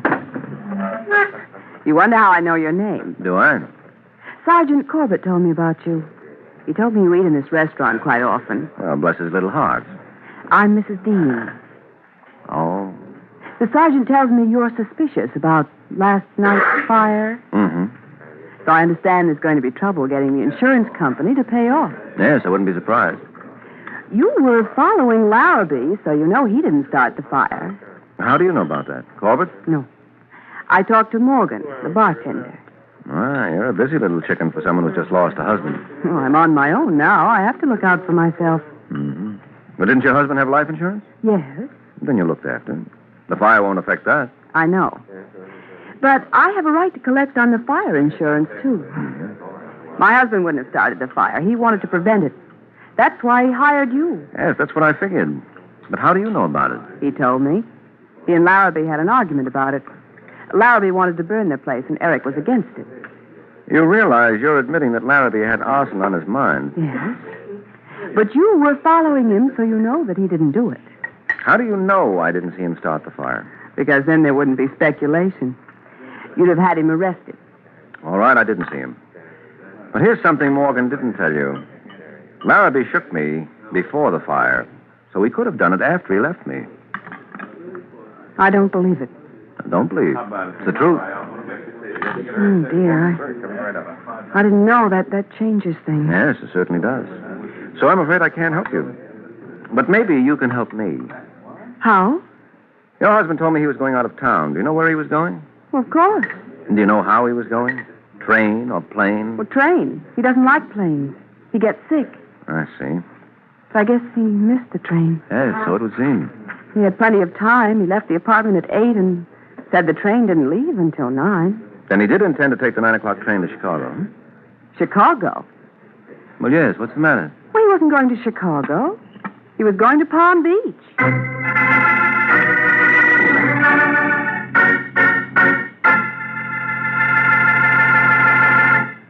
When you shop tomorrow, be sure to pick up a pint or quart bottle of Kraft salad oil.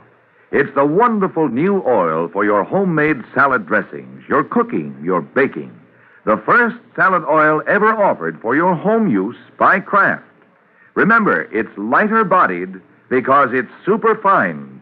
Lighter bodied to blend perfectly with other ingredients. Don't wait to try Kraft salad oil. It's lighter bodied. It's superfine. Look for the bottles with the beautiful labels.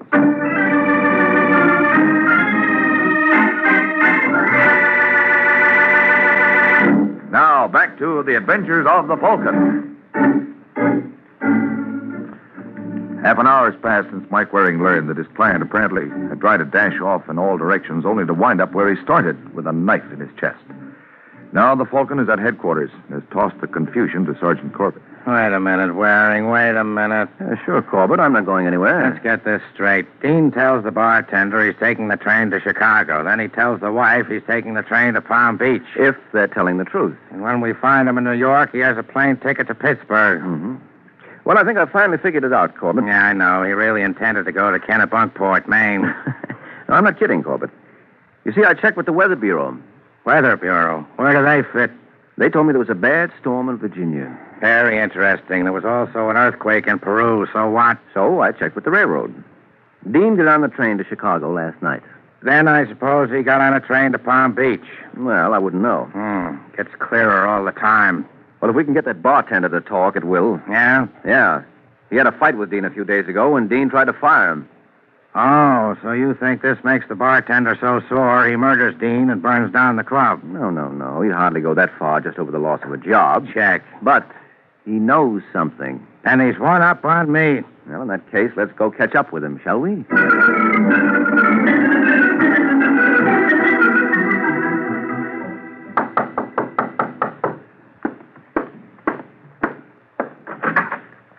Now, what do you fellas want? Have you caught up on your sleep, Morgan? Don't make me laugh. Let's go in, Waring. Yeah. Hey. You can close the door, Morgan. What do you want? You said Dean left the club at 6 last night. Yeah. Did he go back? No. He was killed in the club. Well, I didn't see him. And he wasn't hanging around the club. No. What are you trying to prove, Waring? I'm just trying to account for Dean's time. He left his home around 8. Turns up to be killed in the club at 2:30. Now, what was he doing in the meantime? You got any ideas? Yes, Corbett, I have. I think he went to Philadelphia. Oh, great. Now he goes to Philly. Why?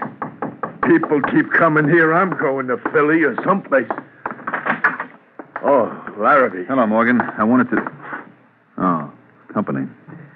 I'll come back. No, don't mind us, Larrabee. Come in. I can come back later. Why are you so anxious to get away? Is it because you're afraid we found out about you? What about me? You and Dean had a row about the fire? You wanted a fire. He was against it? Morgan, I warn you. Cut it out. Cut it out. Larrabee, stop it! You're a smart boy, Larrabee. That outburst proves Morgan knows about you. What do you mean? Morgan didn't tell us. Mrs. Dean did. But now that you've shown that Morgan knows, too, he's going to have to talk. What else do you want to know if you know about the fire? Just this, Morgan. Why did Dean object to Larrabee's idea? Now, come on, don't look at Larrabee. He can't hurt you. Well? Waring asked you a question, Morgan. Answer him. Now, look, Morgan, we know Larrabee wanted to start a fire. We know Dean objected. Now, why did he object? Would mean money in his pocket, too. He was afraid Larrabee might talk. He said Larrabee can never keep his mouth shut. I see. Well, that does it. Does what? What are we trying to prove? Dean's motive. Motive for what? For starting the fire. What? You mean Dean started the fire? Yes. You see, Dean was afraid to let Larrabee know that's what he intended to do. Yeah. So he nixed Larrabee's plan. Mm-hmm. But then he hired me to tail Larrabee so that I'd be a witness when the fire started that Larrabee had nothing to do with it. Yeah. And Dean hops a Chicago train, stays on it just long enough to establish his presence, then slips off the train, probably somewhere around Philly, and flies back to New York. Ah, I get it. He figures to start the fire, then hop a plane to Pittsburgh and slip back on the train there. That's right. That way both partners have an alibi for the fire. But Larrabee catches Dean at the fire and kills him. That's a lie. Why would I kill him if he's doing what I wanted? Well, He's got a point, Corbett. maybe he wanted all the insurance for himself. I don't know. Well, if you really want to know, don't ask Larrabee. Ask Morgan. Me? Why me? Because, Morgan, you're the one who killed Dean, aren't you?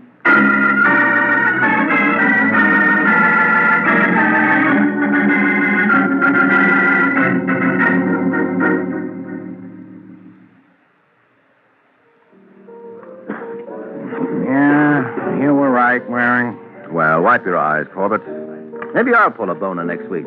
Morgan confessed. He caught Dean starting the fire, and Dean threatened to frame him. He was going to use that row they had when he tried to fire Morgan as a motive and claim Morgan started the fire for revenge. Mm-hmm. Larrabee and Dean would have alibis, and that would leave Morgan holding the match. Right. It panicked Morgan, and he killed Dean. Oh, there it is, Waring. I'll just run along. Oh, no, wait a minute, Corbett. What kind of a straight man are you? Huh? You haven't asked me how I knew Morgan was the murderer. All right, go ahead. Well, Dean told his wife he was going to Palm Beach. Say, that's right. I forgot about Palm Beach. Well, so did Dean when he heard about the storm in Virginia. His original plan, apparently, was to work his alibi on a Palm Beach train. But bad weather made it risky, counting on a plane to get him back to the train. So he switches to a Chicago train. That's right. And Morgan said Dean told him he was going to Chicago. But Dean left the club at 6, and Morgan claimed he hadn't seen him again. Still, when Dean left home at 8, he told his wife he was going to Palm Beach. So he hadn't switched plans by 8, which means Morgan was lying. He must have seen Dean again after 8.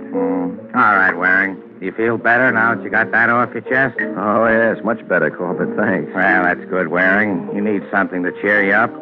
Do I? You will when I tell you. Morgan has confessed to the murder, but he still denies tipping off Larrabee about you tailing him. So it looks like it was just your own bungling. Good night, Waring.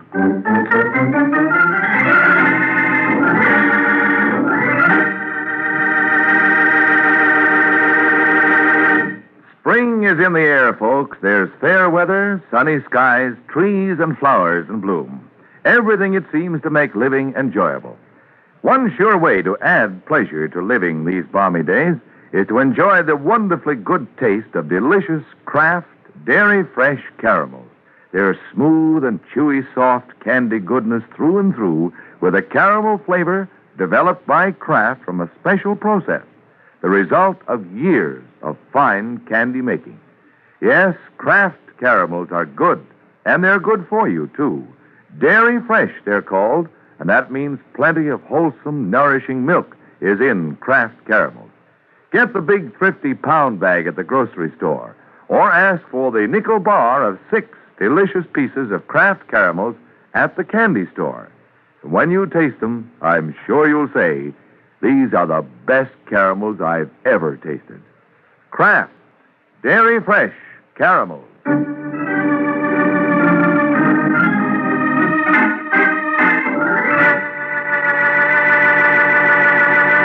The Case of the Dutch Doll.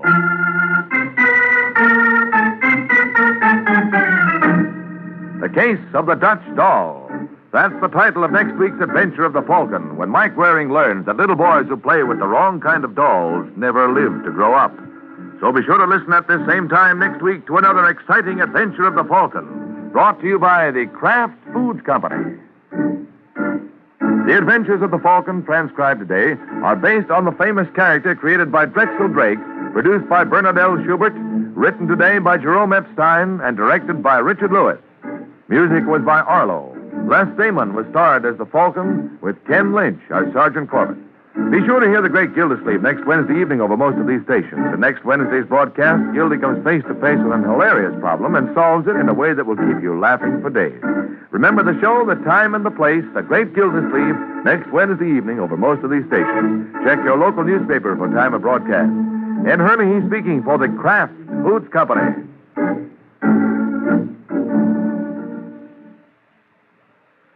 1 hour from now, Cary Grant and Betsy Drake star in another adventure as Mr. and Mrs. Blandings, the owners of the famous troublesome Dream House. It's Top Sunday Listening, Mr. and Mrs. Blandings. Hear Groucho Marx and Ginger Rogers on The Big Show later on NBC.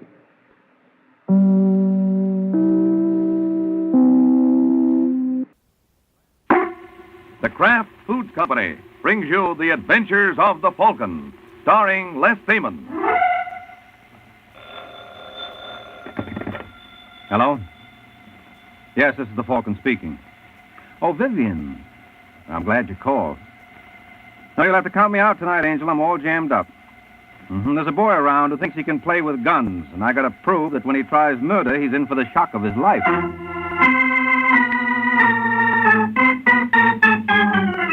This is Ed Herlihy, friends, inviting you on behalf of the Kraft Foods Company to listen to The Adventures of the Falcon.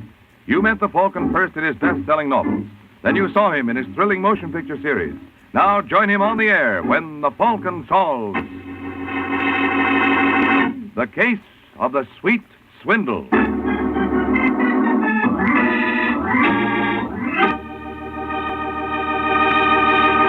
Before the Falcon solves tonight's case, let's listen to this. Miracle Whip. Has a flavor so pleasing. Miracle Whip. Tastes so lively, so teasing. Miracle Whip. Only one of its kind. Miracle Whip. Best salad dressing you'll find. Miracle Whip tastes really good. Not too sharp, not too mild, but just exactly right. And Miracle Whip tastes different, too. Different from any other salad dressing. Try it yourself. See why it's America's favorite salad dressing. The one and only Miracle Whip.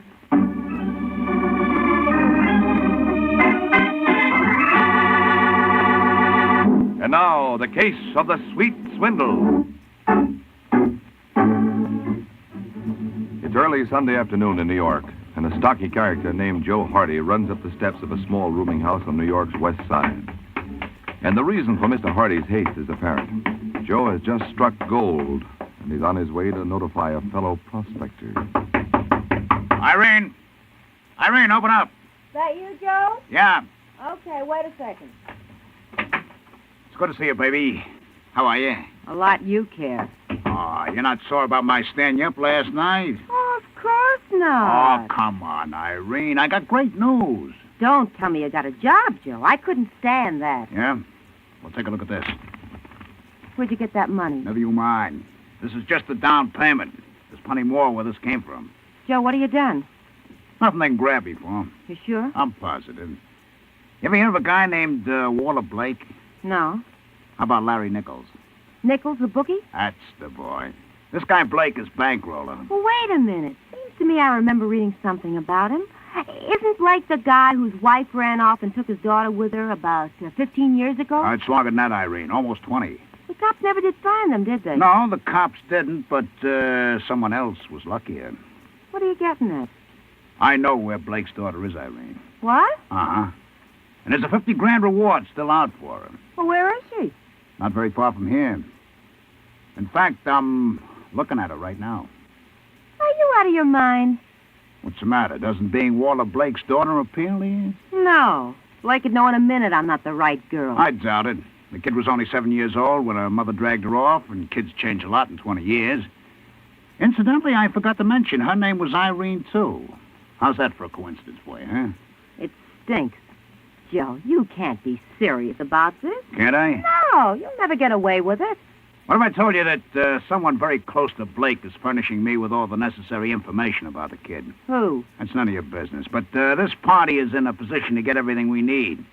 By the time you and Daddy Blake meet, You'll know all the answers. I'm not going to do it. Oh, yes, you will. Oh, no, I won't. Every time I've listened to you, I've wound up beyond the 8 ball. This is different. You've said that before. Now, let's get this straight, Irene. I've got an appointment with Blake tomorrow afternoon at 3. By that time, I expect you know everything there is about his daughter. Now, here's a list of stuff I want you to memorize. Hey, what's the idea of tearing it? I'm not going to do it, Joe. Pick up those scraps. No. I said pick 'em up. Oh! Oh! Well? All right, now sit down and put them together. By the time I get through with you, you're going to know those questions and answers so well, you'll be able to do a guess shot on the quiz kids.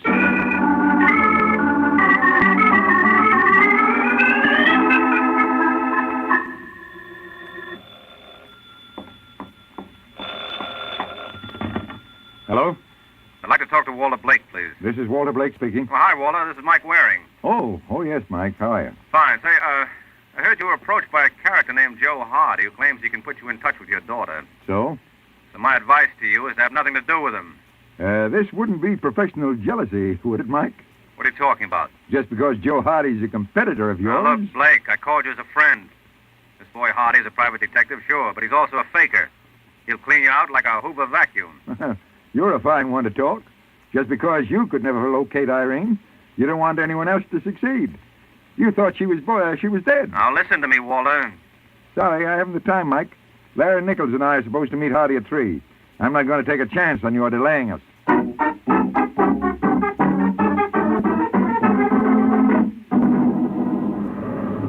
Hey, will you look at it rain, Blake?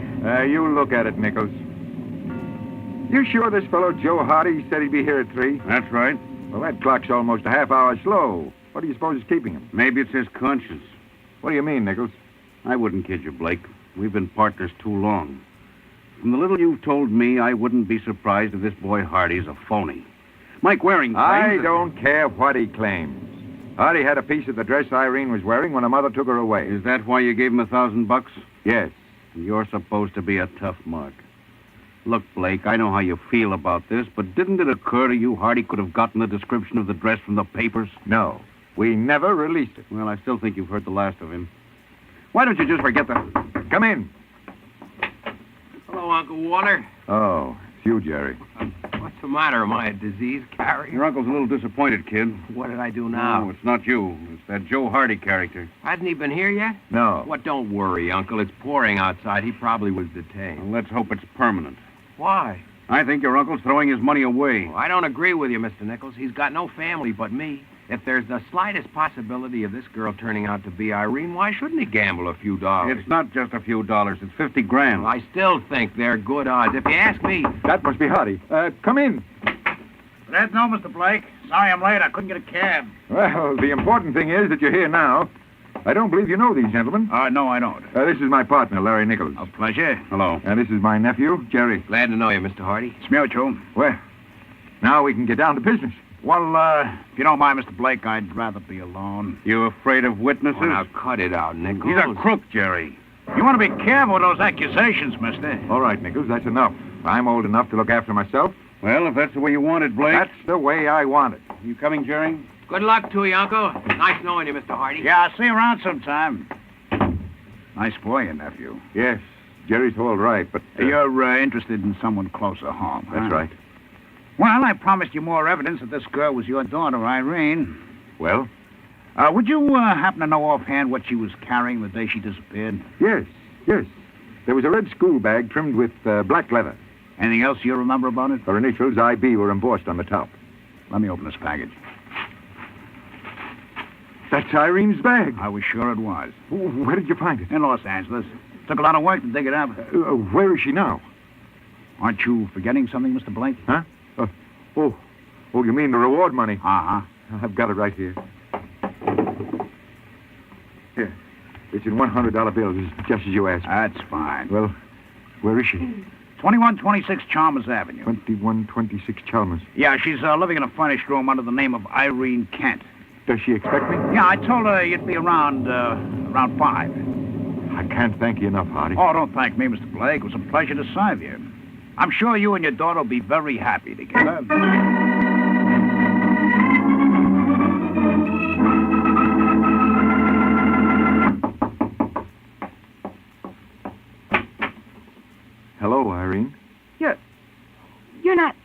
Yes, I am.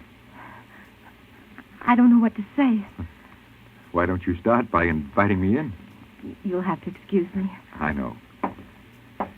It's not every day you find a new father, but you'll get used to it. Did I turn out the way you expected? I don't know what I expected. You were only 7 when your mother took you away. Incidentally, where is she? She died 2 years ago. Well, why didn't you let me know? Mother never mentioned you. We didn't even use your name. Well, didn't you remember anything at all about me? Very little, I'm afraid. I've made a million plans, Irene. Now, the first thing we've got to do is to get you out of it.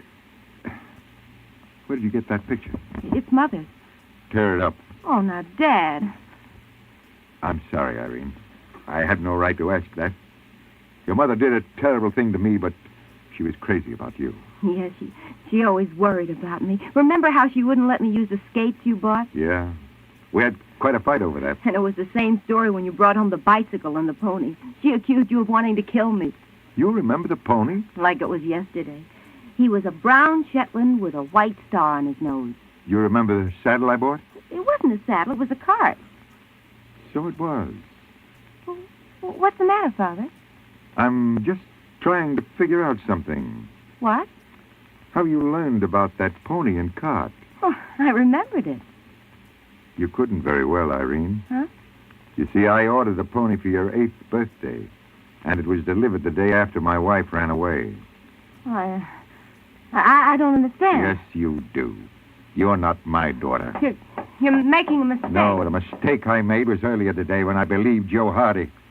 You're not Irene. Stay away from me. You're not my little girl. Where is she? No. Where is she?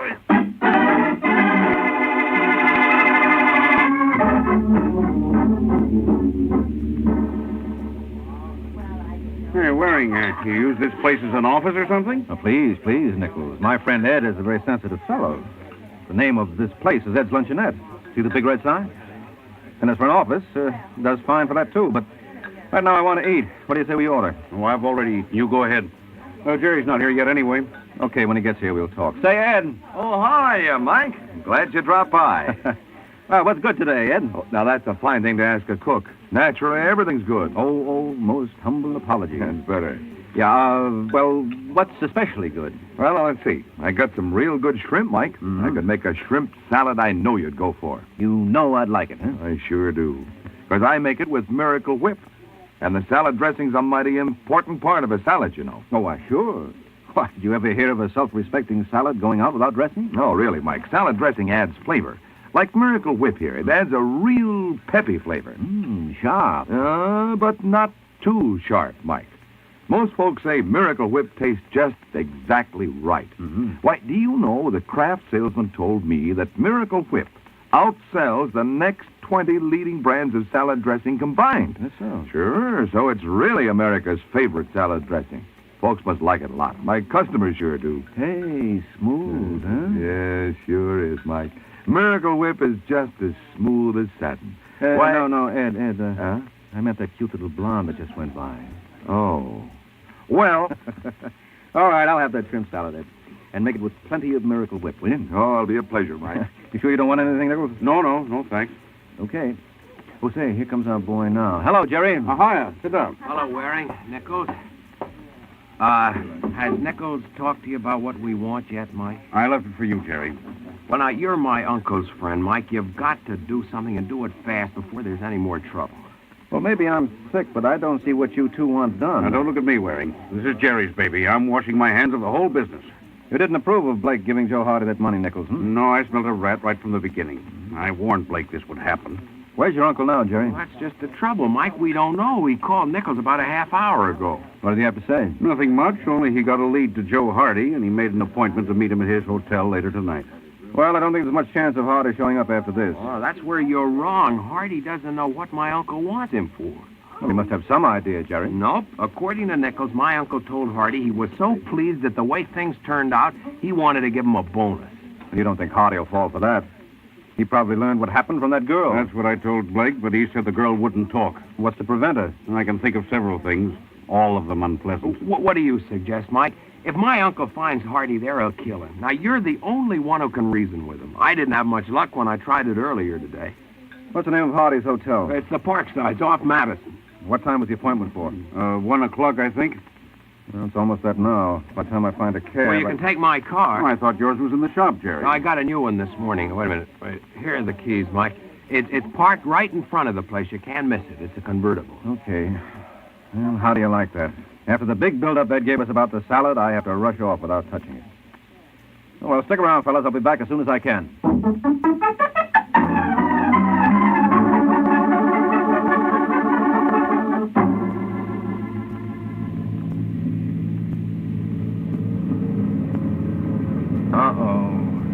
All right, mister, pull over to the curb. Listen, officer, I'm in a hurry. You can't stop me now. Who can't? Well, I guess you can. Now, get out. What for? Don't ask so many questions. All right. Where's your license? I got it right here in my... That's funny. You left it in your other suit. I must have. All right, give me the ticket. Let's get it over with. Just take it easy. But where's your ownership card? I don't have any. What happened to that? This car doesn't belong to me. Didn't your mother tell you it wasn't nice to steal? Oh, don't talk like a jerk. This isn't hot. Isn't it? No, I borrowed it from a man named Jerry Blake. You should have told him in advance. What are you talking about? You'll find out. Look, officer, all this can be straightened out, but I haven't got time to do it now. I suppose you're bound on a mission of life and death. You're not kidding. No, only it's going to be your life, mister, if you don't start following orders. Now get in your car and follow me.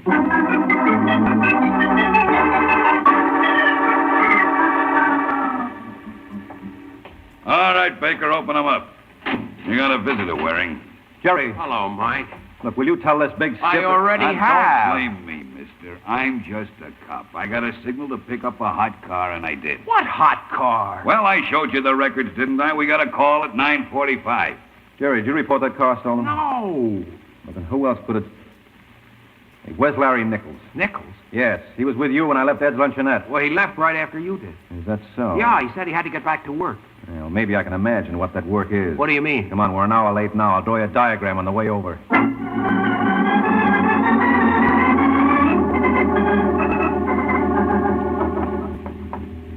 What floor did the superintendent say Joe Hardy was on? 8C. What's the matter with you, Jerry? You look baffled. I am, Mike. I can't believe there's any connection between Hardy and Larry Nichols. Well, there's got to be.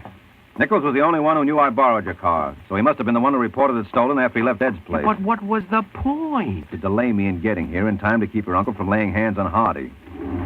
Here's the elevator. Come on, get in. Okay. It just doesn't make sense. If Hardy and Nichols were working together, all Nichols would have to do was phone him and warn him that my uncle was on his way over. Well, maybe he didn't want to warn him. I don't get it. Maybe Nichols wanted Joe Hardy to get himself killed. How do you figure that? Well, who would take the rap? Why, my uncle, I guess. And your uncle and Nichols were business partners.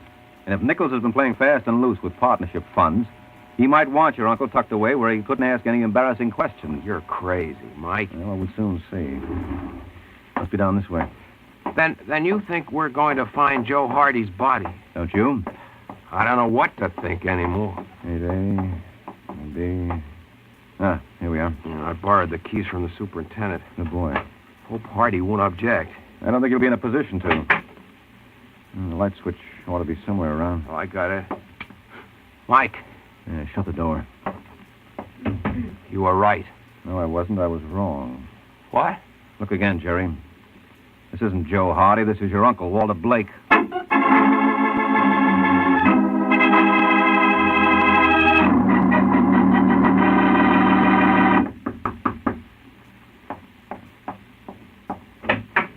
What do you want? Well, that all depends. You Irene Kent? Who wants to know? Oh, I beg your pardon. My name is Mike Waring. That still means nothing in my young life. Well, we'll have to remedy that in the future. If you have a future. What kind of a crack is that? Judging from those bruises on your neck, Irene, someone must be awfully peeved at you. What do you want, mister? Okay. Where's Joe Hardy? Why? Walter Blake was murdered tonight. Blake? Did Joe kill him? I can make out a very convincing case, so you better start talking, Irene. You know, an accessory to a murder... Well, I give you my word, Mr. Waring. I didn't have anything to do with that. You posed as Blake's daughter. I didn't want to. Joe made me. Where's Hardy now? I have no idea. I haven't heard from him since early this morning. Did he know that Blake discovered you were a phony? Well, if he did, he didn't get it from me. Why not? I didn't know where to reach him. Yet you told Blake where Hardy could be found. I didn't expect Joe to be there. Who put your boyfriend up to this swindle? I don't know. Now, come on, Irene. Who supplied all the background material? I swear I don't know. Well, I've got an idea. And for your sake, I hope it turns out a little better than my last.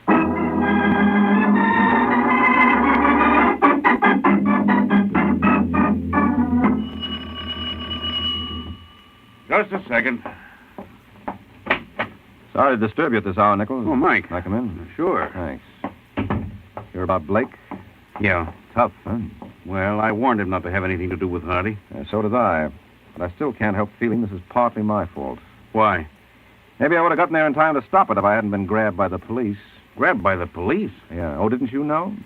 They picked me up while driving Jerry's car. They had a report it was stolen. Well, who did that? But I'm glad you asked me, Nichols, because I had an idea it might be you. Have you blown your top, Mike? Thought you were going to stay at Ed's place until I returned. Well, I had some business to attend to. Yeah, and you gave it all to me. Well, you're out of your mind. Did it ever occur to you that Jerry might have notified the cops? Oh, sure, but I like your qualifications better. First of all, you were working with Joe Hardy. You gave him all the information he needed to pass Irene off as Blake's daughter. And you're forgetting I was the one who told Blake not to pay. Sure, that was smart of you, Nichols. That way, you gave yourself an out. I couldn't have been too smart if you got the goods on me. Well, I had help. Irene told me your name. You're lying. She didn't... Yeah, go on, Nichols. Finish it. She didn't know that you were in the operation. No, you told me that yourself. Jerry might have dug up that picture of Mrs. Blake and a few other bits of information, but he never would have known about the dress and the pony. He was only a kid himself at the time. Got it all figured out, haven't you? I like to think so. Well, tell me something. Did you figure on this? Put away the gun, Nichols. That isn't going to get you anything. That's where you're wrong. For one thing, it's going to get me a head start. And yours is just the head to supply it. Oh.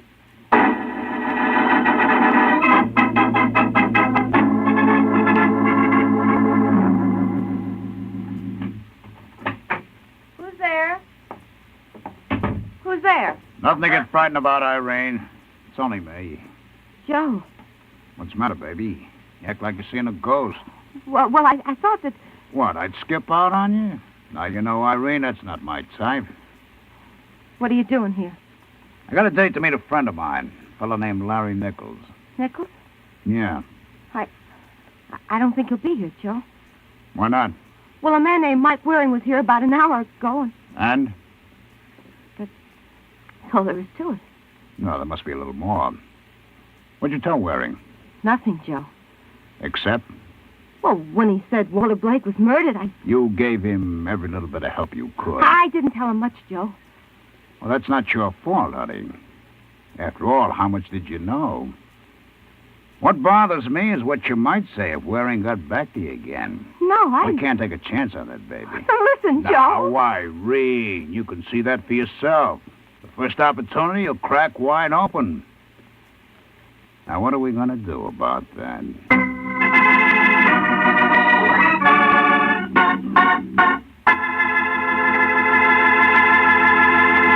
Well, I guess Joe doesn't know what to do either.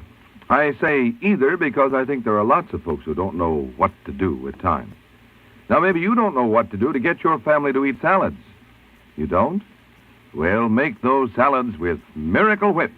Miracle Whip has a flavor so pleasing. Miracle Whip. Tastes so lively, so teasing. Miracle Whip. Only one of its kind. Miracle Whip. Best salad dressing you'll find. Miracle Whip is the only one of its kind because it's a different type of salad dressing made from a secret craft recipe.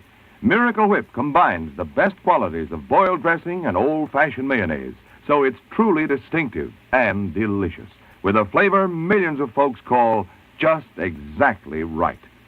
Try it, won't you? One taste will tell you why it's America's favorite salad dressing. The one and only Miracle Whip.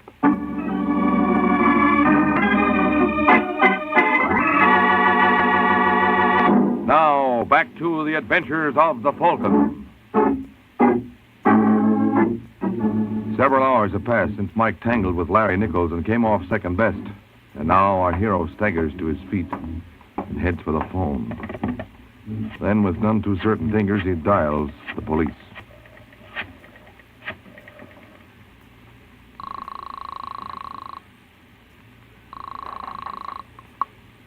Second Precinct.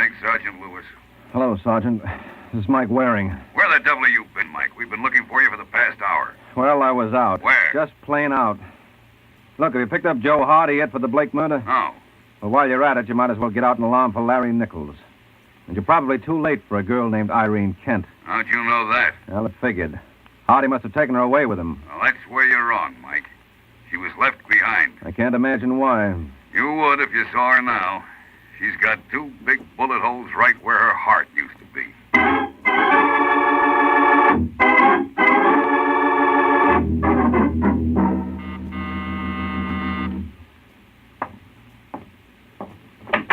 Yes? Hello, Jerry. Mike.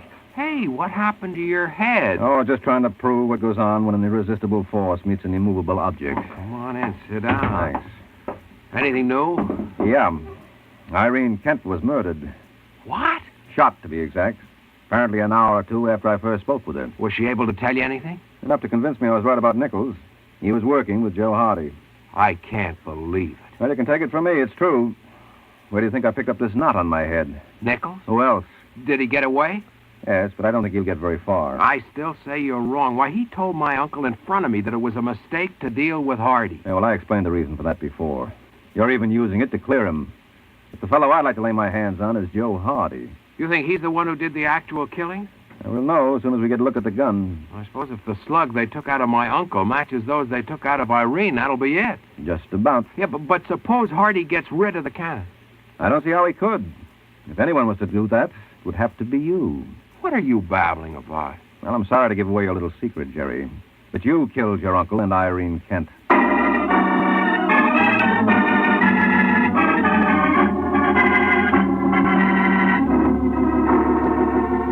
Ed.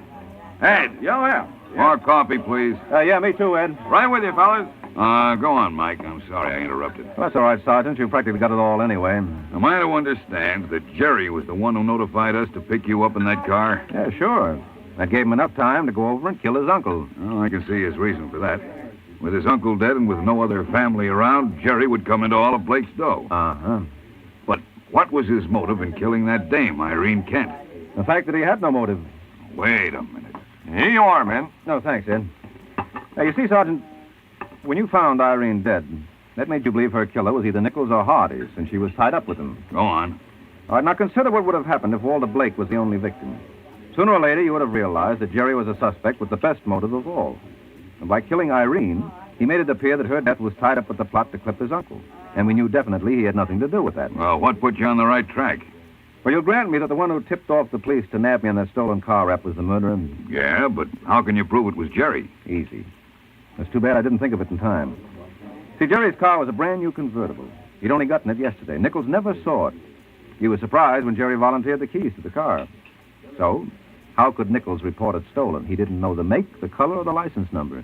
Hey, that's right. Yeah, I only wish I thought of it before I knocked myself out. You don't know what a problem this raises. Why? Well, Blake was my client, and he's dead. And Jerry won't even talk to me now. So you tell me, to whom do I send my bills?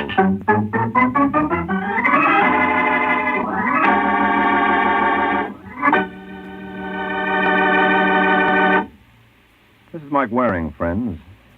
You've probably heard people say, defense is everybody's job. But maybe you haven't known just what you could do to help. Well, here's a way you can help Uncle Sam and yourself at the same time. Buy defense bonds. Help build your country's security and your own. Remember, defense bonds are rate of interest. Ask about the payroll savings plan where you work. Or, if you're self-employed, ask about the bond-a-month plan where you bank. Save your money the smart way. Buy defense bonds.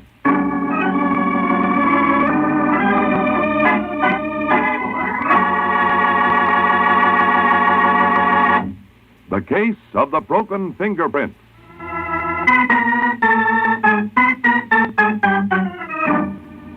The case of the broken fingerprints. That's the title of next week's adventure of the Falcon, when Mike Waring learns that if a fella tries to keep a girl from wasting her life, he may help her lose it. So be sure to listen at this same time next week to another exciting adventure of the Falcon, brought to you by the Kraft Foods Company. The Adventures of the Falcon are based on the famous character created by Drexel Drake, produced by Bernard L. Schubert, written tonight by Eugene Wang, and directed by Richard Lewis. Music was by Arlo. Let's think.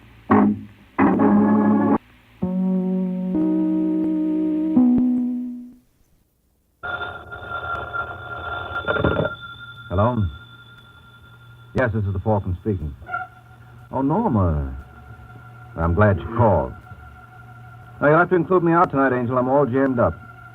There's a party around who's been shown how to parlay a 2-bit pocket knife into a killing. So naturally, he's going to make a stab at it.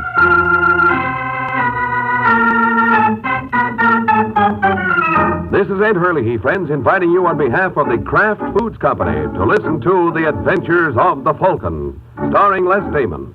You met the Falcon first in his best-selling novels. Then you saw him in his thrilling motion picture series. Now join him on the air when the Falcon solves the case of the curious cop.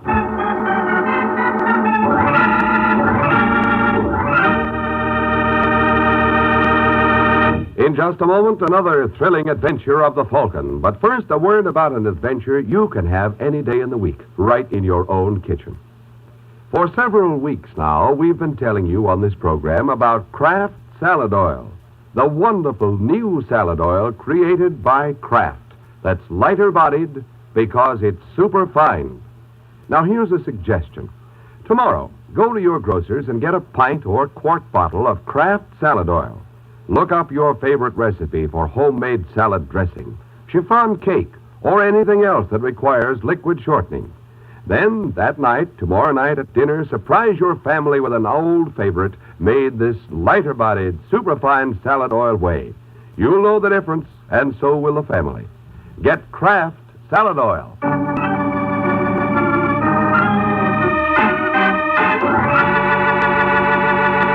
And now, the case of the curious cop. It's late Sunday evening in New York, and Hunter's famed gambling club on East 84th is closed for the night. But that doesn't seem to deter plainclothesman Jack Craven or his partner Frank Walsh from their decision to look in on Mr. Hunter. You ask me, Craven, we're wasting our time. You think so, Frank? Sure. Hunter's probably gone. What about that light we saw from the outside? Must have forgotten to turn it off. No, not Mr. Hunter. He watches his pennies. If I will get you 10, he's still here counting the take. Where was the light coming from? This room here, I think. Yeah. Then this must be the office. Want me to go in with you? No. You wait out here. If you hear any commotion, get back to the car. Understand? Right. Come on in, Brock. Did you get to... Just a second, you're not Brock. No, my name is Craven, Mr. Hunter. What are you doing here? Ever see one of these before? It's a badge, isn't it? Also known as a buzzer or a potsy. So? So I don't like people running gambling houses on my beat. I see. Especially without consulting me. And suppose I did consult you? Well, that might be different. Now, if you were to consult me, say, once a week with $500... You'd have no objections at all? No. Live and let live is my motto. $500 is a lot of money, Mr. Craven. Well, I can be a lot of trouble, Mr. Hunter. Suppose I had you reported to the commissioner. You'd be wasting your time. They've been trying to get rid of me for years, but they never could get anybody to testify against me. Maybe I'd be willing to. Are you kidding? You don't like publicity any more in your racket than I do in mine. You better give in, Hunter. I can make an awful nuisance of myself. I can see that. All right, Craven, don't move. Now, what do you think you're going to do with that gun? Something the police commissioner couldn't do. I'm going to get rid of you, Craven. Now, listen, Hunter. If you don't put away that rod, I'll break you in two. Hey, where you are, Craven. I mean that. You soup.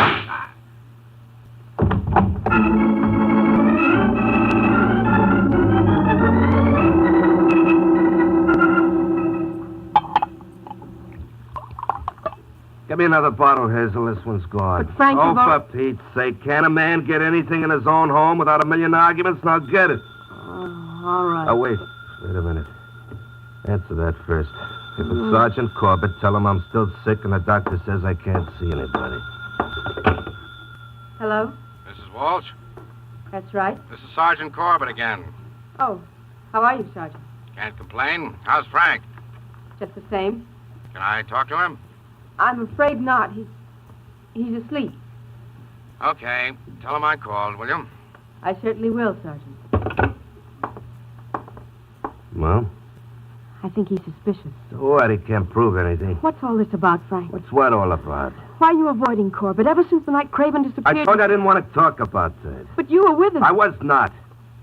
Craven got out of a car to see somebody. He left me on Lexington and 84th. I never saw him after that. Then why did they suspend you from the force? Because they're a bunch of thick-headed jerks. Frank, you're not telling the truth. What are you calling me, a liar? All right, Hazel, so you want to know what happened to Craven, do you? Well, I'll tell you. He was murdered. No. Yes, now do you feel better? Who did it? I have no idea. Then how do you know he was murdered? I'm psychic. Frank, you've got to tell Sergeant Corbett. You're nuts. If you don't, they'll drop you from the force. Who cares? I do. What'll we live on? Don't you worry about that, Hazel. From now on, it's easy street. Then you do know who killed Craven. Yeah, that's right. I bet this party will appreciate me keeping my mouth shut. You're not thinking of blackmail. Well, what am I thinking of, baby? Where's my coat? No, I won't let you go. Get your hands off me, Hazel. No, Frank. I said get your hands off. Stop it, Frank. You're choking me. Frank.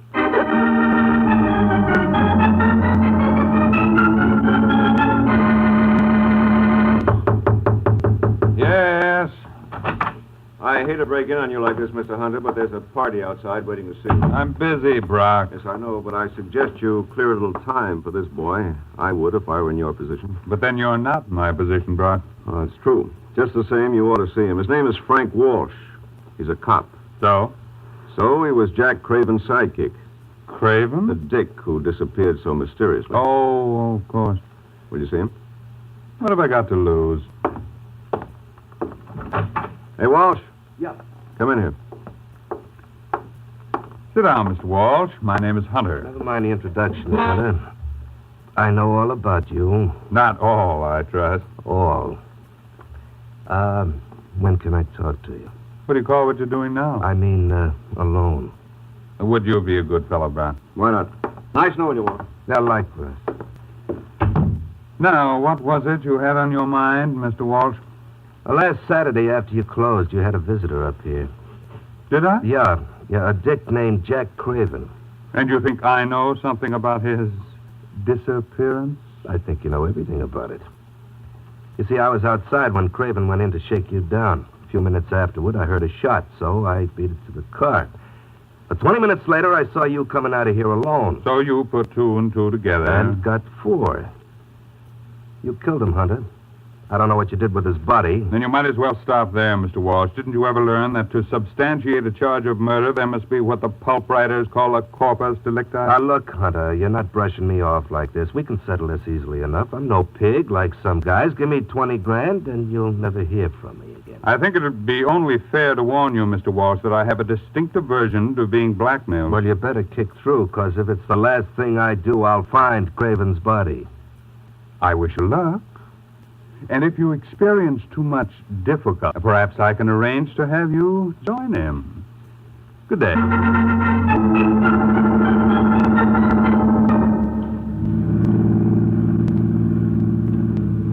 the matter, Sergeant? You look worried. I am, Mike. Still thinking about that Craven mess? Yeah, a cheap, rotten grafter. Well, if you ask me, you've heard the last of that cookie. I wouldn't be surprised if you were right. You think he's dead? I don't know. Maybe he skipped. Who knows? Funny about Frank Walsh having a nervous breakdown so soon afterwards. Very funny. Turn right at the next corner. Where do you want to go? Over to see Frank Walsh. He lives a couple of blocks down. Didn't his wife tell you he's sick? Well, doctor's orders or not, I'm going to have a talk with that guy. Hey, hold it, Mike. Stop the car. What's the matter? Thought I saw something in the gutter. Back up.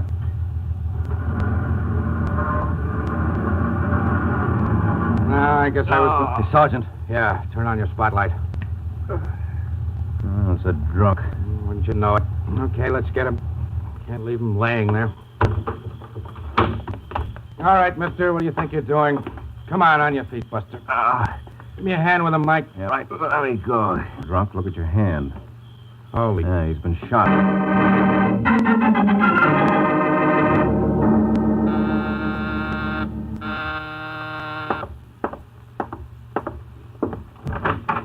Yes? I'm looking for Michael Waring, the Falcon. Well, you made it. What? But I bet it was pretty difficult. What do you mean? And you couldn't do much looking through that veil. Oh. Come on in. Thanks. Just make yourself... What's the trouble?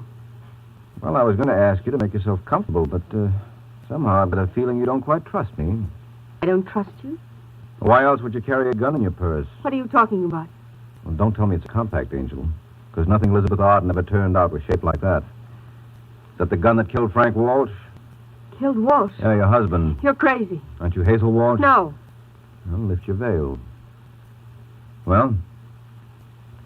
Who told you who I was? Well, it doesn't take an Einstein to figure that out. The police are looking for Hazel Walsh in connection with her husband's murder. So when a heavily veiled woman carrying a heater walks in on a private detective 12 hours later, the chances are she didn't come to consult him for pleasure. I didn't kill Frank, Mr. Waring. I was with Sergeant Corbett when we found him. He named you as his killer. I didn't do it. You had a motive. If you mean his insurance policy, No, I I'm not wouldn't... talking about money. According to Corbett, Frank's favorite indoor sport was bouncing you around. That's not true. Well, it'll be easy enough to prove. Look, Mr. Waring, I swear I didn't kill Frank. Well, you've got nothing to hide. Who are you calling? Sergeant Corbett. We're going over and have a talk with him. Put down that phone. Now, look, Mrs. Walsh. Put it down. If you want me to work for you... No, thanks. I've just changed my mind. Now, look, you're acting like a 6-year-old. I'm going to call the police. And I say you're going to do nothing of the kind. Oh. See what I mean? Pleasant dreams, Mr. Waring.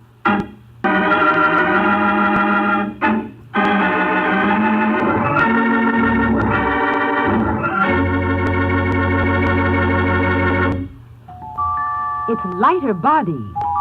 It's superfine.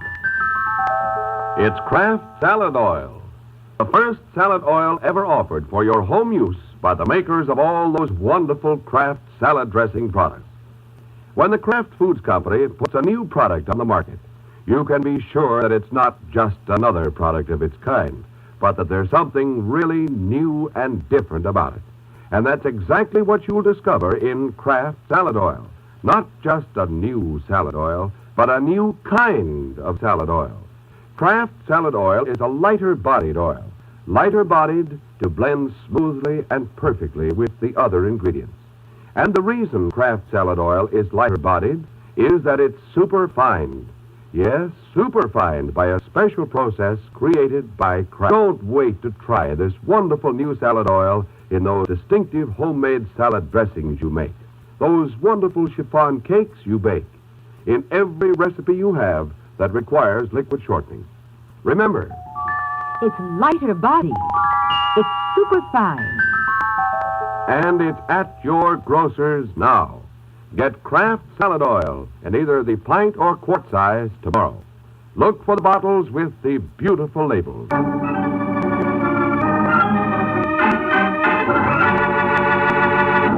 Now, back to the adventures of the Falcon. 3 hours have passed since Mike was lulled to sleep by Hazel Walsh.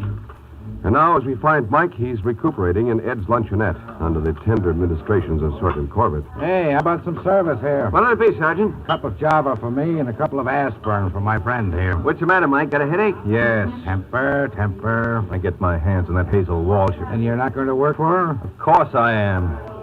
Just want to teach her you don't go around slugging people who are trying to help. You're making a mistake. Oh, now, look, Sergeant, I tell you, she didn't kill her husband. And why did she bop you when you were going to call me?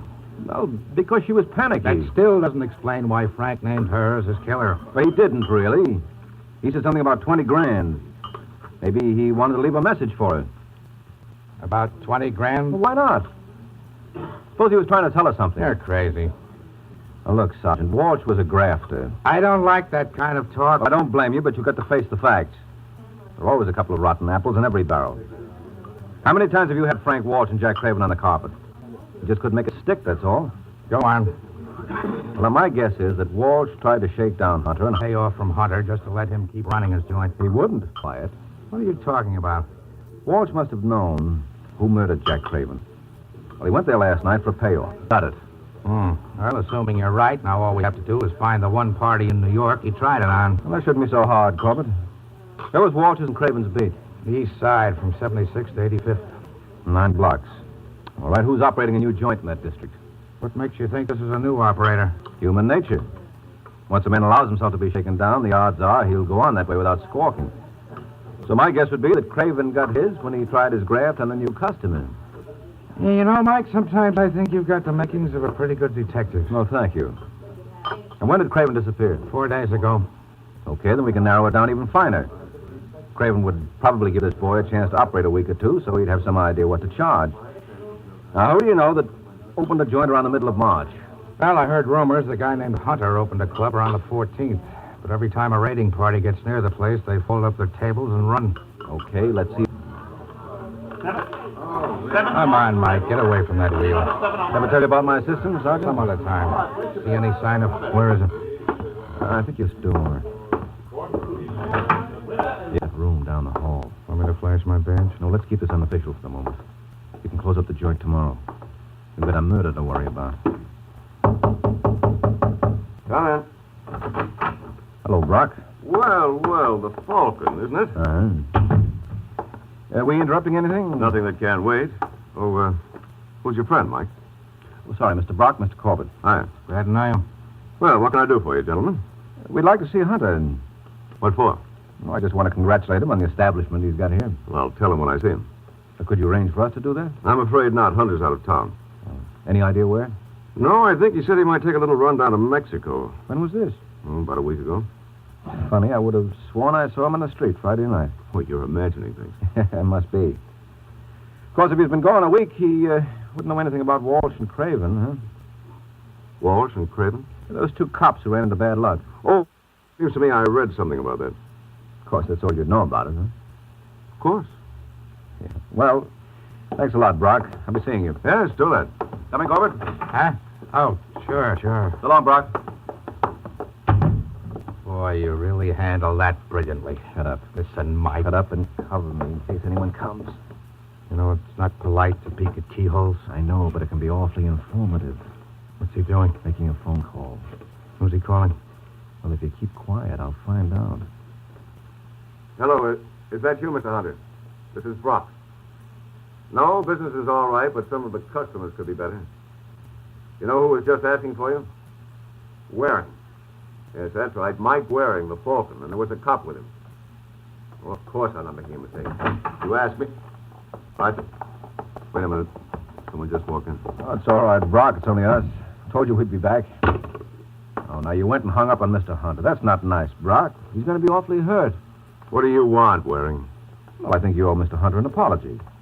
And what would be nicer than if we all went over together while you paid it?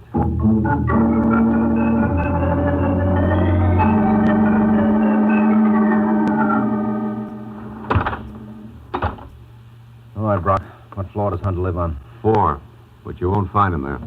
That's right, Mike. We forgot. Hunter's down in Mexico. Okay, be smart. But I tell you, I wasn't speaking to him. Cut it out, Brock. We heard you as plain as could be. You're wrong. I was talking to a girlfriend of mine. And whose name, by an odd coincidence, was Mr. Hunter.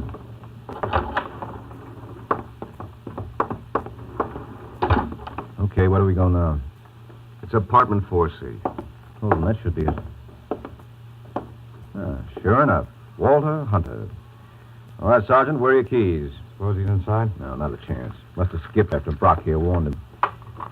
But I don't think he could get too far in those 10 minutes. He got far enough, Mike. Hey, what's the matter with him? Well, if you don't know Brock, take a good look at his face. That bullet hole ought to be a dead giveaway. Holy smoke. All right, Mike, out of the way. What's the matter? I want to see where Hunter was standing when he got it. Judging by the course of the bullet, he must... Well, what do you know? Hey, there's a gun under the chair. Where? The one you're sitting on, Brock. What? Leave it alone. There may be prints. Okay. Isn't that a police special? Yeah, and I'll take even money that it's Frank Walsh's service revolver. His wife was awfully careless, Mike. Oh, now, don't tell me you think... Well, what do you think? I don't know, but at least I'm not going around making wild guesses. How do you know it wasn't suicide? Are you kidding? Well, it could be. Don't talk like a chump. We had nothing on Hunter. Why should he blow his brains out? Well, why should Hazel Walsh do it for him? Maybe she figured that he knocked off her husband. Oh, then you admit she wasn't guilty of that. I admit nothing of Excuse me, gentlemen, but can I get a word in? What do you want, Brock? There's a hunk of paper under Hunter's leg. Oh? Never mind, Mike. I'll take care of that. Well, what is it? Give me a chance, will you?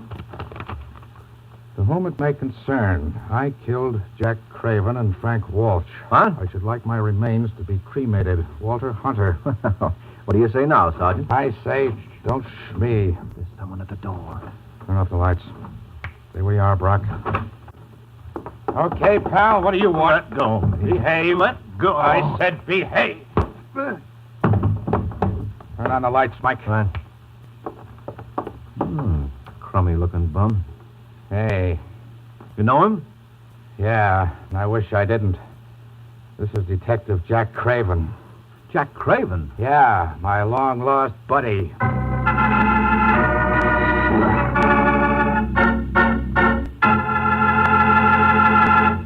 Tomorrow when you shop, don't forget about that wonderful new Kraft salad oil that's waiting for you at your grocer's right now. It's Kraft Salad Oil. The salad oil that's lighter-bodied to blend perfectly with other ingredients. Lighter-bodied because it's super-fine. Try this wonderful new aid to kitchen artistry in your homemade salad dressings, your cooking, your baking. Remember, it's lighter-bodied because it's super-fine. Get Kraft Salad Oil. Look for the bottle with the beautiful label.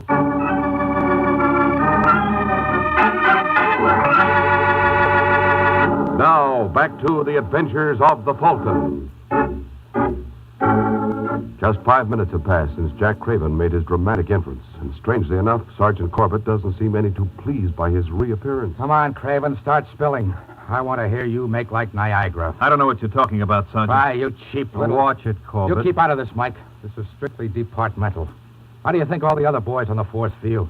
We work like dogs to make the public trust us. And along comes a rotten grafter like Craven and gives every honest cop a black eye. All right, but there are strangers present. Oh, don't mind me, folks. I'm broad-minded. You keep your mouth shut, Brock, if you know what's good for you. I'll be as quiet as a mouse. All right, Craven, I asked you a question. Let go. Answer me. Why did you kill Hunter? I didn't. No? Then why did you come back to his apartment? I didn't come back. That was the first time I was there. Don't give me that. Can I put my 2 cents in, Sergeant? Go ahead. You've been gone for almost a week, Craven. Where you been? Los Angeles. Why'd you go there? None of your business. Listen, Craven, you answer Waring's questions just as if I was asking them. Why did you go there? I wanted to see my relatives. And you certainly didn't travel in the Super Chief. From the look of it, I'd say you did most of your riding in a cattle car. What's the matter? Couldn't Hunter afford any better transportation? Hunter had nothing to do with it. Your pal Frank Walsh doesn't support your story. Walsh? Did he stool on me? What do you think? You had a fight with Hunter, didn't you? Yeah, he plugged me. Over what? That doesn't matter. He dumped me in a cattle car. When I came to, I was in L.A. Why didn't you wire us? I had no dough. You could have done it collect. I didn't want to involve the department. Well, that's understandable. Especially if you wanted to come back to kill Hunter. I tell you, I didn't kill him. I just got into town tonight. That doesn't prove a thing. Where were you at 10:15? Why? Because according to the coroner's report I just got, that's when Hunter was killed. Now, listen, Sergeant. Don't start that suicide routine again, Mike. If Hunter wrote that note, he would have known darn well he hadn't killed Craven here. Where were you at 10:15, Craven? Being chased all over the freight yards by some railroad dicks. What? If you don't believe me, you can call the yards and check. And don't think I won't. Just a minute, Sergeant. Does this mean you're writing off Hazel Walsh as a suspect? No. Well, then I'd like you to double the force looking for her. Let me understand you, Mike. You think Craven here is telling the truth? I do. Then Mrs. Walsh is our party. Oh, I didn't say that. I ask you, Brock, ain't it enough to drive a guy bats? Well, don't ask him, Sergeant. If this thing is driving you crazy, who do you think is responsible? Just what is that supposed to mean, Waring? Just what it sounded like, Brock. You killed Walsh and Hunter.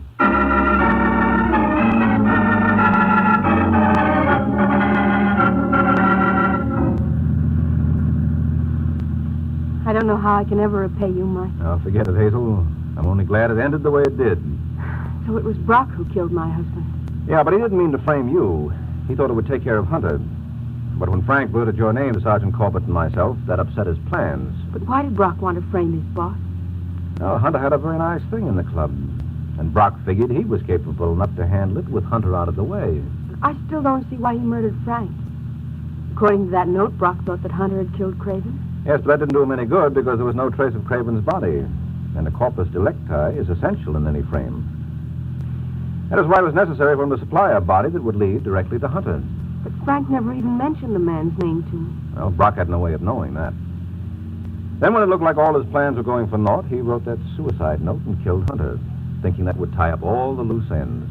Well, where did Brock give himself away? When Sergeant Corbett and I were at the club. Before we went into the office to see Brock, I asked Corbett the time. He said it was 11:15. A few minutes after that, we eavesdropped on Brock talking to Hunter on the phone. What's wrong with that? Well, it was a conversation that never could have taken place. According to the autopsy report, Hunter was killed at 10:15, a half hour earlier. And that business on the phone was staged by Brock to give himself an alibi. He felt pretty sure that Corbett and I were listening in. So, does that answer all your questions? Mm-hmm. I'll suppose you answer one of mine. Where did you bury yourself so that the entire New York police force couldn't find you? I stayed with my sister, Lenore. Your sister Lenore, huh? Yes. She looked like you? She's much prettier. Well, if there's one thing I've learned from this case, never to believe any testimony based on hearsay evidence. Well, I don't know what I can do to convince you. Oh, that's very easy, Angel. Just give me her address and let me see for myself.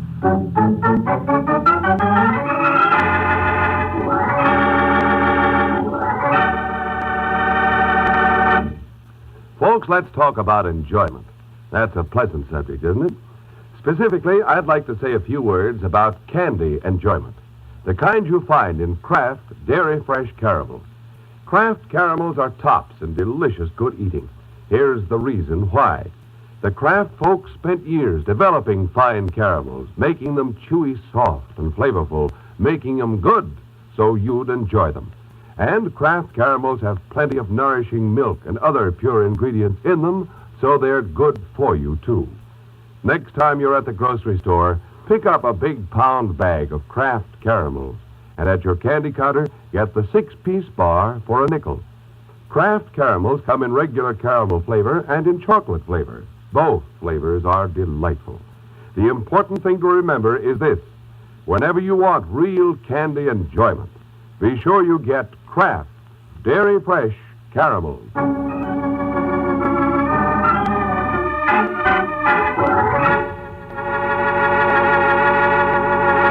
The Case of the Unwelcome Wife.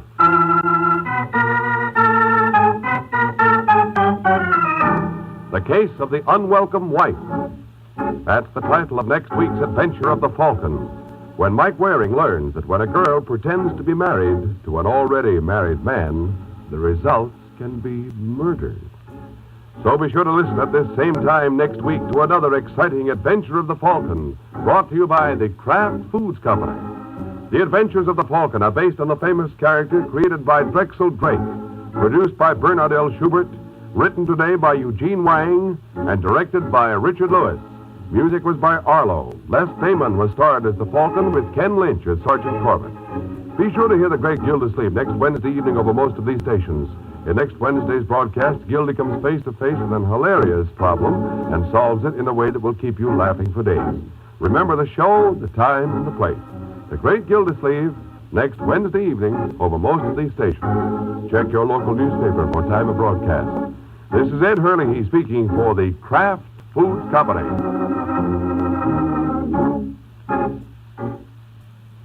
Raymond Massey and Shirley Booth star on Theater Guild tonight on NBC.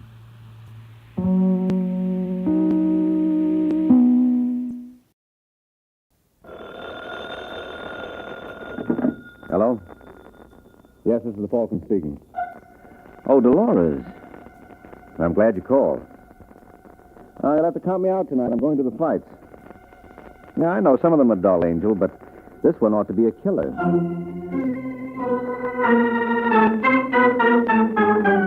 The Adventures of the Falcon, starring Les Damon.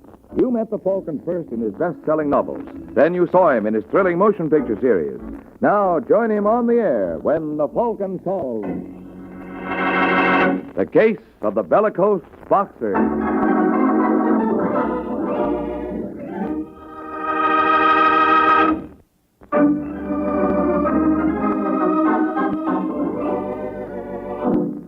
now, the case of the bellicose boxer.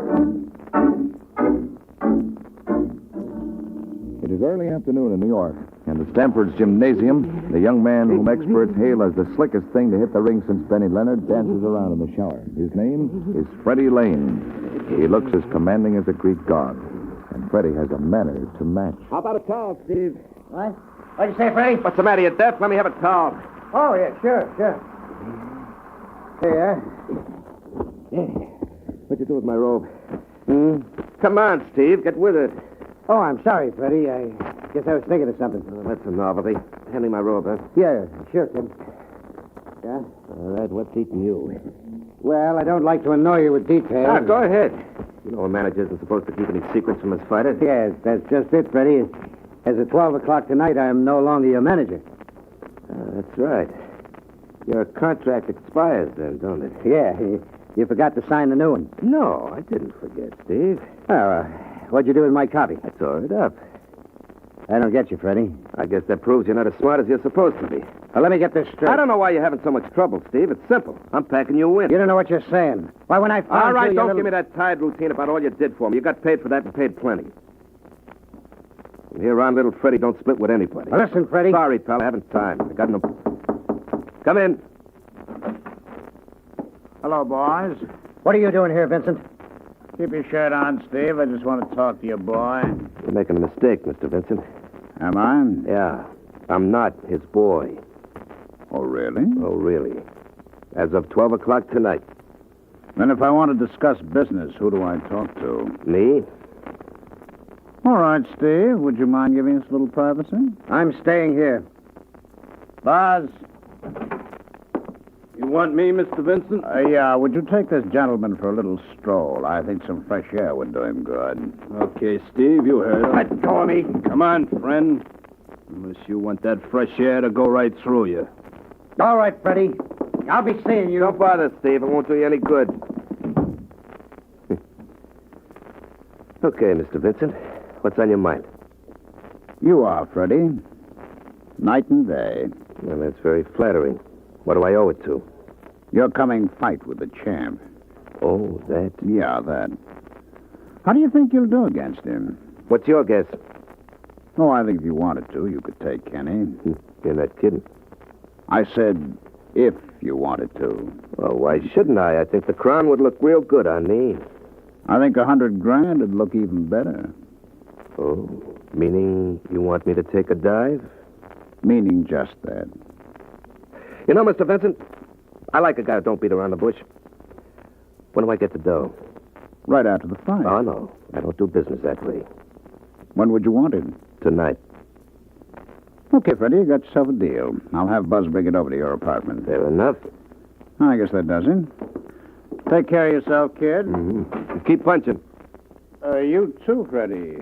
Just be careful where and when.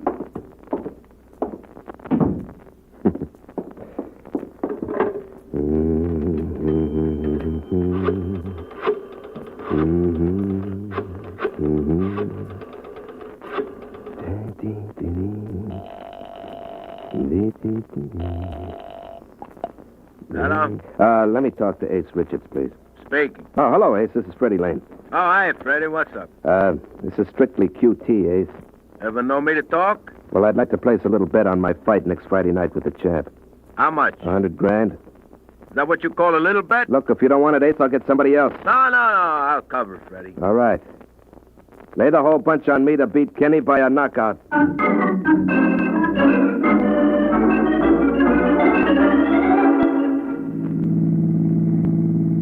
don't like this business, Freddie. I don't like it one bit. All right. Now, what's the matter, Ruth? Steve Douglas did a lot for you. You can't toss him over like that. You need him. I need Steve like I need a hole in my head. He should have seen his face when I told him we were through. I thought the guy was going to drop dead. That's not funny. Can't expect you to see the joke, Ruth. After all, you're both in the same boat. What's that supposed to mean? Here's where you get off, baby. What? Oh, I didn't realize this was my house. No, you had it right the first time, Ruthie. We're through. Oh, please, Freddie. I'm in no mood for any more of your clowning tonight. Now, what's the matter with all you people anyway? A fella tells you something right away, you think he's kidding. But you can't be serious. Go on, get. Now, darling, listen to me. Are you going to walk or do I have to toss you out? Now, beat it. All right, Freddie. Now, don't get so familiar. Next time we meet, remember, it's Mr. Lane.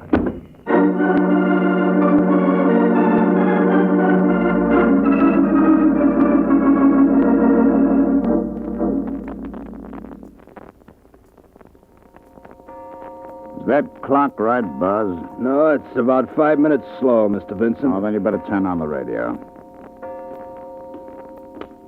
If you don't mind my asking, how much dough is your syndicate laying on this match? Enough. Is that the right station? Yeah. Oh, yeah, there it is now. And in just a moment, we will bring you this blow-by-blow account of the first championship fight held in New York in 2 years. It's a 15-round match between Dan Kenny and the challenger, Freddie Lane. They're in the center of the ring now, getting their final instructions from the referee. Both boys look in great shape. Now they've just gone back to their corners, and there's the bell for the first round. Both fighters come out of their corners swinging. The champ feints with the left and then tries another left, which catches Freddie going away. Why don't they cut out Now the acting and get down to flicks out a right, business? but Freddie dances back. Lane must feel that there's plenty of time to show what am I saying? Freddie just brought up a roundhouse that caught Kenny right on the jaw. Boss, shut up. And now Lane throws a right and a left and still another left. Oh, that one hurt. The champ staggers and Freddie moves in for the kill. Hold on, you jerk. Kenny is trying to clinch now, but Lane won't let him. Freddie brings up a right from the basement. And Kenny is down. He's badly hurt. The referee is bending over him. Just listen to that crowd. Get up, Kenny. Come on, you bum. 5, 6, 7, 8, 9, and it's all over, folks. There's a new champion in New York tonight. Turn it off. And his name is... Well, what do you think, Buzz? Gee, Mr. Vincent, what can I say? You're sure you gave that $100,000 to Freddie Lane? May I drop dead if I didn't. Okay, Buzz, that's all I wanted to know. I can take it from here.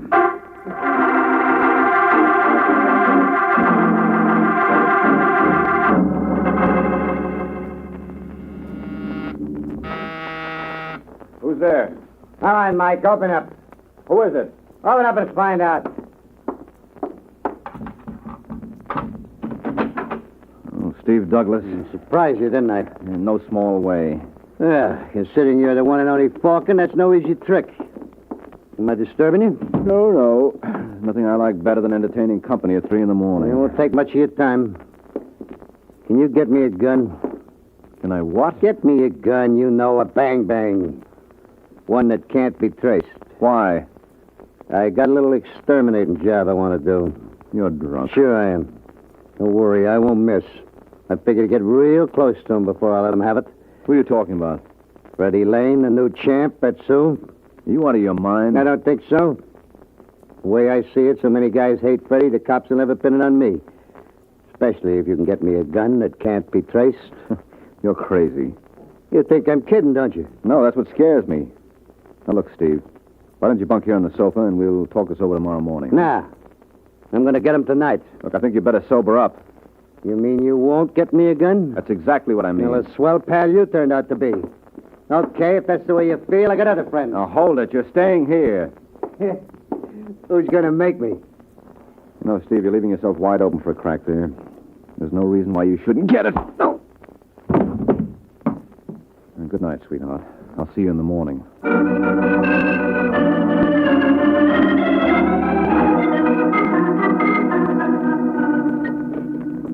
Come on, baby. Drink up.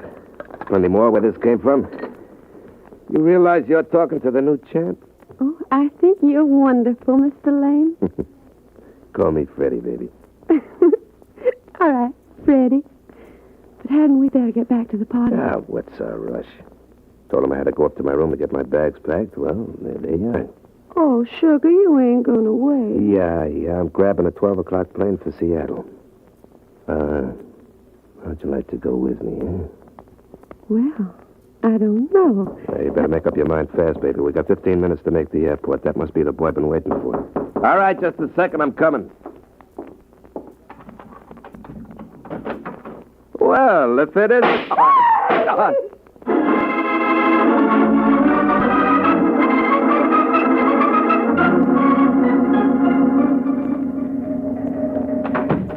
Sergeant Corbett around here? I think so. Listen, you lame brain. What's the idea of getting me down here at this hour? Well, I had a little news for you. I didn't want to trust to the telephone. Freddie Lane's been murdered. Is that supposed to be a scoop? It's in all the papers. Yeah, but the papers didn't say anything about you entertaining Freddie's ex-manager early this morning. But you mean Steve Douglas? Uh-huh. According to our information, he went up to see you at 3 a.m. So? So, where's he now? You tell me. Okay. Your elevator boy brought him down about 5. Well? Well, the jury might think, inasmuch as Freddie was killed at 6, there might be a connection. Where's Steve now? Winslow, send Douglas in here. Hello, Steve. Hi, Mike.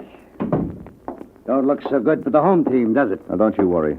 We'll have you out of here in no time. Who are you kidding? Look, Corbett, you mind if I talk to him alone? I certainly do. You don't think I'm letting you alone with a murderer? You're talking through your hat. Steve didn't kill Freddie. Funny he can't supply an alibi. All right, Steve. Tell him what you did after you left my place. I walked around. Where? I don't remember. You don't remember. Has he been identified by the girl? What girl? According to the papers, there was a cutie in Lane's apartment when he was gunned. We haven't found her yet.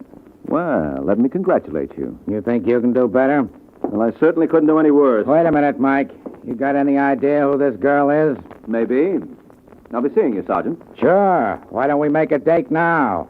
Suppose we meet at Sing Sing on the day Steve goes to the chair. That makes it nice and definite.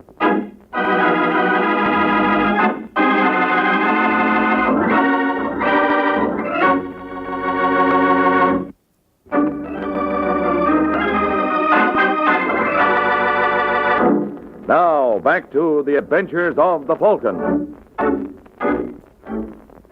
A half hour has passed since Mike had his little talk with Sergeant Corbett. And now, as we find Mike, he is making the rounds. Just a second. Yes. Hello, Ruthie. I beg your pardon. You don't remember me, do you? No. Well, I'm Mike Waring. Steve Douglas introduced me one night after one of Freddie's fights. You certainly pick a strange time to renew old acquaintances. Well, I might have been around sooner, but I kept thinking of Freddie's left jab. All right, Mr. Waring, what do you want? Well, may I come in, Angel? I have a feeling you can say all you have to right there. Okay. Who killed Lane? How would I know? You were up in his room last night when he was murdered. Now, who told you that? Well, it's just a matter of simple arithmetic.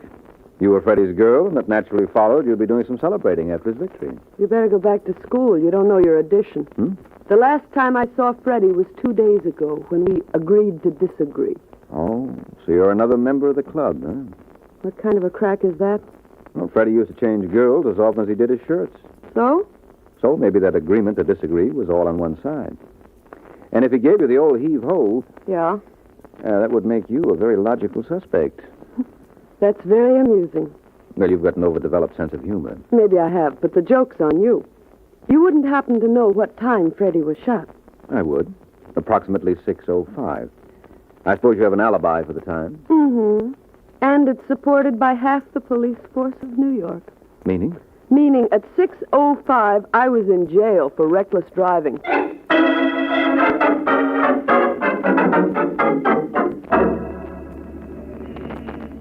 There's Ace now, Mr. Vincent. Where, Buzz? Getting out of that cab. All right. Put the pulls away. Now, give him a chance to open his door. Okay, let's go. Hello, Ace. What the... It's all right. It's only your best customer. Mind if we come in? Well, it's awful late, Vincent. And the longer you argue, the later it gets. Shut the door, Buzzer.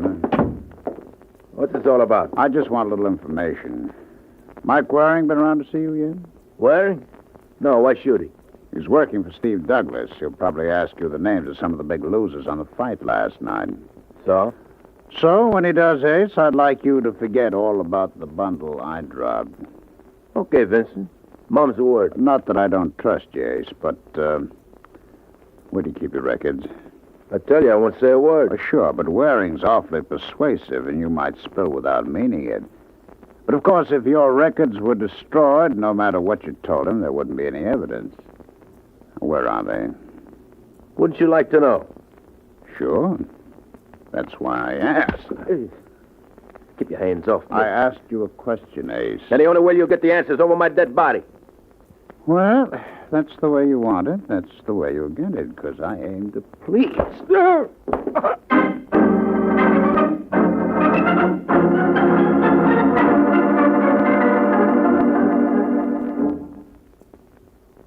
Take it easy, Ace. You want some more water? Please. Here you are. You better let me call a doctor. No. I'll be all right, Mike. You feel up to telling me the rest of it? That's all I know. After Vincent got tired of bouncing me around, he turned me over to Buzz. Cute kid, that Buzz. So you told them where your books were? Yeah. Then what happened? That's all I remember. They must have passed out. When I came to, they were gone. I called you. Wish you were able to do it sooner. How much did Vincent lose on the fight? 20 grand.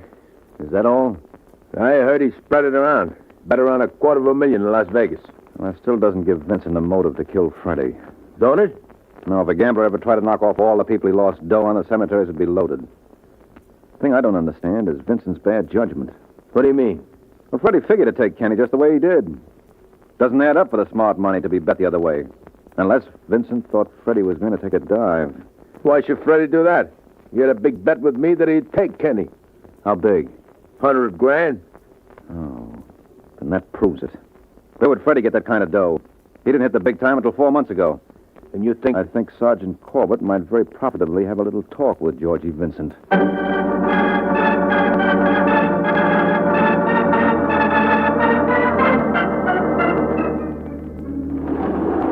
What floor do we get off on, Mike? The 4th.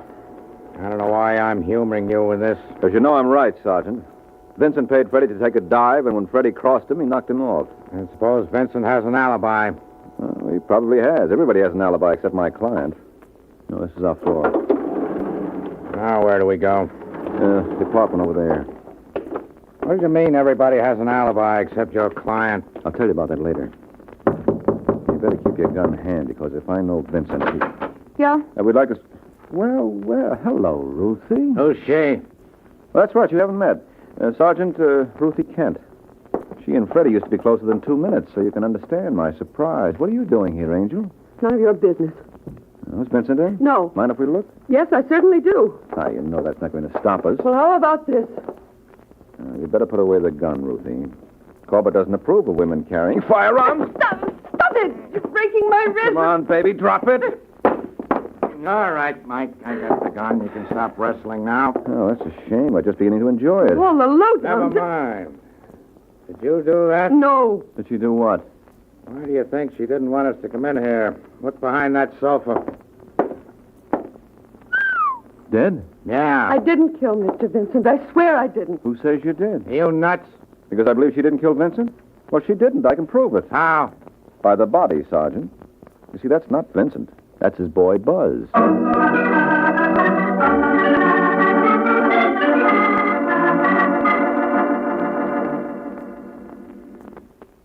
right, Miss Kent, what have you got to say for yourself?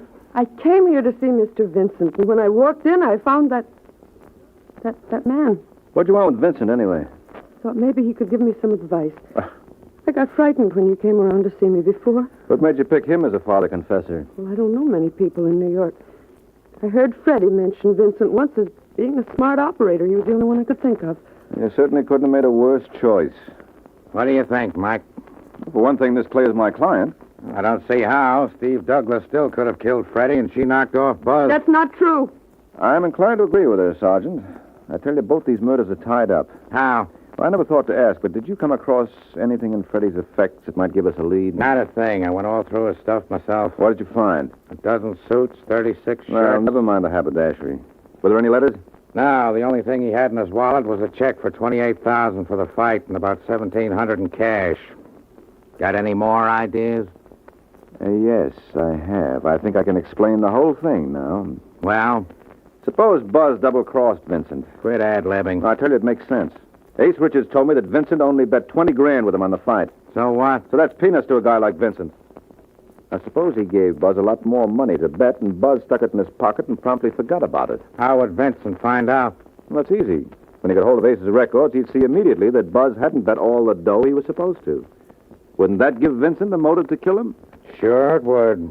There's only one trouble with your theory. What's that? I'll bet a year's salary it never happened that way.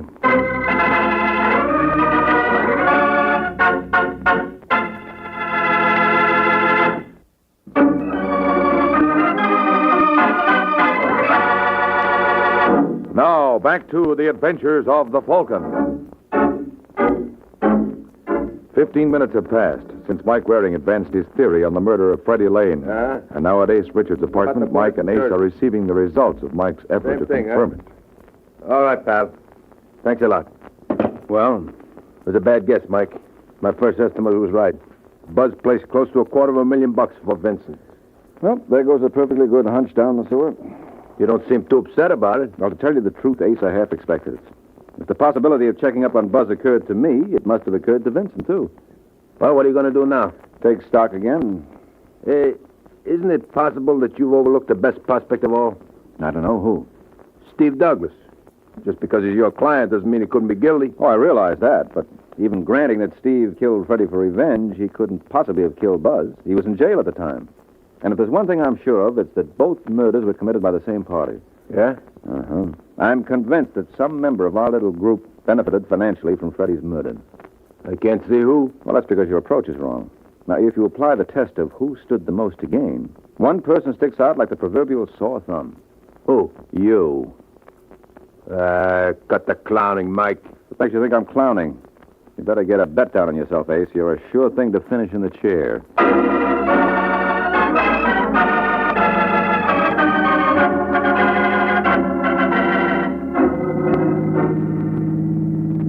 I can't tell you how grateful I am, Mike. Oh, forget it, Ruth. I don't forget things like that. I want you to send me a bill. Look, you don't owe me a dime. Steve Douglas is my client. The fact that you were cleared is incidental. Then Ace Richards also killed Buzz, Yes, but that was just window dressing. The all-important thing was the murder of Freddie Lane. Well, what made you pick on Ace? He had the most practical motive. I can understand that now, but what put you on the right track? Remember what Sergeant Corbett said they found in Freddie's effects? Mm-hmm. There was a big check from the boxing promoter and about $1,700 in cash. Exactly. Well, what's wrong with that? Well, there should have been a lot more. If Freddie bet $100,000 on himself with Ace, what happened to all the money he won? Well, common sense will tell you that a boy like Freddie could never blow town until he had every penny coming to him. Yeah, but isn't it possible somebody might have robbed the body afterward? Well, then why did he leave the $1,700 the cops found? It was in cash, and I never met a burglar yet who would turn up his nose at that. So that rules out your theory of the anonymous thief. And the answer must be Ace never paid him off. Only in lead, Angel. The same way he gave it to Buzz. Well, this has been very charming, Mike. Am I going to see you again? That raises quite a problem. On one hand, you did put up a big battle for me. Mm-hmm. You managed to lick almost the entire New York police force single-handed. Yeah, you're quite a guy to have in your corner when the going gets rough. Then where's your problem, Angel? Well, I've just finished tangling with one fighter, and one such experience is enough for a lifetime. Good night, Mr. Waring.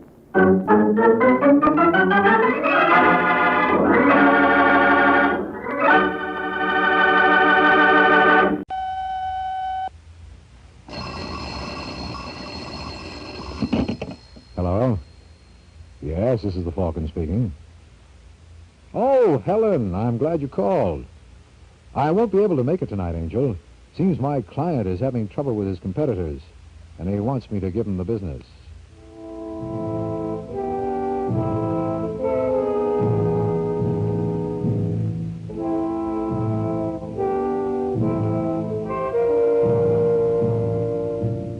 The Mutual Broadcasting System takes pleasure in bringing you the new transcribed Adventures of the Falcon, starring George Petrie as Mike Waring.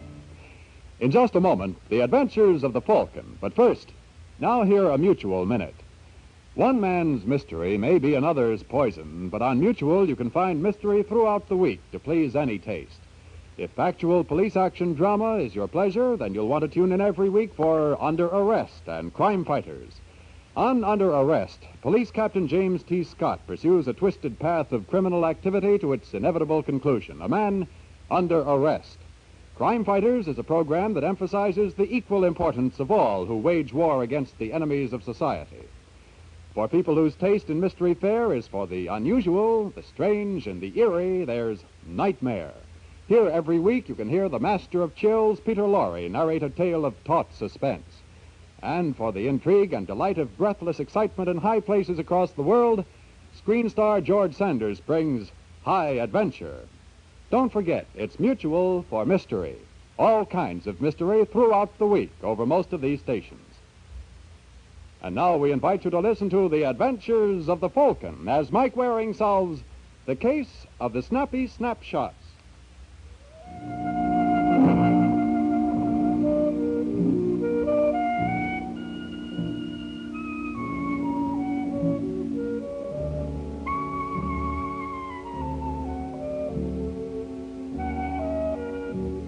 There's one thing you learn working as a private detective. Persistence always pays off. As a case in point, I give you the two gentlemen driving along the Bowery. They are the Kemp brothers, Walter and George. They run a private detective agency in town. You'd never guess to look at them. They're a couple of philanthropists, but no relief organization ever looked harder to find a worthy object of their charity than the Kemp boys. Slow down, George. See something, Walter? Yeah. How about that bum standing near the pawn shop? Kind of old, ain't he? What difference does it make? Stop the car. Hey, Pop. Hey, Pop, come over here, will you? You want me, mister, huh? Yeah. How'd you like to make yourself $5? I ain't looking for what. Off from 10, Walter. Yeah, what I'll do, pal. You come with us and I'll double it. What would I have to do? Oh, nothing hard. We'll explain it to you later.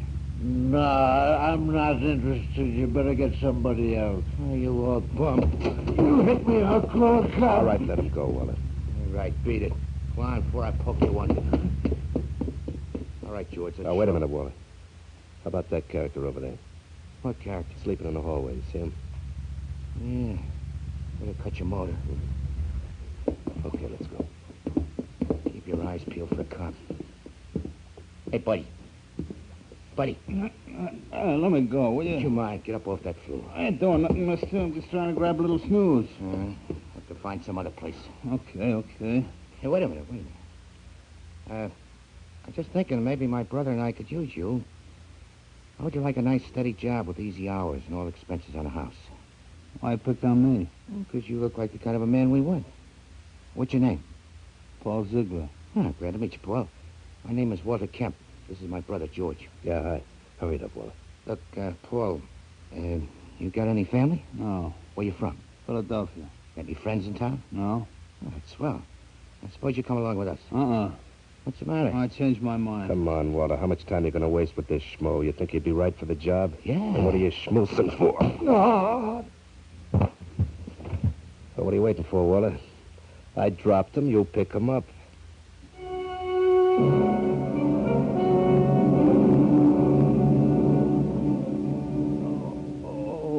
Stubborn too, Walter.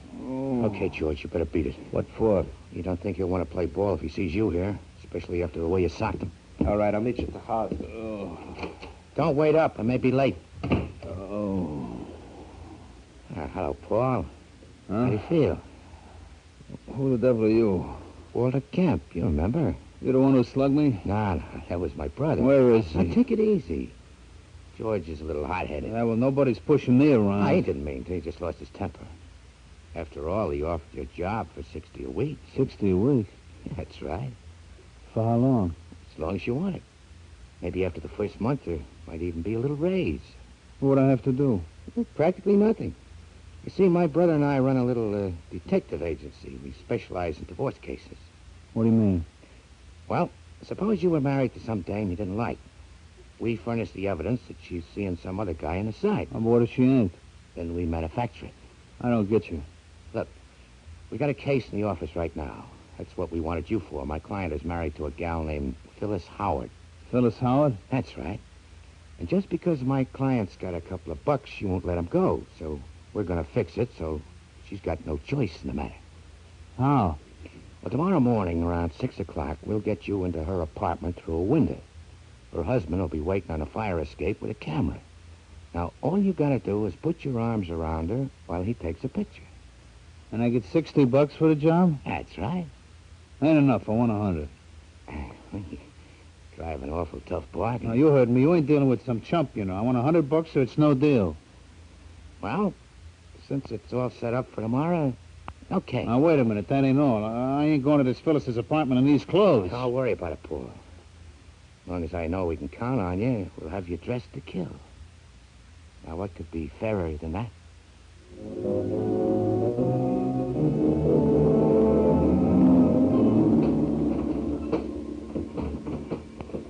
Who's there? Who's there? It's only me, baby. What are you doing in here? Came up to see you. Wasn't that nice of me? Get out. Ah, now you don't really mean that, Phyllis. Who told you my name? One of your admirers. Hey, you know something? I can't see why you'd want to get rid of a good-looking babe like you. Look, if you want money... Just hold it, sweetheart. I'll get it. Little Paulie wouldn't think of troubling you. You just stay right where you are. What's in this box here? My jewelry. Is it insured? Yes. Oh, then you won't mind if I help myself, huh? Will you please get out? Sure. Oh, I almost forgot. There was something else I came for. Come here, baby. All I want is one kiss. Let go. Now, don't fight, old Paul, honey. This ain't gonna hurt a bit. Let go. Come on, Phyllis. Give. Who knows? You may even get to like it. Don't let go of me. Oh. Mister. No. No.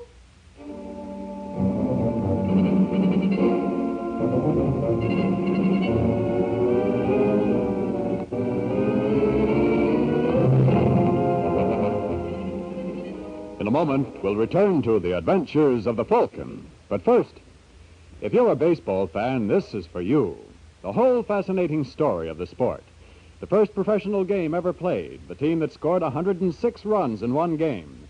Colorful facts about Babe Ruth, the player who was fined $50 for hitting a home run. All this and much, much more in the Mutual Baseball Almanac, a hardcover book in full library size that sells for $3 in the deluxe edition wherever books are sold. The special radio edition can be yours for just $1. All you have to do is send your dollar to Baseball, Box 144, New York 46. Here is a 256-page book crammed full of all the facts and figures you need to win any baseball argument. And there are special articles by some of the biggest stars in baseball, Campanella, Pearsall, Doby, Rizzuto, Musial, and many others. Send for your copy of the Mutual Baseball Almanac now. Just $1 to Baseball, Box 144, New York 46. Your money back if this book is not all I say. That's Baseball, Box 144, New York 46. Now back to the adventures of the Falcon.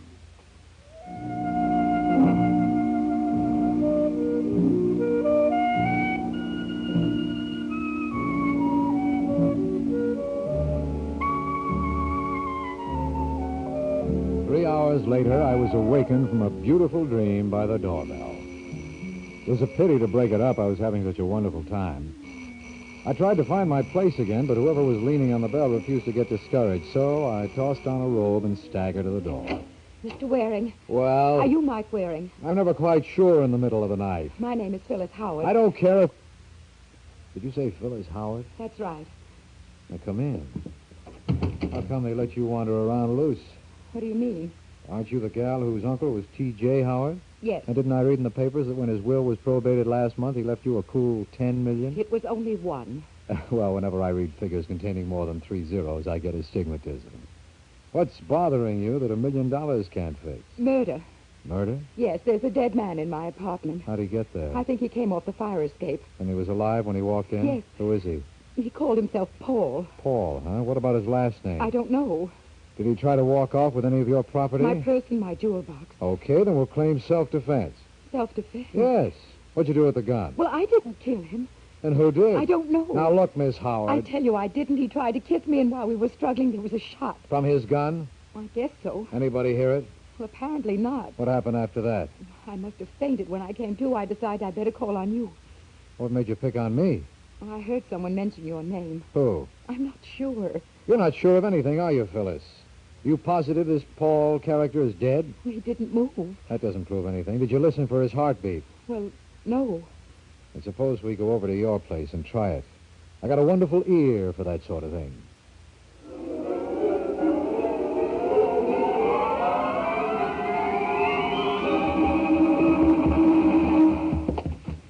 Must you move him like that? Must if I want to listen to his heartbeat. Well, You were right the first time, Phyllis. We could have saved ourselves a trip. Oh, this is gun. yes. Where's yours? Well, I told you I don't have any. Well, friend Paul certainly wasn't killed with this thing. He wasn't? Not unless he was hit by a gumdrop. This is a kid's toy pistol. Well, I don't understand. Now, look, Phyllis, if you want me to work for you, you'll have to trust me. Now, what was this man to you? I told you I never before saw him in my life. I thought he was a burglar. Where's your purse and jewel box? He put them under his coat No, they're not here now. Where did you generally keep them? in my night table. That one? Yes. What? How did they get back in there? That's what a jury will want to know if we claim he tried to rob you. You've got to believe me, Mr. Waring. I've told you the truth. Who's that? I have no idea. Open that closet. What are you going to do? Get him out of sight. Oh, can I help? Better answer that. All right. Just a second, I'm coming. Who is it? Well, please slip it under the door, will you? What is it, Phyllis? The doorman said someone left this envelope at the desk for me. Oh, let's see it. Why, they're pictures. And what pictures? They're all of you, Angel. Not very flattering, are they? No. Well, don't feel too badly. You couldn't expect to look your best slumped over Paul's body. What does it mean? Blackmail. Blackmail? Well, these aren't the kind of snaps you'd send out for publicity purposes. Well, shouldn't there be a note with them? Not necessarily. Whoever is running this racket could always get in touch with them. Yeah, that's one way to do it. You better let me in. Hello, I'd like to speak to Miss Phyllis Howard, please. Who's calling? Carlos Dario. Just a second. You know anyone named Carlos Dario? No. If you can't come to the phone, Dario, you want me to leave a message? Who are you? A very close friend of the family. You know about... The pictures? Yeah. Well, I'm staying at Hotel Wainwright. Tell her to come up and see me. What's in it for her? Don't worry, mister. I see Miss Howard don't make trip for nothing. You know what I mean?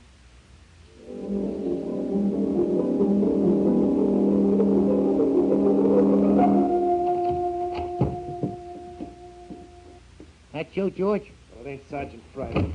Get out of my way. What's up? I gotta call our client. Do you mind? Well, you know he left strict instructions you were to shadow the Howard thing. Well, she just left for Dario's apartment. So what? So she wasn't alone. She had an escort, a fella named Mike Waring. Quit your kidding. Oh, don't be a jerk. You think she hired Waring? Now, what does it sound like to you? She wasn't supposed to. You told me a girl in her position would pay right off. Told me there wouldn't be any trouble. Now, what did you want? Guarantees? You gotta do something, George. If you let go of my coat, I will. Now, let me at that phone. No, I don't mean calling a client. We gotta get out of Now, this. will you shut up? I told you I didn't like the idea in the first place. Remember? And I said shut up. Now, hand me that phone.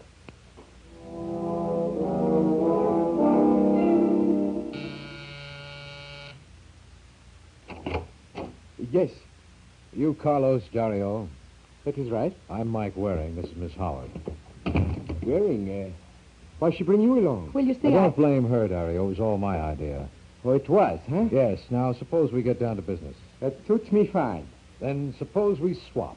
The negatives for cash. I believe that's the customary arrangement. Yes, but first I got a little bonus for you. You no good. Come here. Stop it, Mike, please. Let go, my arm. Let go. Will you behave? Let go. Okay. But you want to watch that temper. Now, where were we? I got what you want in this envelope. Mind if I open it? I'd like to see what I'm buying.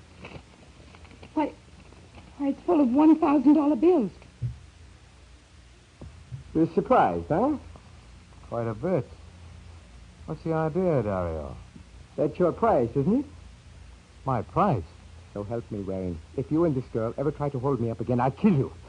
Now, give me those negatives. Wait a minute, Dario. Do I get them, or do I have to take you For apart? Pete's sake, will you shut up and let me get this thing straight? How much money is in here? $20,000. And in exchange for it, you expect us to turn over some negatives to you? That is right. By any chance, were those pictures of you near a body? Yes.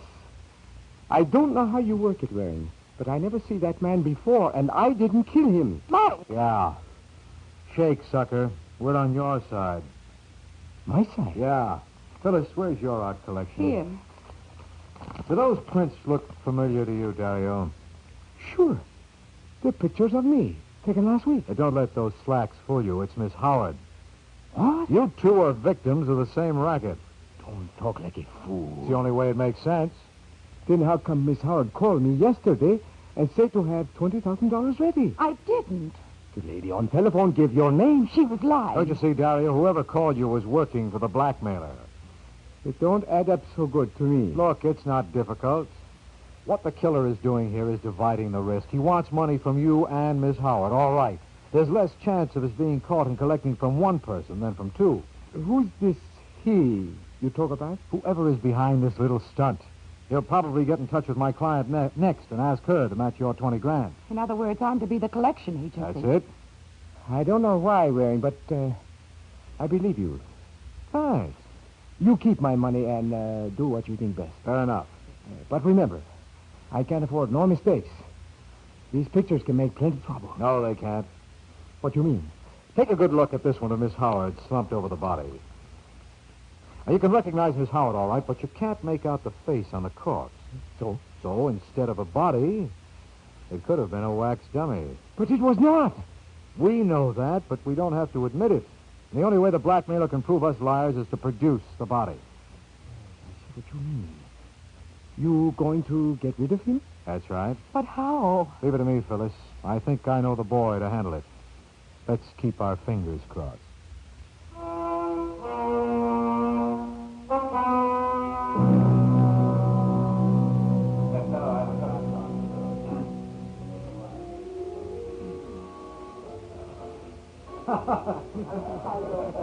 Care for another drink, Sergeant? No, thanks. Phyllis? No, thanks. All right. Now, what do you want? A slight favor. And what do you call slight? Now, remember, Sergeant, this is off the record. Go on. There's a body in Miss Howard's apartment. There's a what? You heard me. Now, look, Mike, I don't like these kind of jokes. It's the truth. How did it get there? I haven't time to go into that now. Oh, I beg your pardon, Mr. Waring. I wouldn't want to do anything to interfere with your schedule. Never mind the sarcasm. Could you have the body removed and kept out of sight for a little while? Yeah, and maybe I could do the same for Miss Howard. Listen, you idiot, if she killed him, would I call you? Well, how do I know what a screwball like you might do? I can see this was a big mistake. And you're not kidding. Now let's see that body.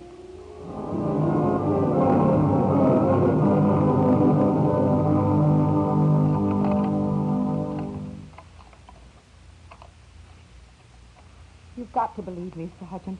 I didn't kill him. We'll let the DA decide that. Come on now, open up that door.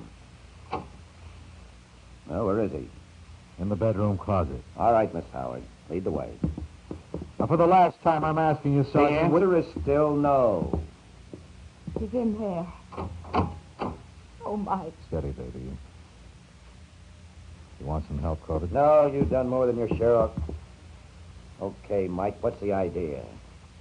What's the matter? Well, you're a great little clown, aren't you? How would you like a punch in the nose? What are you talking about? That ain't no stiff. It's a wax dummy. What? All right, kiddo. I give up. What's the joke?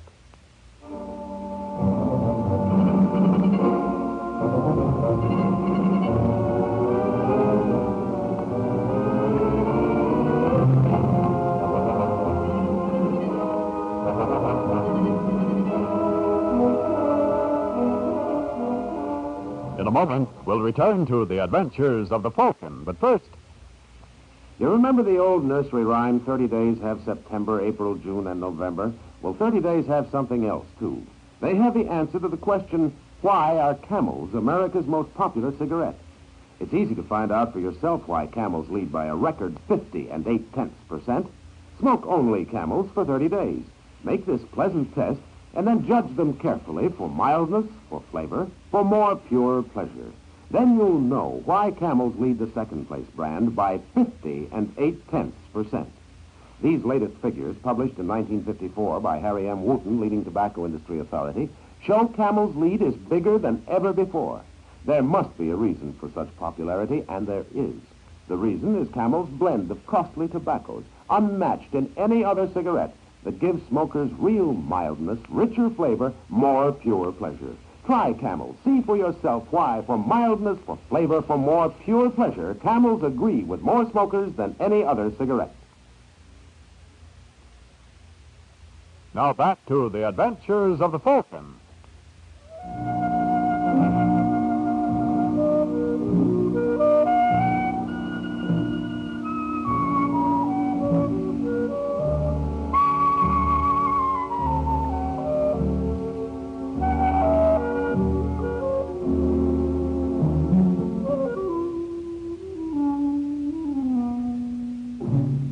A young fellow named Disraeli once wrote, "What we anticipate seldom occurs. What we least expect generally happens." And that best describes my feeling on seeing Sergeant Corbett haul a wax dummy out of Phyllis Howard's closet. And then it took me 25 minutes of fast ad-libbing to get the sergeant out of the apartment. Did he go, Mike? Yes, but his feelings were awfully hurt. I don't think he likes me anymore. What am I going to do? Not a thing. I'm perfectly happy the way things are. The next move is up to the killer. He's got to get in touch with you if he wants to collect. But it may be days before... Mike. You better let me in. Hello? Hello. Is this Mr. Waring? Who wants to know? The name is unimportant, sir. I'll answer to anything you choose. Okay, suppose we call you Prince. I once had a dog by that name. I think you're annoyed with me. You blame me? What was the idea of switching a dummy for the stiff? You didn't approve of my little joke? I don't see the point. I was just anticipating your move on behalf of Miss Howard. I put myself in her place. Did you like it? Not particularly. She's in a pretty awkward spot. How much will it cost you to get off? I'm asking $20,000 for the negatives. What'll you take? I don't believe in haggling, sir. You heard my price. Okay, Prince. It's a deal. Look, I'll send a boy around for the money. Oh, I wouldn't have him followed, Mr. Waring. The consequences would be unpleasant. You'll have the $40,000 ready. 40,000. The other 20 I refer to as Mr. Dario's contribution. Who? Carlos Dario. Never heard of him. There must be some mistake. I was informed that Mr. Dario gave the money to you. Well, your informant gave you a bum steer. Mr. Waring, I always insist on what's coming to me. And I'd like to see you get it. I warn you, sir, if this is a childish attempt at fraud, you'll regret it. Well, Phyllis, that was Prince. But you told him you didn't receive any money from Dario. Uh-huh. What are you up to? It's perfectly simple, Angel. Any dollar I give that man is money thrown down the sewer. Well, 20 grand is an awful big hunk of change to toss away like that. But that money doesn't belong to you. You're looking at it the wrong way, Phyllis. It's bound to cost Dario 20 grand anyway. Now, I'm sure he'd rather it wound up in my pocket than in Prince's. You don't realize what you're saying. If this Mr. Prince thinks that Dario is holding out on him, there's no telling what he might do. He might even kill him. You know something, Phyllis? I never thought of that. What do you say we just put it out of our minds?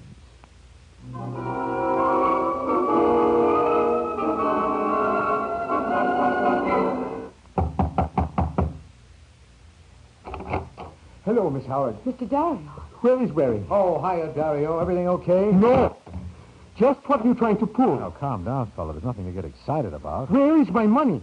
You mean that 20 grand? Yes. Oh, I'm sorry, friend. I haven't got it. I've already paid off the blackmailer. You're lying. How'd you know that? I got a call from Prince. He told me you denied getting any dough from me. You boys are pretty pally, aren't you? He calls you, you call him. Or maybe it's a lot simpler than that. What do you mean? You're Prince. You know what you're saying, Mike. You're crazy. Watch it, Dario. You dropped your accent. The man is out of his mind. Leave it off, pal. You look better without it. Listen, Waring. Sure, I'll listen if you explain how you knew the name I hung on our collar was Prince. You made a mistake there, Dario, but then I can't blame you. Anyone who's as slick as you are is bound to slip now and then. Now, suppose we call the cops.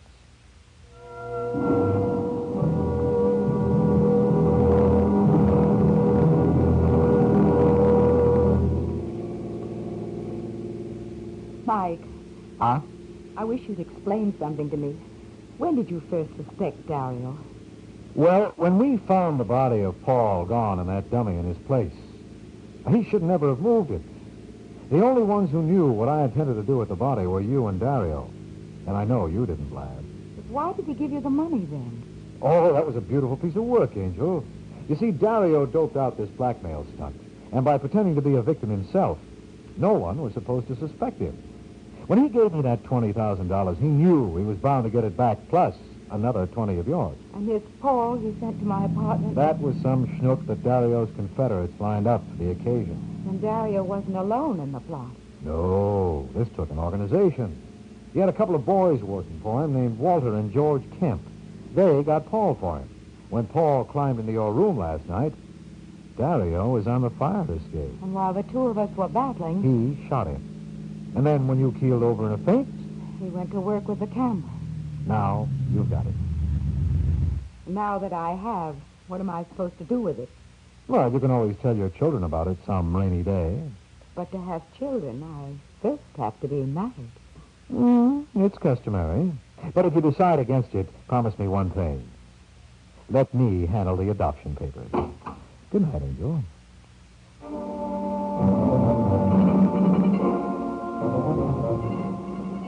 In a moment, we'll tell you about next week's adventure of the Falcon. But first, now hear a mutual minute.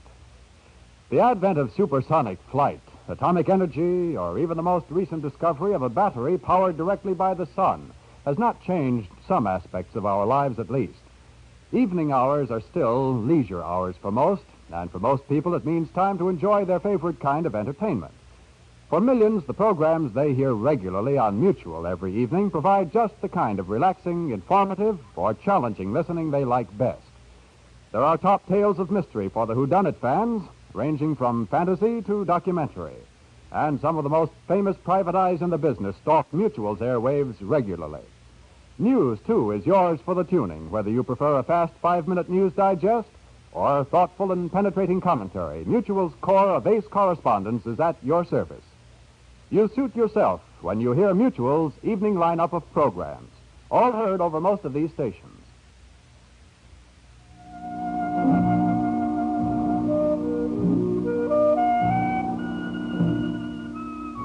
The Case of the Handy Helpmate.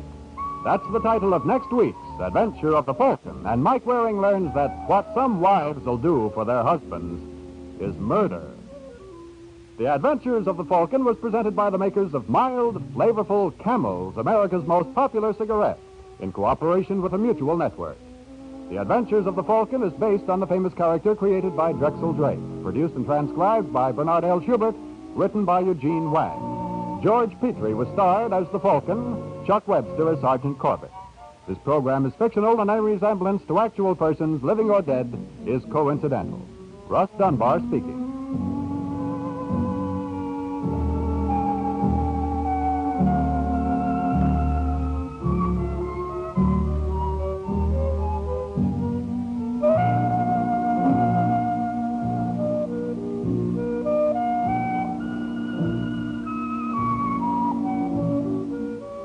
This is the Mutual Broadcasting System.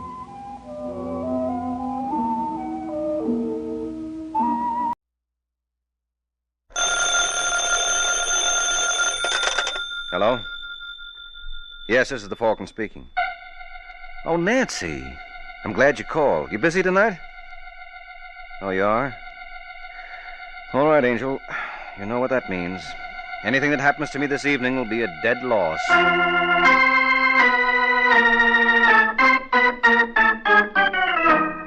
This is Ed Hurley, friends, inviting you to listen to The Adventures of the Falcon, starring Les Damon. You met the Falcon first in his best-selling novels. Then you saw him in his thrilling motion picture series. Now, join him on the air when the Falcon solves the case of the unwelcome Christmas present.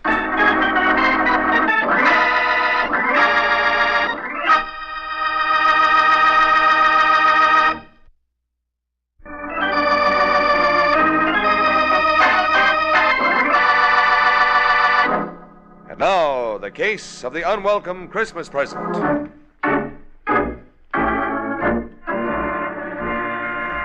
It is Saturday afternoon in New York, 2 days before Christmas. And on Manhattan's busy corners, gaily dressed Santa Clauses ring their bells while people rush to do their last-minute shopping. But one of those frantic shoppers is a man named Larry Sterling, but the prices in the store windows seem to frighten him. And as he shakes his head sadly, a small delivery truck pulls alongside, and the driver, after watching him for a minute, calls to him. Hey, mister. Mister. Huh? Me? Yeah, come here a minute. What's the matter? You look like a nice guy. Oh, thanks. Now, wait. Don't go away. I want to talk to you. I'm sorry. I'm busy. Now, take it easy, mister. What's your name? Sterling. Larry Sterling. Oh, glad to know you. My name is Haynes. Walter Haynes. I've been watching you. So I noticed. You got a girl? What's it to you? Look, Sterling, I want to do you a favor. Well, don't bother. Okay, if that's the way you feel. Hey, wait a second. What kind of a favor? How would you like to give your girl a silver fox jacket for Christmas? You crazy. Then you know what those things cost. Yeah, and I haven't got that kind of dough. Well, would you be willing to spend $75 for one? What? Get in the car. Well, make up your mind, Sterling. Either you want to look at this jacket or you don't. Well, why can't I see it out here? Because there's a cop watching us. Hey, careful, don't sit on the box. Is it in here? Yeah. Take a look. Pretty, huh? Is this stolen merchandise, Haynes? Now, look, Sterling, ask me no questions, I'll tell you no lies. All I know is that any gal who gets a jacket like this is going to think her boyfriend is plenty all right.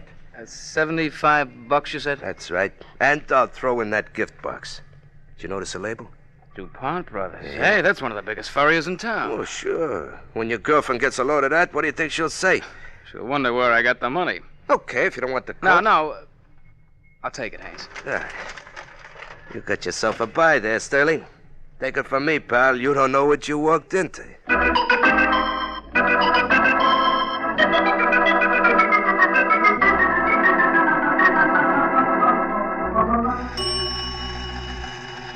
Hey, you better fill up the tank, Joey. I'm going out again.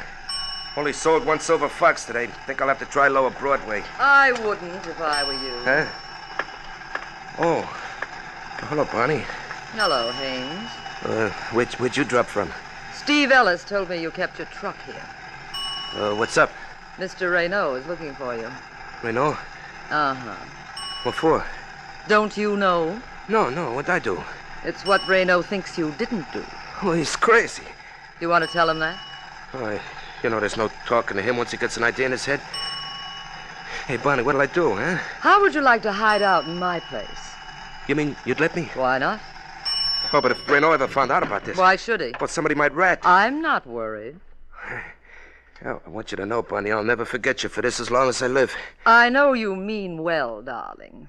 But if Mr. Raynaud ever discovers this little deceit, that's not saying very much, is it?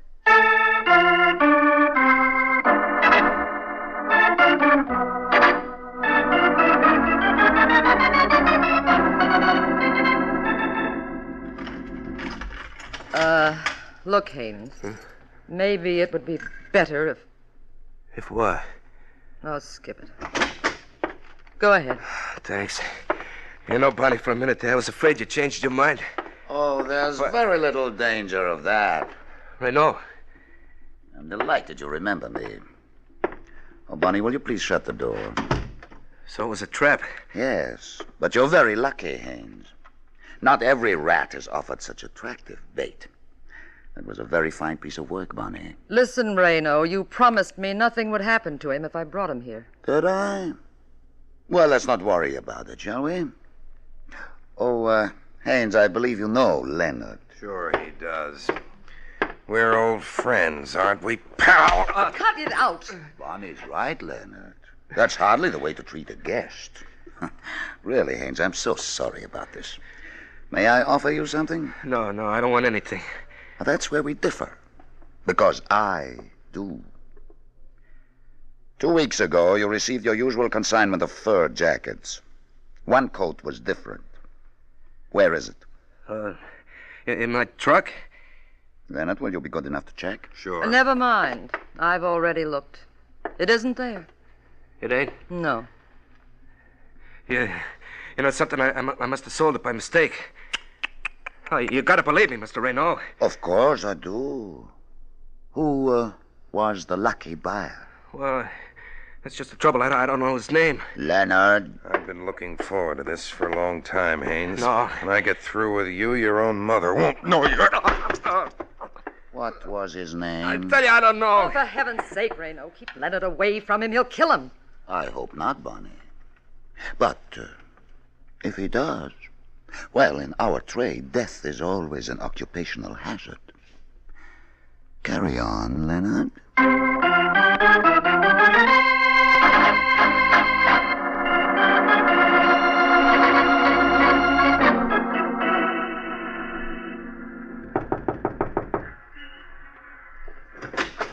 Yeah? You're the superintendent of this building? That's right. You got a Larry Sterling living here? Who? Come on, Pop. Get with it. Larry Sterling. Do you know him? Sure. What apartment does he live in? 3A. Thanks. But he ain't home now. He's not? Nope. Went out about 20 minutes ago. When does he due back? Didn't say. Well, how's about letting me wait for him? Well, help yourself. No, I mean in his apartment. In his apartment? Yeah. You got a pass key, haven't you? Oh, sure. Well, suppose you let me borrow it. Oh, I couldn't do that. Why not? I'll make it worth your while. Did you use $10? Yeah. Well, all you got to do is let me borrow your key. I know. Told you can't. Now, you don't understand, Pop. My name's Leonard.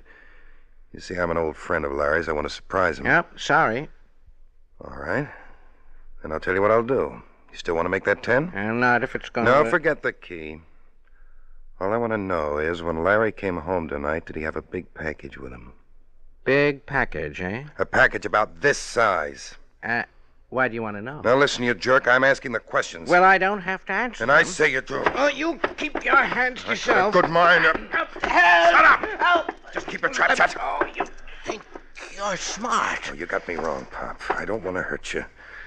Now, why don't we forget this ever happened? You just get out of here. Okay, but if I was you, I wouldn't mention to Larry that anybody dropped around to see him. I want it to be a surprise. Yeah? Yeah. I'm going to be awful angry if you spoil it. Now, take care of yourself, Pop. I'd hate to drop around again to do it for you.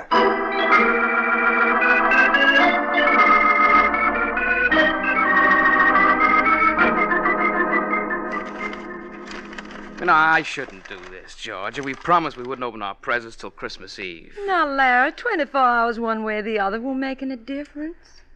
Is it a robe? Nope. Lounging pajamas? You'll never guess. Then let me see. Oh, Larry, it's... Didn't expect a fur coat, huh? No, I didn't.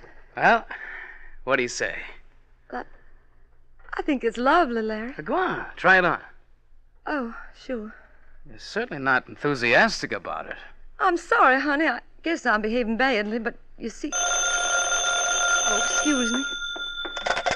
Hello? Is that you, Miss Corwin? Yes. This is Parker, the superintendent where Mr. Sterling lives. Do you expect to see him tonight? As a matter of fact, he's here now. Oh, could I talk to him, please? Sure. It's for you, Larry. Who is it? The superintendent of your building. It's funny. Hello. Hiya, Mr. Sterling. Well, what's the trouble, Pop? I just thought you ought to know something. A fellow was around here tonight asking questions about you. Who? He wouldn't give his name, but he wanted me to let him in your apartment. Huh? He was awful interested in that big box you brought home tonight. When I wouldn't tell him anything about it, he almost hit me. Oh, listen, Pop. Are you sure he was after me? Positive. If I was you, Mr. Sterling, I'd be careful. Oh. Yeah, thanks a lot, Pop. I'll be seeing you. What's the trouble, Larry? Somebody's awfully curious about that fur coat. Now, why would anybody in his right mind be interested in that coat? Well, it's a nice way for you to talk. I don't want to hurt your feelings, darling, but if you paid more than $20 for this, you were stuck. So you think I was a sucker? I do. You know, you could be wrong, too. How are you going to prove it? Maybe I can, but if you give me the classified directory, I'll find me someone who can.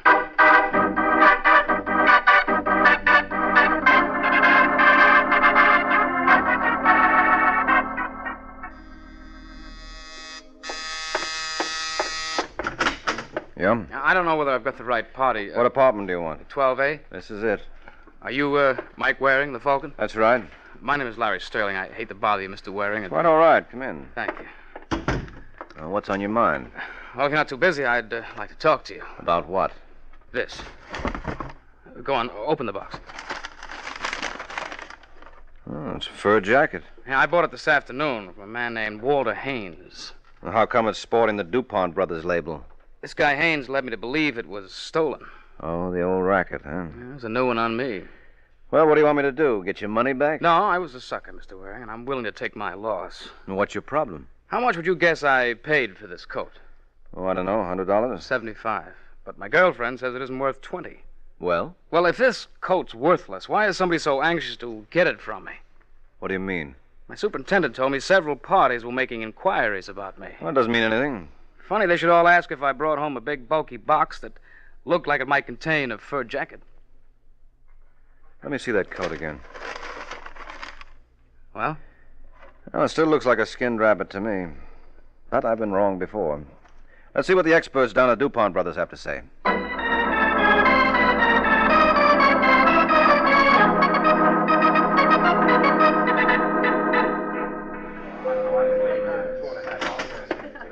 Yes, sir? Is there something I can do for you? There is.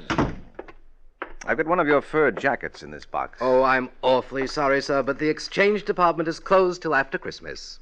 Well, I don't want to exchange it. I just wanted to praise. Oh, I'm afraid that's out of the question now, Mr. Waring. Well, as you can see, we're practically rushed to death. Uh-huh. Well, how long would it take you to look at it? My dear fellow, you just won't understand. Mr. DuPont himself would have to look at it, and I wouldn't dare disturb him now. Oh, I see. Well, then suppose I leave the jacket here. Well, I can't make any promises, Mr. Waring. Oh, that's all right. I'm willing to take my chances. I'll be back in an hour.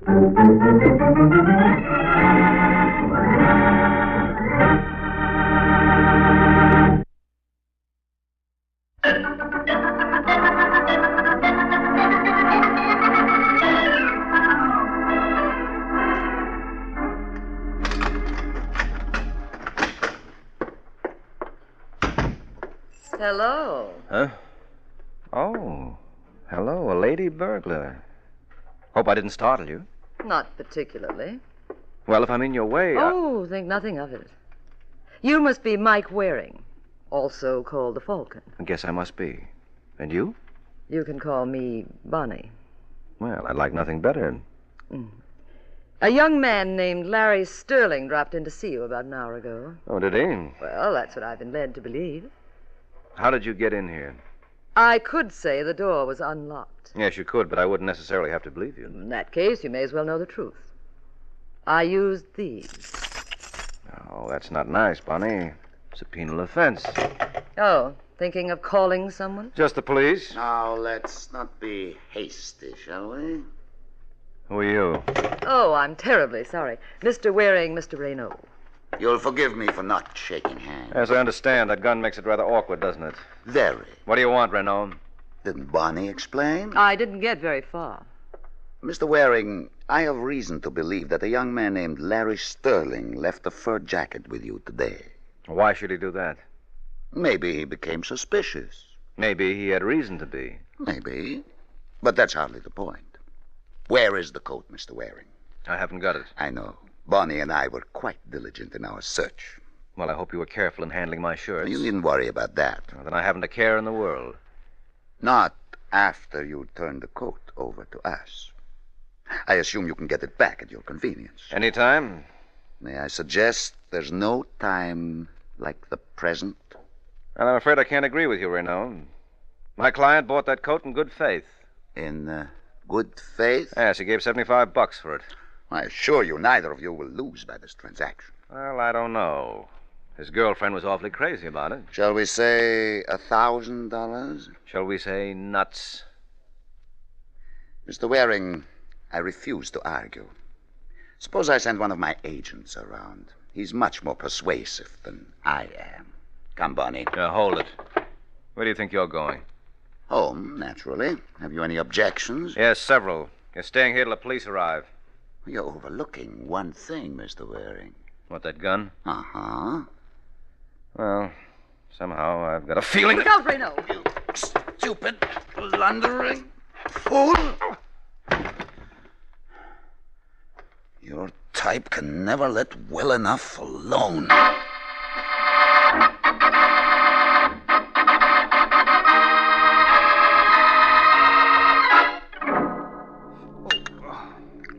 Here, you better take a slug of this, Mike. No, never mind, Sterling. I want to hear the rest of your story. Well, it's just like I told you. When I walked in here, I found you stretched out on the floor. I'll start back a little further. What do you mean? How come you decided to pay me a visit? Well, I knew Renault was on his way over. And you didn't think it necessary to warn me? Well, I tried to call you, but there was no answer. Why did you tell Renault you hired me? I didn't. Then who did? My girlfriend, Georgia Corwin. He found out where she lived, and, well, I guess it wasn't very bright of her, but Georgia told him I'd gone over to see you. Mike, that coat must be worth thousands. Mm-hmm. What was the name of that character you bought it from? Walter Haynes. Get the phone book and see if he's listed. Don't bother, I can tell you. Waring. He lives at 2719 West 93rd, apartment 2D. Oh, thanks. And you're... Leonard. I think Mr. Renault told you I'd be around. Yes, he did. I want that coat wearing. You know, Leonard, Renault made a bad bet. You're no more persuasive than he is, and you're not nearly as pretty as Bonnie. Well, you haven't seen me in action. I can hardly wait. I'm glad you're taking that attitude, Waring. It gives me an opportunity to check up on some gossip. They tell me you're a pretty tough cookie. You don't want to believe everything you hear. Well, there's one way to find out. Get out of the way, Mike. Hey, what? Nice going, Larry. I hope you don't mind me ruining that decanter. Oh, no. I'll find it a lot easier to get a new bottle than this boy will a new head. Come on, let's go, fella.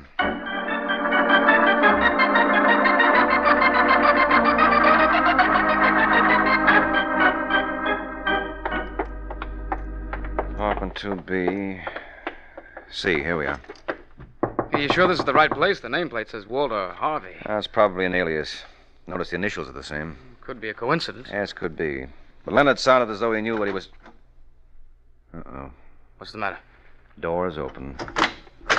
Careless of Mr. Haynes. Yes, that sort of thing can cost you your life. And in this case, it did. What? Isn't that a hand sticking out of that trunk? Yeah, I think so. Oh, no. Now, take it easy, Larry. Oh, look at his face. He was beaten to death, wasn't he? Yeah, that's a fairly safe assumption. Oh, poor Haynes. Mike, you gotta find out who did this. Why? Well, you can't let Renault get away with this. Look, maybe we ought to take this from the beginning. Who am I working for, anyway? I don't understand. You came to my apartment this evening with a yarn that Haynes had sold you a hot fur coat. Well, it's true. Then if you were stuck, why didn't you write the whole thing off? Why did you bring me into this? Well, I told you that. Don't you understand, Waring? That coat must be worth thousands. All right. Let's assume for the sake of argument it is. What does that mean to me? We'll split the money. What money? You admit the coat must be stolen? Well, maybe there's a reward. Oh. Well, there's one way to find out. Suppose we see the brothers DuPont.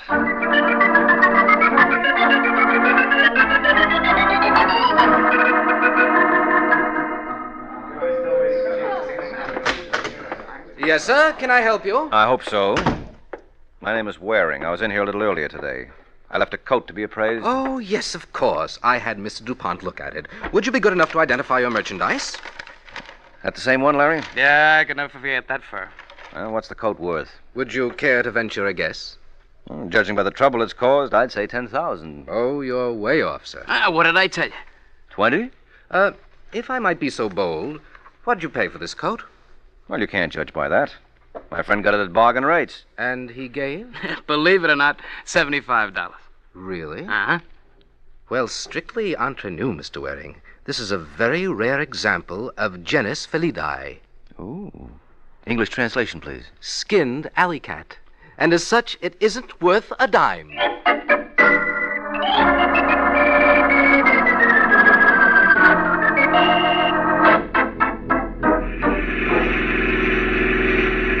I don't understand it, Mike.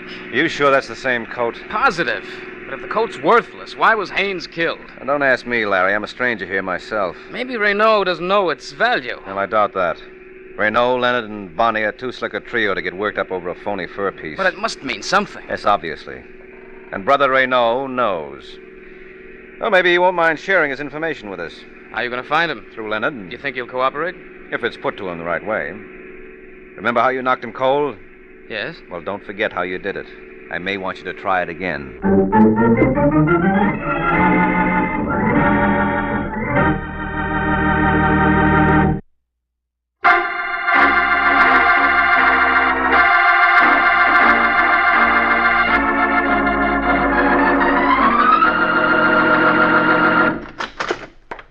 Still here, Mike. Right where you left him. Come on, Leonard, get up. Come on, palsy, you'll miss Santa Claus. Yes, but I won't miss you. Mike. Don't move, chum, or I'll let you have it from here. Well, that wasn't nice of you to fool us that way, Leonard. I would have sworn you hadn't moved an inch since we left. Now, don't feel too bad, Waring. I only moved 2. From here to where you left my gun and back. Where's the coat? Are you still harping on that? You're wasting your time. It's worthless. I don't mind. Hand it over. And if not... Don't be a sap, Waring. I'm not fussy.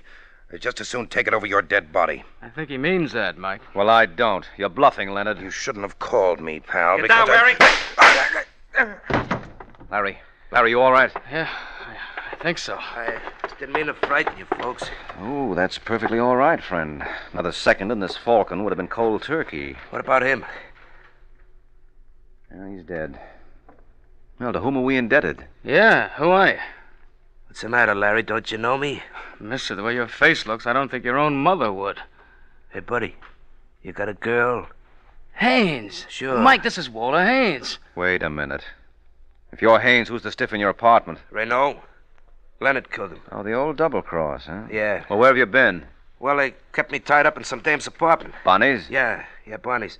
After I got loose, I went to Larry's apartment, and some other dame told me I could locate him here. That must have been Georgia. What's this all about, Haynes? What's what all about? This fur coat. Believe me, Waring, I don't know. I got it in a consignment with my regular merchandise. I knew there was something screwy playing because Renault sent Leonard to buy it from me for $1,000, but I didn't want to get into trouble. So you sold it to me, figuring you could get it back any time. Oh, I'm sorry, fella. I didn't realize what I was letting you in for. Well, it all adds up except for one thing. Where does Bonnie come in? Right on cue, Mr. Waring. Bonnie. You ought to do something about that door, Mike. Yes. Next time, get a spring so it'll close. Where's the coat, Mike? I want it. And if you don't get it? Don't be silly, darling. Nothing's going to stop me. Not even if I have to shed a little blood. I wouldn't be surprised if you meant that. I do. Well, what do you say, Haynes? I say give it to her. No. She's a pretty determined young lady, Larry. But if you'd care to stop her... How about that, honey? Well, I guess that settles that. Here you are, Bonnie, and wear it well. No, just drape it over the chair. I'll take it from there. You're the boss. And don't you ever forget it. Now, all of you stay put for the next 5 minutes. The first one who gets careless enough to show his face out of the doorway will get it blown off. Good night, folks. Thanks a million. Get the phone, Sterling. Maybe we can head her off. Yeah, hurry it up, Larry. Call downstairs. I'll take care of it. I thought you were going to rush her, Waring. If you're worried about that coat, Haynes, forget it. She won't get away. Oh, she can keep the coat for all I care. I had my fill of this business. I don't blame you. Oh, incidentally, what happened to the box that came in? Oh, I threw it away. You're kidding. Why, it wasn't worth anything, was it? Now, look, I want that box, Waring, and I'm not clouding. Well, why make an issue of a little thing like that, Haynes? Unless it isn't a little thing. Suppose we see. Get away from that door. You want the box, don't you? I'm darned if I can see why. Looks like any other cardboard box to me. Maybe if I were to rip the cardboard apart... Hey, cut that out.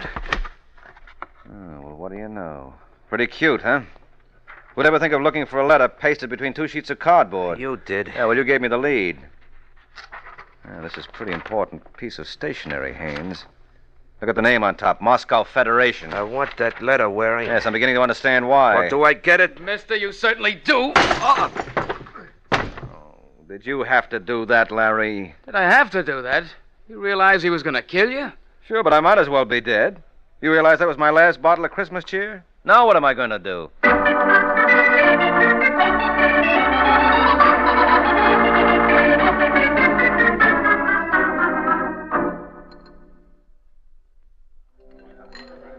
Waring, that was a real great job. Oh, thanks, Larry. Say, hadn't you better be running off to see your girl? No, not till I get the complete story on what happened from yesterday morning till last night. What was in that letter, anyway? Something the boys in the Department of Justice have been looking for a long time. You've heard of the international movement known as Moscow Federation? Yes, unfortunately. Well, that letter contained a complete list of outfits here and in South America that are cooperating with them. Well, how did it wind up in Haynes' hands? Renault had it originally. He was an agent for Moscow. He was told to contact these organizations and keep them in line. Oh, then Haynes was working for Renault. Yeah, sure. Peddling hot fur was a blind for the mob. He was Renault's boy until he realized what a wonderful source of blackmail that list was.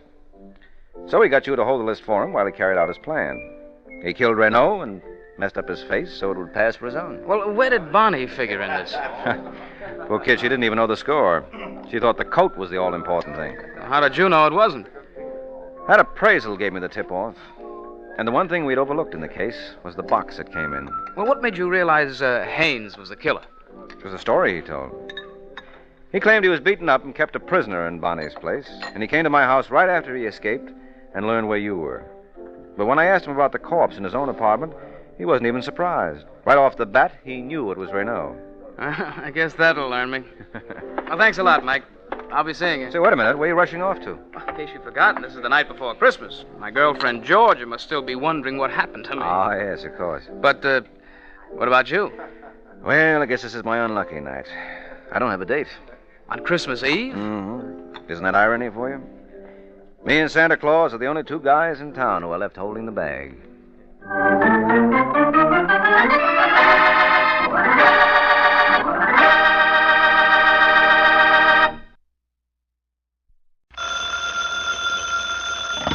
Hello? Yes, this is the Falcon speaking. Oh, Betty. Now, thanks for calling, but I'll have to skip this one, Angel. Yeah, I'm involved with a little character who has an idea he's a lady killer. And I have to see to it that he doesn't take it too literally.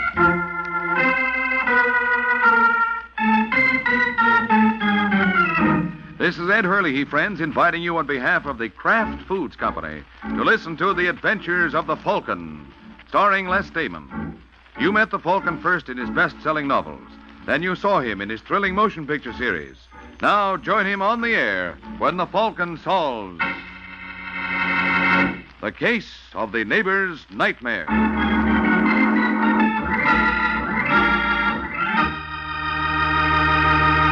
In just a moment or two, we'll join the Falcon for his latest adventure. But first, I'd like to tell you, ladies, how you can make delicious snacks and sandwiches, salad toppings, and appetizers more quickly and easily than ever. Just make them with those wonderfully handy Kraft cheese spreads. There are 9 grand varieties, you know, some sharp-tasting and others delightfully mild.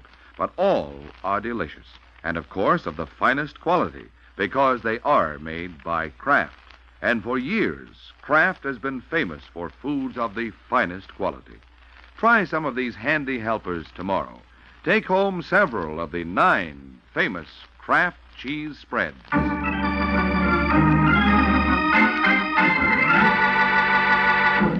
It's late Sunday night, and at one of New York's most expensive hotels, short, baldish Gordon Daly is asleep in his room when there's a loud knocking on his door. Daly sits up, fumbles for the bedside light, then staggers sleepily to the door while putting on his bathrobe. At the door, he stops and puts his head close to it. Who is it? I have the room across the hall. I must talk to you. Well, it's late. Yes, I know, but please open the door. I'm afraid. Afraid? Why? Open the door, I'll explain. Just a minute. Now, what is... Let me in, please. But it's late, and suppose, somebody this time of night... Just for a minute till I collect myself. Well, all right. Thank you. I know this seems strange, and when I explain, you're going to think I'm silly. Am I? I'm afraid so. You see, I had a nightmare. Oh?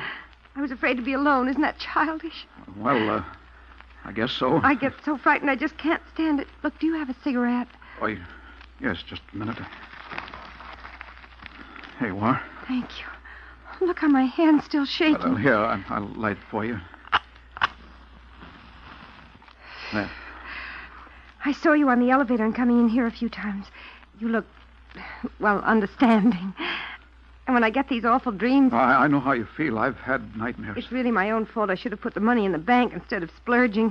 What? You see, I've never had much all my life. And then all of a sudden to have $25,000, it's like coming into a fortune. Did somebody leave you money? No, I made a lucky investment. You see, I'd saved up a few $1,000s over a period of years, and then I heard of this opportunity, a new process for refining oil, so I put in all my savings. And you took out $25,000? Yes, in just a few months. I probably should have left it in. I might have been really rich. But $25,000 seemed like rich to me.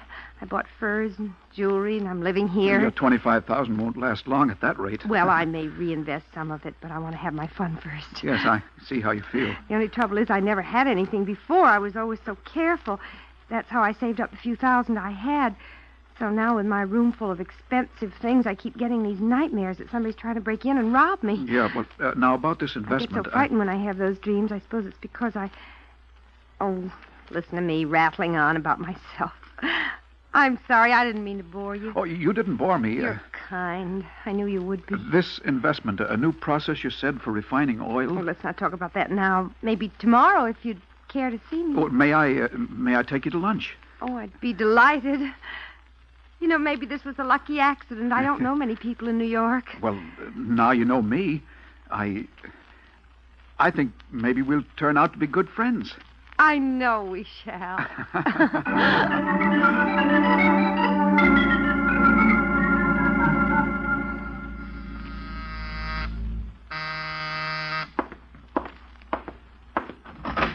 Yeah? How do you do, sir?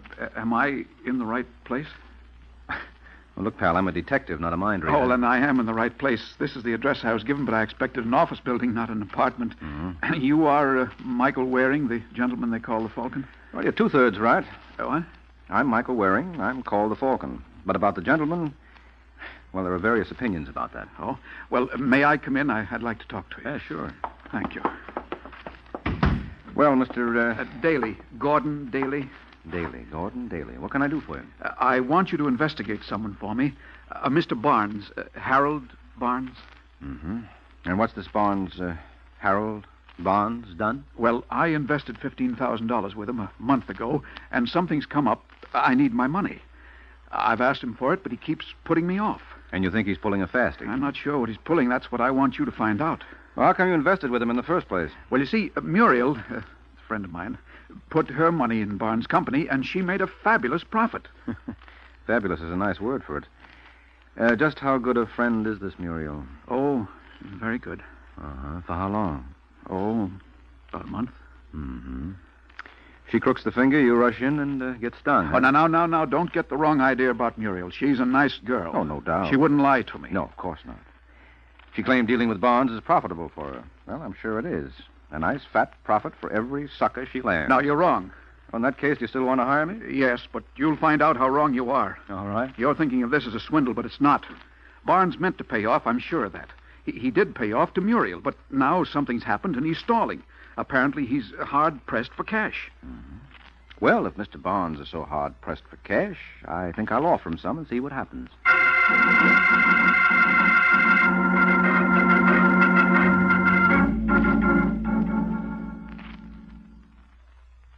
Oh, you're interested in investing with us, hmm? That's right, Mr. Barnes.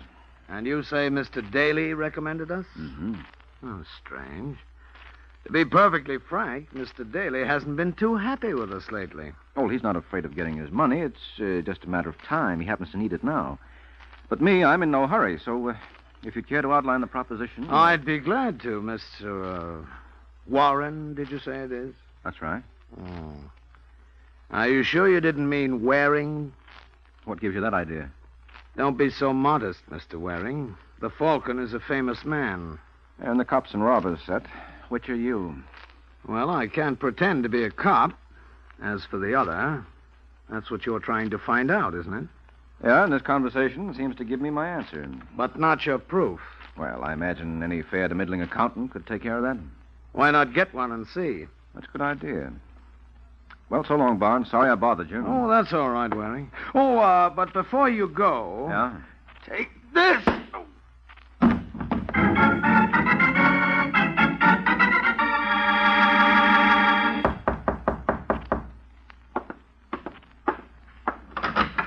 Oh, come on in, Muriel. I've almost finished packing.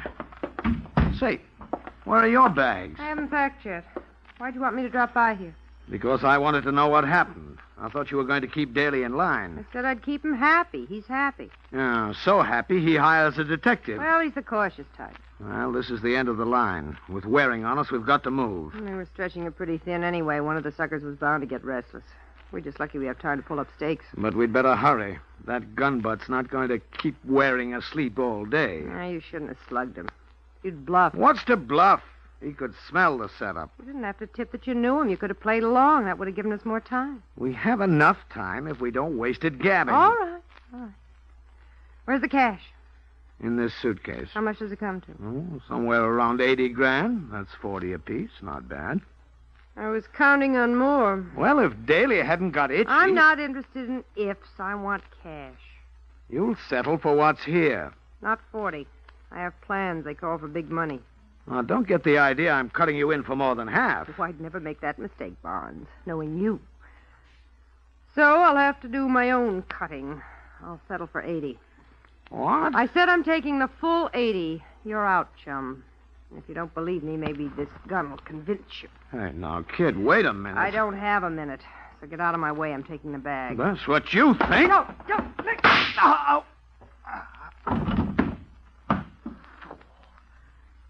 You fool! Why did you make me do that?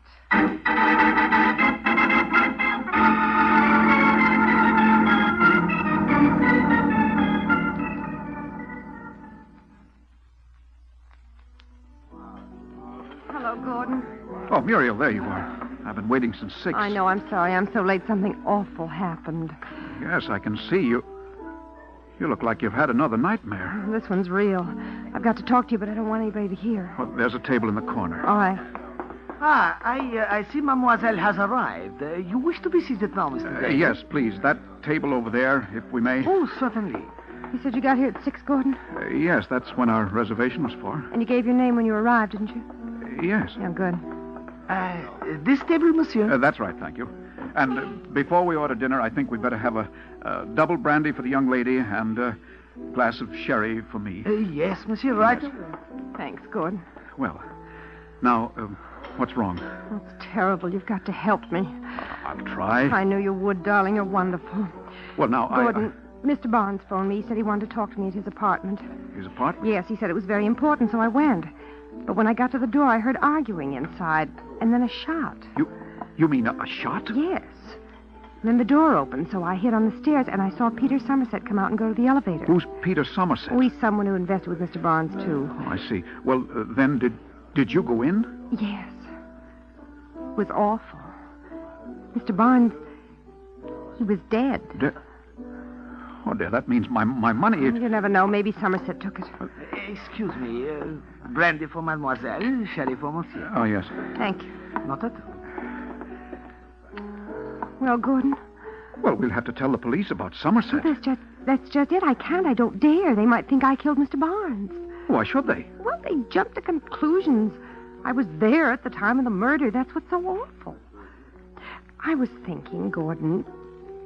I know it's a lot to ask, but I was thinking... Yes? Well, the shooting took place at 6:15. You were here in this restaurant. You got here at 6. The waiter saw you. You have a perfect alibi. Well, yes, but what's that? Well, suppose you say that you were at Mr. Barnes tonight at around 5:30. And as you were leaving, you saw Mr. Somerset go in. Oh, I couldn't do... Well, Mr. Somerset was there. I saw him. And you're in the clear as far as the murder goes because you were here when it happened. I know, but a thing like that... For me... I don't know what to say. Look, Mr. Waring, he's a detective. If I tell him what you saw, no, maybe No, you mustn't tell anyone that I was there, especially a detective. No, if you won't help me, Oh, you know I'll help you. But if there's only some other way... There isn't any other way. The only way you can help me is to say you were there yourself. All right, Muriel. I was there at 5:30.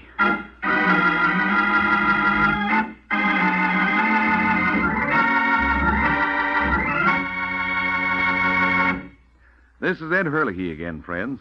Well, it looks like Muriel is a girl with ideas. And here's an idea for all you folks who really like good salads. An idea for a wonderfully different salad dressing you can make easily. Just empty a glass full of Roca cheese spread, one of the 9 delicious cheese spreads made by Kraft, into a little bowl. Then use that empty Roca glass to measure out an equal amount of Miracle Whip salad dressing. Blend the two together, and the result is a delightfully different salad dressing. Creamy, smooth Roca cheese spread has a zesty blue cheese flavor that's unusually delicious, really tantalizing. And for wonderful snacks and sandwiches, try Old English brand and Smoke Hell and Kraft cheese and bacon spread, too. But, of course, you'll want to try all 9 delicious Kraft cheese spreads. Look for them in colorful tulip-designed drinking glasses you can use again and again. And remember, the Kraft cheese spreads are so delicious that they've become America's favorites. So, enjoy the best. Tomorrow, get several of the 9 famous Kraft cheese spreads. They're America's favorites.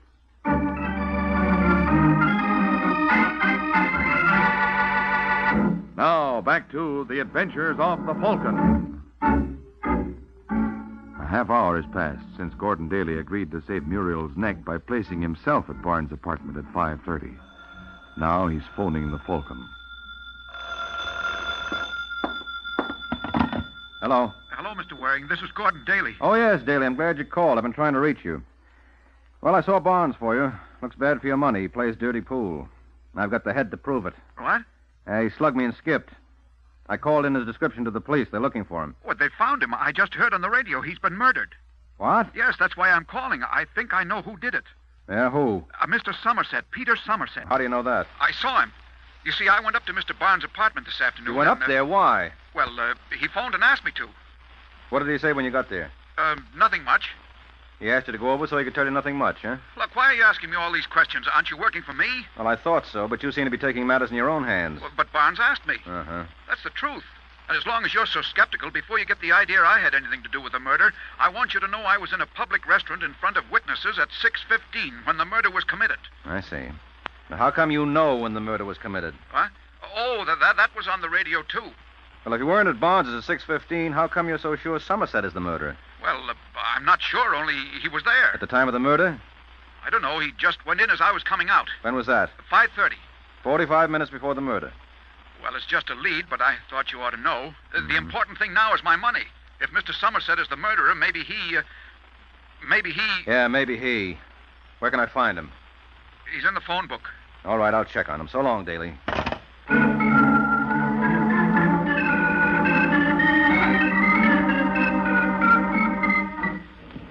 Taxi. Wait a minute, Waring. Huh?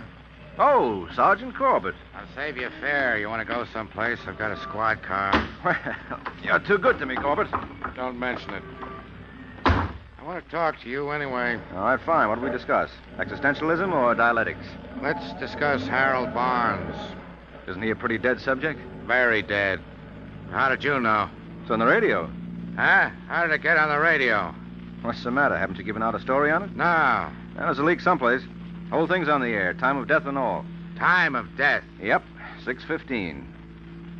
Waring, you'd better have that radio of yours checked. Could stand a new tube or something. Why? I've got news for you. Barnes wasn't killed at 6:15. No? No, he was killed at 5:30. What's that? That's right, Waring. 5:30.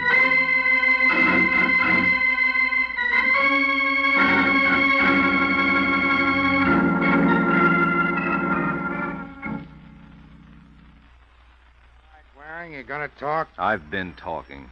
Ever since we got to headquarters. But you haven't said anything. What do you know about the murder? Nothing. You admit you had a fight with Barnes. Some fight. He slugged me when I wasn't looking.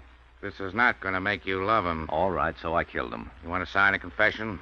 You don't have enough rubber hose for that, Corbett. I don't say you pulled the trigger, Waring, but you know something. You're covering for somebody. Now, that's a brilliant piece of deduction. Who is it? No comment. What's with the phony radio yarn you handed me? That's what I want to know. If you'd stop wasting my time, maybe I could find out. And if you'd cooperate... You'd die of shock. I couldn't do it to you, Corbett. I simply couldn't. I ought to book you, Waring. On suspicion? On general principles. But we've just cleaned the jail, so get out of here. You say the sweetest things. If this case isn't cracked in 24 hours, I may change my mind. Now beat it.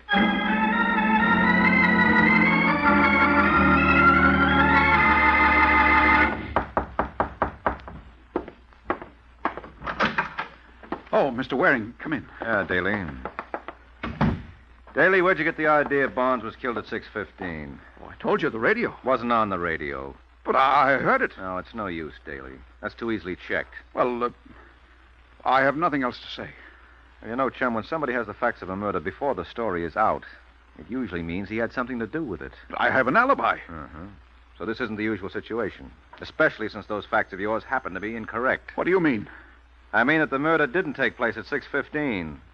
It didn't? No, it didn't. It happened at 5:30. What? Yes, just the time you admitted being at Barnes'. Oh, no, there's some mistake. And you made it. I didn't kill him. Well, I don't think you did. You wouldn't have stuck your neck out so far if you had. I'm glad you realized that. Yeah, so that leaves just one explanation. Does it? You mentioned a friend when I first talked to you, Muriel. Yes? Nice girl, you said. She wouldn't lie to you. Not much. She'd just trim you out of your savings and then frame you for murder. Well? I don't know. It was Muriel, wasn't it? Now, come on, Daly, wasn't it? Stay right where you are, Waring. Don't you move. Oh, dear. How chivalrous can you get? A gun because I accuse your girl? I trusted her, Waring. I believed her. I loved her. As long as you're putting that all in the past tense, why the gun? You don't think I'm going to let her get away with this, do you? You don't need the gun to get even. All we need is your testimony. If we can pin the killing on her... Well, I'm not going to wait. And I'm not interested in just giving testimony. For once in my life, I'm going to do something. Now, wait a minute, No, Daly. you stay right there. This is between me and her. We're going to have it out, and don't you try to follow me. If you do, I'll kill you. I'm not joking, Waring. I'll kill you.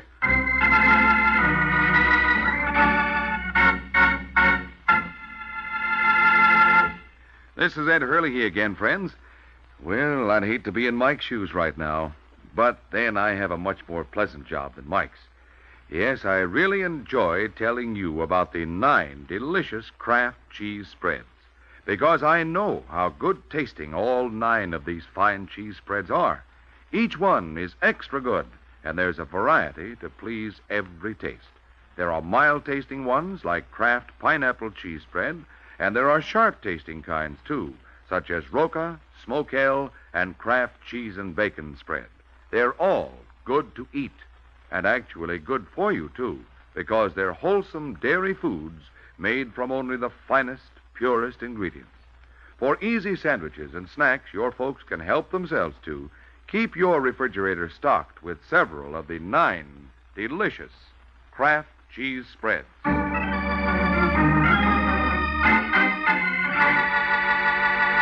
Now, back to the adventures of the Falcon. 20 minutes have passed since Gordon Daly took matters and a gun in his own hands. Now he confronts Muriel in her apartment. You cheat, you lying little cheat. Gordon, listen to me. I did listen to you. I let you make a fool of me. You don't understand. I do understand at last. You were just using me, that's all. Just using me. No, Gordon, if you'd only... Just using me. I thought, I hoped...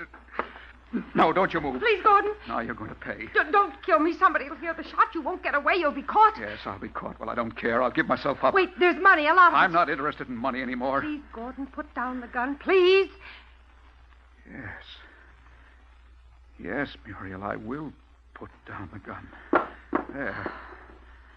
Thank you. I won't need it for what I'm going to do. What do you... No, stay away. Oh. I don't need a gun. Don't. All right, Daly, that's enough. Waring, where did you come from? The window. Now let her go. Thanks, stranger, for giving me a chance to get the gun. Now put up your hands. What? That's gratitude for you. I saved your life. Oh, thanks. All right, Gordon, get up. Yes. Waring, how did you get here? I made sure you didn't follow. You're not too good at the rough stuff, Daly. You shouldn't try it. You left me in your room. Muriel's address is on your phone pad. Oh, of course. When I got here, I knew you wouldn't let me in. That's why I tried the window instead of the door. Well, if you're all through congratulating yourself, maybe you'll tell me what this is all about. Yeah, sure. It's all about your pretty neck, as if you didn't know.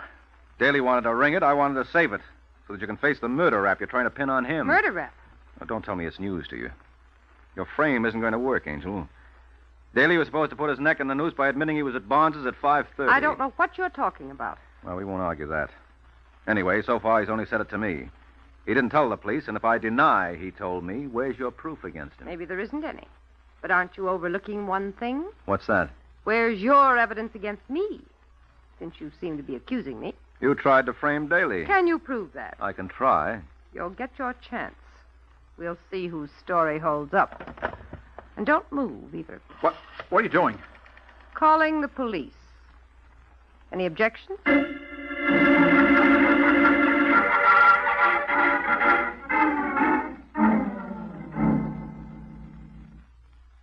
Gordon has admitted being at the the murder scene at 5:30, Sergeant. That's why he tried to kill me. No, that's not it. Daly, you and Waring both admit you tried to kill the girl. Well, I lost my head. Sure, just like you lost it when you killed Barnes. But, Corbett, can't you... Yeah, Waring, I see you're trying to build up Daly as a nice, innocent little sucker. So what's a nice, innocent little sucker doing with a gun? I told you, Sergeant. Muriel, she gave it to me. She told me Peter Somerset might try to harm me because I accused him, and I'd needed to protect myself. Sergeant, you don't believe... You bet I don't believe. Waring gives me a lot of double talk. Now he admits he was covering for Daly. He admits Daly pulled a gun on him, and the gun turns out to be the murder weapon. Murder weapon? That's what ballistics says. So, with the gun, with the second murder attempt, with Waring's double talk, no. There's only one answer this time. Can't you see it's a frame? Did you ever see a murderer who wasn't being framed, Waring? But the girl told him what to do. She didn't tell him to pull a gun on you. She didn't tell him to try to strangle her. She didn't tell you to hold back on me. Her story makes sense. Yours and Daly's still doesn't. All right, Corbett, you win. But do you know how much I win, Waring? What? I could hold you, too, for obstructing justice, and don't think I wouldn't love it. Oh, come now, Corbett. I know that behind that stony facade there beats a heart of granite. Keep up the bright dialogue, chum. But you've just got one out. Otherwise, I throw the book at you. And what's my out? You sign a statement saying Daly admitted to you he was at Barnes at 5:30. All right, Corbett. No, Waring, don't. The truth, Daly. But it'll clinch the case. I don't mind about myself, but this means Muriel will go free. She'll get away with everything. What can I do? Go ahead, Corbett. Have the statement typed out. I'll sign it.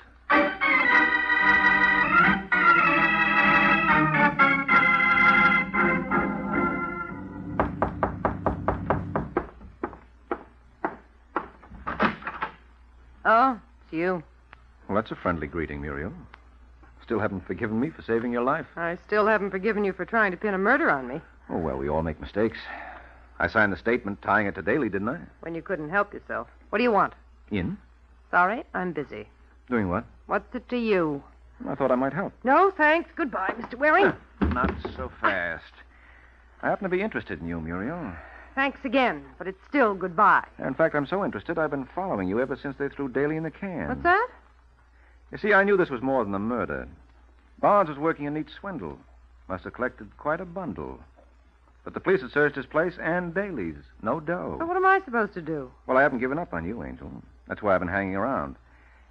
A little while ago, you received a parcel post package. What was in it? You tell me. Okay, I'll make a stab at it. You mailed the swindle money to yourself. Let Uncle Sam hold it for you while the heat was on. Nice guessing. Where does it get you? I'd like to see the package. You'd like to take a walk. All right. I'll be back with Sergeant Corbett. No, you don't. No guns, Angel. Let go. Not yet. Let me have that. You're trying to pull this just about clinches things, Muriel. You can't prove anything. I've proved enough to get Sergeant Corbett up here with a search warrant. That ought to wrap things up. Let's go phone him, shall we?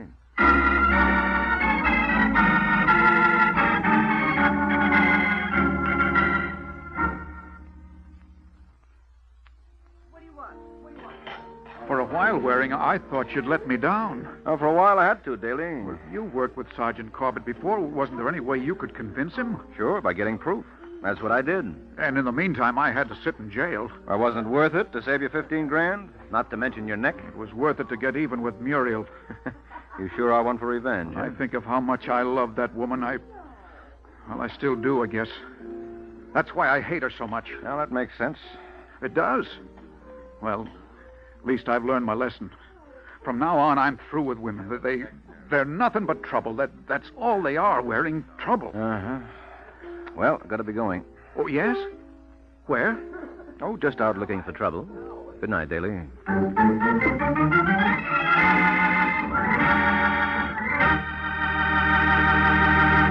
For the best in taste in the margarine you buy, get Parquet margarine made by Kraft. Yes, Parquet is the margarine millions prefer to any other because it tastes so good. And it tastes so good because it's always fresh. In states where the law permits, get yellow Parquet in its wonderful new Flavor Saver aluminum foil wrap. Elsewhere, get Parquet in the regular package or handy Color Quick bag. In any package, Parquet is the margarine that tastes so good because it's always fresh. That's Parkay, Parquet margarine, made by Kraft. Get a pound tomorrow.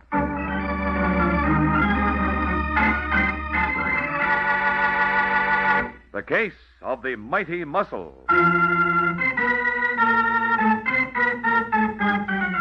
The Case of the Mighty Muscle. That's the title of next week's adventure of the Falcon, when Mike Waring learns that some people don't need a moving van to move in. A little Colt 45 can carry a lot more weight. So be sure to listen at the same time next week to another exciting adventure of the Falcon, brought to you by the Kraft Foods Company. The Adventures of the Falcon are based on the famous character created by Drexel Drake, produced by Bernard L. Schubert, written today by Gene Wang, and directed by Richard Lewis. Music was by Arlo. Les Damon was starred as the Falcon, with Ken Lynch as Sergeant Corbett. Be sure to hear The Great Gildersleeve next Wednesday evening over most of these stations. In next Wednesday's broadcast, Gildy comes face to face with an hilarious problem and solves it in a way that will keep you laughing for days. Remember the show, the time, and the place, The Great Gildersleeve, next Wednesday evening over most of these stations. Check your newspaper for time of broadcast. This is Ed Hurley, speaking for the Kraft Foods Company. Jimmy Durante, Fred Allen, and Judy Holliday visit the big show today on NBC.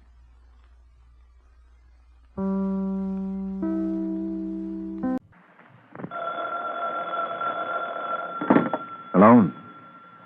Yes, this is the Falcon speaking. Oh, Marcia. I'm glad you called. Now, you'll have to count me out tonight, Angel. I'm going to be entertained by some comic. And when this boy makes with the gags, he really slays them.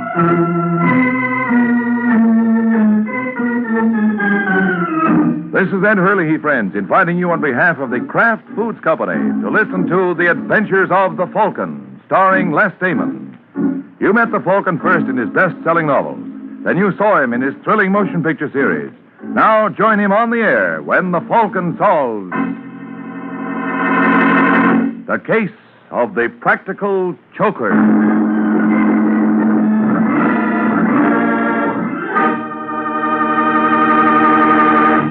Before we join the Falcon for his latest adventure, I'd like to tell you about 9 of the handiest little menu helpers you ever had in your kitchen. They're the 9 famous Kraft cheese spreads, and they really are handy for making snacks and sandwiches, salad toppings, and appetizers. All of the Kraft cheese spreads, the mild-tasting ones and the sharp-tasting ones, too, are delicious. And they're all the very finest quality because they're made by Kraft. So, tomorrow, get several of the 9 famous cheese spreads made by Kraft.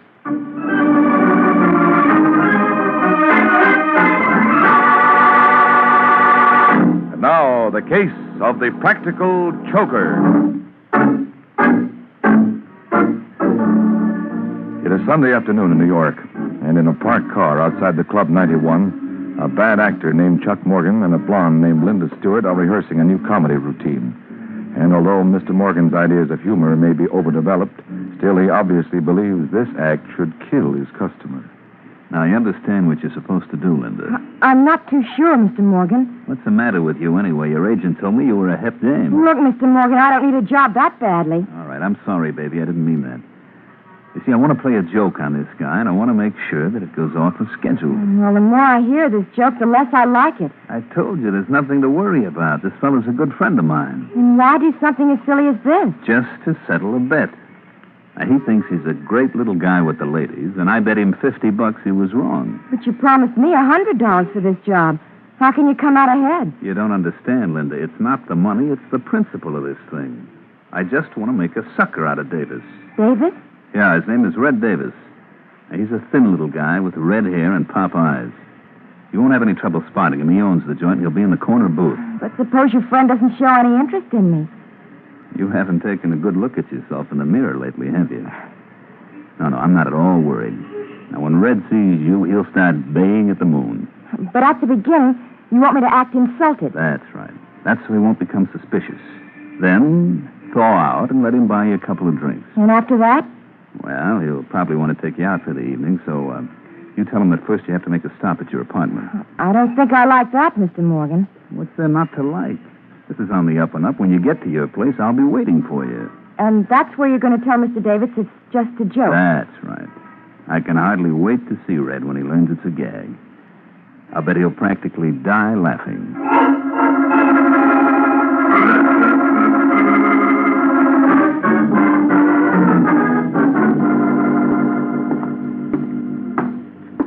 Hey, Where do you live, anyway, Linda? It's just the next floor, Mr. Davis. Oh, cut it out. You promised you were going to call me Red. I'm sorry. Red, do you know a man named... Man named who? Forget it. You know, I don't get you, Linda. When I first saw you in the club, I immediately said to myself, now there's a dame with class. I was surprised when you gave me a tumble. Well, I don't often do things like that.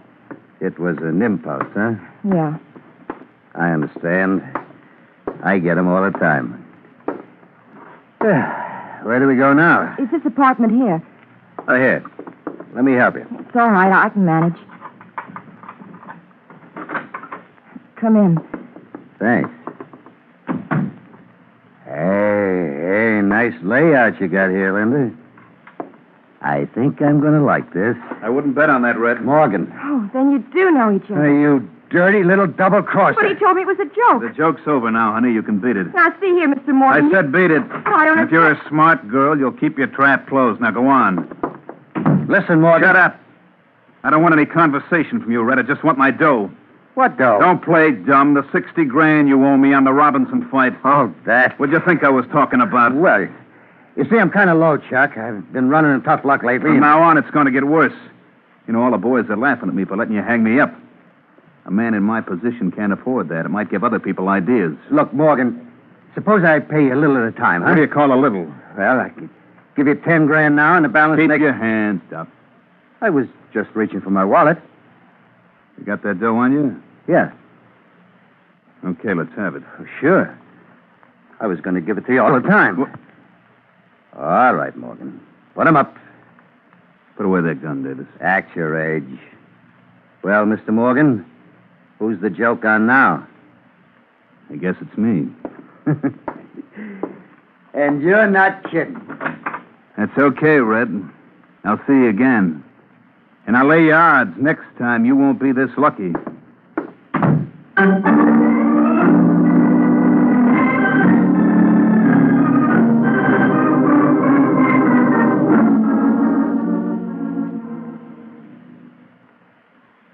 Mr. Lyons, because you'll enjoy it. After Chuck Morgan goes to all that trouble, Red pulls the gun and leaves Chuck with his tongue hanging out.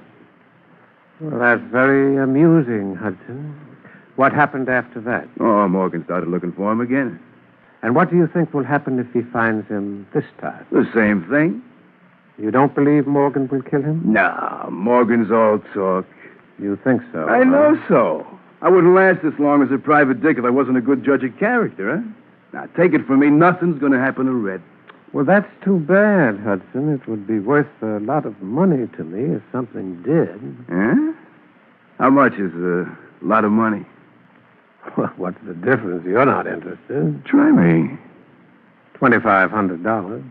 You're right. At that price, I'm not interested. Well, it isn't worth more. Everybody knows that Morgan has threatened Davis. So you run absolutely no risk.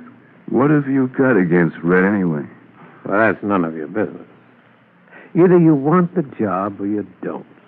Well, as long as you put it in that basis, Mr. Lyons, let me think it over.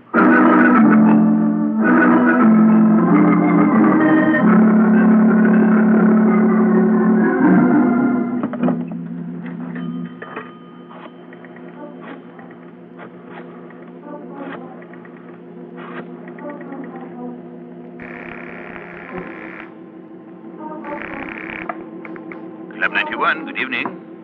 Oh, Victor, this is Red. Oh, yes, Mr. Davis. I'm in a booth at the corner of Madison and 46. Anybody been around the joint asking for me? Several gentlemen. What'd you tell them? That I had not heard from you all day. Good. Norma there? Who? My wife, stupid. No. Mrs. Davis has not been in all evening. Well, when she gets there... cut that out. What's the trouble?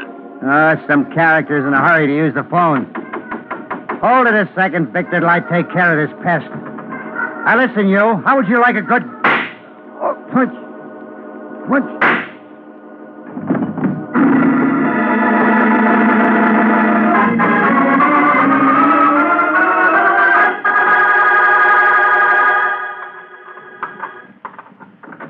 That you, Waring? What the... Shut the door. Listen, Morgan. Shut it. Just keep your hands right where they are. What are you doing here, Chuck?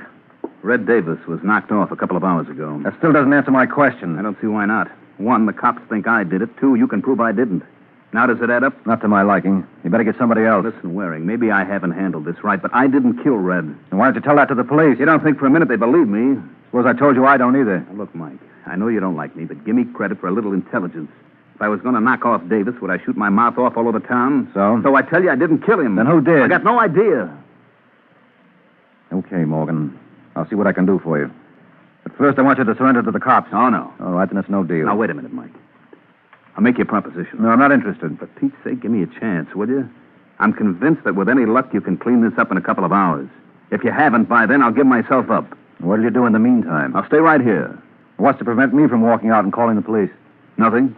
Oh, you just trust me, huh? I don't have any other choice. What do you say, Mike?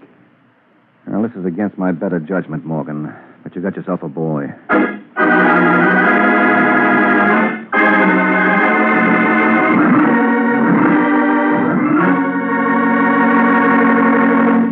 This is Ed Hurley again, friends.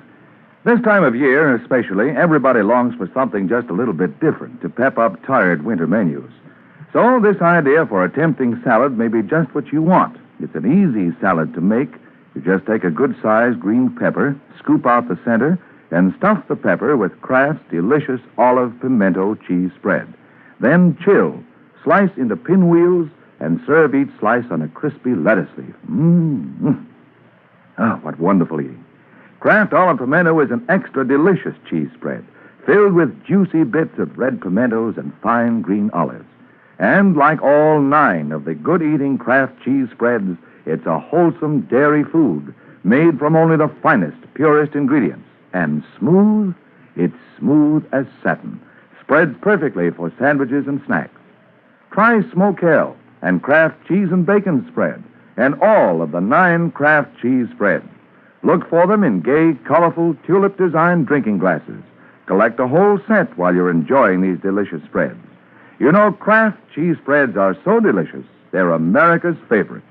So be sure you get the cheese spreads made by Kraft.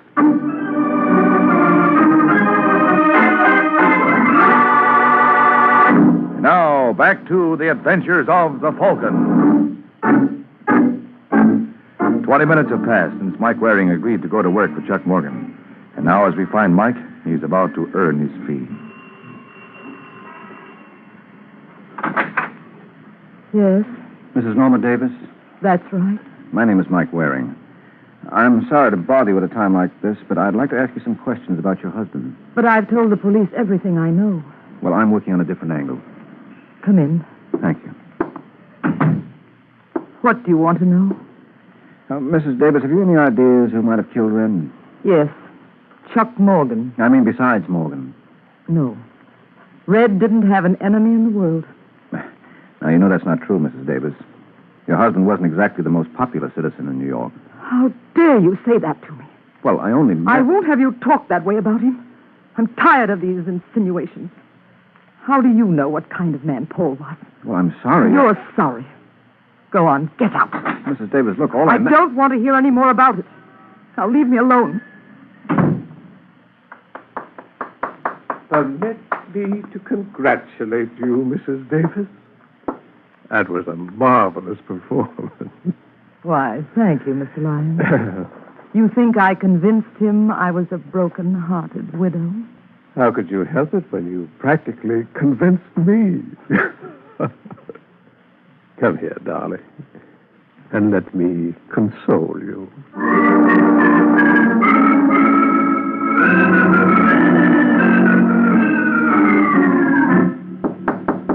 Just a second. Yeah? I'm looking for a guy named Larry Hudson. Well, look no further, Mr. Morgan. You, Hudson? That's right. One of my friends told me you wanted to see me. He told you right. Care for a drink?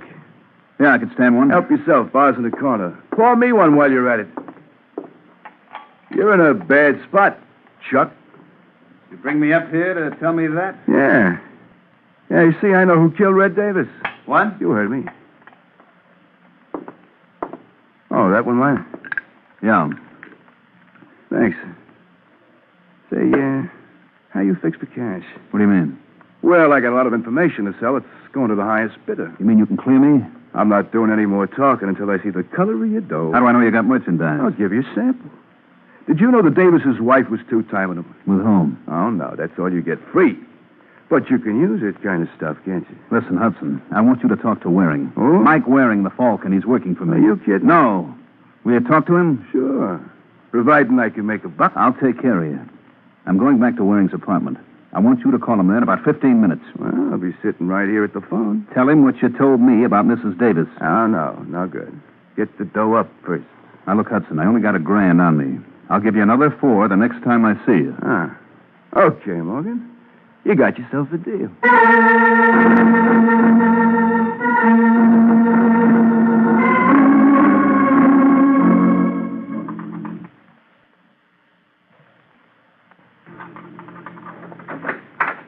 Morgan? Chuck!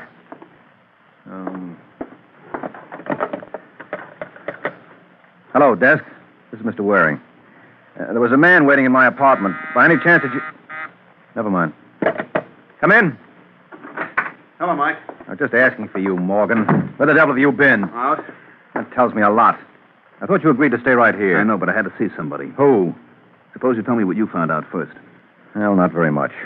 Every lead I explored came back to you. Did you see Mrs. Davis? Just for a few minutes. What'd you think of her? She seemed all broken up over her husband's murder. She was kidding you. What makes you think so? Because I've been doing a little checking on my own. She's been holding hands with some guy who wasn't her husband. Where'd you get that from? Private dick named Larry Hudson. Oh, that lying thief. I don't care what he is, Mike. He's got the evidence to clear me. Who did he say killed Davis? He wouldn't tell me, but I made him promise to talk to you. We should be calling you any minute. Listen, Morgan, I wouldn't trust that guy on a stack of Bibles. What'd you give him? Give him? Yes, a guy like Hudson doesn't talk for free. How much you promise him? $5,000. Well, you better save your money. But I tell you, he can clear me. There, that's probably him now. Hello. That's you, Waring? That's right, Hudson.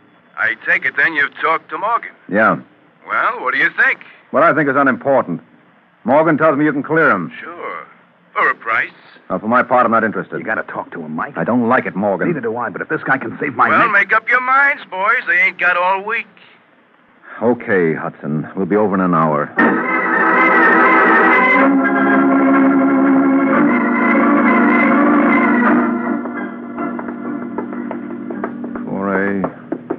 It's over here, Mike. Now, look, I want you to let me handle Hudson and keep your mouth shut. You're the doctor.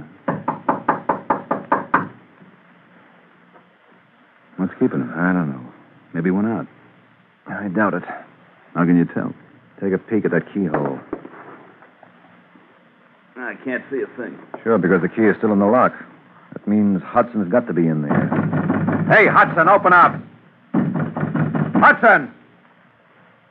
All right, Morgan, give me a hand. What are you going to do? Break it down. Shouldn't take too much effort. Come on, let's go. All right, one more. Should do it. Hudson! Hudson! Where the devil is the light switch? It ought to be somewhere around the door. And watch yourself, Morgan. Wait till I strike a match. I got it. There we are. Mike. Yeah. Don't touch him. Was he dead? Either that or asleep. With that knife in him, what do you think? Hand me the phone. I got to call the cops.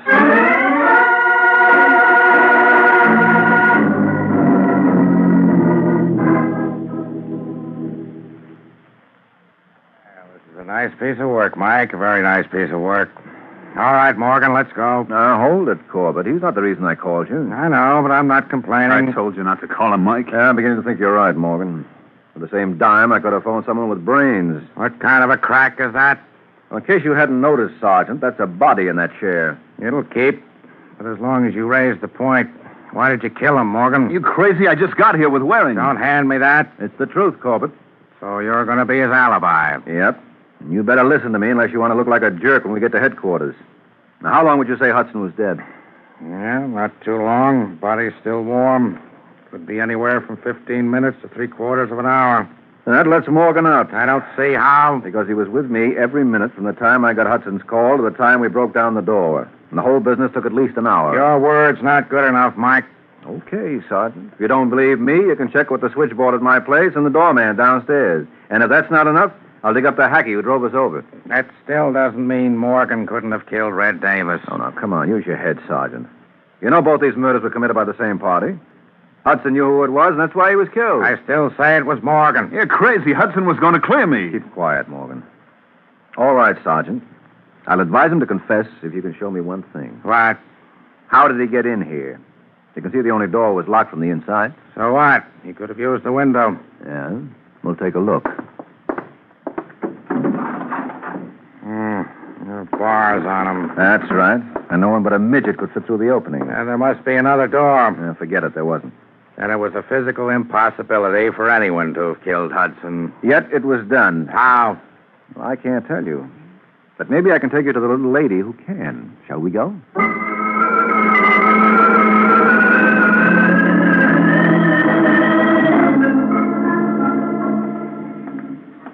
Listen, Mike, if the DA ever finds out I let Morgan go, he'll have...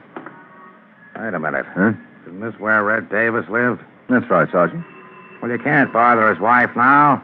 Why not? Because her husband was just murdered. Oh, well, she may surprise you with what she knows about it.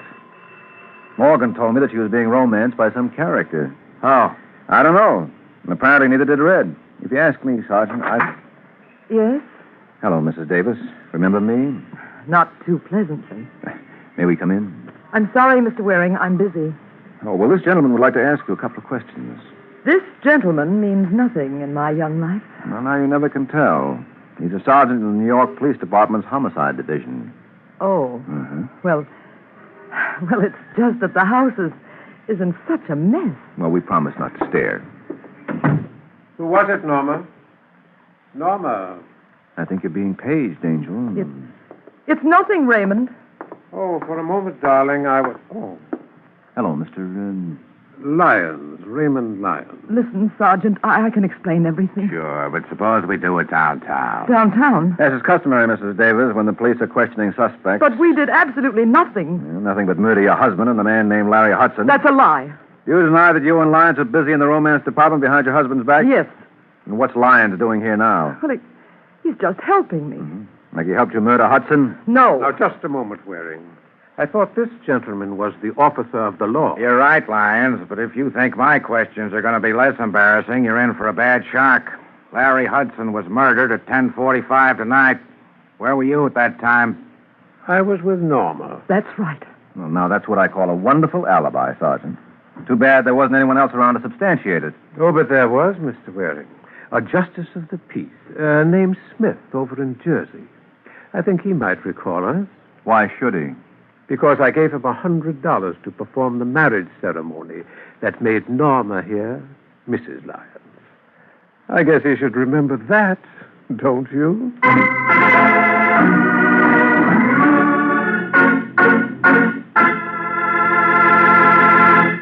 This is Ed Hurley again, friends, and I'd like to help you find out about the 9 most delicious cheese spreads you'd ever want to taste.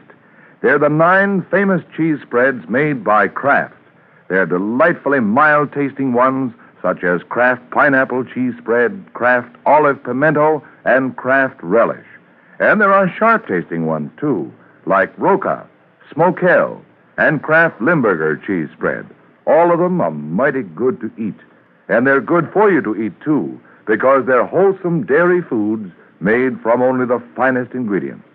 For quick, easy snacks and sandwiches, keep your refrigerator stocked with several of the 9 delicious Kraft cheese spreads.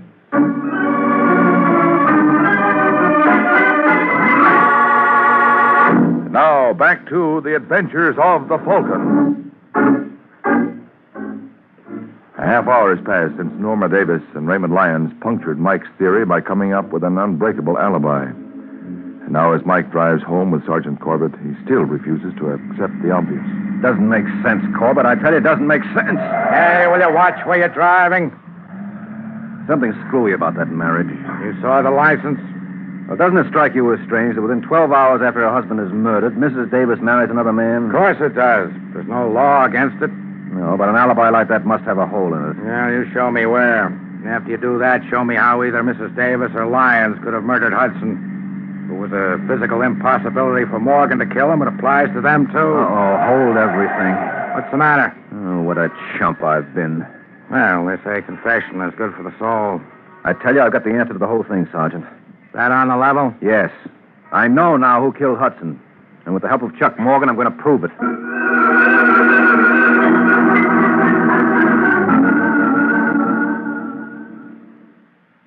See what you're driving at, Mike. I don't know anything about Mrs. Davis except what I told you before. Well, how did you discover she was seeing Raymond Lyons? I didn't know it was Lyons. All Hudson told me was that it was some man. Mm-hmm. How well did you know Hudson? I met him for the first time today. He got in touch with one of my friends and said he wanted to see me. Well, that puts us right back where we started. Look, Mike, why don't we drop the whole business? Yeah, you'd like that, wouldn't you? Well, sure. The cops know now that I couldn't have killed Hudson. That's where you're wrong. You mean they still No, they don't. But I do. What are you babbling about? Morgan, I know how you managed it. Do you? Yes, it was pretty clever. I can't blame myself for not seeing it sooner. No wonder you insisted I go up and see Hudson. I'm still waiting to hear you explain how I killed him. Well, I'm saving that for the cops. Ah, don't kid yourself, Mike. You've done all the talking you're going to. All right, put away the gun, Morgan. You don't think I'd be sucker enough to come here alone? Funny, I don't see anyone around. You're not looking in the right places. What? Get down, Mike. I'm warning you, Morgan. You better throw your gun in the middle of the room. You want it, Sergeant? Come here. Watch it, Mike. He may be acting. With that hole in his forehead, Corbett, it doesn't call for much ability. Think you better phone the coroner.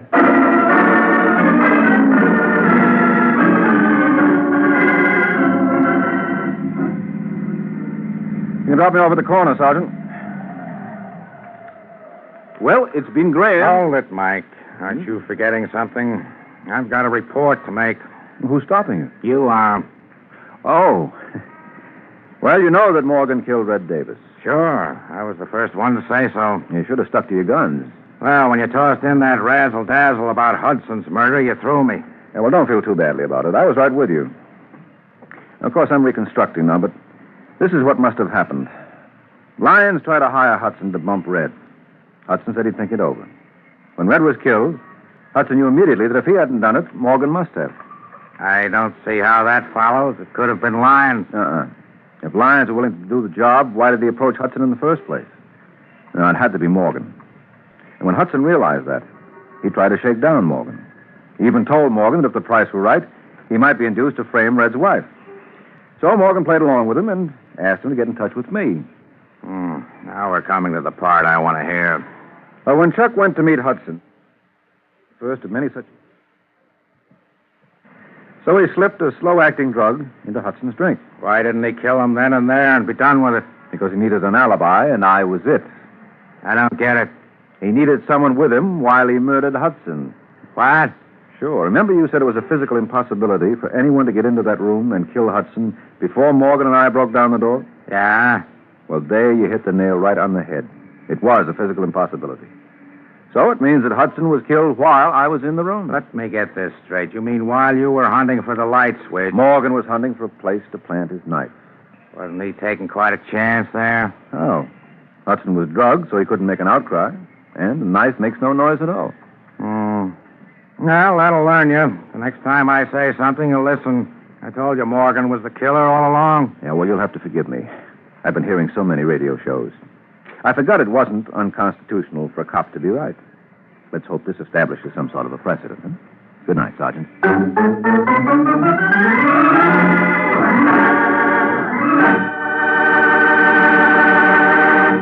It's wonderful as a spread, delicious as a seasoning, superb as a flavor shortening. It's Parquet Margarine, that marvelous all-purpose margarine made by Kraft. Yes, millions prefer Parquet to any other spread, seasoning or shortening, for one big reason. It tastes so good. And it tastes so good because it's always fresh. In states where the law permits, get yellow Parquet in its new aluminum foil Flavor Saver wrap.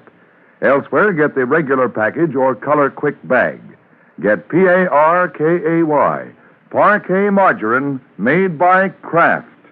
It tastes so good.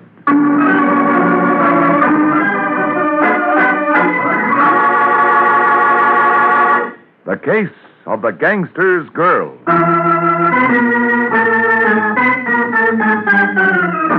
The Case of the Gangster's Girl. That's the title of next week's adventure of the Falcon, when Mike Waring learns that somebody who starts out to be a stool pigeon is likely to end up being a dead pigeon. So be sure to listen at this same time next week to another exciting adventure of the Falcon, brought to you by the Kraft Foods Company. The Adventures of the Falcon are based on the famous character created by Drexel Drake, produced by Bernard L. Schubert, written today by Gene Wang, and directed by Richard Lewis. Music was by Arlo. Les Damon was starred as the Falcon, with Ken Lynch as Sergeant Corbett. Also heard on today's broadcast was Miss Ann Williams of New Orleans, Louisiana, who was chosen by this program from among the dramatic students of Sarah Lawrence College in Bronxville, New York. Be sure to hear the great Gildersleeve next Wednesday evening over most of these stations. In next Wednesday's broadcast, Gildy comes face to face with an hilarious problem and solves it in a way that will keep you laughing for days. Remember the show, the time, and the place. The great Gildersleeve next Wednesday evening over most of these stations. Check your newspaper for time of broadcast. This is Ed Hurley speaking for the Kraft Foods Company. Monty Woolley, Jack Haley, and Judy Holliday join the big show on NBC.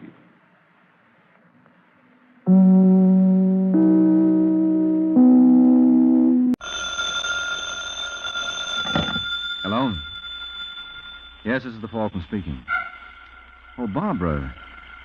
Now, thanks for calling, but tonight is out, Angel. I have to teach some gangsters that you can't get away with murder.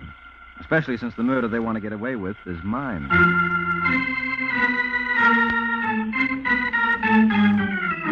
This is Ed Hurley, friends, inviting you on behalf of the Kraft Foods Company to listen to The Adventures of the Falcon, starring Les Damon. You met the Falcon first in his best-selling novels. Then you saw him in his thrilling motion picture series. Now join him on the air when the Falcon solves the case of the substitute target.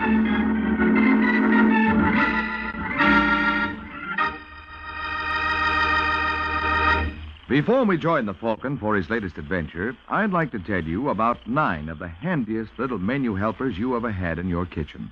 They're the 9 famous Kraft cheese spreads, and they really are handy for making snacks and sandwiches, salad toppings, and appetizers. All of the Kraft cheese spreads, the mild-tasting ones and the sharp-tasting ones, too, are delicious. And they're all the very finest quality because they're made by Kraft. The name Kraft on cheese or cheese foods means the very finest you can buy. So tomorrow, get several of the 9 famous cheese spreads made by Kraft.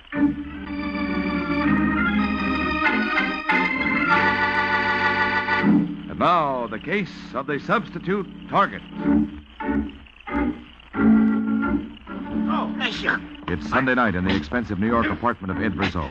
Rizzo is the fat, bald mobster who is at the moment taking a bad pushing around from a tall young man who seems definitely to mean business. All right, Rizzo, who is it? Leo! When you talk, no, you don't. Oh, my finger. You shouldn't have reached for that drawer. What are you looking for, a gun? Well, here's one, only I'll hold it. There's no use looking around for protection, Rizzo. I'm your protection, you know that.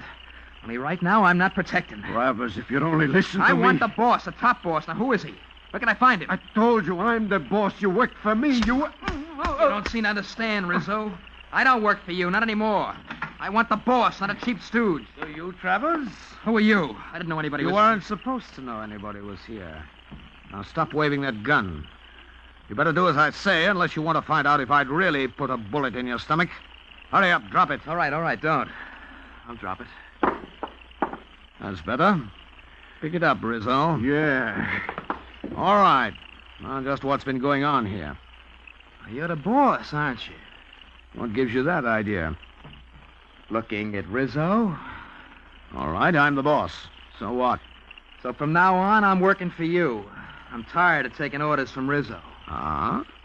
And what happens when you get tired of taking orders from me? Well, I won't. I know I couldn't run the mob myself. At least not yet. Listen to the punk. All right, kid. Now here's where you get yours for getting smart. Cut it out. Hold it, Rizzo. Let go of him. We gotta teach these punks to stay in line. Then start by staying in line yourself. Take your hands off him. But, Mr. Do as I tell you. Okay. Boy has initiative. I like that. Tell me, Travers, how did you find out Rizzo wasn't head man? He could never make up his mind. He always had to think it over. Only he wasn't thinking, he was asking. He's got a head on his shoulders, Rizzo.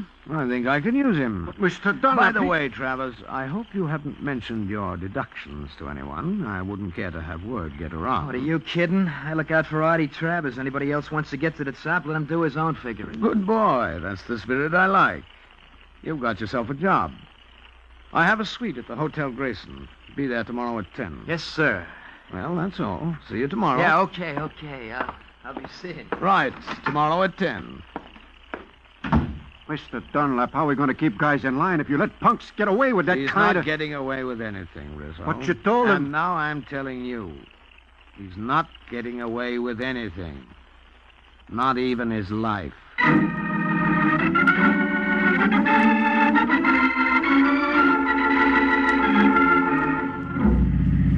Baby, did I pull a deal tonight. Little Artie is going places. I'm glad to hear it. You bet you're glad. It's Sable's for you, baby. And for... Uh-oh. What's the matter? Maybe I made a mistake. What do you mean, what sort of mistake? Just a minute, I want to turn this corner. See if they do, too. They? Who? Yeah. There they are. We're being followed. Followed? Why? What does it mean? If that's who I think it is, it could mean plenty. I gotta shake them. What do you think they want? Me. They're speeding up, too. Yeah, hang on, baby. We're gonna take another turn. What's it all about? Never mind. Just watching back. See if they make it. All right. Yes, here they come. Oh, they're gaining. Can't you go any faster? No, give it a roach a take. They're still gaining. We'll never make it. Get down on the floor, baby. Well, what are you gonna... Do like I tell you, quick. All right.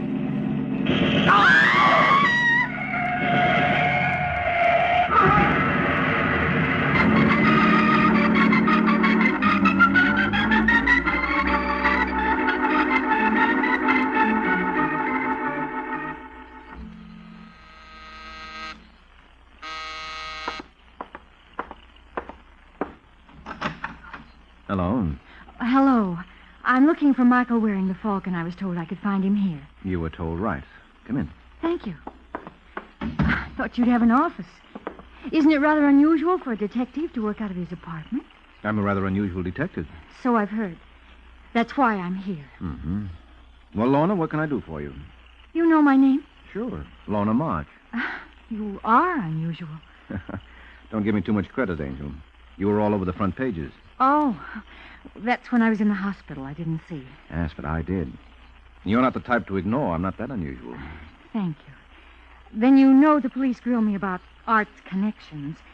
They think I know something that I'm holding back. Mm-hmm. But it's not so.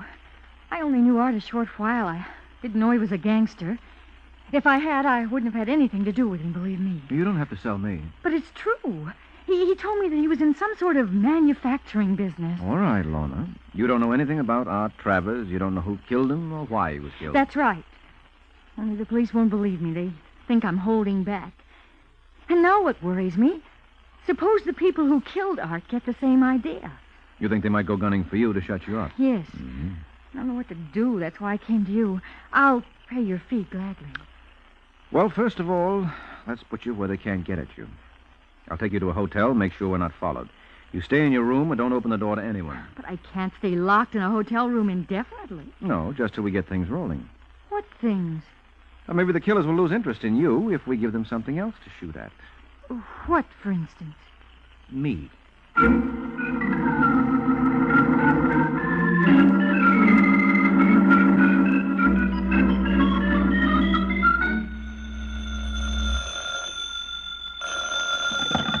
Homicide, Sergeant Corbett speaking. It's your lucky day, Corbett. This is Mike Waring. Goodbye, Waring. Hold it. I want to talk to you. I don't want to talk to you. I've already got a headache. The Art Travers killing by any chance? You've been listening at keyholes. Naturally, in my profession. All right, Waring, what do you want? I got no time for idle chit-chat. I want you to do me a favor. I told you I got no time. Oh, for this you have. You'll love it. What makes you think so? It might get me killed. All of a sudden, I find myself strangely interested. Tell me more. In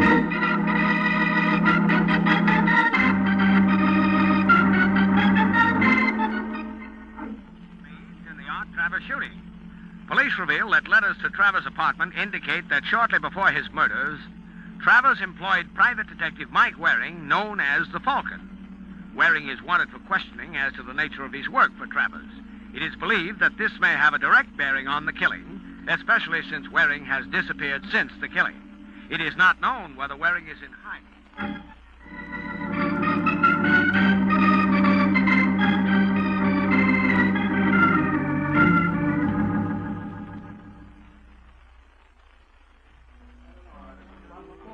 Hello, Joey. Mike Waring.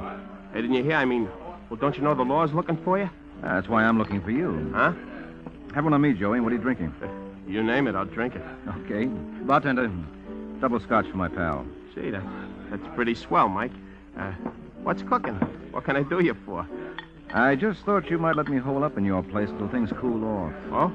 Oh, yeah. Yeah, sure, Mike. Sure, anytime. Thanks, Joey. Well, I'd better get right up there. The sooner I'm out of circulation, the better. Here, this will take care of your drink. Thanks. Hey, just a second. Here's the keys. Oh, right. I'll be up a little later. All right, Joey. So long. So long, Mike. Hey, all the rest of the drink, Red. I'll be right back.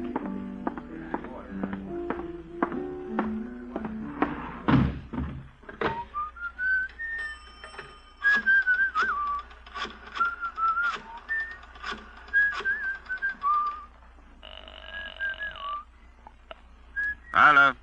Hello. Mr. Rizzo? Yes? Joey Jonas. I was just calling. I might happen to know where you could find Mike Waring. Oh? What's it worth? Come on up. We'll talk about it.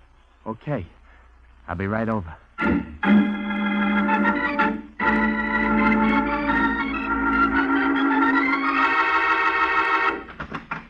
Come in, Joey. Yeah, Mr. Rizzo. Now, what's this about you knowing where to find Waring? Well, you see, he comes to me, asks me to help hide him out. Oh, he comes to you? Yeah, he says, well, Hey, come on, let it go. What does Waring come to you for? I'm trying to tell you. Hey, don't hit me. You a pal of Waring's? I know him, sort of. You know him, sort of, but he goes to you when he's in a jam. Well, I guess he figured that, nobody'd think about him going to me. If he went to one of his real pals, a friend, well, you know. Maybe. Hey, look, I'm telling you where to find him, ain't I? You better. Well, doesn't that prove I'm leveling with you? All right, Joey. But you said, well, I'm going to get paid, ain't I? We'll talk about that after I find Waring. Where is he? Well, the dough first. God, my arm. Where's Waring? But Ow! At my place. My place. Okay. We'll see. Yeah, but don't forget you promised if I told you you'd give me the dough. All right, Joey, turn it off. If Waring's there, you'll be taken care of. After we take care of Waring.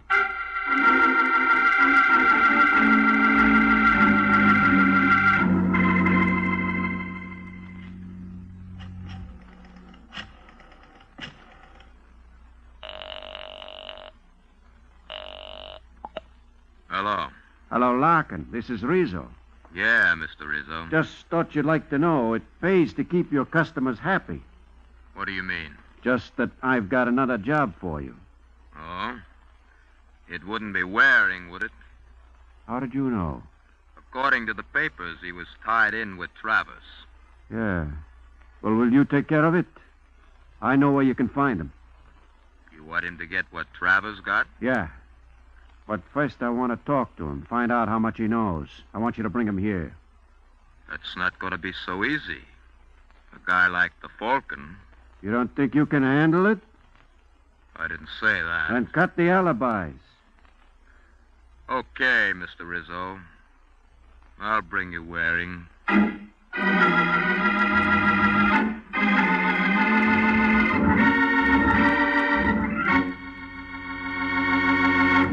This is Ed Hurley again, friends. Well, I guess Larkin plans to bring Mike to Mr. Rizzo, all right. Meanwhile, I'd like to bring you an idea. An idea for keeping the whole family pleased whenever they want a delicious snack. Just keep your refrigerator stocked with a glass or two of Kraft cheese and bacon spread. One of the 9 delicious cheese spreads made by Kraft. Kraft cheese and bacon spread is perfect for snacks because it tastes so wonderful and because it's velvety smooth for easy spreading on crackers or bread. Just wait till you taste this fine blend of mellow, sharp American cheddar cheese and hickory smoked bacon with that tantalizing sweet smoked flavor all through it. Mm-hmm. You'll keep coming back for more. And snacks you make with Kraft cheese and bacon spread are snacks you can enjoy often. Because like all 9 Kraft cheese spreads, Kraft cheese and bacon spread is wholesome dairy food, made from only the finest ingredients. And for variety, try some of the 9 other tempting Kraft cheese spreads. There's sharp Old English brand, Roca brand, and full-flavored Smoke Hill, too. Look for them in the tulip-designed drinking glasses in your choice of 4 gay colors. And remember, these are America's favorite cheese spreads. America's favorites because they're so delicious. So be sure you get the cheese spreads made by Kraft.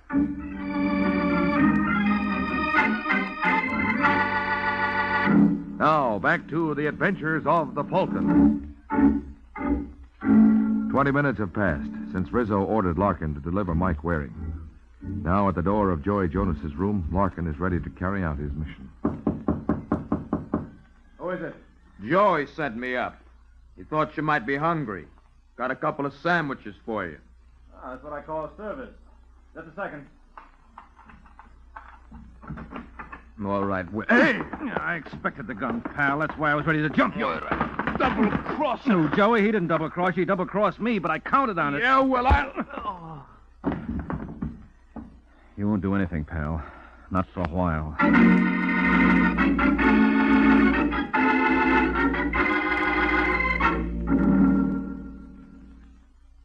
All right, Larkin, who gave you your orders? I want a lawyer. He wants a lawyer. Well, get him a lawyer, Corbett. Waring, he's just a professional trigger. I want the higher-ups. He's got to talk. With your charm, I don't see how he can resist you, but I have a hunch he will. You're wasting your time. Well, you got any suggestions, Waring? Yes, I told you. Get him a lawyer like he asked you. Believe me, he doesn't want a lawyer. He says he does. Yeah, what'll a lawyer do? Spring him? Yeah, then the mob will rub him out to shut him up in case we want to pick him up again. We're doing him a favor keeping him here, believe me. Well, Corbett, every man to his taste. You're such a help. Now, that's gratitude for you. I bring you the trigger. I want the higher-ups. No satisfying some people. Like the chief, for instance. He's going to be screaming. What, in your pretty shell-like ear? The thought shudders. Well, so long, Corbett. Where are you going, Waring? Your every wish is my command. I'm going looking for higher-ups.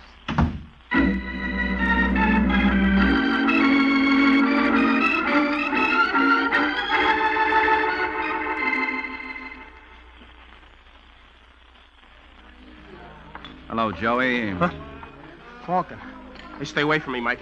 Stay away. Come here, Joey. I'm warning you. Now stay away or I'll let you have it with this beer bottle. Well, Joey, if you're so anxious to give me that bottle, I'll just take it up. Now cut it out, Mike. Yeah, sure. As soon as I get this away from you. That's it. All right, Joey. Now we talk. Please, Mike. Don't be sore. You sicked a gunman on me. Now, what are you so startled to see me walking around? I can explain. All right, explain. Well, we wanted it, and it's... I guess I can't. As a matter of fact, you don't have to. I expected just what happened. Huh? Well, why? Because I know what a cheap rat you are. I suppose you wouldn't believe it. You're right, I wouldn't. But there's no use crying over spilled gunman, Joey. So I'm willing to make a deal. Hey, what kind of a deal? I'm willing to forget the gunman, provided you tell me who hired him. Well, what if I don't know? You do know. You know plenty about what's cooking in mob circles. That's why I latched onto you in the first place. I can't say anything else, Mike. It's... Hey, don't hit me. I'm not going to hit you. I'm just going to explain something to you. Explain? Yeah. You can deny it if you want to, but this is the way I see it. You tipped off a mob that I was at your place. They sent around Larkin to get rid of me. Oh, Mike, but that's look, just what I counted on. I was waiting for him. Now he's in the jug. Oh, it's not the And what way do you think the mob thinks about that? They think you double-crossed them. Huh? Sure, can't you see it? Larkin walked into a trap. You laid the trap. No, I didn't do... That's the way it looks to them. And they won't sit still for that kind of an act. No, Joey, I'm not going to hit you. I'll just leave you for the mob. Oh, what am I going to do? Well, you could help me round up the mob, put the finger on the boss. If they're behind bars, they can't touch you. Yeah, but if something goes wrong... So what? You couldn't be any worse off than you are. Think it over, Joey. All right, Mike. Mike, I'll tell you all I know.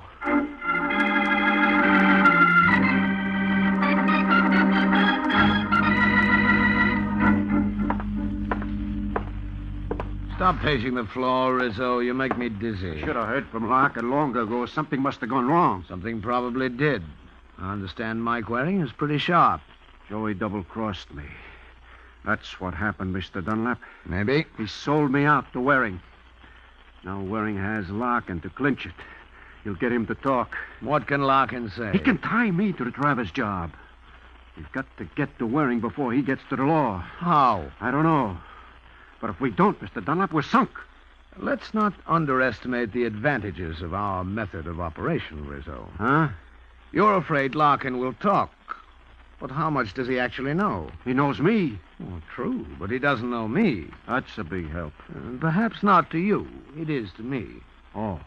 And I don't count, I suppose. Oh, certainly you do, as long as you're an asset. Now perhaps you see why I insisted upon the breakdown in the organization. Larkin knows no one except you. You can name me, but you don't know any of my other lieutenants. Who cares about the other lieutenants? I'm thinking about me. Of course. But you see how the setup works. A chain, as it were. All that's necessary is to eliminate one link in the chain, and investigation comes to a dead end. So how are we going to eliminate Larkin? Waring's got him. True, Rizzo. Therefore, we're forced to move on to the next link. Huh? Hey, now, wait a minute. Sorry, Rizzo. Please, Mr. Dunlap, As don't... long as we take care of the weakest link. I wouldn't talk. You don't have to worry about me. Too bad I have to do this myself, but there's no time, and I don't want to risk anything going wrong. Boss, look, I won't talk.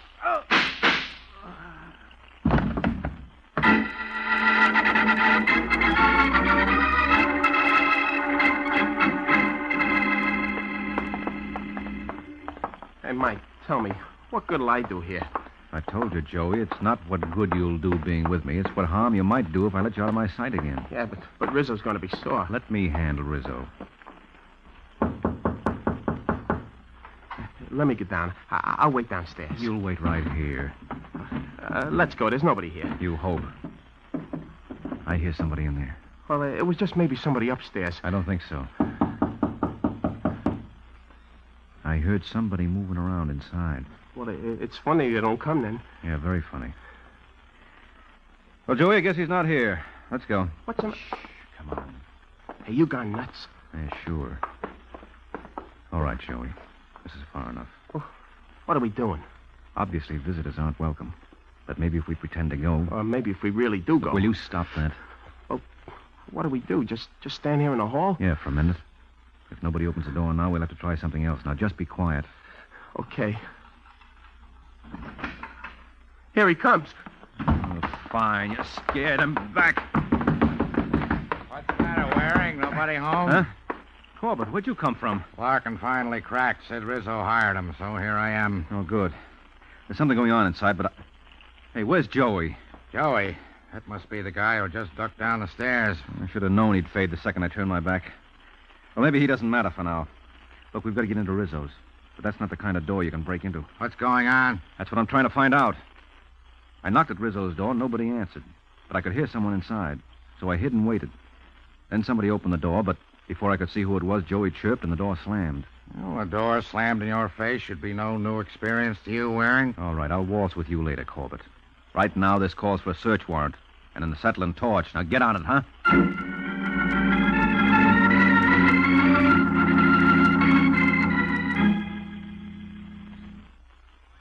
Well, Waring, from the look of them, we're not going to get much out of Rizzo. Oh, except a collection of lead. Yeah. I wonder whoever was here didn't want to let me in. He probably just finished this job. Then while I was talking to you, he cleared out through the window. So we're right back where we started. Well, not exactly. You've got Rizzo. What's left of him. Now we've got to get the boy who plugged him. That's right, Corbett. Well, let's go see Ludovici Caffarello. Eh? Who is Ludovici Caffarello? A taxi driver. Yeah, what's he got to do with this case? Nothing, maybe. This is the kind of help he gives me. Okay, so I'll go see Ludovici Caffarello. Hold it, Waring. I don't know what gives, but I'm in no mood to take you patting yourself on the back in front of my face if this pays off and I'm out of it. Where does this Caffarello live? I don't know. Gets better and better. But I know where he works. So if you're coming, let's get moving. We've got work to do.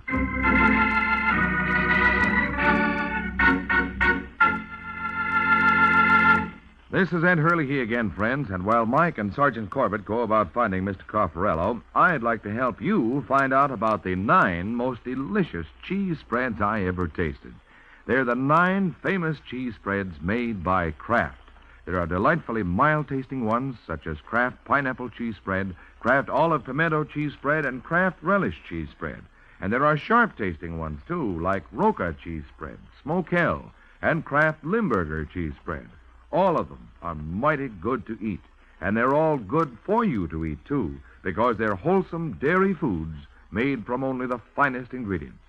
For quick, easy snacks and sandwiches, keep your refrigerator stocked with several of the 9 delicious Kraft cheese spreads.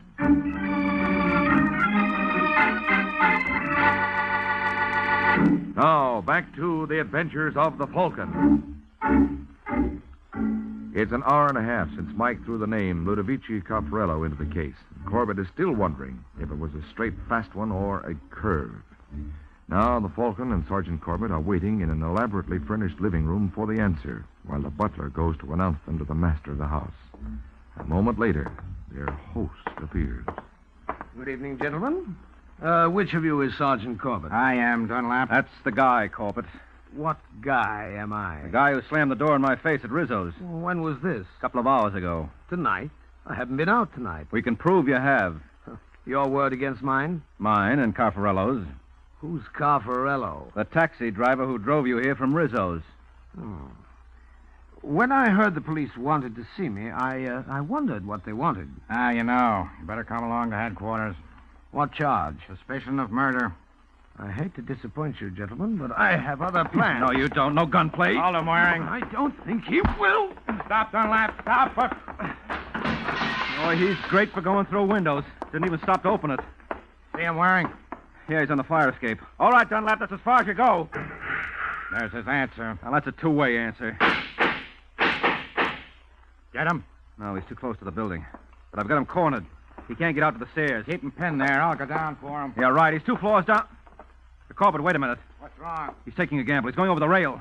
He's going to drop to the ground. It's 3 floors to solid concrete. If he makes Here, it. just a second.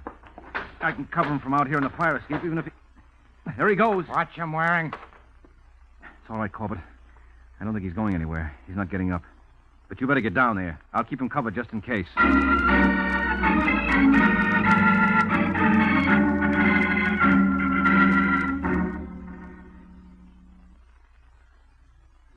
All right, Mike, so you and the sergeant found Rizzo's body, but then what? Well, I knew the murderer left the building right after Joey and I got there. Huh? He went out the window while I was in the hall. Uh-huh. And I knew he'd be in a hurry to get out of the neighborhood. He might have taken a taxi, and since the taxi we arrived in was probably still out front... Oh, I see. Well, you know, they have the driver's identification in the cab. I remember the name because it intrigued me. Ludovici Caffarello. So you called the taxi company and asked where you could find Caffarello. That's right. And he told us he picked up a fare near Rizzo's and gave us the description. We went to where he took the fare, gave the desk clerk the description, and he said it sounded like Dunlap.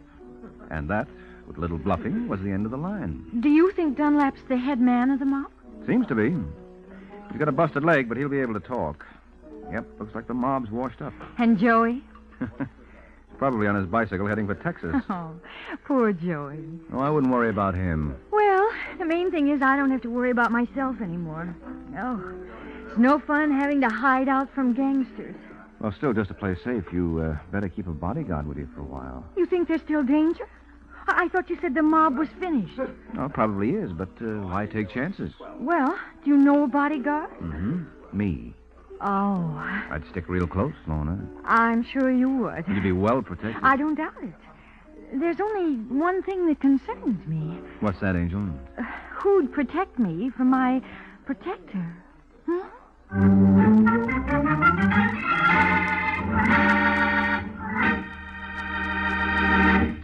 In many parts of the country, winter means ice and snow, dangerous road conditions, and dangerous road conditions may mean a bad accident to you, so drive extra carefully.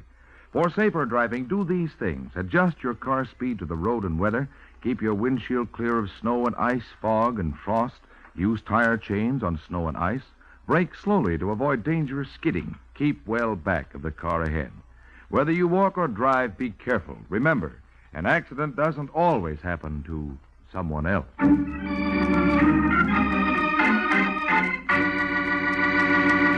The Case of the Bellicose Boxer.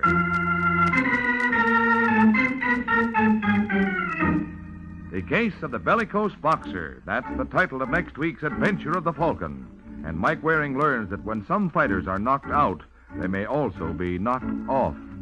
So be sure to listen at the same time next week to another exciting adventure of the Falcon, brought to you by the Kraft Foods Company. The Adventures of the Falcon are based on the famous character created by Drexel Drake, produced by Bernard L. Schubert, written today by Jerome Epstein, and directed by Richard Lewis. Music was by Arlo. Les Damon was starred as the Falcon with Ken Lynch as Sergeant Corbett. Be sure to hear the great Gildersleeve next Wednesday evening over most of these stations. In next Wednesday's broadcast, Gildy comes face to face with an hilarious problem and solves it in a way that will keep you laughing for days. Remember the show, the time, and the place. The Great Gildersleeve, next Wednesday evening over most of these stations. Check your newspaper for time of broadcast. This is Ed Hurley speaking for the Kraft Foods Company. Hear Mr. and Mrs. Blandings later today, then The Big Show on NBC.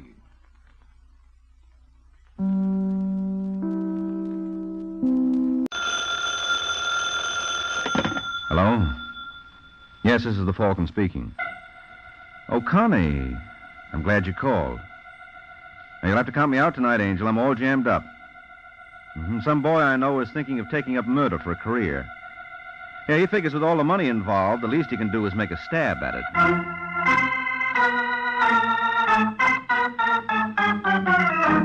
This is Ed Hurley, friends, inviting you on behalf of the Kraft Foods Company to listen to The Adventures of the Falcon, starring Les Damon. You met the Falcon first in his best-selling novels. Then you saw him in his thrilling motion picture series. Now join him on the air when the Falcon solves The Case of the Happy Hoodlum.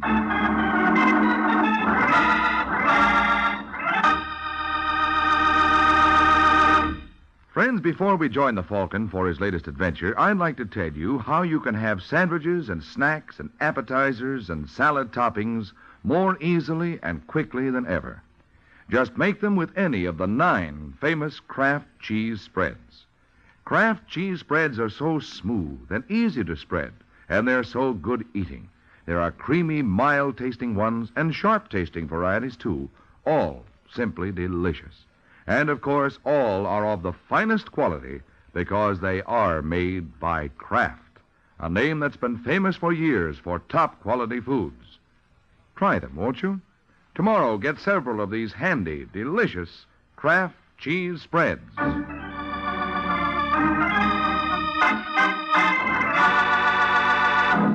And now, the case of the Happy Hoodlum. It's late afternoon in New York, and a tall, thin man with a dirty trench coat walks up the steps of the Revere building. His name is Marty Kramer. Mr. Kramer is embarked on a mission where the chances are 1,000,000 to 1 against him. Apparently, that doesn't bother him. He smiles as he takes the elevator down to the basement where the Revere Express Company has its headquarters. Then, still smiling, he marches down the hall to a door marked Employees Only and barges right in. Hey, just a second there, mister. Yeah? You don't work here. Do you? Yes. Good, then maybe you can help me out. Where do they keep the dough around here? Were you crazy? Don't tell me the stories I heard about this place aren't true. I saw a piece in the Sunday paper that said you always have $2 or $3 million on tap. Now, look, mister. No, you look, friend, because I got a little more than you have. What? That's right, it's a gun. And if you don't want a practical demonstration of how it works, you better take me to where they keep the dough. Okay, you're the doctor. Wait a minute. Where do you think you're going? You said you wanted to go into the bullion room, didn't you? That's right. Well, I've got to get my pass. They won't let me in without it. Where is it? In that drawer. Okay. Open it slowly. And don't put your hand in there until I can see what you're doing. Hold it. What's that? Oh, that? Why, that's the signal for one of the drivers that a bank wants him for a pickup. You wouldn't try to kid me, would you, friend? So help me, it's the truth. All right, where's your pass? Right here. Now, which way do we go? Down the hall. Okay, let's move. Say, tell me something, mister. Yeah? That piece you read in the paper. What about it? Did it tell you how many armed guards we have in the joint? 68, wasn't it? That's right. And you expect to pick up an odd million and walk out without anyone bothering you. I'm doing it, ain't I? You haven't got the million yet. Just give me time, pal. Where do we go now? In here. That's where they get the shipments ready for the trucks. Okay, open the door. Now, don't forget, I'm right behind you. And I'm right behind you, mister. What? Just drop the gun, Pally. You got him, Paul? Yeah, I got him. All right, Barney. Frisk him. Right. You don't have to do that. I'm clean. I know, but we don't believe in taking chances. I can see that.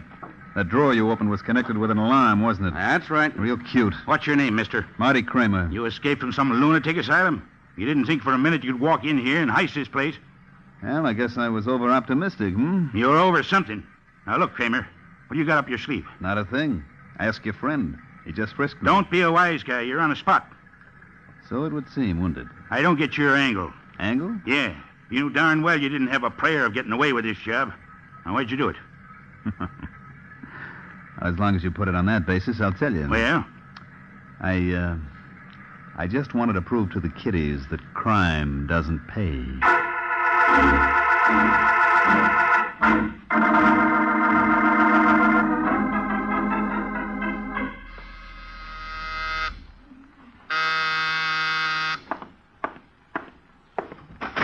Yeah? Oh. Hello, Mike. Sergeant Corbett. You going to invite me in? I don't know why I should. Come on. Let me take your coat. No, thanks. I can't stay long. Oh. How about a little, What time is it? 5 to 6. You sure you're not 5 minutes slow? Come to think of it, I am. Good. Then I'm off duty. I'll have a short one. What's on your mind, Sergeant? It's funny you should ask that. Why? If there is something on my mind. Did you read about that boy named Marty Kramer? Lad who tried to heist the Revere Express Company yesterday? Yeah. How do you figure it? Simple. He's crazy. No, he isn't. He's as sane as you are, if that means anything. Well, he certainly couldn't have believed he stood a chance of walking off with the loot. No, he wanted to get caught. Why? That's what bothers me. I can't make it out. Can you? Sergeant, what are you getting at? I'd like you to look in on Kramer. Are you out of your mind? I guess I am. You know, if you do this, there won't be a dime in it for you. You must think I'm as crazy as you are. I do. What do you say, Mike? Well, if everybody's going to act nuts, I might as well get into the act, too. Okay, I'll do it.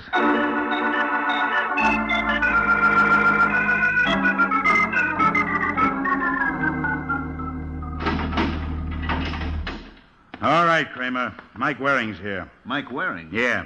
You have 10 minutes, Mike. Thanks, Mac. Wait a minute, Buster. Who sent for you? Sergeant Corbett asked me to look in on you. My name is Mike Waring. You the bird they call the Falcon? Mm-hmm. What do you want with me? Sergeant Corbett feels there's a lot more to your case than meets the eye.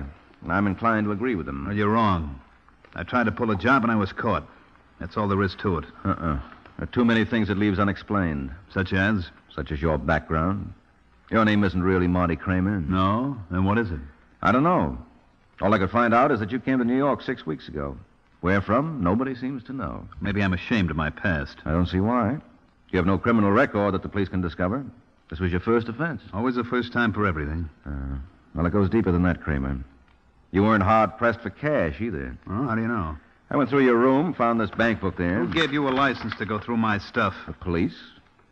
There's $7,000 in that account. Well, maybe that wasn't enough for me. Well, you certainly couldn't hope to pick up more at the Revere Express Company. A fella can try. Yeah, I know, but you didn't have your heart in it. The DA showed me the gun they took away from you up there. Yeah? Yeah. That thing couldn't hurt a fly. The firing pin was filed all the way down. You're out of your mind, Falcon. Now, don't tell me that. I saw the gun. Well, if the pin was shot, I didn't know about it. You don't think I'd do anything as silly as that? I think you're doing something a lot sillier. Now, look, Kramer, you better start talking. Unless you level with me, they're really going to pop it to you. Why don't you mind your own business? Can I help it if I'm nosy? Well, maybe this will cure you. Oh, Mike! What's going on in there? Nothing. I'm all right, Mac. What's the idea, Kramer? I'm just settling accounts with my friend here. That was the down payment, Waring. If you insist on working for me in the future, you can expect a lot more.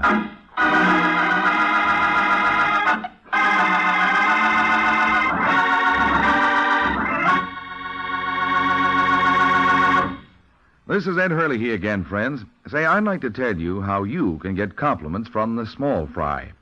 Next time the children want something to eat between meals, set out their favorite crispy crackers and a glass or two of Kraft Pineapple Cheese Spread, one of the 9 famous Kraft cheese spreads. Then watch those youngsters go to it. Watch how their faces light up when they taste this delightfully mild cheese spread that's filled through and through with juicy bits of sweet sun-ripened pineapple. Mm-hmm. Kraft pineapple cheese spread is delicious. And it's smooth, too, for wonderfully easy spreading. And you know it's a snack the whole family can enjoy often. Because, like all the Kraft cheese spreads, it's a wholesome dairy food made from only the finest ingredients.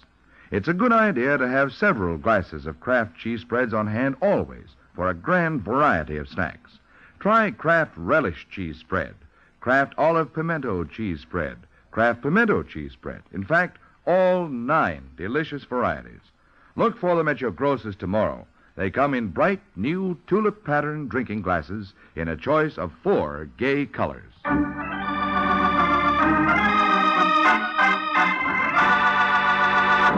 Now, back to the adventures of the Falcon. A week has passed since Mike Waring had his little talk with Marty Kramer.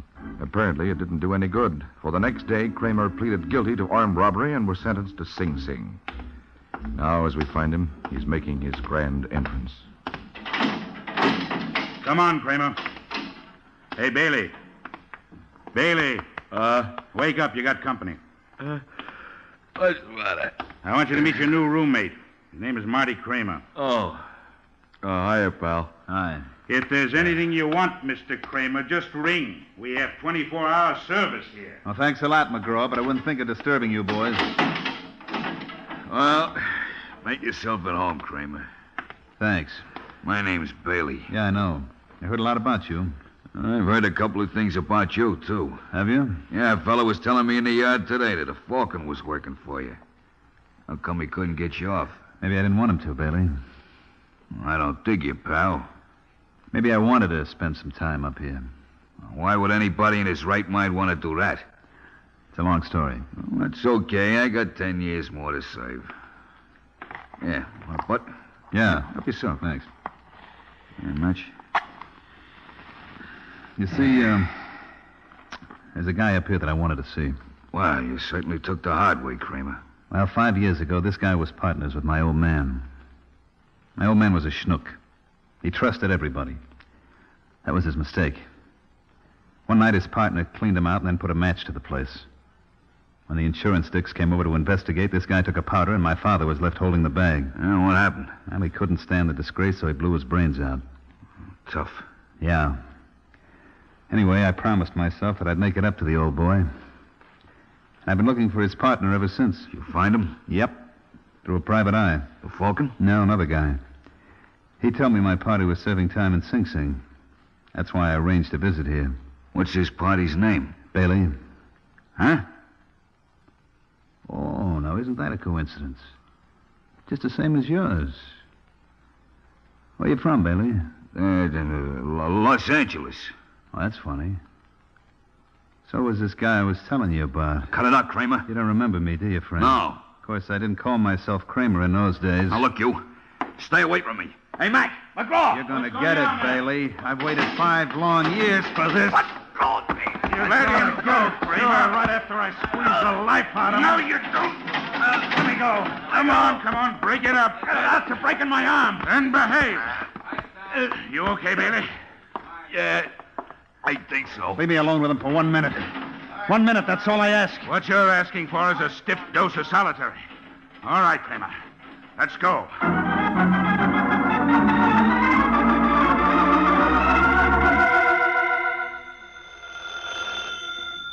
Go away.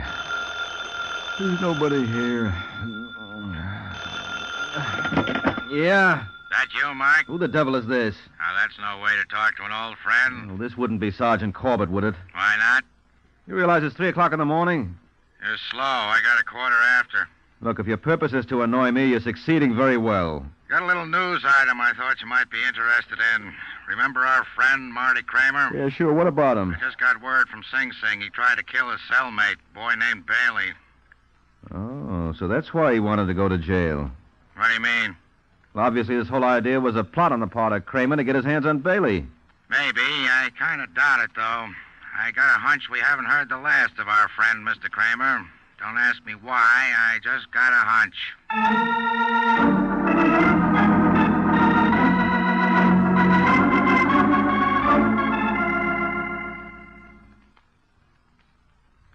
Imagine how I felt, Logan.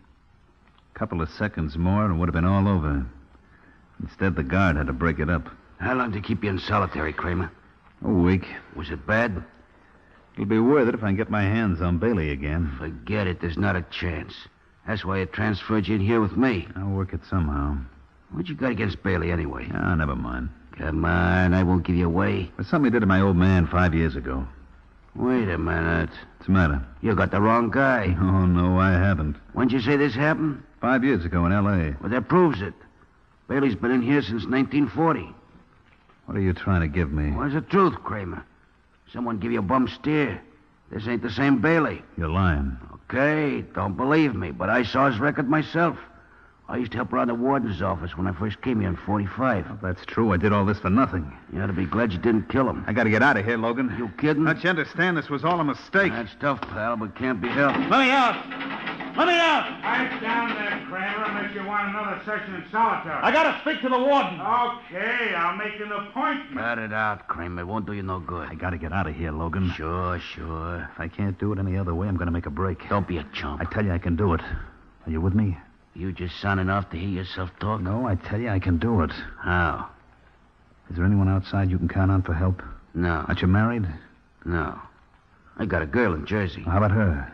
How do you think I got in here in the first place? She squeal on you? That's what a couple of people would like me to believe. I was running the biggest gambling joint in town till Martha got friendly with Philip Hernandez. Phil Hernandez? One of my competitors.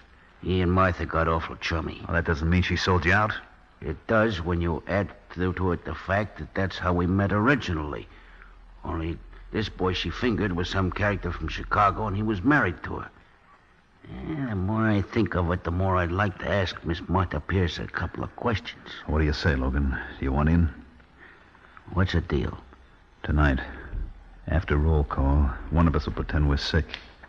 When the guard comes in to investigate, we'll take care of him. With what? With this. Hey, where'd you get that hunk of lead? When I was in solitary, I noticed one of the water pipes was loose. I didn't think anyone would mind if I borrowed it. Yeah, they're bound to find out it's gone. Sure, the next time they throw someone in solitary, but that may be days. And we'll use it tonight.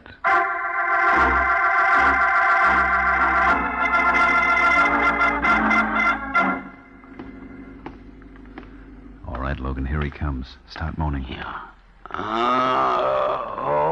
That's the ticket, pal. Keep it up. Oh! What's the trouble there? I don't know, Mac. Something's the matter with Logan. Stand back from the door, Kramer. I'm coming in. I think it's appendicitis.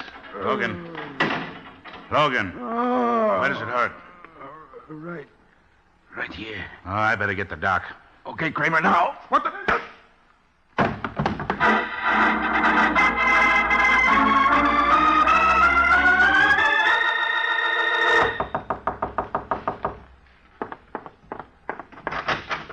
Hello, Martha. Philip, what are you doing here? You heard the news? What news? There was a flash on the radio at 10:30. Your ex-boyfriend, he broke out of jail. Logan? Yes, he and a man named Marty Kramer.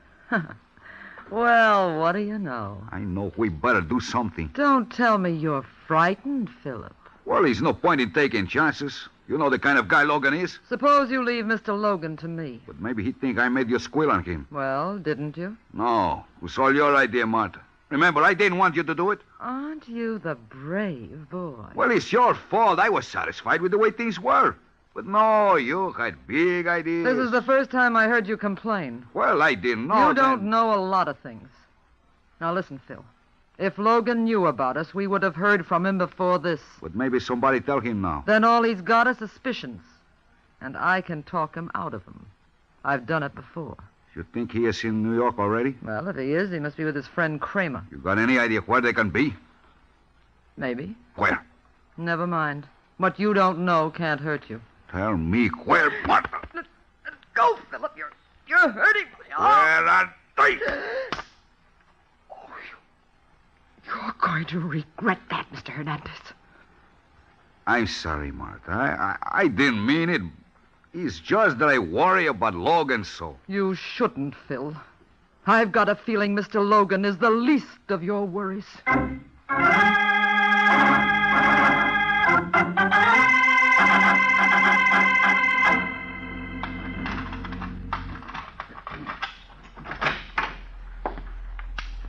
Turn off that light. Kramer. Yeah. This time, Waring, I've got a gun with a perfectly good firing pin. Now turn off that light so I can come out from behind these drapes. Okay. Now stay where you are until I switch on this lamp. Just as you say. All right, sit down. How'd you get in here, Kramer? Through that fire escape window. Oh? Now listen, Waring, I gotta talk to you. You've got to help me. You must be out of your mind. I wouldn't be surprised if you were right. I was crazy to do what I did. You mean break out of jail? No, break in. What are you raving about? I wanted them to send me to Sing Sing because there was a man named Bailey there that I thought was responsible for my father's suicide. So that's why you tried that phony holdup at the Revere Express Company, huh? Yeah. But when I got to the pen, it was the wrong guy. And I realized how ridiculous the whole idea was. I could have told you that in the first place. What am I going to do, Mike? Why'd you crash out? I told you I wanted to see you. You could have sent me a letter. I was rattled. I didn't think of it. Well, you've got to give yourself up. No. Look, it's your only chance, Kramer. Fortunately, that guard you slugged wasn't badly hurt. What do you think they'll do to me? I don't know. Your guess is as good as mine. But I'd gamble you won't even have to serve out your original sentence, providing... Providing what? We take Logan back with us. No, I won't rat on him. Don't be a fool, Kramer. Logan's dangerous. He's got a record as long as you're armed. Now, don't be a chump. If the positions were reversed, he'd sell you out in 5 minutes. Now, what do you say? Okay, Waring. Call a cab. I'll take you to him.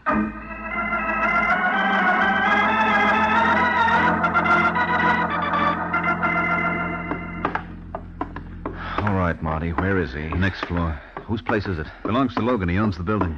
Yeah, that's pretty convenient. Does he know you went to see me? No. I told him I was going to get some grub. Hold it. This it? Yeah. You better let me go in first. I'll give you the high sign when it's okay for you to come in. Right. Logan? Logan, I'm back. Hey, Logan, where the... Waring. Yeah, what's the matter? What's the trouble? Oh, never mind. I see him. He isn't moving. A few people do when they're dead. All right, Kramer, what do you got to say for yourself?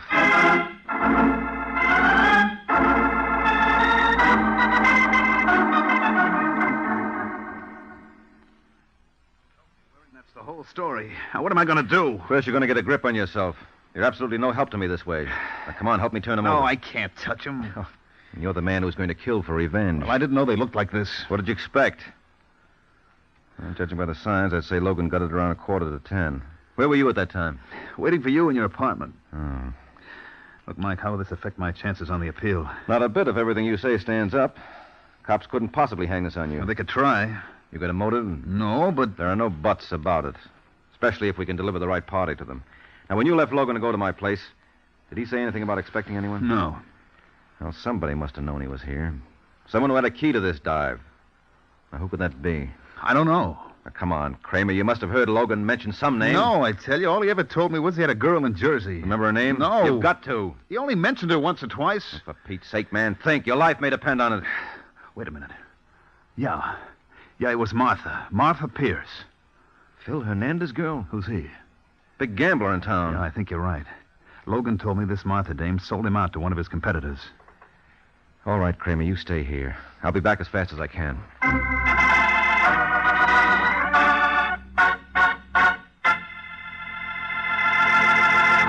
This is Ed Hurley again, friends. Sounds like Kramer gave Mike a lead to the killer, doesn't it? Right now, though, I'd like to give you a lead to 9 kinds of wonderful eating. That's right, I said 9. Because I'm talking about the delicious Kraft cheese spreads that come in 9 grand varieties. There are delightfully mild-tasting ones like Kraft pineapple cheese spread, Kraft relish spread, and Kraft olive pimento cheese spread. And there are sharp-tasting kinds, too, such as Kraft cheese and bacon spread, Roca brand cheese spread, and hearty Kraft Limburger cheese spread. They're all delicious, all wholesome dairy products, and all so handy for making quick, easy snacks and sandwiches. Always keep your refrigerator stocked with several of the 9 delicious Kraft cheese spreads.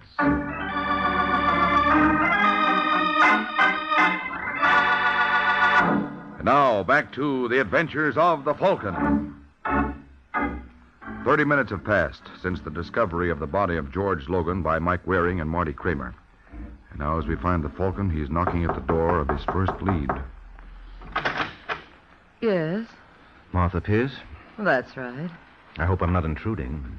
Not at all, honey. But if you're going to show me your brushes, you might as well come in. Well, thanks. I'm afraid I left my sample case at home. What's your name, handsome? Mike Waring? I think I've heard that somewhere before. Could be. I'm a private detective, Miss Pierce. My friends call me Martha. Well, I'll bet you've got 1,000 of them. Listen, Mr. Waring... No, I'm sorry. I take it back. You couldn't have more than 999. What's that supposed to mean? You just lost one of your best. Who? George Logan. Oh, don't tell me. Yes, he's dead. Poor Logan. I knew the excitement of breaking out would be too much for him. He had a bad heart. Yes, well, that knife someone stuck in his back didn't help matters any either. Incidentally, where can I find Philip Hernandez? You're wasting your time, honey. He isn't in New York. He took the midnight plane to Chicago. Well, that must make it awfully dull for you. How have you been keeping yourself occupied? Now, come, Mr. Waring. Surely you don't suspect me of killing Logan. No, of course not. I was just curious, that's all. Well, when Phil told me about the news flash he heard about Logan breaking out, I thought it called for a celebration. So I went to the Hawk Club. Where undoubtedly you were seen by 100 different people. At the very least. Well, that makes a very handsome alibi, Martha. I'm glad you like it. All right, Angel, I'll be seeing you. Oh, must you go? Yes, but don't worry, I'll be back. And it may be sooner than you think.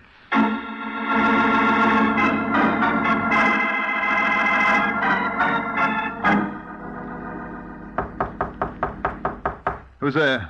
It's all right, Kramer. It's only me, Mike Waring. Oh, just a second. How'd you make out, Waring? I didn't. You couldn't get a thing out of her? No. My girlfriend Martha's got an alibi. Claims she spent the entire evening at the Hawk Club. Well? Well, I was down there, and everyone bears her out. It must have been her new boyfriend who killed Logan. No, I'm much more inclined to suspect it was her old one. Who? You. I don't understand. Oh, sure you do. You're a pretty smart boy, Kramer. That was a beautiful plan you worked out to get Logan. What are you talking about? You went up to Sing Sing to find somebody, only his name wasn't Bailey, it was Logan. That business of your old man's suicide was so much tripe. Logan took Martha away from you, and that's why you had it in for him. You got rocks in your head. If Logan was the one I was after, why didn't I kill him when we were in the same cell? Because you were sure to go to the chair. This way you felt confident you'd get away with it. The authorities up there thought Bailey was the one you were after. As far as they knew, you had no connection with Logan. It was just a coincidence that you broke out together and someone killed him. Now, you played it very smart, Kramer. Obviously, it wasn't smart enough. You caught on. Well, it wasn't your fault. Sometimes the fates conspire against you. You see, you broke out a stir at 8:30. So the news of the break wasn't released over the air until 2 hours later. The first flash came at 10:30. Well, Logan was murdered at 9:45. 3/4 of an hour before either Martha or Phil Hernandez could possibly have known he escaped. That's where your frame fell down. It's too bad you made that mistake. We can't all be as clever as you, Waring. But speaking of boners, you made a pretty bad one yourself. I don't see where. You shouldn't have come back here. Why not? You forget that I still have this gun. Oh, no, I haven't. Sergeant?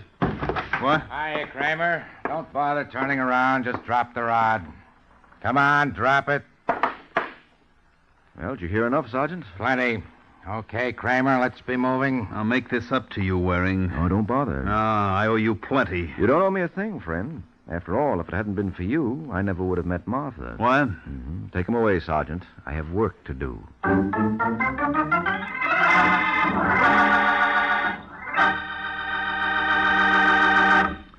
This is the season for hearty breakfasts, hot cakes, hot toast, hot rolls, waffles, and the spread that adds extra goodness to every bite is Parquet margarine, made by Kraft. Yes, Parquet is the margarine millions prefer to any other because it tastes so good. And it tastes so good because it's always fresh. In states where the law permits, get yellow Parquet in its new Flavor Saver aluminum foil wrap. Elsewhere, get Parquet in the regular package or handy Color Quick bag. Parkay, Parquet margarine, made by Kraft.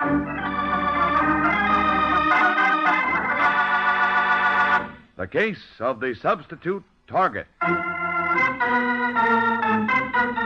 The Case of the Substitute Target. That's the title of next week's adventure of the Falcon, when Mike Waring learns that just because a fella has a head on his shoulders is no sign he's going to be able to keep it there. So be sure to listen at the same time next week to another exciting adventure of the Falcon, brought to you by the Kraft Foods Company. The adventures of the Falcon are based on the famous character created by Drexel Drake, produced by Bernard L. Schubert, written today by Eugene Wang, and directed by Richard Lewis. Music was by Arlo. Les Damon was starred as the Falcon, with Ken Lynch as Sergeant Corbett. Be sure to hear The Great Gildersleeve next Wednesday evening over most of these stations. In next Wednesday's broadcast, Gildy comes face to face with an hilarious problem and solves it in a way that will keep you laughing for days. Remember the show, the time, and the place. The Great Gildersleeve next Wednesday evening over most of these stations. Check your newspaper for time of broadcast. This is Ed Hurley speaking for the Kraft Foods Company. Hear Martha Ray and Jimmy Durante on The Big Show today on NBC.